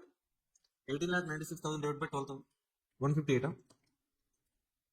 158 is contribution, sir. Contribution is 158. Okay. So selling price is 316. Direct material cost. There won't be any change in selling price now. Okay. Can you tell me the balancing figure? This balancing figure. 78.75. What does it mean, sir? If our conversion cost is 78.75, then we can achieve the profit of 2,50,000. Okay, I have done some reverse calculations, sir. Taking all the figures, okay, I have calculated missing figure, conversion cost. Now, how to calculate this conversion cost means labor cost per unit 40 rupees. Okay, variable cost 5 rupees, variable overhead. Okay, this is per hour cost, sir, per labor hour. Okay, we don't know how many labor hours will be taken per unit. This is total conversion cost per unit. What is the total conversion cost per unit here? 78.75. Then X is equal to 78.75 divided by 45. How much, sir? 1.75. 1.75 hours. That means previously what is the time, sir? Labor time? The question given 2 hours. Previously labor time is 2 hours. Presently it is 1.75. That means labor time reduced to 0.25 hours. That means how many minutes, sir? 15 minutes, sir. Quarter hour. 0.25 hours means quarter hour, no? 15 minutes. Pav ganta. Got it, sir? With the available information, I did some reverse calculation and calculated the conversion cost. How that conversion cost will be calculated means hourly rate. 40 is hourly rate, 5 is hourly rate. 45 into number of hours per unit cost. Okay, so I have calculated hours. Next question, sir. This is 46th question.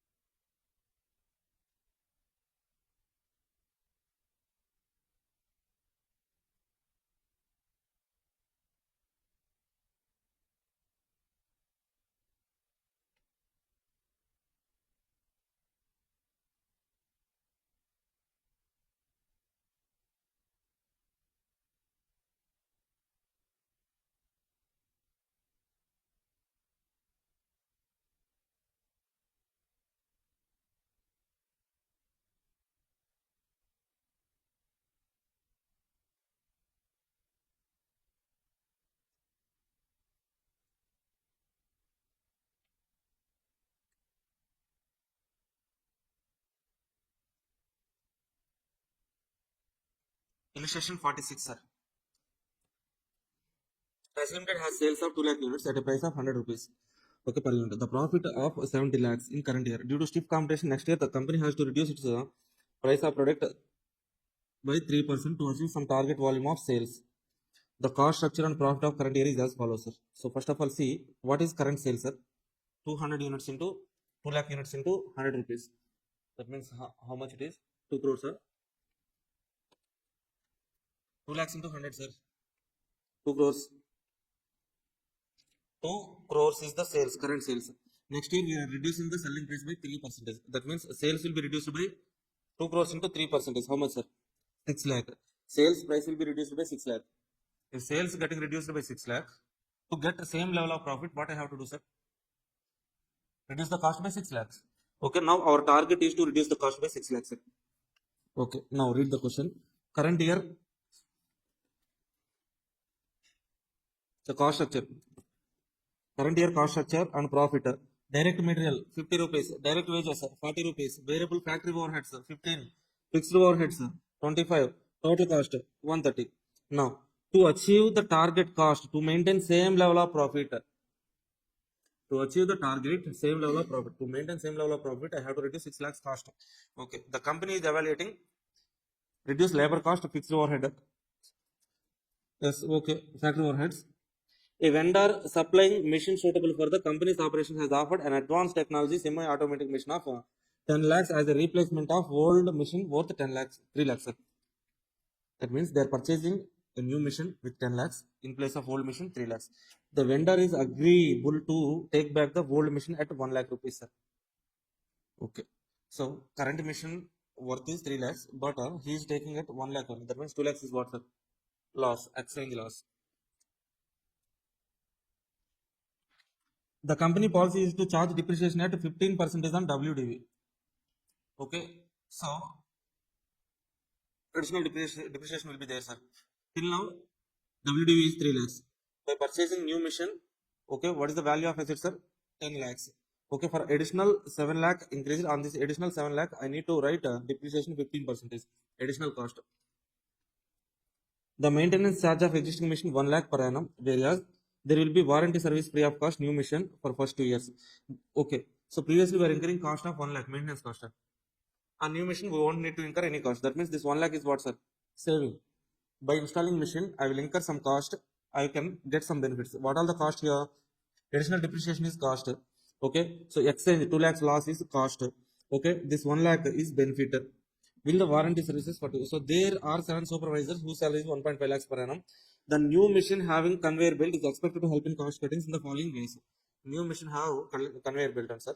So we can reduce following cost. Improve the productivity of workers by 10%, sir. If workers productivity increased by 10%, okay, what is the benefit, sir? Productivity means efficiency increases, sir. If they are effectively working means they can reduce the time. If they are reducing the time means labor cost will increase or decrease, sir? Decrease. Okay, what is the original labor cost? Look in the question, sir. 40 lakhs is original labor cost, sir. Let's say presently 100% is productivity, sir. For 100% productivity, 40 is the cost, sir. 40 lakhs cost. Now, so this productivity increases to 110%. Okay, then what would be the labor cost? We should not directly do cross multiplication, sir. Okay, now generally if you do cross multiplication, the cost will increase, sir. Okay, here the logic is like this. Okay, we know just because of increase in productivity, our cost will reduce now. Okay, to reduce the cost, do I need to use the ratio 100 by 110 now? 110 by 100, sir. 100 by 110. If I use the ratio 100 by 110, this cost will be reduced, no? Okay, now calculate 100 by 110, sir.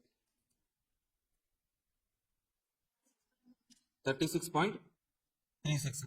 Okay, so original labor cost 40 reduced to 36.36. That means how much reduces the cost? 3.64. So labor cost reduced by 3.64 lakhs. Got this point, sir. Productivity increased, but cost should reduce, no? So that's why use the reverse ratio, not cross multiplication. Next point. Cut down material wastage by 5%, sir. Okay, what is, so this is saving only. Material cost is previously 50. Direct material cost, sir, 50. Okay, in this 5% means how much, sir?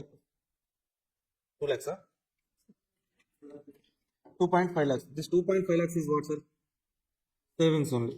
Okay. Third point, elimination of supervisors because of automatic facilities in the machine. They haven't said any amount, sir. Okay, keep it in mind. Saving in packaging cost 1 lakh. Saving. Okay, assuming cost of capital 15%. Opportunity cost, interest cost, sir. On capital investment, interest cost will be there. Cost. How many supervisors should be removed? Okay, here the point is our target is to reduce 6 lakhs, sir. For that, we are installing new machine. Just because of installing new machine, we get some benefits, some cost savings will be there. Okay, additional cost will also be there, sir. Write all the cost and cost savings, benefit and cost. Okay, calculate the net benefit. If net benefit is positive, means cost will be reduced. This is the cost saving. Let's say this cost saving is 4 lakhs, sir. Okay, our target is 6 lakhs. 6 lakhs minus 4 lakhs, remaining 2 lakhs. For this remaining 2 lakhs, we remove the supervisors. Okay, supervisors can be removed now. Okay, so but they haven't said how many supervisors should be removed. But for remaining value, we remove the supervisors, sir. So first of all, here we shall try to calculate the cost benefit analysis of new machine, sir. Target cost reduction. Okay, 200 lakhs into 3%, 6 lakhs. 6 lakhs is the target cost reduction. Net savings on account of new machine. Okay, savings on account of new machine. So first one, come one by one, sir. Okay, what is the savings? What is the cost? Again, from in the beginning.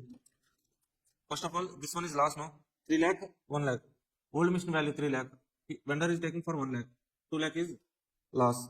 Okay, now take a statement like this. Roughly calculate, sir. Cost benefit analysis. Cost. Additional cost. Additional benefit. Okay, what is the cost here? 2 lakhs is exchange loss cost. Now, change in depreciation. Charge depreciation 15%. Additional cost, no? Okay, so previously, okay, so our new machine cost 10 lakhs, old machine written down value 3 lakhs. Okay, so 7 lakhs asset value increase. On the 7 lakh need to produce, need to charge depreciation, no? 7 lakhs into 15%. How much, sir? 1 lakh 5,000, no? 1 lakh 5,000. Okay, next one. Next, what is the cost, sir? If you observe here, they have given cost of capital, sir, 15%. 10 lakhs into 15%, 1 lakh 50,000. You can ask me, sir, why on 10 lakhs, sir, interest? Okay, so for 1 lakh, we are exchanging the asset, no? On 9 lakhs only, we have to calculate, no? Why you have taken 10 lakhs? This is opportunity cost, sir. Okay, even though I'm getting some benefit of 1 lakh, let's imagine like this. Okay, I'm selling that old machine for 1 lakh outside market. I'm getting 1 lakh rupees. Okay, so to that 1 lakh, I'm adding 9 lakh. With the 10 lakh, I'm purchasing the asset. Instead of purchasing that new machine with 10 lakh, if I invest this 10 lakh outside market, I'll get that interest now. That is opportunity cost. Okay. Now, what are the other benefits, sir? Next one. The maintenance charge. This is benefit, no? Previously, our maintenance charge is 1 lakh. Now we don't need to incur any maintenance cost. Benefit 1 lakh. Okay, there are supervisor salary. Improve productivity of workers 10. So what is the productivity? So labor cost reduced by 3.64 lakhs. Huh? We have calculated now. 100 to 110% calculation. This calculation. That is 40 lakhs into 100 divided by 110. This is new cost. 40 minus 40 point. So by this calculation, you will get that amount, sir. Cost material wastage saving is there, sir. Cost cut down 5%. So direct material cost 50 lakhs into 5%, 2.5 lakhs. Okay, so savings in package costing 1 lakh. Package cost 1 lakh savings, sir. Okay, so this 1 lakh, 3.64, 2.5, this 1 lakh. This is total cost savings, sir. Any adjustments? No. 5. So make a total of it, sir. 2 plus 4. 8 lakh 14,000. 8 lakh 14,000. This is benefit, sir. This is what, sir? 2 lakh, 1 lakh 5, 2 lakh, 3 lakh 5, 3 lakh 55,000. So 4 lakh 55,000. 4,55,000. Okay, the difference is how much, sir? Net benefit they are getting. Their benefit is 8,14,000. Cost is 4,55,000. Net benefit is 3,59,000. Our target is to reduce how much, sir? 6 lakh cost. But till now we have reduced 3,59,000 only. So remaining part 2,41,000 more we have to reduce the cost. For this 2,41,000, remove the supervisors. What is the salary of supervisor? 1.5 lakh. Okay, 2,41,000 divided by 1.5 lakh. How much, sir? 1.61, na? 1.61. Okay, remove 1.61 supervisors. We cannot remove 0.61 supervisor, no? So that's why remove 2 supervisors. Are you okay with this calculation, sir?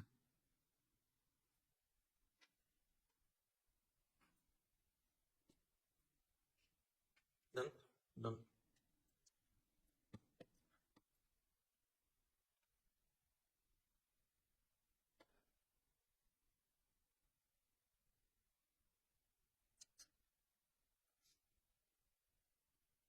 Next one is the learning curve, sir. Learning curve. Whenever a person repeats an action, so learning curve effect says like whenever a person repeats an action, time taken for that action will be reduced, sir. Why this reduction happens means, okay, there will be some factors. Okay, so that person will be familiar with that action. He develop better tooling methods. He will identify and eliminate okay, unnecessary actions so that time will be reduced. Okay, so if a person repeats an action, time taken for that will be reduced. Okay, if generally practically also, if you repeat the action, you can reduce the time. Okay, so but learning curve theorem says like that is the learning curve effect, sir. Learning curve theorem. So Theodore P. Wright has proposed a theorem. That theorem is called whenever production doubles. Okay, in this theorem they said like repeat it, but they are not quantifying that. Here in this theorem they are quantifying that. Whenever production doubles, average time will be reduced by certain percentage, sir. Whenever production doubles, here we take production or else experience. Production or experience doubles, average time or average cost will be reduced by certain percentage. That percentage is nothing but a learning percentage, sir. Production or experience doubles, average time or cost reduced by percentage. This is called learning percentage. Okay, so if I write an equation for this, average time for 2n number of units equal to average time for n number of units into percentage. Then bring this one to the left side. Average time for 2n number of units divided by average time for n number of units, that is equal to percentage. That is nothing but learning percentage, learning ratio, sir. Are you okay with this? Now, now, so this is the basic calculation, sir. Let's take units. So first unit, the time is 1000 hours, sir. For the first unit, labor has taken 1000 hours. Let's say learning rate is 80%, sir. 80% is learning rate. Okay, what is learning term theorem says like whenever the production doubles, that means production doubled from 1 to 2. Okay, time will be reduced. Average time will be reduced by certain percentage. Okay, this is learning percentage. Apply this 80%, sir. What is the time? 800. Huh? Okay. Now again production doubled. 2 became 4. Again 800 into 80. 640. Again production doubled. 512. Like this we can calculate the timing, sir. See, the basic difference we have to identify is this time is nothing but average time, sir. Average time. We can also calculate total time here. Okay. Total time is equal to total time. Total time for first unit 1000 hours. Total time for first 2 units, sir. 800 into 2, 1600, sir. Okay. See, total time for 4 units, sir. 2560. Now, first unit has taken 1000 hours, sir. On an average, first 2 units, sir. This 800 is average time for first 2 units, sir. Okay. So, average means multiply with the number of units, you will get 1600. 1600 is total time for first unit as well as second unit. So, from this, can you tell me the time taken for second unit? Sir, see, sir. This 800 is what, sir? Time taken on an average 2 units, first 2 units, sir. This is cumulative number of units. 800 is not the time for second unit, sir. This is average time for first 2 units. Okay, total time is 1600. First unit has taken 1000 hours. First 2 units 1600 means 1600 minus 1000. 600 is what, sir? Second unit time. Now this 640 is what, sir? First 4 units average time. 4 units average time means total time for first 4 units divided by 4. We got 640. Okay, so total time for first 4 units is 2560. Okay, so can you tell me the time taken for third unit and fourth unit? 2560 minus 1600.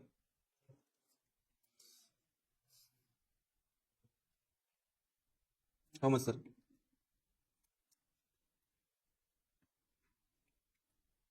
How much, sir? 960. Yeah? Okay. So that 960 is what, sir? Time taken for third unit and fourth unit. Third unit and fourth unit. Okay. So are you getting some clarity, sir? This is average time, sir. This is total time. This average is for not second unit, first 2 units. This is first 4 units average. This is first 8 units average. This is first unit time. This is first 2 units total time. First 4 units total time. First 8 units total time. Okay, so cumulative number of units.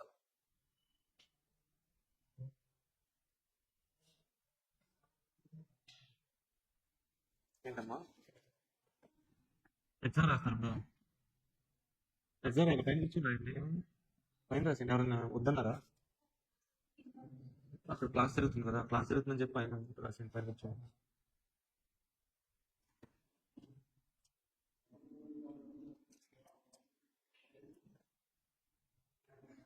This is the first point, sir. Next thing, okay. So if in the question doubling number of units are given means directly you can calculate, sir. Okay, now one more. Okay, so MCQ point we have to understand is learning rate 100%, 80%, 50%, 30%, 0%. Which one is the faster learning, sir? So we should go down. 100% is faster learning. Okay. See, time taken for first unit is how much, sir? 1000 hours. Okay. So whenever the production doubles, apply 100%. So 1000 into 100%. That means what, sir? 100. There won't be any change in time. That means 100% means no change, sir. So how to understand this 80, sir? How to understand 80 means? Okay. So the learning rate 80 means on previous average we can reduce 20% of time. On previous average within 80% of time we can complete the next activity. Next average, sir. We'll get next average. So within 80% of time we can complete 20% is cost reduction. Okay, 100% means there is no cost time reduction, sir. There is no time reduction. 50% means on previous average we can reduce 50% time. Within 50% of time we can complete 30%. 0% means what, sir?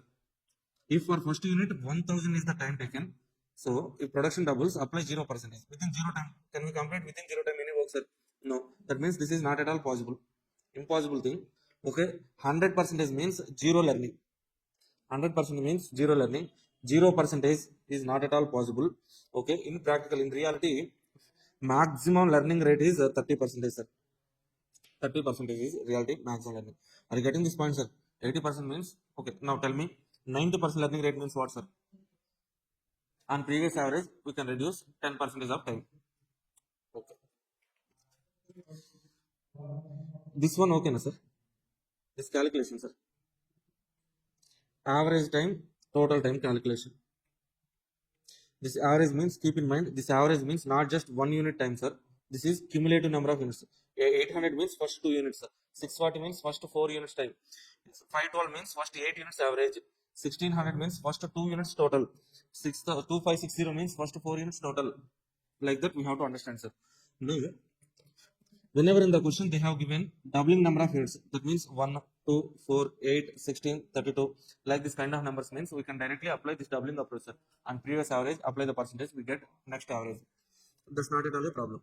But when in a question, when in a particular question, if they have given random number of units like 7, 9, 17, okay, 11, if they have given units like this, random number of units, directly we cannot calculate the time, sir. Okay, in that particular situation, we have to use a learning function y equal to a x power b, sir. This is the main point here. y means time for average time for cumulative number of units. Average learning function y equal to a x power b. Y is equal to average time for cumulative number of units. That is average time for x units, sir. X units. X is number of units. Number of units, sir. Okay, so a is time for first unit, sir. First unit time taken for first unit is a. B is what, sir? B is learning coefficient. Learning coefficient or else learning index. Learning coefficient or learning index. How to calculate B? B is equal to logarithm of percentage divided by logarithm of 2, sir. Okay. So what is what, sir? Average time for x number of units. X is number of units. Okay. So A is first unit time taken for first unit. B is learning coefficient or else learning index. Okay. B is equal to logarithm of percentage.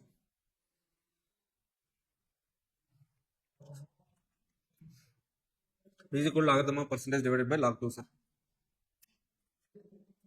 Now, the problem here is calculation of this x power b, sir. If that x power b is something like 40 power 10, we can calculate. 40 power 40, we can calculate. Let's say if this x power b is 40 power minus 0.322. How can you calculate, sir? Okay, on simple calculator, generally you cannot calculate. We have to use either logarithms or else some series of steps on calculator, sir. Okay, the important thing in linear curve is calculation of this exponential term only, sir. Okay, how to calculate this one means, okay, so we have some steps here.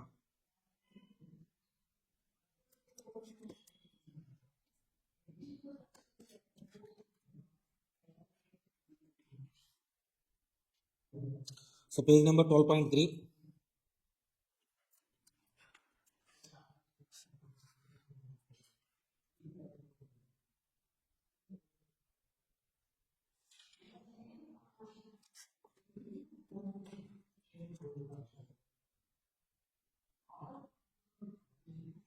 Okay. So this is the calculation, sir. Page number, so in our concept book, page number 12.4. So how to find the exponential value on simple calculator? Say for example, 40 power minus 0.322 is there, sir. 40 power minus 0.322. This we can write it like 1 divided by 40 whole power 0.322. Now to calculate this whole exponential term, we can use this steps, sir. Step 1 to 5. What is our step 1? Step 1 is equal to take base value, sir. So take base value. What is the base value? 1 divided by 40 equal to. So take your calculators, press 1 divided by 40 equal to, we get some value, no? Now that is our base value, sir. To that base value, press root 14 times. To that base value, press root 14 times.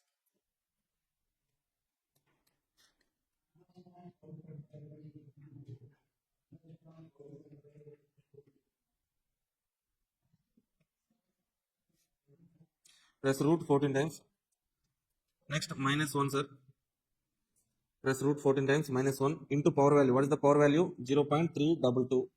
Then plus 1 into equal to, into equal to, into equal to, into equal to 14 times, sir. Are you getting the answer? 0.3049. You should get this value. Okay, so take your calculators and try this one, sir. Sir, వస్తుంది అందరికి మా అందరి calculator వచ్చింది ఏమైనా పొరపాటున? Okay, so try this again, sir. Okay, this is much needed, sir, here.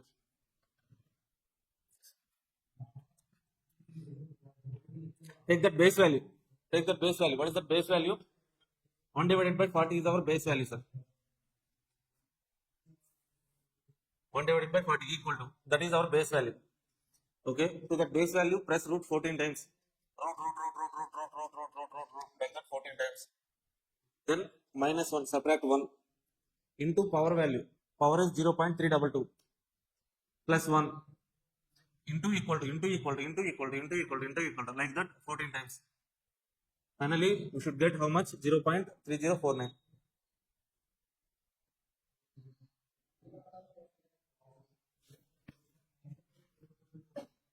Getting this one? Huh? No. If you're not getting that any times,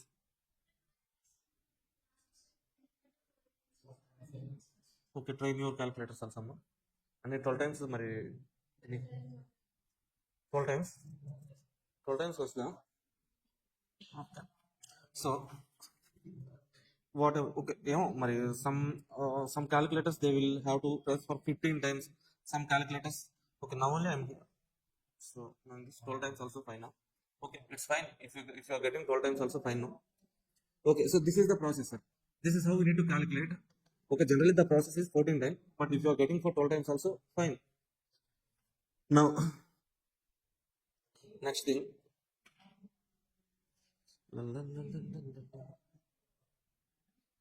And also we need to understand 1 or 2 points are there, sir. Next one, we need to understand this value, sir. Logarithm calculation will also be there. Some logarithm formulas is there, sir. E power, what is that, Amma?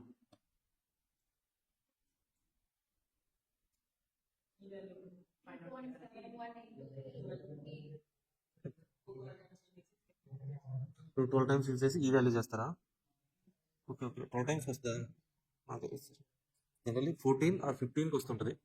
మరి 12 times వస్తే okay. So నేను update చేస్తాను. Fine. Okay, why this b is equal to logarithm of percentage divided by log 2 means, okay, let's bring this log to the left side, sir. B log 2 that is equal to logarithm of percentage. Okay, a log b that is equal to log b power a, sir. This is the formula. Okay, now bring this b to the 2 power a. Logarithm of 2 power b that is equal to logarithm of percentage. Log cancel. Percentage is equal to 2 power b. That means we are expressing that percentage in 2 power something. Why 2 power something means, in the logarithm theorem they are saying like whenever the production doubles. Okay, it's 12 times also fine, sir. Okay, nice. In SFM you did with 12 times only, na? SFM this calculation is also there.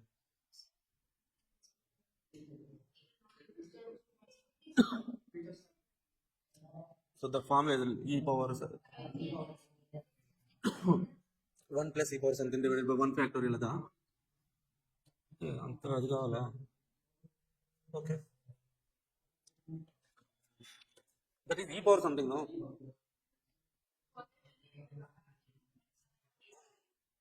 Okay. Constant number. Taking that constant number, we use that one. Okay, now. Okay. No, I don't want to check all these things. Okay, if you are getting for 12 times means fine. Okay, if you are not getting, use 14 times. If not for 14 times, also use 15 times. Okay. Okay, so why this percentage will be expressed in 2 power something means, in the learning curve theorem they're saying like whenever the production doubles. Production doubles means, okay, so first unit, second unit, fourth unit, 8, 16, 32. This we can write it like 2 power 0, 2 power 1, 2 square, 2 power 3, 2 power 4, 2 power 5. Like that we can express, no? That's why we are taking 2 power. So in the denominator log 2, sir. In one MCQ, they'll be asking like, instead of taking log 2, if I take log 3 in denominator, what does it indicate? It indicates generally whenever the production doubles, I apply the learning percentage on previous average. But here I am taking log 3 in the denominator means whenever the production triples, then I am applying the learning percentage, sir. That is the meaning. One MCQ is there, sir. That's it. Okay. Then what is the result means? 3 power 0, 3 power 1, 3 power 2, 3 cube. Okay, so 3 power 0 means 1, 3 power 1 means 3 square means 9, 3 power 3 means 27. Okay, so if you take whenever the production triples means, okay, the learning effect at which 1 equal to 1, 2 equal to 3, 4 equal to 9, 8 equal to 27. The learning effect So or else learning time, average time for first unit equal, second unit, third unit, 4 units, 9 units, 8 units, 27 units. This is the comparison, sir. One MCQ is there, that's why I'm telling this one. Now, any points are there? No, sir. With these points, we can solve the problem, sir. Okay, some logarithm calculation also. For logarithm calculation also, we have some steps. Okay, some logarithm formulas is also there, sir. Go through these formulas once.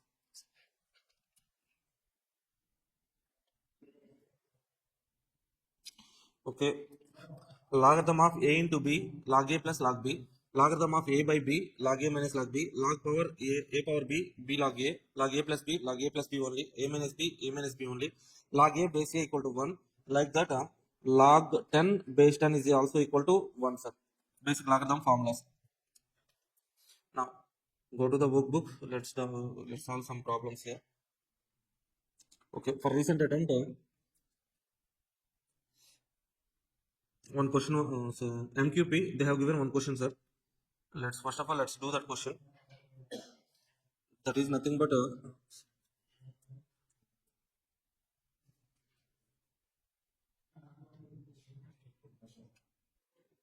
this question, sir. Illustration 1. Read this question once. In recent MQP, this question was given, sir.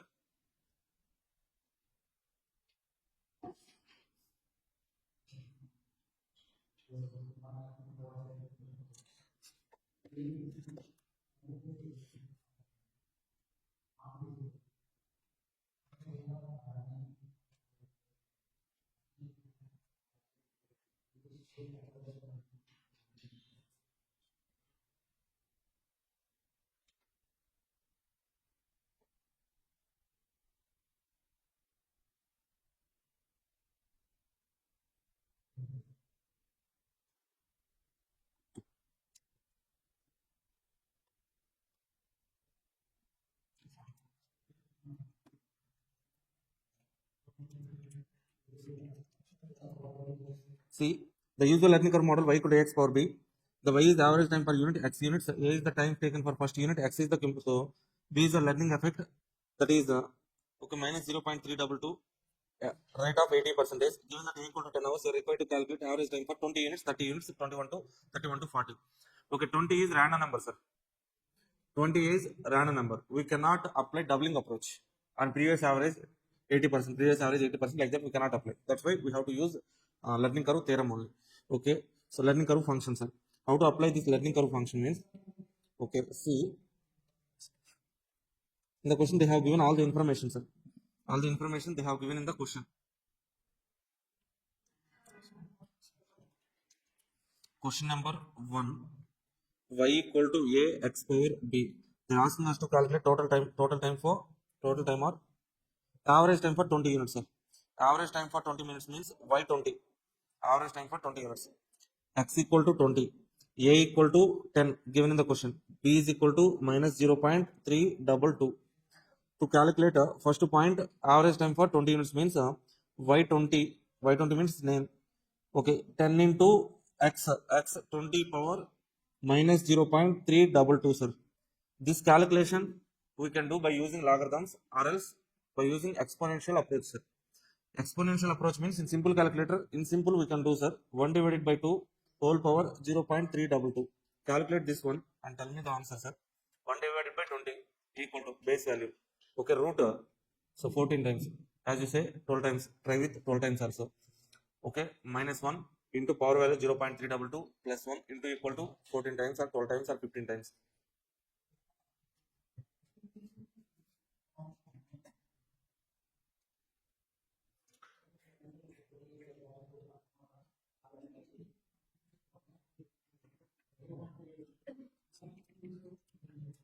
0.38112, okay.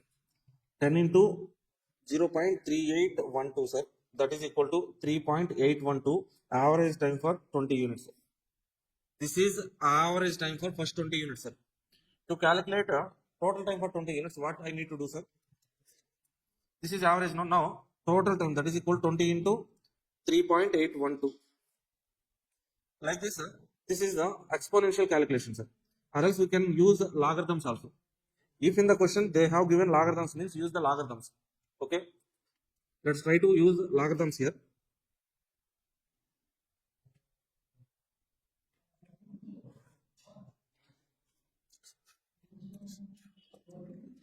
Apply logarithms on both sides, sir. Log y that is equal to logarithm of a into b. In that form is there. No? A into b means a minus b. Log 10 minus log 20 power minus 0.322, sir. If you observe, a into b means a plus b, no? Okay, log a into b, log a plus log b, no?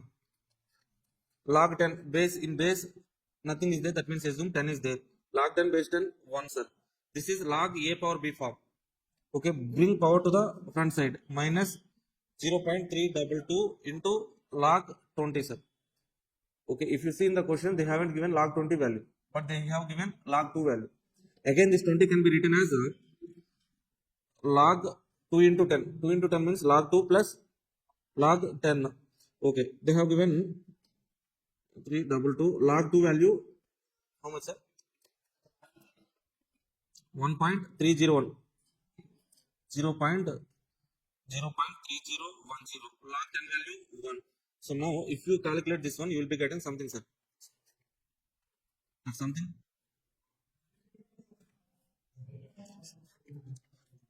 5811, 0.5811.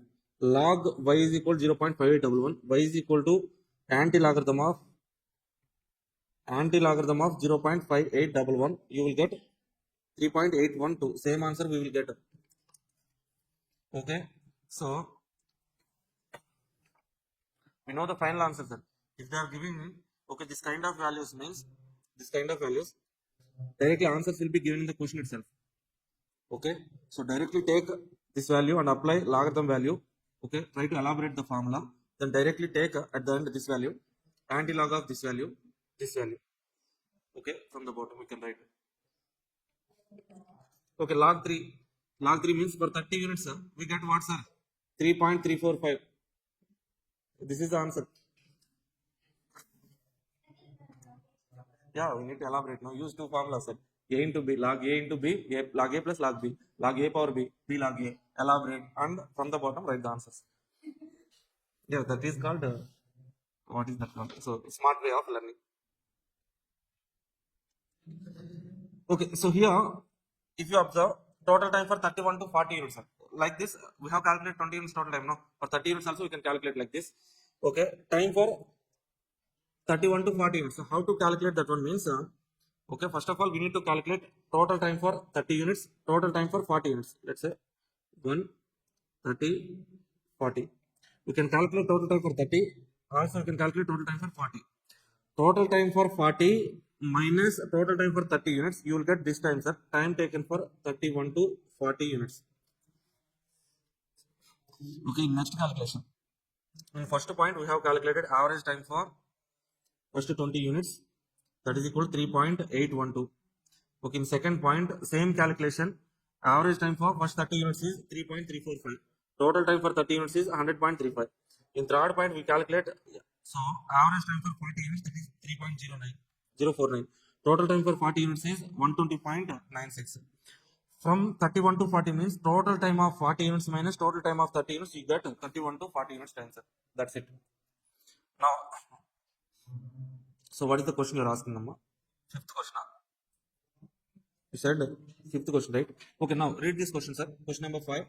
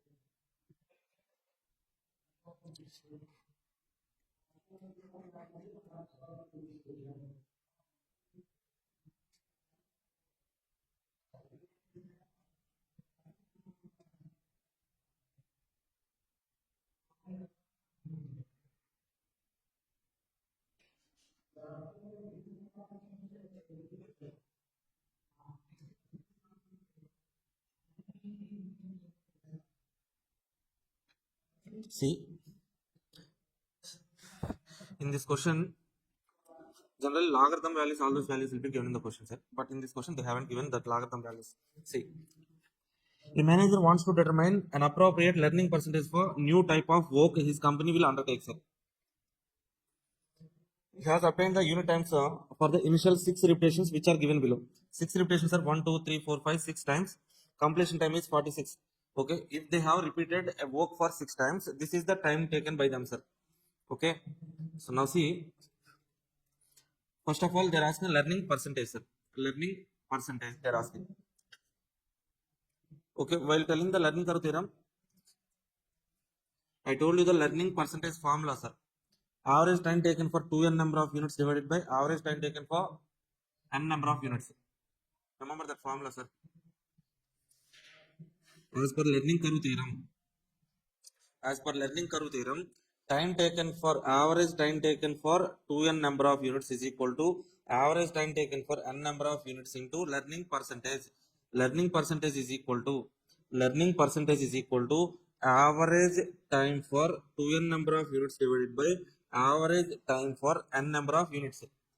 Okay, this is the basic formula, sir. Okay, now see 2n number of units, doubling units, take doubling units, sir. Take doubling units, first unit, okay, doubling units 2 to 4, 4 to 8, 8 is not there, sir. Let's say for example, 2n number, 1 is n number of units, 2n is 2n number of units. Then 39 divided by 46 into 100, how much, sir? 84.78. Okay, or else, if 2n number of units is now, let's say 2n number of units, n number of units is 2, 2n number of units is 4, sir. 33 divided by 39 into 100, how much? 84.61. Okay, on an average, the learning rate is equal to 85%. Okay, estimate the average time if total 30 units are planned. Now we have to calculate what, sir? If we are producing 30 units,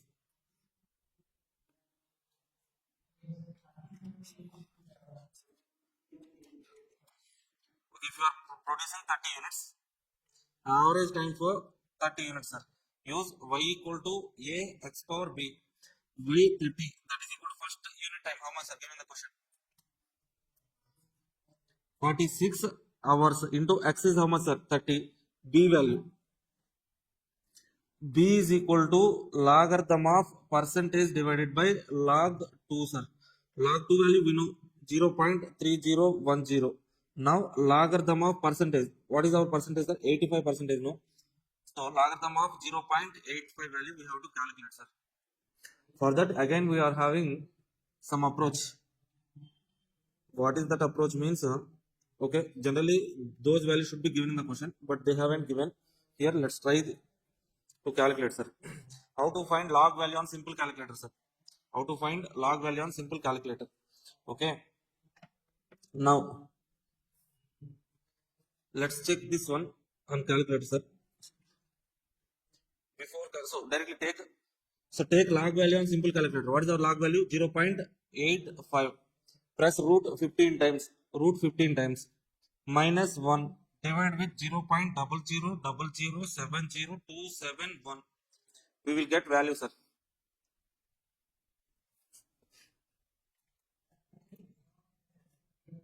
Take 0.85 root 15 times minus 1 divided with 0.0000070271. ఎంత వస్తుంది, sir? 0.07 14 times try చేయండి sir. Route 14 times try చేయండి.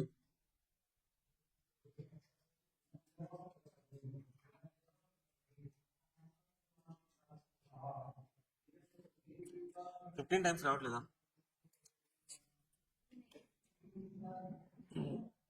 We should get negative, no?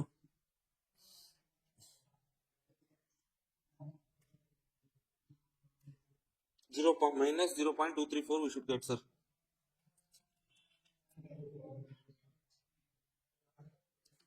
Minus 0.234 we should get actually.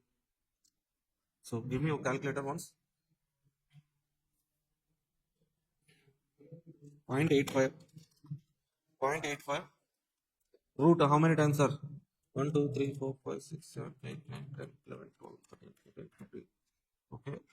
Minus 1. Divide with 0.00007027 minus 0.70 లో వస్తున్నా. 0.85. 1, 2, 3, 4, 5, 6, 7, 8, 9, 10, 11, 12, 13, 14.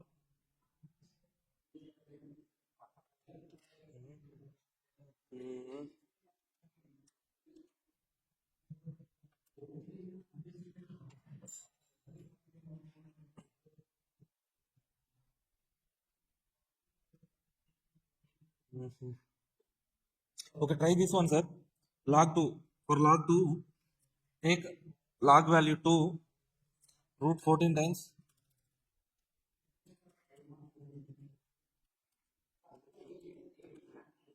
(15) minus 1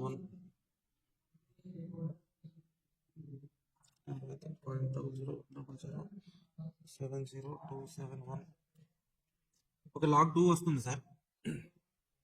15 times log 2 వస్తుంది. 0.85 1 2 3 4 5 6 7 8 9 10 11 12 13 14 15 minus 1 divide with 0.0007027 equal to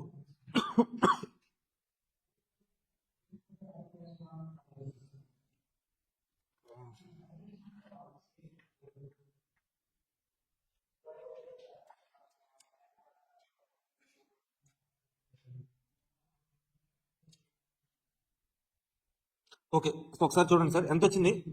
minus 0 point something 0705.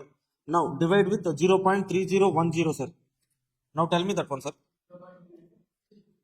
minus 0.234. okay sir, this is what we need to get, sir. Okay, 15 times, sir. Take 15 times, you'll get the value.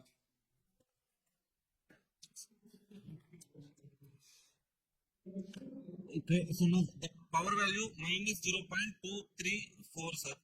Now 46 into 1 divided by 30 whole power 0.234. Now for this one again apply exponential calculation. Take 1 by 3 equal to, okay, root 14 times, then minus 1 into 0.234 plus 1 into equal to 14 times or 12 times. 46 into, you should get a 0.4512, sir. That would be equal to 20.75. Check this calculation once. 12 times వచ్చేసింది, fine, sir. Okay, use 12 times only. Instead of 14, if you are getting for 12 times only, fine, use 12 times only. Log 15 times, sir. 15 times log.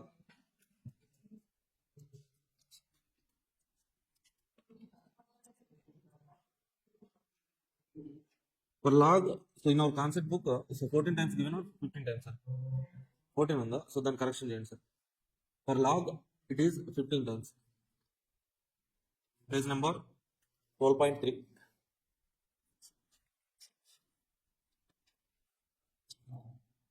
Got this calculation, sir. Next one. What's the third point they are asking? After producing how many units will the completion time less than 15 minutes per unit be achieved? After producing how many units will the completion time third point, sir. 7 y equal to a x power b. After producing how many units will the completion time will be less than 15 minutes, sir? Okay, so that means directly y is given, sir. Y is given, y is equal to 15, sir, directly. Take y equal to 15. A equal to how many minutes, sir? 46 minutes, sir. 46 minutes, sir. Okay, b equal to minus 0.234. X is what we need to find out, sir. After producing how many units of x, sir? The completion time will be less than 15. Okay, now taking these values, 15 is equal to a 46 into x power minus 0.234, sir. Now we need to calculate x value. For that, again we use logarithms. Log 15 is equal to logarithm of 46 plus, directly I am writing, sir.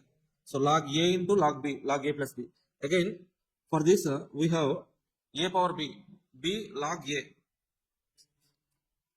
minus 0.234 log x, sir. Are you okay with this expansion? Okay.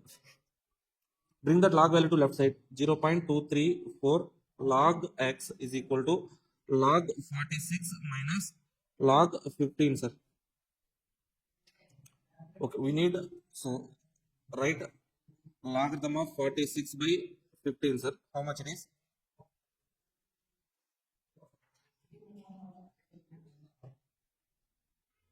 3.067. Now logarithm of 3.067, sir. For this we need to calculate log value. Again, take log value. So actually this value should be given in the question, sir. Okay, as they are not giving that value in question, so we are trying hard to calculate that one. Take, again, go to logarithms calculation. 0.486, sir. Okay, no. 0.486 divided by 0.234, sir. 2.076, sir. Okay, fine, sir. Now, what is this value? This is logarithm of 45 by 15 is logarithm of 3.067, sir. Logarithm of 3.067 value is how much, sir?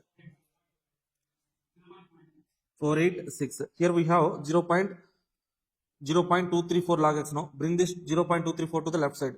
Then log x is equal to 0.486 divided by 0.234. That would be equal to, okay, so 2.076 or something. Log x.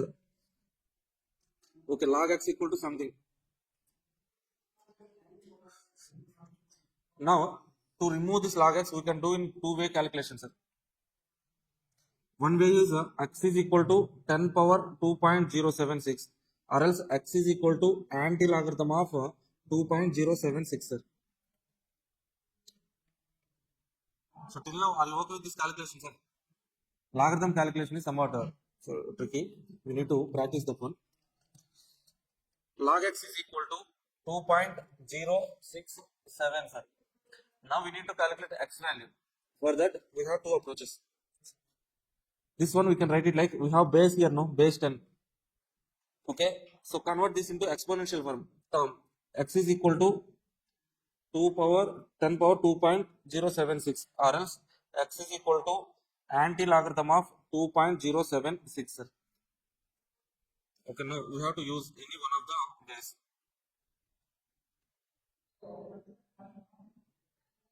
Okay, calculate that value, sir. This value, please calculate. Okay, take base value 10, root 12 times, sir. Root 12 times minus 1 into power value 2.076 plus 1 into equal to 12 times.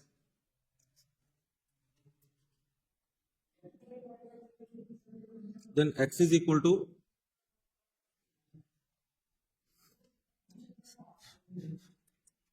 you should get x is equal to, sir,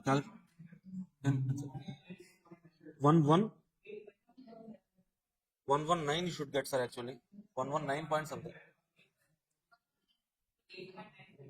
118.95. Okay, so then make it 119. X is equal to 119, sir. Okay, that's it. But generally we should get 119 point something, 120. 119 point something, 120, sir. Okay, whatever. So calculate that one and write the calculation, sir. Okay, in this question, okay, so why we are facing this problem means generally logarithm values will be given in the question. If they are not giving in the question means we have to do this kind of approach. Otherwise, normal only. Okay, apart from these two questions,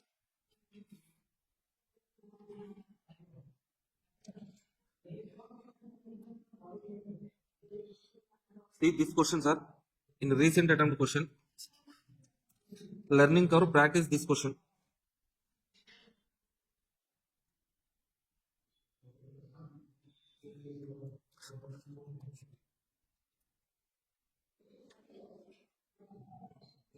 Additional questions we have question number 1, sir. Question number 1, basic question only. You can understand. This was also there in inter level. Same inter management accounting. This question is also there, sir. Then, so if you have time, also solve this question also, sir. Question number 2. Question number 2, 1, 2 additional questions. That question number 2 I have explained in marathon, sir. So part 2 of my marathon. You can refer that one. Part 1 or part 2 of marathon. Okay, see, in learning curve, mark the question, sir. We have done 5th question, first question. So June 23 attempt question, important. December 23 attempt, that is question number 1, question number 2, sir. Along with these questions, 4, 6, fine. Or else sometimes you can leave 6, go for 4, sir. 4 also basic question only.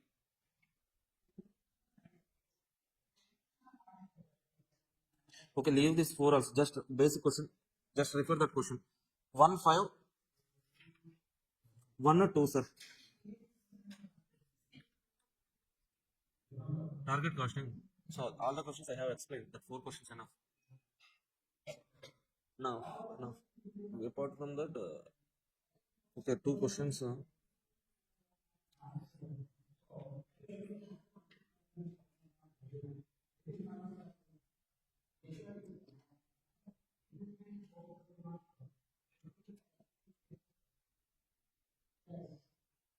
See in target costing, 41 to 46. Do all the questions. I think I have explained 41, 42, missing 43, 45, 46. I have explained, sir. One question I have missed, 4 questions I explained, sir.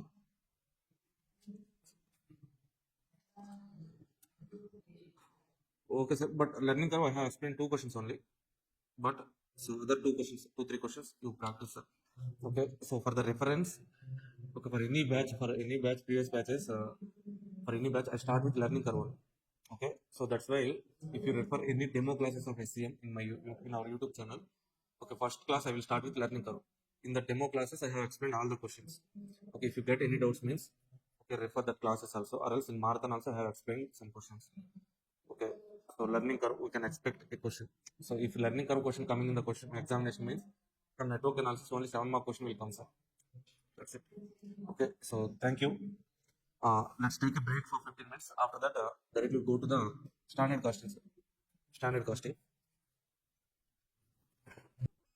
Hello all, welcome back to BCCA.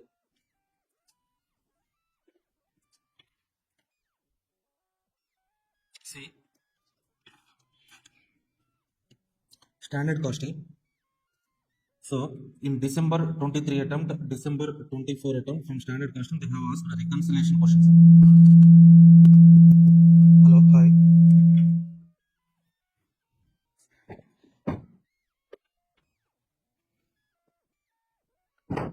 Hello all.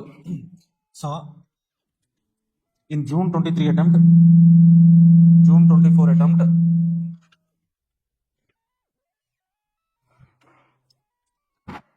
June 23 and June 24 attempt, they have been asking 2 7 mark questions, sir. So that is from material cost variance, fixed overhead cost variance, investigation of variances, planning and operational variances. Okay, now let us try to cover these models at least. So first of all, at the beginning of the period, top level management prepare some budget, sir. Say for example, budgeted cost is like this, sir. Budgeted cost to produce 10,000 units, they have prepared a budget of 1 lakh rupees, sir. 10,000 units, 1 lakh rupees is the budget. Say for example, at the end of the period, actual cost is like this, sir. Okay, they have incurred only 80,000 rupees. Okay, but they have produced 5,000 units only. Okay, so our budget is 1 lakh, but actual cost is 8,000.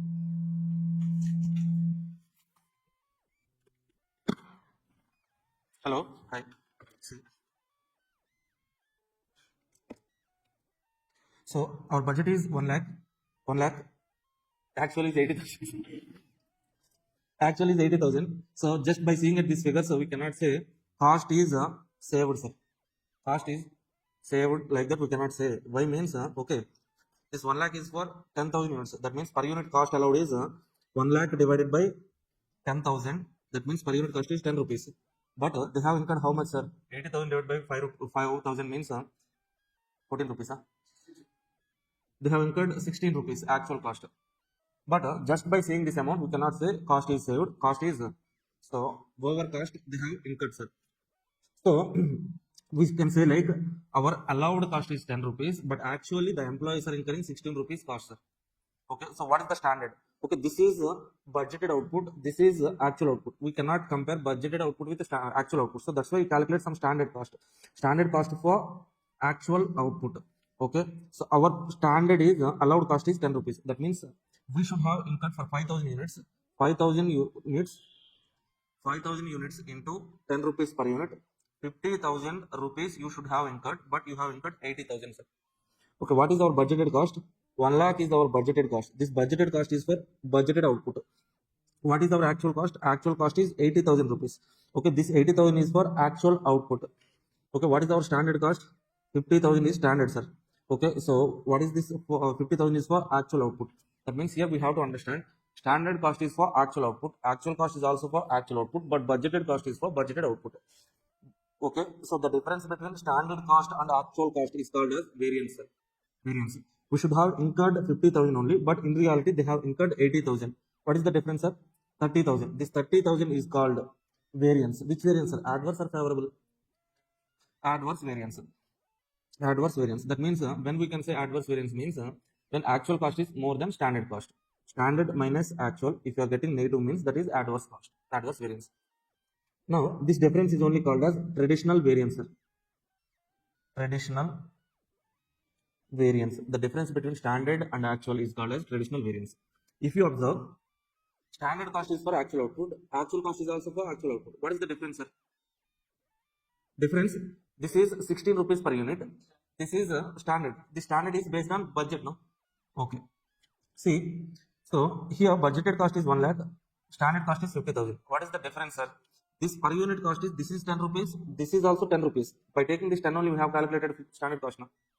But what is the difference, sir? Units difference. This is for 10,000 units, this is for 5,000 units, actual output, budgeted output. So that's why the difference between budgeted cost and standard cost is called as a volume variance. Volume variance. This volume variance generally we will not calculate, sir. Okay, so traditionally what we calculate means in material cost variance, labor cost variance, variable overhead cost variance, we consider standard and actual and calculate the variances. But in case of fixed overhead cost variance and sales value variance only, we also calculate volume variance. Okay, so keep one point in mind, sir. While doing reconciliation, let's say we have started with budgeted cost to reach standard cost. Standard cost, adjust what, sir? Volume variance. Volume variance. When you start with standard cost to reach actual cost, adjust traditional variances. Traditional variance. Traditional variance means here we have material cost variance, labor cost variance, variable overhead, fixed overhead, sales value variance, all the variances will be there. We have to adjust. But only volume difference is there between budgeted cost and actual cost. Standard cost is for actual output, actual cost is for actual output, budgeted cost is for budgeted output. Per unit cost, budget and standard is same. Taking the budget per unit cost means allowed cost. By taking the 10 only, we fix standard cost. Okay. Now, here in the standard costing, so profit variance, to calculate profit variance, we have cost variance, sales value variance. In cost variance, we have material cost variance, labor cost variance, overhead cost variance. In overhead also again we have two types: variable overhead cost variance, fixed overhead cost variance. Okay, so let's try to do some formats. Just look at the formats and directly go to the problems.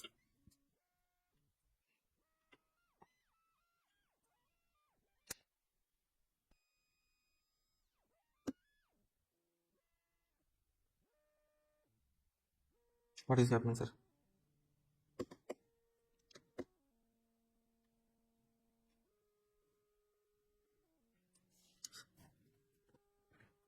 See, material cost variance, sir.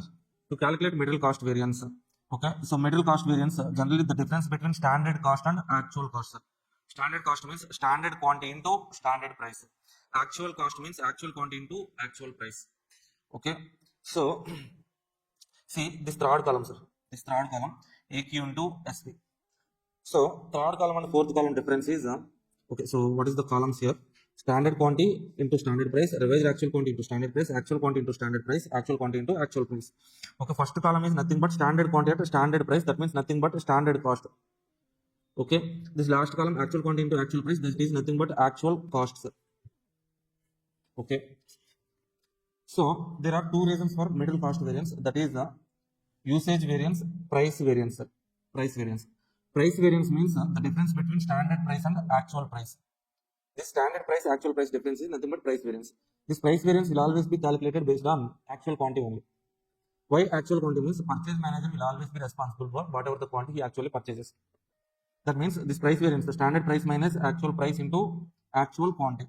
That means we can take the columns actual quantity into standard price minus actual quantity into actual price. See, this third column is actual quantity into standard price, actual quantity into actual price. Okay, here in both the columns actual quantity. Actual quantity, actual quantity. But what is the difference of standard price and actual price? Price difference multiplied with actual quantity. So that's why this is called price variance. Now let's see first column and third column, sir. So in first column and third column, what is the common, sir? Common standard price, standard price. Then what is the difference? Standard quantity and actual quantity. So that's why this is called usage variance. Okay. Now in usage variance also sometimes there will be some mixed variance if multiple materials are there. Now let us try to understand what is standard quantity. Standard quantity means standard quantity for actual output in which mixer? Standard mix only. Standard quantity for actual output in standard mix. Actual quantity means what, sir? This is actual quantity for actual output in actual mix.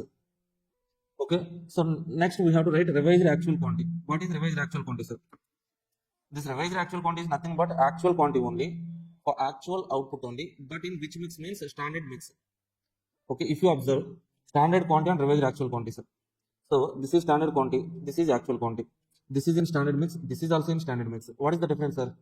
So this is in standard mix, this is in standard mix. What is the difference means? This is standard quantity, this is actual quantity. Yield difference. Okay, observe actual quantity and revised actual quantity. Okay, this is actual quantity, this is also actual quantity. What is the difference, sir? This is in actual mix, this is in standard mix. Mix variance. Okay, that's why second column, revised actual quantity into standard price. Okay, first column, here also standard price, standard price. Difference is standard quantity minus revised actual quantity. The difference is both are in standard mix only. Difference is quantity difference. That's why we're eliminating mix variance and we're only calculating yield variance here. Okay, in second column and third column, revised actual quantity, actual quantity. This is in standard mix, this is in actual mix. Both are actual quantity only. The difference is mix difference. That's why this is called as mix variance. Okay. So why we are taking standard price here? Why we are taking here standard price means repeating the sound.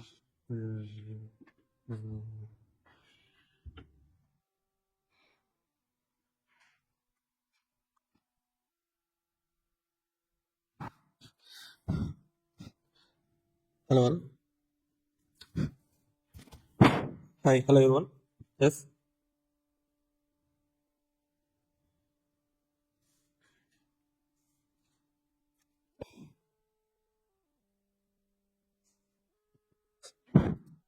See, this is the format to calculate Material cost variance, sir. Okay. So I'm assuming you all know these calculations and all. Labor cost variance, same. So standard hours into standard rate, revised actual hours into standard rate, actual hours into standard rate, actual hours into actual rate. First one is standard cost, last one is actual cost. Okay. So the difference between first two columns is labor usage variance. Okay. Second column and third column difference is labor mix variance. Third one, fourth one is labor rate variance. 1, 3 difference is labor efficiency variance. Okay. So if you want to calculate idle time into standard rate, sir. Idle time into standard rate.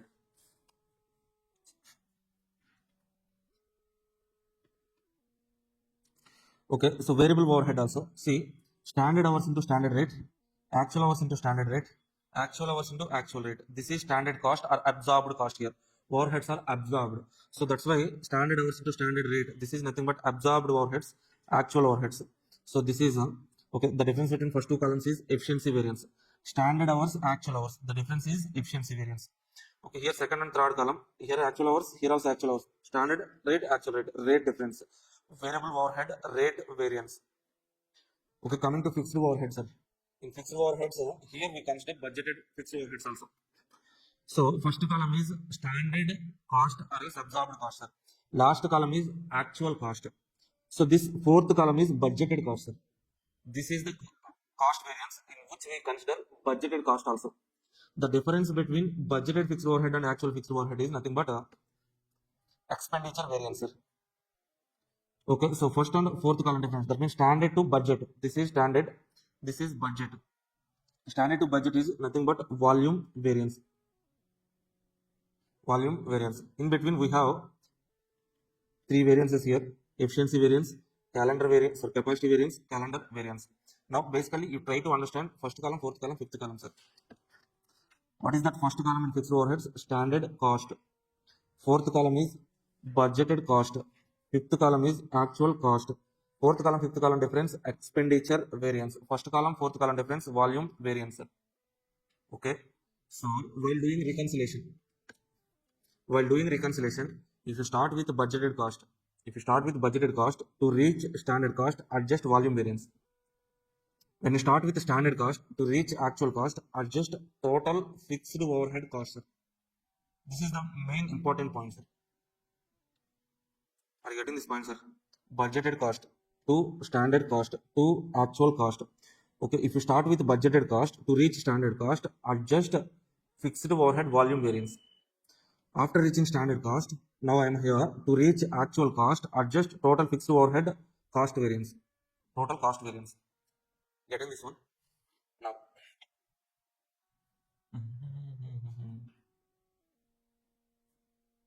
Okay. So there is two types of reconciliation, sir. Cost reconciliation, okay, profit reconciliation. Now, adverse variance means what, sir? Adverse variance means negative. That means if actual cost is greater than standard cost, that is called adverse variance. Okay. Let's say, for example, I have started with standard cost, sir. Standard cost to reach actual cost. Okay. So what I have to do, sir? Adverse variance. Adverse variance, favorable variance. Which I have to add, which I have to subtract. Favorable. So, see, standard cost is 100, sir. Actual cost is 120. The difference is 20. This 20 is called adverse or favorable, sir. Adverse variance, right? Okay, now I'm starting with standard cost. To reach actual cost, what I have to do, sir? Adverse, add adverse variance, subtract favorable variance.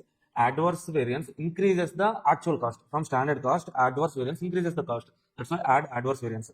Okay, so favorable variances reduces the cost, decreases the cost. From standard cost, actual cost is less, means then only that is favorable. So a favorable variance reduces the cost. That's why that is favorable. Okay, subtract favorable variance. Now, coming to profit ones, profit reconciliation. Let's say I'm started with the standard profit. Standard profit to reach actual profit, sir. To reach actual profit, what I have to do, sir? Adverse variance, add or separate. Adverse variance, favorable variance. adverse variance increases the cost. That means cost increase means profit reduce, no? So that's why less adverse variance. Favorable variance reduces the cost. That means increases the profit. Add favorable. If you start with budget with profit or budgeted cost, adjust the volume difference, sir. Adjust the volume difference. Now, let's directly go to the reconciliation, sir.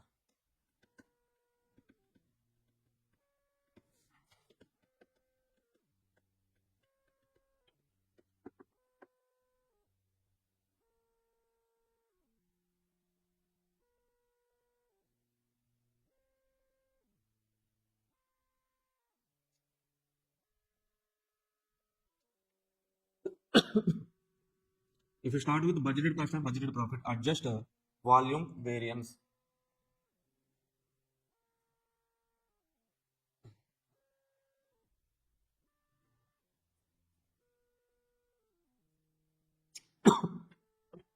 If you understand this one means nothing is there, sir, reconciliation.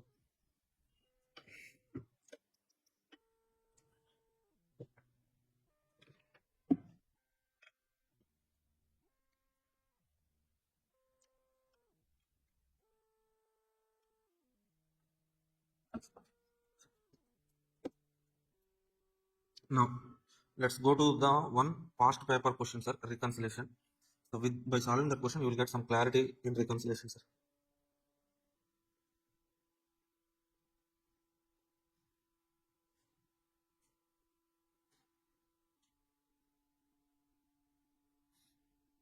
Okay. Let's take this question number 5, page number 5.39, sir. 5.39, December 2022 attempt question. Same question was asked in December 24 attempt also.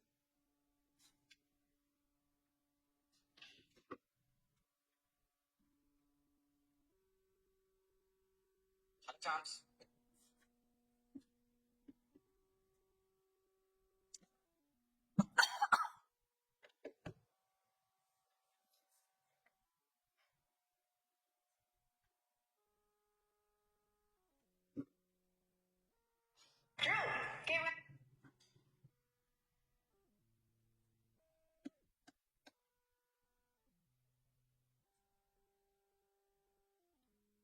Okay, see, read this question, sir. Let's solve this question.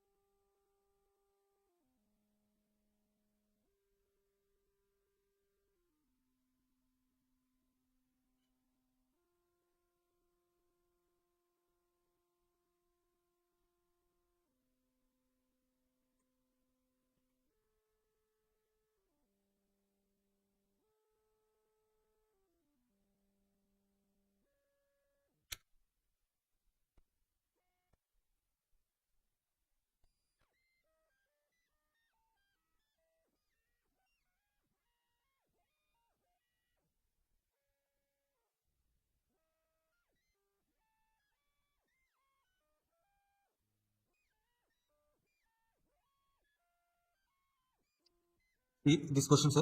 I'm reading this question. The budgeted output of SAB Limited, a single product manufacturing company, at the year ending, so 31st March was 5,000 units, sir.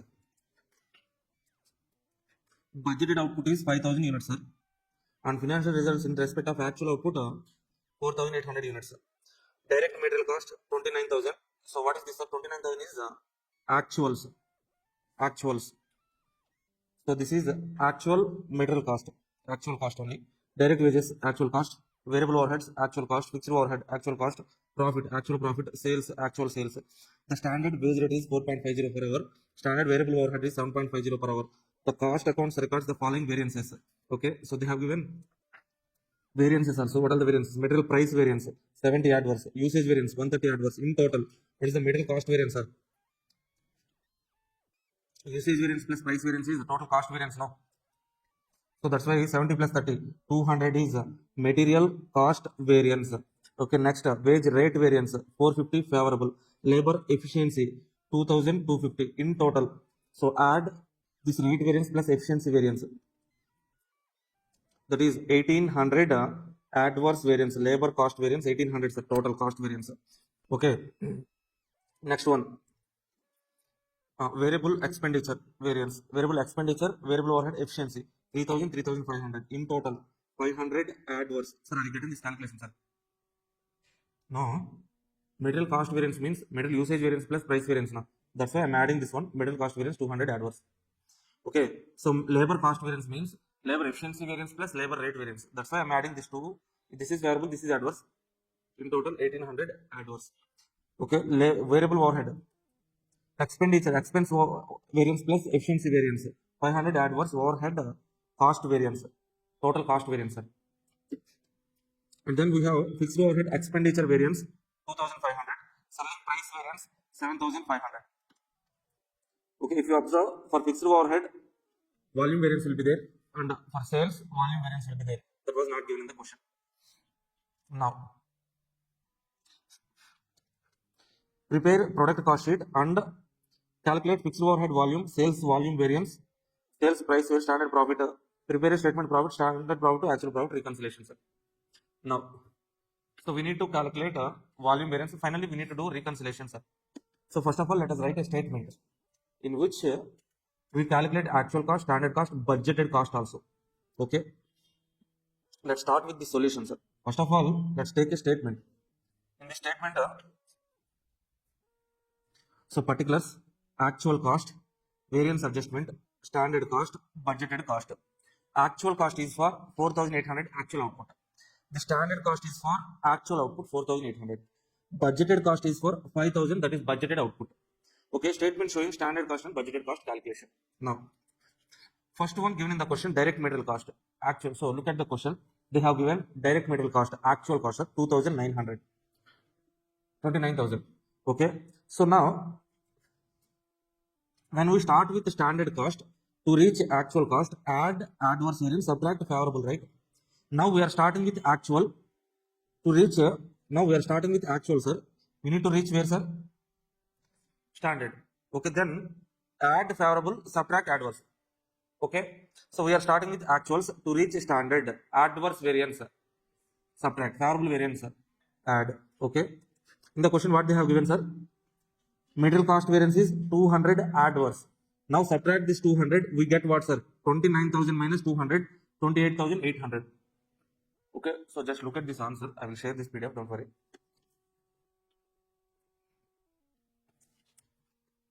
Okay, 28,800. This is what, sir? 28,800 is standard cost. Standard cost is for 4,800 units. Budgeted cost is for 5,000 units. So from standard cost, can I write a budgeted cost, sir? So this 28,800 is for how many units, sir? 4,800.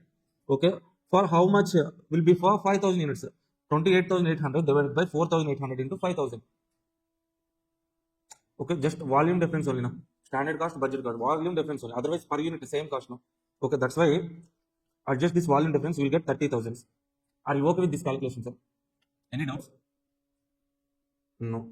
So then, take direct labor cost, sir. Actual cost given in the question 45,000. Okay, if you look at the question, labor cost variance 1800 adverse in total. Adverse means subtract. Okay, direct labor cost, actual cost minus 1800 adverse, subtract, you get 43,200. 43,200 is for 4,800 units. Then how much for 5,000 units? 45,000. How we got this one means 43,200 divided by 4,800 into 5,000.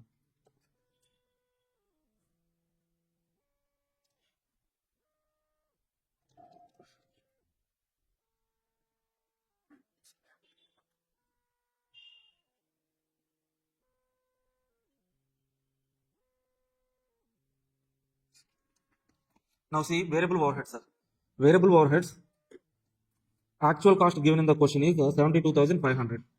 The variance, variable overhead variance is 500 adverse. Now see, Variable overhead actually 72,500. Subtract 500 advance, you get 72,000. The 72,000 is for actual output 4,800. Then how much for 5,000 output? 75,000 budgeted cost. So are you getting this calculation, sir? Now for these 2 points, stay focused, sir. Fixed overhead cost, sir. Actual cost given in the question 40,000.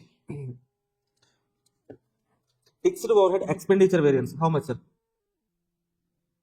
Fixed overhead expenditure variance 2,500 adverse. Okay. Now in fixed overhead cost variance calculation, what is the format, sir? Standard cost, budgeted cost, actual cost, Okay, standard cost, budgeted cost, actual cost. Standard cost to budgeted cost is volume variance. Budgeted cost to actual cost is expenditure variance. Now this actual cost is how much, sir? How much? 40,000. Okay. From this 40,000, subtract expenditure variance, how much, sir? 2,500 adverse. 40,000 minus 25,000 adverse. Subtract, how much you will get, sir? Sir, 40,000 minus 2,500, sir. 2,500, sir. 40,000 minus 2,500. 37,500. This 37,500 is what, sir? Budgeted cost. Why not standard cost, sir? We are adjusting only expenditure variance, not volume variance, na? So that's why. So this is the point here. Then only for fixed overhead cost variance, okay, actual cost 40,000. They have given expenditure variance only. Adjust this 2,500 adverse. Directly write it here in budgeted column. Okay. Now this 37,500 is for 5,000 units. Then how much for 4,800 units, sir?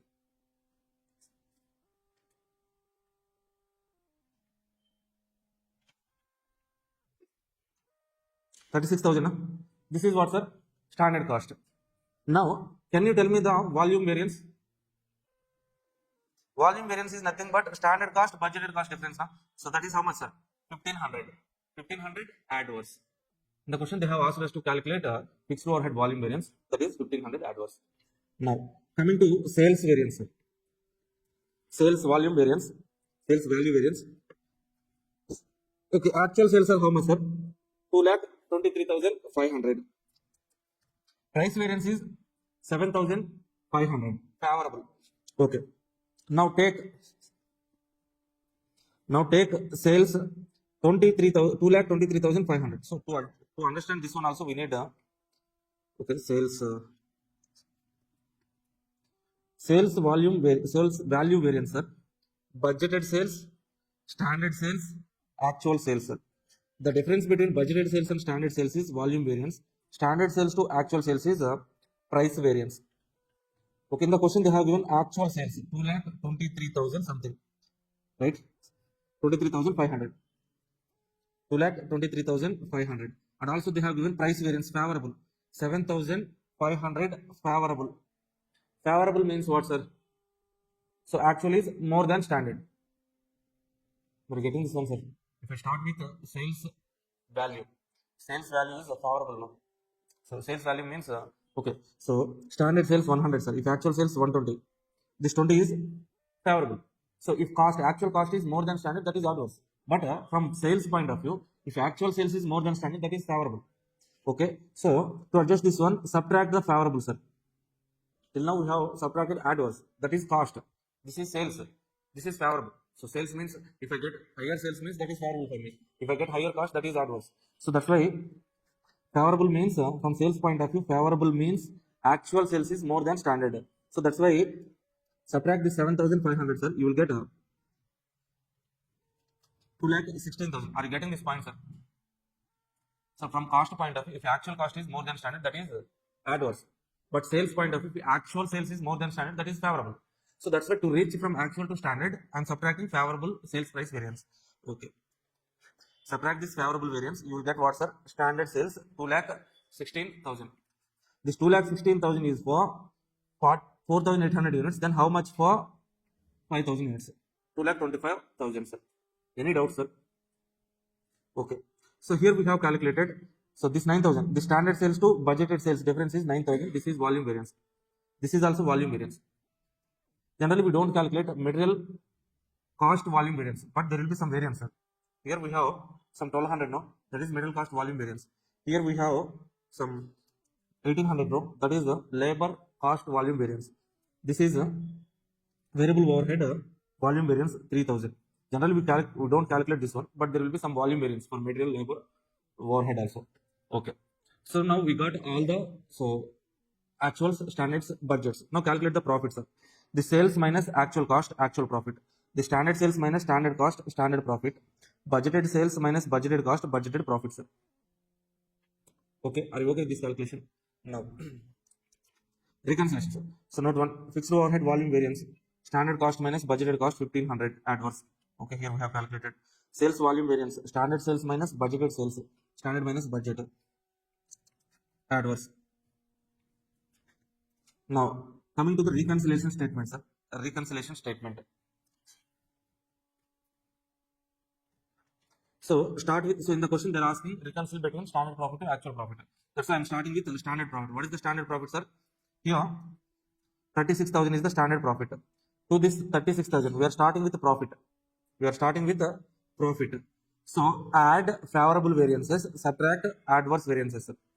Add favorable variances, subtract adverse variances. We get actual profit, sir. If I know the variances, calculation, the reconciliation part is easy only. Easy part. Okay, so keep in mind for fixed overhead.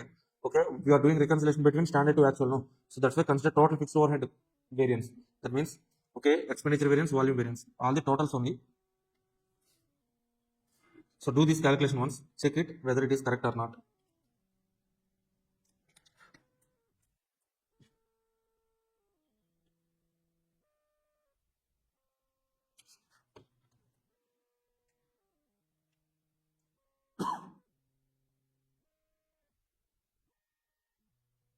Okay, let's say if I start with a budgeted profit, sir.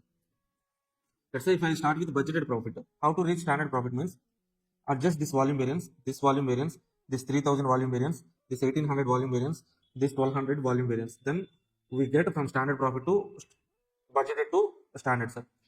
Are you getting this point, sir? Similar question was asked in December 24 attempt.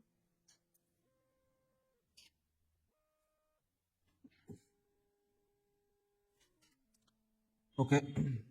Now, one more point, sir. Okay, so next one, similar kind of question, December 23 attempt, sir. But here the point is, with the information, we have to calculate variance. Then reconciliation. Reconciliation easy part only, but here we need to calculate the variances using the information. Okay, so shall we do this question or else we'll try this question, sir?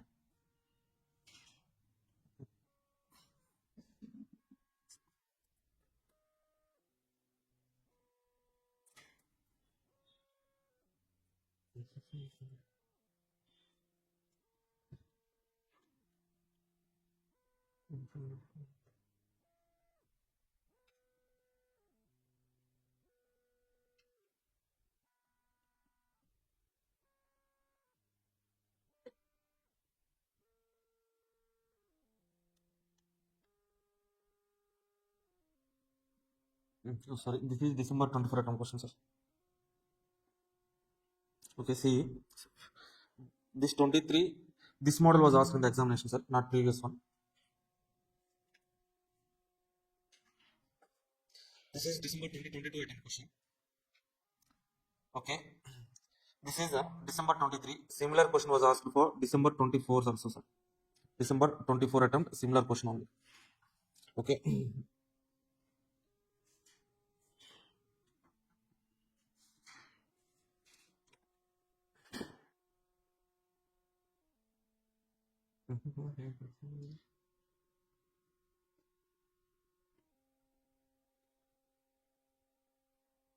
Okay, read this question, sir. Directly, let's solve this December 24 attempt question. Okay, in the workbook, this question was not there. Same kind of question. Okay, so see this question. Let's solve this question.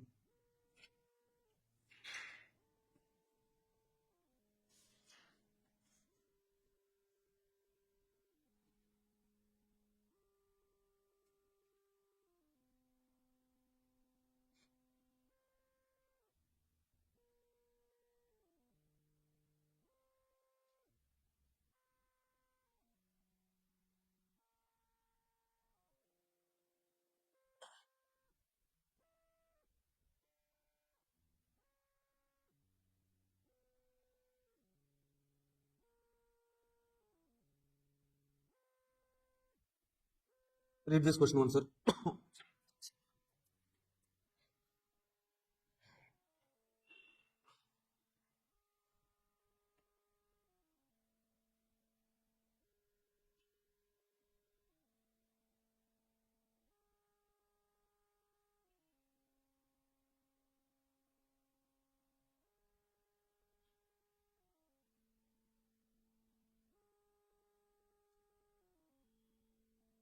Okay, see, Datsun Limited has the manufacturing division which makes a product to which the following details are related. Okay, so direct material cost 5 kg at 20 rupees, total 100 per unit. This means what, sir? This 5 kg is called. Okay, so the following details: 5 kg is standard quantity 5 kg, standard price 20, sir. Labor 12 hours 20 rupees, standard hours 12, standard rate 20, sir. Variable overheads again, standard hours 12, standard rate for variable overheads 10 rupees, sir. Relevant fixed overheads are based at 1 lakh rupees per month and planned output is 2000 units per month. The selling price is 550 per unit. During a recent month, when output was 1800 units, the following actual cost was incurred. Okay, so above details were, what are the above details, sir? So that is so budget information, or else you can take that as a standard, sir. Okay, now actual information is given, sir. What is our budgeted output? 2000 units per month is budgeted output. Okay, so budgeted fixed cost. Sorry, planned actual output. Planned output means budgeted output 2000, sir. But actual output is 1800 only. Selling price 550 per unit, sir. During recent month, direct materials 8500 kg. This is what, sir? Actual quantity. So 7,72,000 actual quantity into actual price. Okay, direct labor 20,000 hours. Actual hours. This is actual hours into actual rate. Labor actual cost. Variable overhead actual cost. Actual hours into actual rate. Fixed overhead actual fixed overheads. The profit 40,000, sir. Sales value 9,50,000. This is also actual. Okay, now required, analyze the variance which occurred during the month. Reconcile the actual profit with standard profit, showing the causes of differences. Okay, this is the question, sir. So first of all, here we need to calculate some standard information is given and also actual information is given. Based on the information, we need to calculate variances. Okay, let's try to calculate the variance. Okay, I think you guys know the formats. Okay, if you don't know the formats and of those formulas, just follow for now. Later, so watch the marathon or some classes. Try to learn the formulas, sir. Okay, so first one, let's calculate material cost variance, sir. Material cost variance. So first column, standard quantity into standard rate. Second column, okay, actual quantity into standard rate. Last column, actual quantity into actual rate, sir.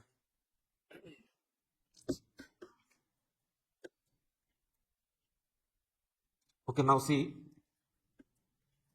So the mixed difference is not there, sir. That's why I'm not taking RSQ or RAQ. So SQ into S, sir. Standard quantity means what, sir? Standard quantity for actual output. What is the actual output? 1800 units. 1800 units into 1800 units into per unit 5 rupees is the 5 units is the quantity, no? 1800 into 5 into standard rate 20. Okay, 1800 into 5, how much, sir? 9,000. That is standard quantity. So what is the actual quantity, sir? Actual quantity given the question 8,500. 8,500 into standard rate 20. Actual quantity into actual rate also given in the question 1,72,000. 72,000. Okay, so this is how much, sir? Standard cost 1,80,000. This is 1,70,000. Yeah? 70,000. 1,72,000. Okay, this difference 1 minus 2, 10,000 is what, sir? Favorable variance. Material usage variance favorable. Okay. So how much, sir? 2,000 adverse material price variance. Okay. Next one.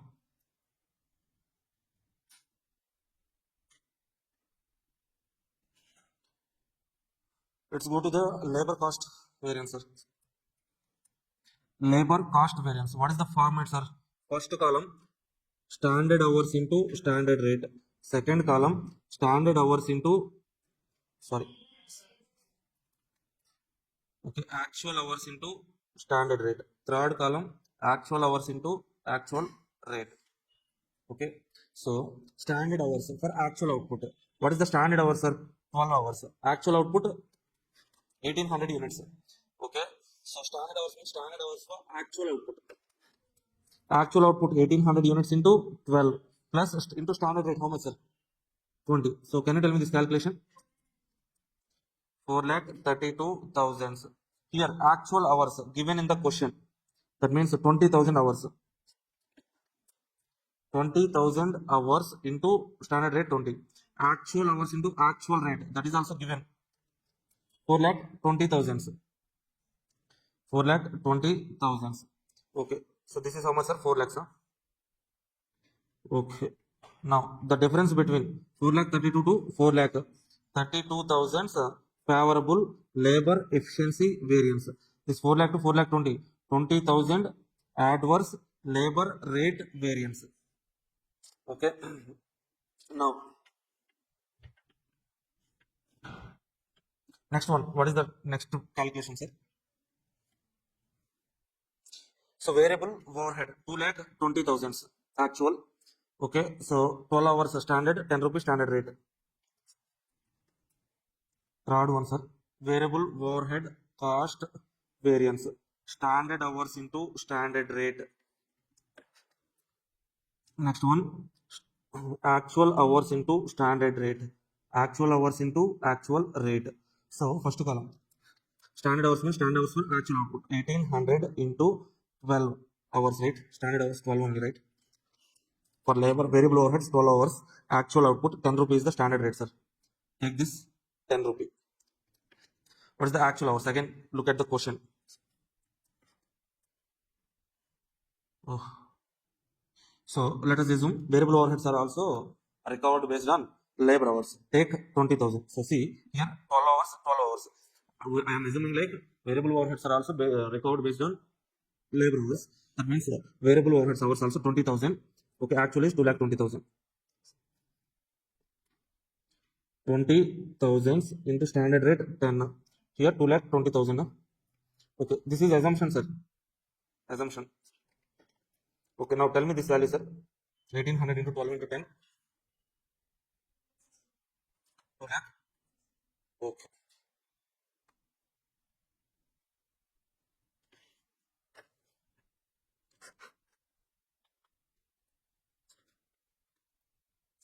Two lakh 16,000. This is 2 lakh 20,000. This difference is how much, sir?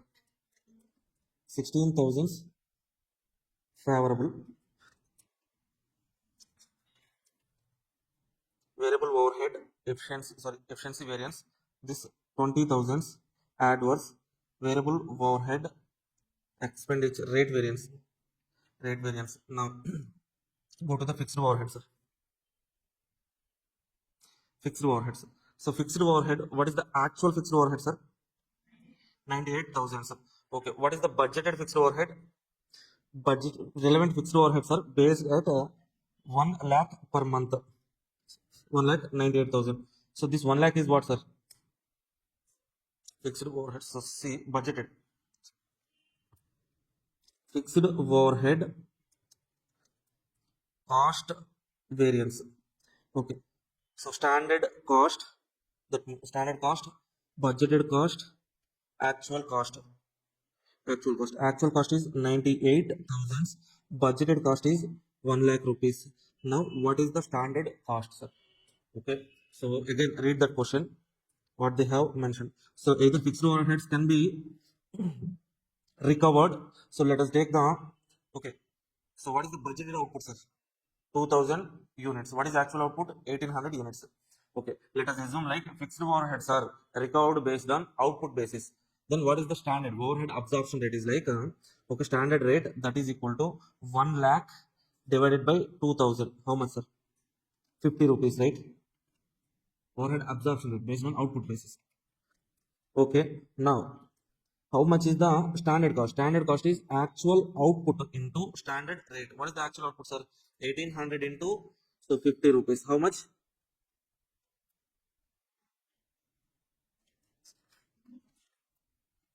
90,000. Sir, are you okay with this, sir? Here, whenever we are recurring based on output basis, take actual output here, not standard hours or actual output. Okay. Or else we can also calculate this on hours basis. Labor hours, standard hours are there, actual hours are there. No, you can calculate, but I have taken output basis. This 90,000 to 1 lakh difference. 10,000 is adverse fixed overhead volume variance. This 1 lakh to 98,000 is 2,000 favorable. In total, from here to here, 8,000 adverse is fixed overhead cost variance. Okay, no? Sir, any doubt, sir?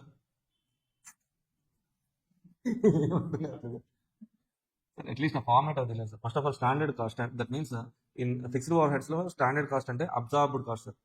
So absorbed cost ante mundu standard rate calculate చేస్తాం, nothing but overhead recovery rate. Overhead recovery rate ante budgeted cost divided by budgeted output. Overhead recovery rate actual output మీద observe చేస్తుంది. That is standard cost. Budgeted cost, actual cost. Standard budget difference is volume variance. Budget actual difference is expenditure variance. Total standard to cost is total fixed overhead cost variance, sir. Now next one we have sales volume variance, right? Sales value variance.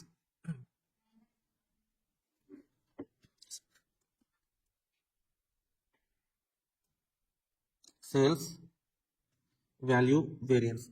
Okay. So here take budgeted sales, budgeted quantity into budgeted rate. Standard, so standard sales, that means actual quantity at budgeted rate. Actual quantity into actual rate, sir. This is budgeted sales, this is standard sales, this is actual sales, sir. Okay, what is the actual sales given in the question?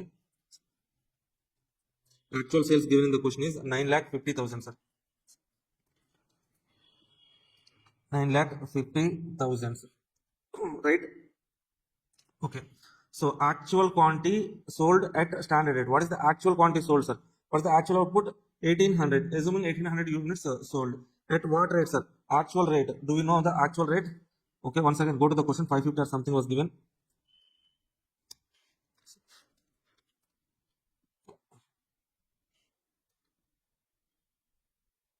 Sorry, this is not.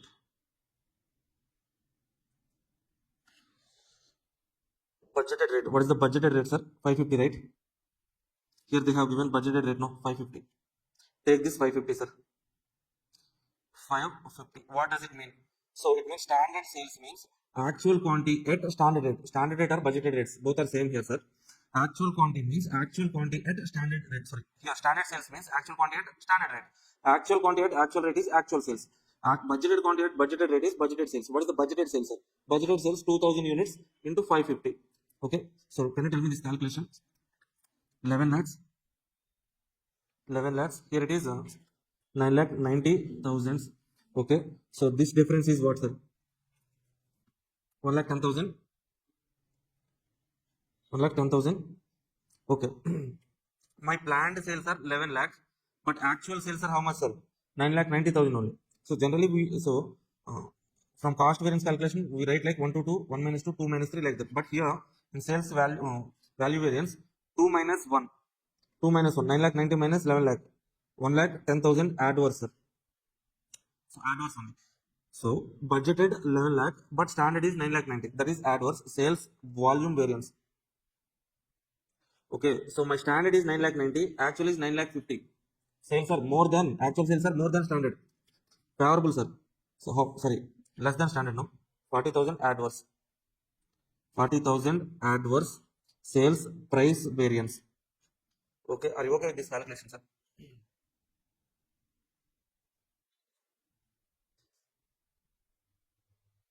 This is the calculation, sir. Okay, now we need to do reconciliation. Start reconciliation with reconciliation. What is the budgeted profit, sir?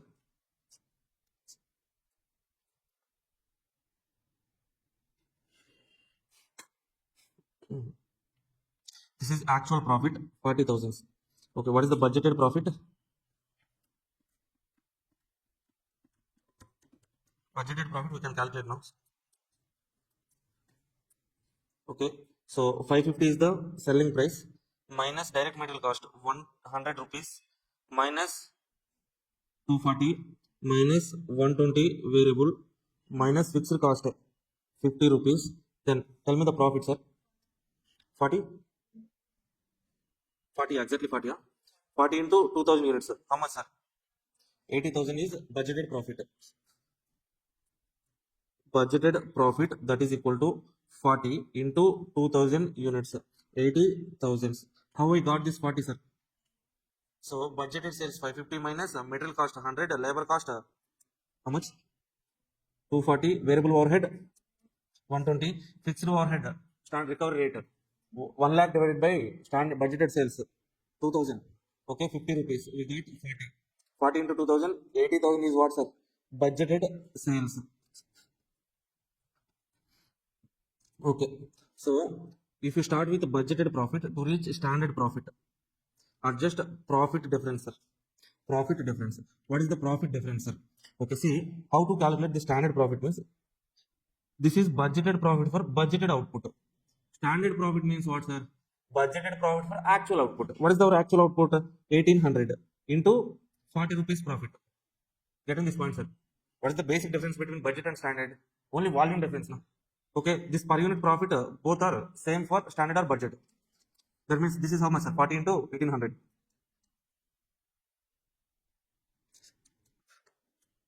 How much, sir? 40 into 1800? 72,000. Okay, so how we got the 7200? Sorry, 72,000, sir. Okay, what is the difference here? 82. So this is the volume variance. Volume adjustment. Okay, volume adjustment. So difference 200 units into 40 directly profit adjustment, sir. 8,000. Okay, here we cannot calculate volume variance, sir. So ప్రతిదానికి volume variance adjust చేయలేం, అందుకని direct ఏం చేసాం differences తో per unit profit ఉంది కాబట్టి adjustment చేస్తాం. Now standard to actual. Now we have to calculate actual profit from standard, sir. We know the actual profit, standard profit. To reach actual, what we need to do, sir? Add favorable variances, subtract adverse variances, you will get actual profit, sir. You will get actual profit. Are you getting this point? Add favorable, subtract adverse. Add favorable, subtract adverse. Okay, so take your calculators. 72,000. 72,000 is what's the standard profit. Now add favorable.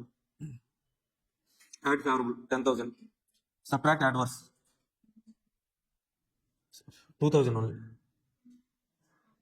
2,000. Then add 32,000 favorable minus 20,000 adverse. Add 16,000 favorable minus 20,000 adverse minus 10,000 adverse 2,000 plus 2,000 favorable. Now finally sales price variance is there, no? This sales price variance 40,000 subtract. Getting negative, huh? You should get this 40,000, sir. Got 40,000, huh? Okay, then fine. Reconciliation is done, sir. Okay, but the main point here is like this calculation, sir. All the calculations. I think okay. So directly I came to the reconciliation now. So if you refer these formats and all those things once, okay, you can easily calculate, sir. Okay. Here we got one adjustment, that is we have to assume like variable overheads are also recorded based on labor hours. Okay. Another one is for fixed overhead. Okay, fixed overhead standard rate calculation. This actual output we have to take, sir. And sales. Okay, this 40 calculation. This 40 calculation is main thing, sir. How to calculate this 40 means 550 minus cost. Okay, generally we leave this 50, sir. Fixed overhead cost per unit.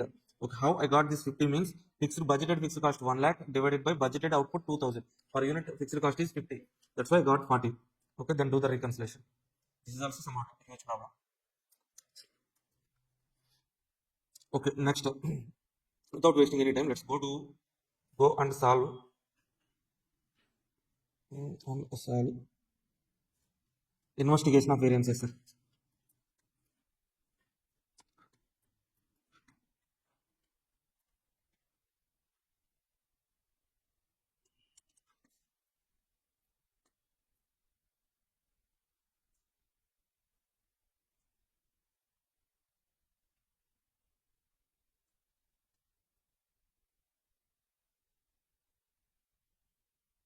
Okay, let's discuss this planning and operation variance, sir.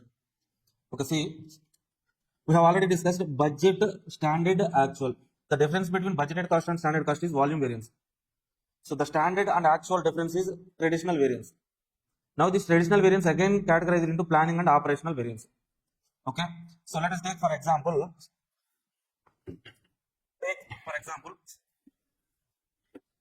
So this is standard, sir.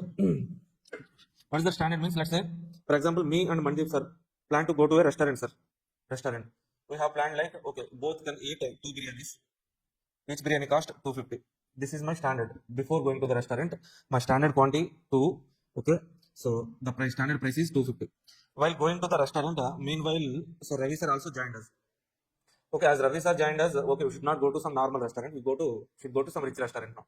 Okay. So again, we changed our plan. We went to some rich restaurant.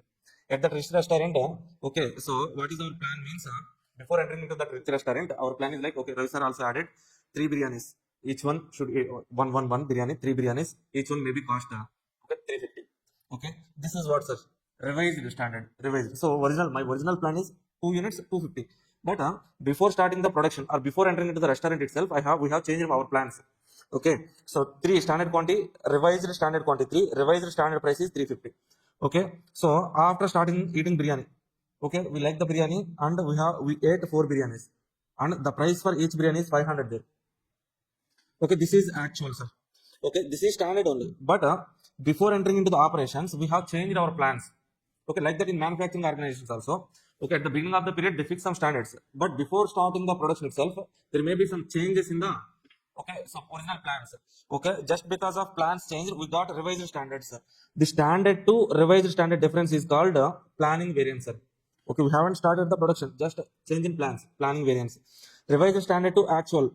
So this difference came in operations. Once the operation started, production started, then only we got this difference, that is called operational variance, sir. Got it, sir? This 2 is what, sir? Standard quantity. 3 is revised standard quantity. 4 is actual quantity. 250 is standard price. 350 revised standard price. 500 is actual price. Okay, standard to revised standard is planning variance. Revised standard to actual is operational variance, sir. Okay. No, let's take this one, sir. Standard quantity, standard price, standard, revised standard quantity, revised standard price, actual quantity, actual price. Here we have 3 standard quantities, sir. Standard quantity, revised standard, actual quantity. 3 prices: standard price, revised standard price, actual price. Okay, generally we know the formula. So material cost variance. Coming to some material usage variance. Can you tell me the basic formula, sir? Material usage variance. Basic formula is material usage means only quantity difference. Standard quantity minus actual quantity. Okay, that would be multiplied with standard price. Why standard price, sir? Why not actual price? They are responsible for? Yes, sir, exactly. Okay, so here usage variance is calculated for production manager point of view. He will be responsible for standard price only. Actual price represents the inefficiency of purchase manager. For inefficiency of purchase manager, we cannot make a production manager responsible. Okay, that's why usage variance will always be calculated at standard price. Okay, this formula we know. Now, see, material usage planning variance, sir. Planning variance means difference between standard, revised standard. Then write the formula: standard to revised standard into standard price common, sir. Okay, standard quantity minus revised standard quantity, standard price is common. Okay, take standard quantity, revised standard quantity. This difference is called material planning, material usage planning variance multiplied with the standard price only. Okay, now this revised standard quantity to actual quantity difference, material usage operational variance. Okay, so revised standard quantity to actual quantity, material usage operational variance. Usage variance means quantity difference only. No, in usage variance we have 2 variances, sir. Planning, operational. Usage variance means quantity difference. In usage we have planning, operational. This 2 difference is planning, material usage planning variance. These two differences: material usage, operational variance. Okay, again, second one is what, sir? Okay, are you okay with this one, sir?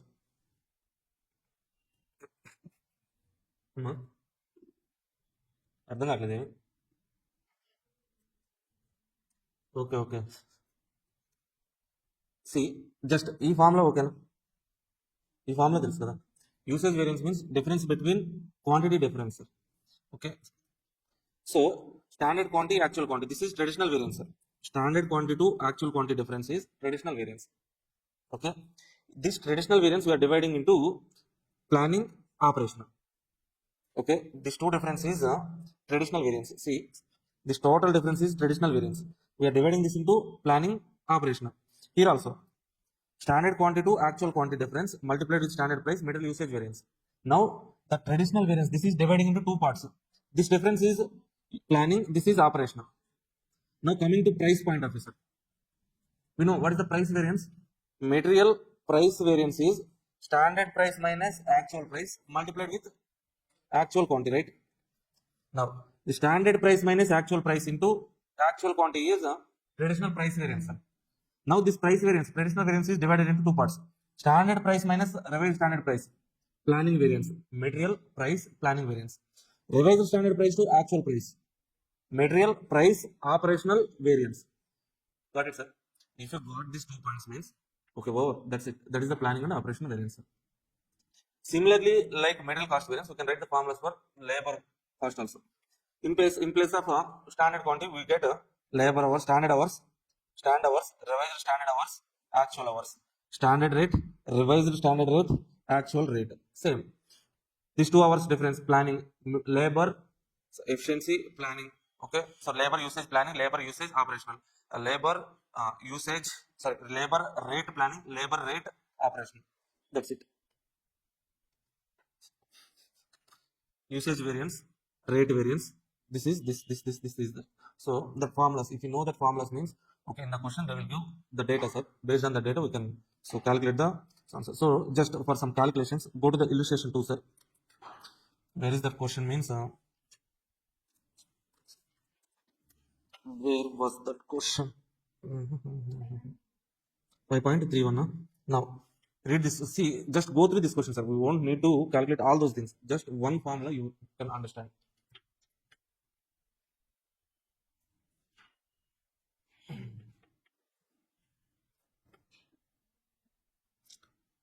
Just go through that question once. So after doing this question, we go to the investigation of variances.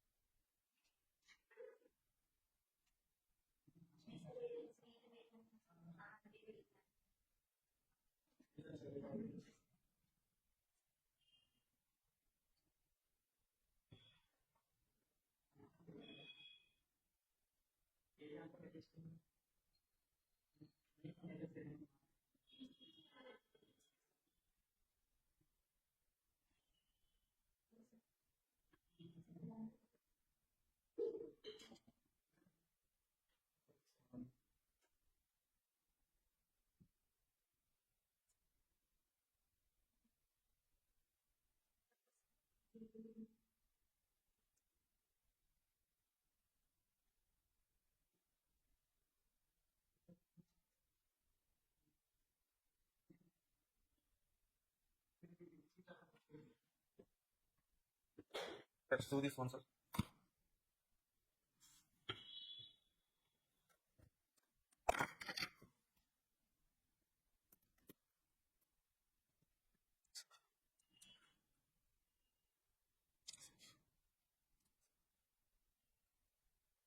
Green Chemicals produces agricultural fertilizers with the following information provided. The management analyzed past data and set the budgeted rates for the following.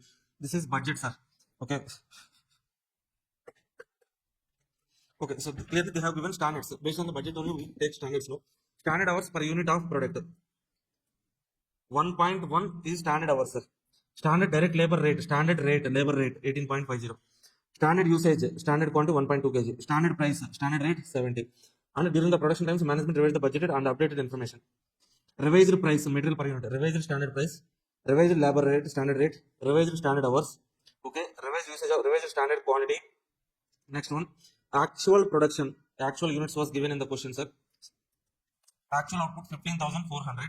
Raw material usage, okay, actual quantity used, actual cost of raw material, actual cost, actual price also given, okay. Actual labor cost, so 16,000 actual hours into actual cost, actual rate. Okay, all the information is given, sir. Standard hours, standard rate, actual hours, actual rate, revised, also everything was given in the question. Okay. So based on that calculation, we can take these values, sir. Material cost variance, standard quantity, revised standard quantity, actual quantity. In the question, they have given standard quantity 1.2, revised standard quantity, actual quantity. So standard quantity means standard quantity for actual output. What is the actual output, sir? So 18,480. What is the actual output? So 15,400 is the actual output. Okay. So now standard quantity means 1.2 into 15,400. We get standard quantity. Okay. Revised standard quantity per unit into actual output 15,400. This one. Actual quantity for actual output into 15,400, sir. Are you getting this point, sir? These standard quantity, revised standard quantity, actual quantity given per unit of output. But actual output, for actual output, total output you have to calculate, no? So this one is output. So standard price 70, revised standard price 71, actual price 72. We know. So usage variance. Generally, material usage variance, material price variance. This is traditional variance we can calculate, sir, easily. So standard quantity minus actual quantity into standard price. Standard quantity minus actual quantity into standard price, usage variance, traditional. Standard price minus actual price into actual quantity. Standard price minus actual price into actual quantity, we get price variance, traditional. Now let's split this usage variance into two types, sir. Standard quantity minus actual quantity is traditional. The standard minus revised standard is planning variance, usage variance. Standard quantity minus revised standard quantity into standard price, usage, planning variance. Revised standard to actual quantity. Okay, sir, are you getting this point? Standard to actual is traditional, sir. Standard to revised standard quantity, planning. Revised standard quantity, actual quantity, operational. Okay, these two difference, always quantity difference multiplied with standard price. We get variances. Now, the standard price to actual price. This is what, sir? Traditional price variance multiplied with actual quantity. But the standard price minus revised standard price, planning variance. Revised standard to actual operational price variance. See, into actual quantity. Planning, material price, planning variance, material price, operational variance. Okay, if you understand this one means you can write the formulas. Okay, so you should know the formula, sir. Standard quantity minus actual quantity. This is traditional variance, sir. Now we are dividing in between standard to actual. We are writing revised standard quantity. Standard to revised standard quantity is planning variance. Revised standard to actual is operational variance. Standard price to actual price, traditional price. Standard to revised standard is planning variance. Revised standard to actual is operational variance. This price variance multiplied with actual quantity. Usage variance multiplied with standard price.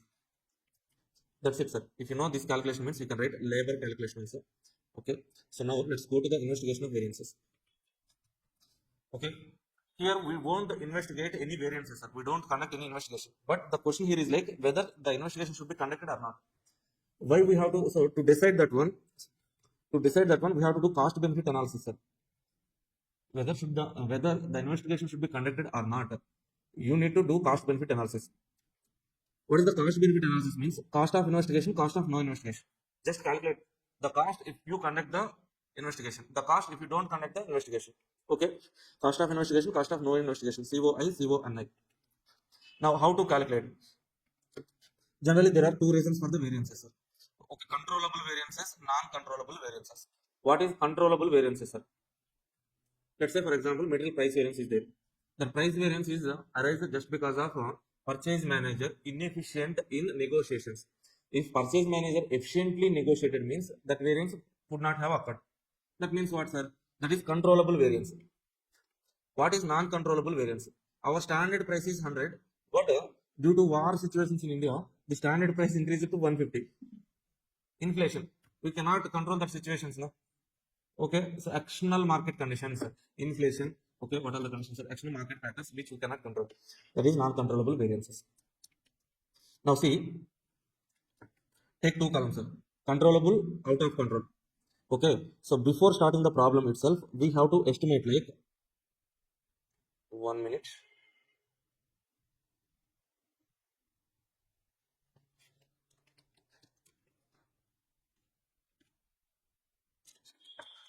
Okay, so before starting the investigation, here I am estimating, sir, the probability that variances are occurred, sir.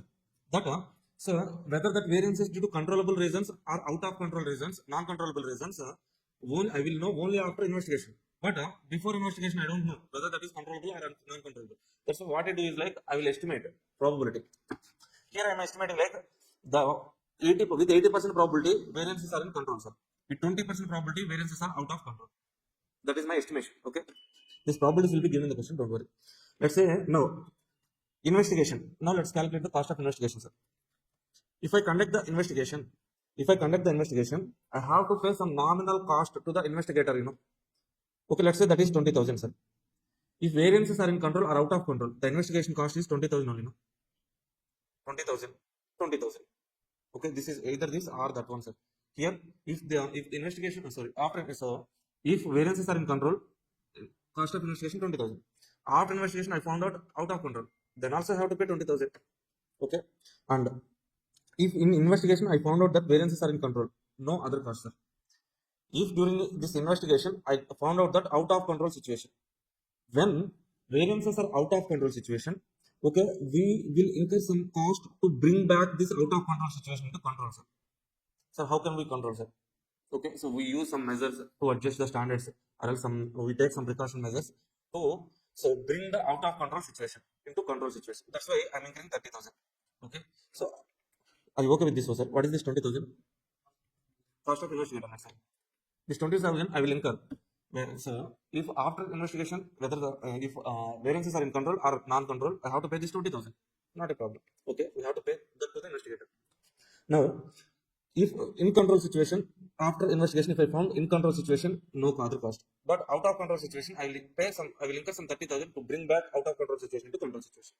Now, no investigation, sir. If I don't conduct any investigation, I won't incur any cost. If variances are in control, I won't incur any cost. If variances are out of control situation, then if I don't conduct the investigation, it leads to some huge loss. Let's say that is 1,50,000. Okay, what is this 1,50,000, sir? Variances are in out of non-control situation, but I'm not doing any investigation. What will happen is in future I will incur some huge loss, 1,50,000. Okay, so are you okay with this table, sir? Just try to understand the numbers. What is 80%? Before investigation, I'm expecting so variances are in control. The probability of variances are in control is 80%. Before investigation, I'm expecting variances are out of control situation, 20% probability. This 20,000 is investigation charges. Here also we need to pay. So this 30,000 investigation out of control situation. This 1,50,000 no investigation out of control situation cost. Now to calculate the cost of investigation, just multiply this cost with the probability, sir. Okay, we incur this 20,000. When, sir? With 80% probability, we incur 20,000. We incur this 50,000. When, sir? With 20% probability. 80% into 20,000, 50,000 into 20%. 26,000, sir. What is the cost of no investigation? Here we won't incur any cost. Okay, here we are incurring 1,50,000 into 20%. How much, sir? 30,000. That means what, sir? Cost of investigation is less than cost of no investigation. Cost of investigation is less than cost of no investigation. Okay. So we can say like cost of investigation, go for investigation. That's it. Simple decision. So decision as cost of investigation, so go for investigation. This is the example only. Now there are some situations. In some situations, in question they will ask you like what's the indifference point between cost of investigation, cost of no investigation. Indifference point means what, sir? That is also okay. This is also okay. Okay. At what probability there is indifference point between? So without giving these probabilities, they will ask us like at what probabilities there will be indifference point between investigation and no investigation.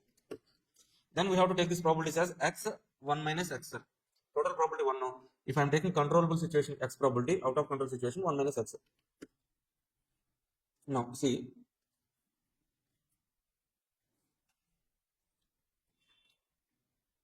Oh. See, so cost of investigation. Okay, here my probability is, so cost of investigation. What's the cost of investigation, sir? X into 20,000 plus 1 minus X into 50,000. What is cost of no investigation, sir? X into 0, 1 minus X into 1,50,000. Okay, so now X into 20,000, 1 minus X into 50,000, 1 minus X into 1,50,000. Make this total, both the cost equal, sir. Then calculate X value. So simplify this one, calculate X value, you will get some probability. That is what, sir? Probability of controllable situation.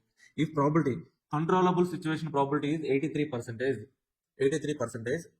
then that is the indifference point between cost of investigation, cost of no investigation, sir. This is example only. Okay, you will get better clarity if you solve this problem, sir.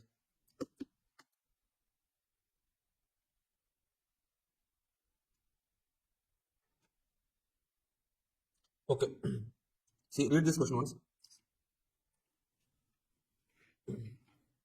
Page number 3.58, sir. Read this question once.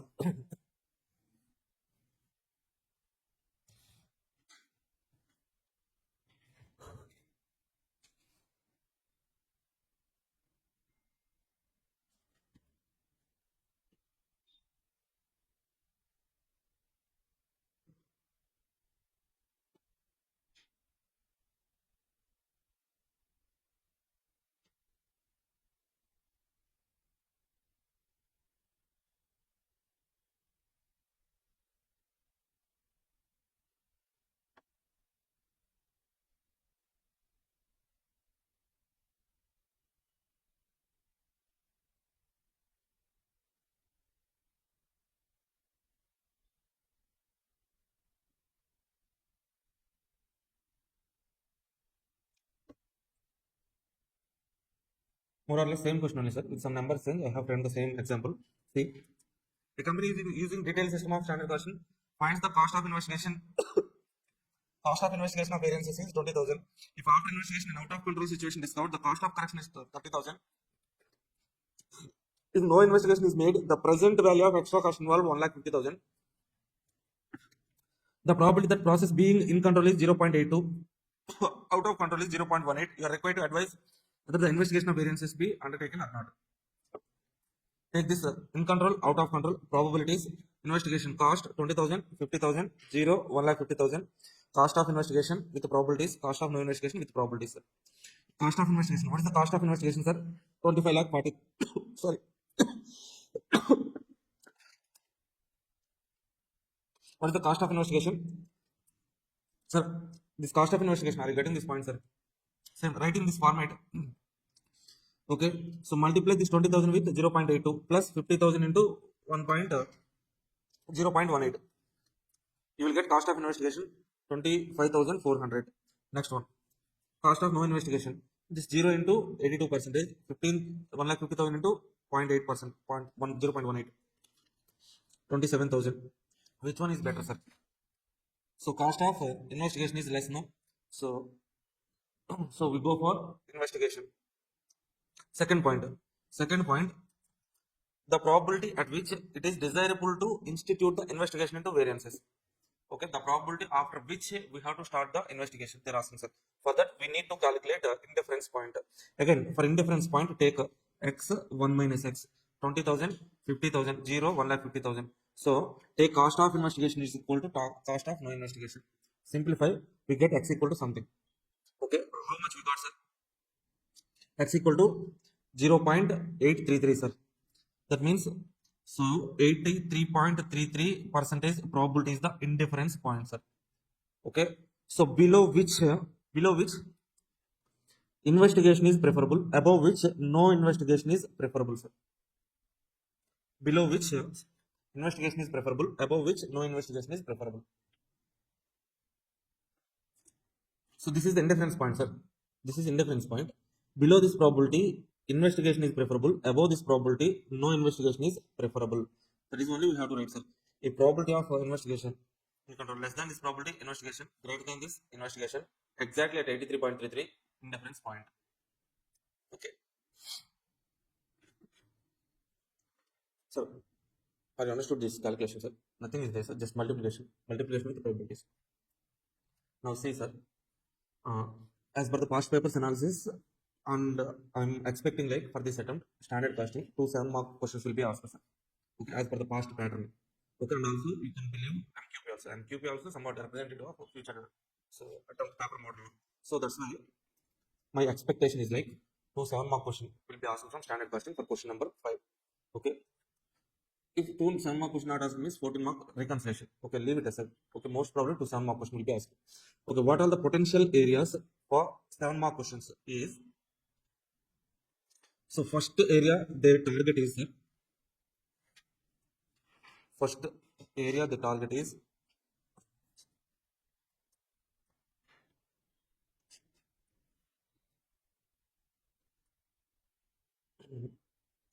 first area the targeted area is this one, sir. For 7 mark questions, investigation of variance, planning variance, sir. Investigation of variance, planning variance. Do these questions, sir. Okay, so if you want to slow explanation, okay, for these concepts, I have explained this concept slowly by writing step by step calculation and everything in marathon, sir. You can refer that. Or else, next target area is fixed overhead, sir. Why fixed overhead means fixed overhead is one of the somewhat tough concepts at that one. So that will be having some 5 columns. Okay, so number of variances will be there. Okay, understanding fixed overhead variances are somewhat tough. So next target, sir. Then so I think material cost variance, material cost variance, that too. Okay, material cost variance and labor cost variance. Okay, all these things at least basics we know, right? We can easily write. At least cover these questions, sir. At least cover these questions. For material cost variance, labor cost variance, learn the formats. Just format and basic problems only will be there, sir. These are basic problems only. Even some intermediate level, that level questions only there. Okay, if you at least learn some standard costing in intermediate level, just refer the formats. Okay, my expectation 2 7 mark question. 1 7 mark question definitely will be there from these 3 concepts. 3 concepts, 1 7 mark question will be there, sir. Okay, also refer material cost variance, labor cost variance. Sales variance also one reverse so learn the format, reverse calculation is there, sir. That's it. Okay, as we have already learned 2 questions from reconciliation. For reconciliation, okay, if you want to prepare reconciliation also, mark this question, sir. Mark this question number 20, December 22, December 23. 3 questions enough. If you want to do this 15 question also, just refer small question only. Refer. For reconciliation, that 4 questions are enough, sir. Okay, remaining just small questions only. Without referring this investigation of variances, planning variances, fixed overhead, don't go to the examination. Okay, that's it, sir. Okay, so with this I have covered syllabus for 5 questions, sir. Okay, question number 3, question number 5, 6, 7, 8. These chapters we have covered, sir. Okay, so and if you want this ABC throughput just in time, are there in marathon, sir. Okay, so all the chapters which I have discussed are also there in marathon. The standard costing is also there, in which I have explained in detail. And okay, all these chapters are also there in marathon, sir. If you want to listen one more, so for conceptual explanation, you can watch the marathon. And so as I have already given the super 50 list, sir, at least cover these questions. Okay, in the super 50 list, not super 50, I have selected nearly 70 to 75 questions are there. Okay, so if you see in our total in our SCM and nearly 130 to 140 questions are there. 130 questions. In that 130, I have picked 75 questions. 75 questions. That means we left only some, how many, sir? Some 50 questions only left. So the two for each model, at least each model is covered, sir. Repetitive questions only left over. For each chapter, for each model, at least 1 question covered, sir. Okay, these 70 questions. Okay, at least cover these questions conceptually. You will definitely get 60 marks. And also, okay, so by this month end, so from BCCA for CMF and all the subjects, we will release 200 MCQs, sir. MCQs classes will also be released. That will also be useful. Okay, if you want to prepare some MCQs, first of all, okay, in Institute Material has released MCQ booklet, sir, in which 250 MCQs were there. Okay, so from the 250 MCQs in last attempt, nearly 12 MCQs came in the examination. That means we can expect at least 10 questions from that 250 MCQs. Okay, at least prepare that material. Or else, okay, in our BCCA concept book, I have given study material questions as well as past paper questions. For each chapter, study material questions are there with solutions for SCM. past paper questions also there. So first of all, for SCM and DM, from my book, concept book. Okay, so for each question, so if that is the past paper question means I have mentioned the year attempt number, sir. Prepare those past attempt questions first. Past attempt question. Then if you have time, then go to the study material MCQs. Okay, so that's it, sir. That's the plan. Thank you. Thank you all. If you are having any doubts, anytime you can reach me. So I'm there in WhatsApp groups and Telegram groups everywhere. I will be there. You can message me anytime for any doubt. So thank you. Thank you all. Okay, sir. APDF, sir.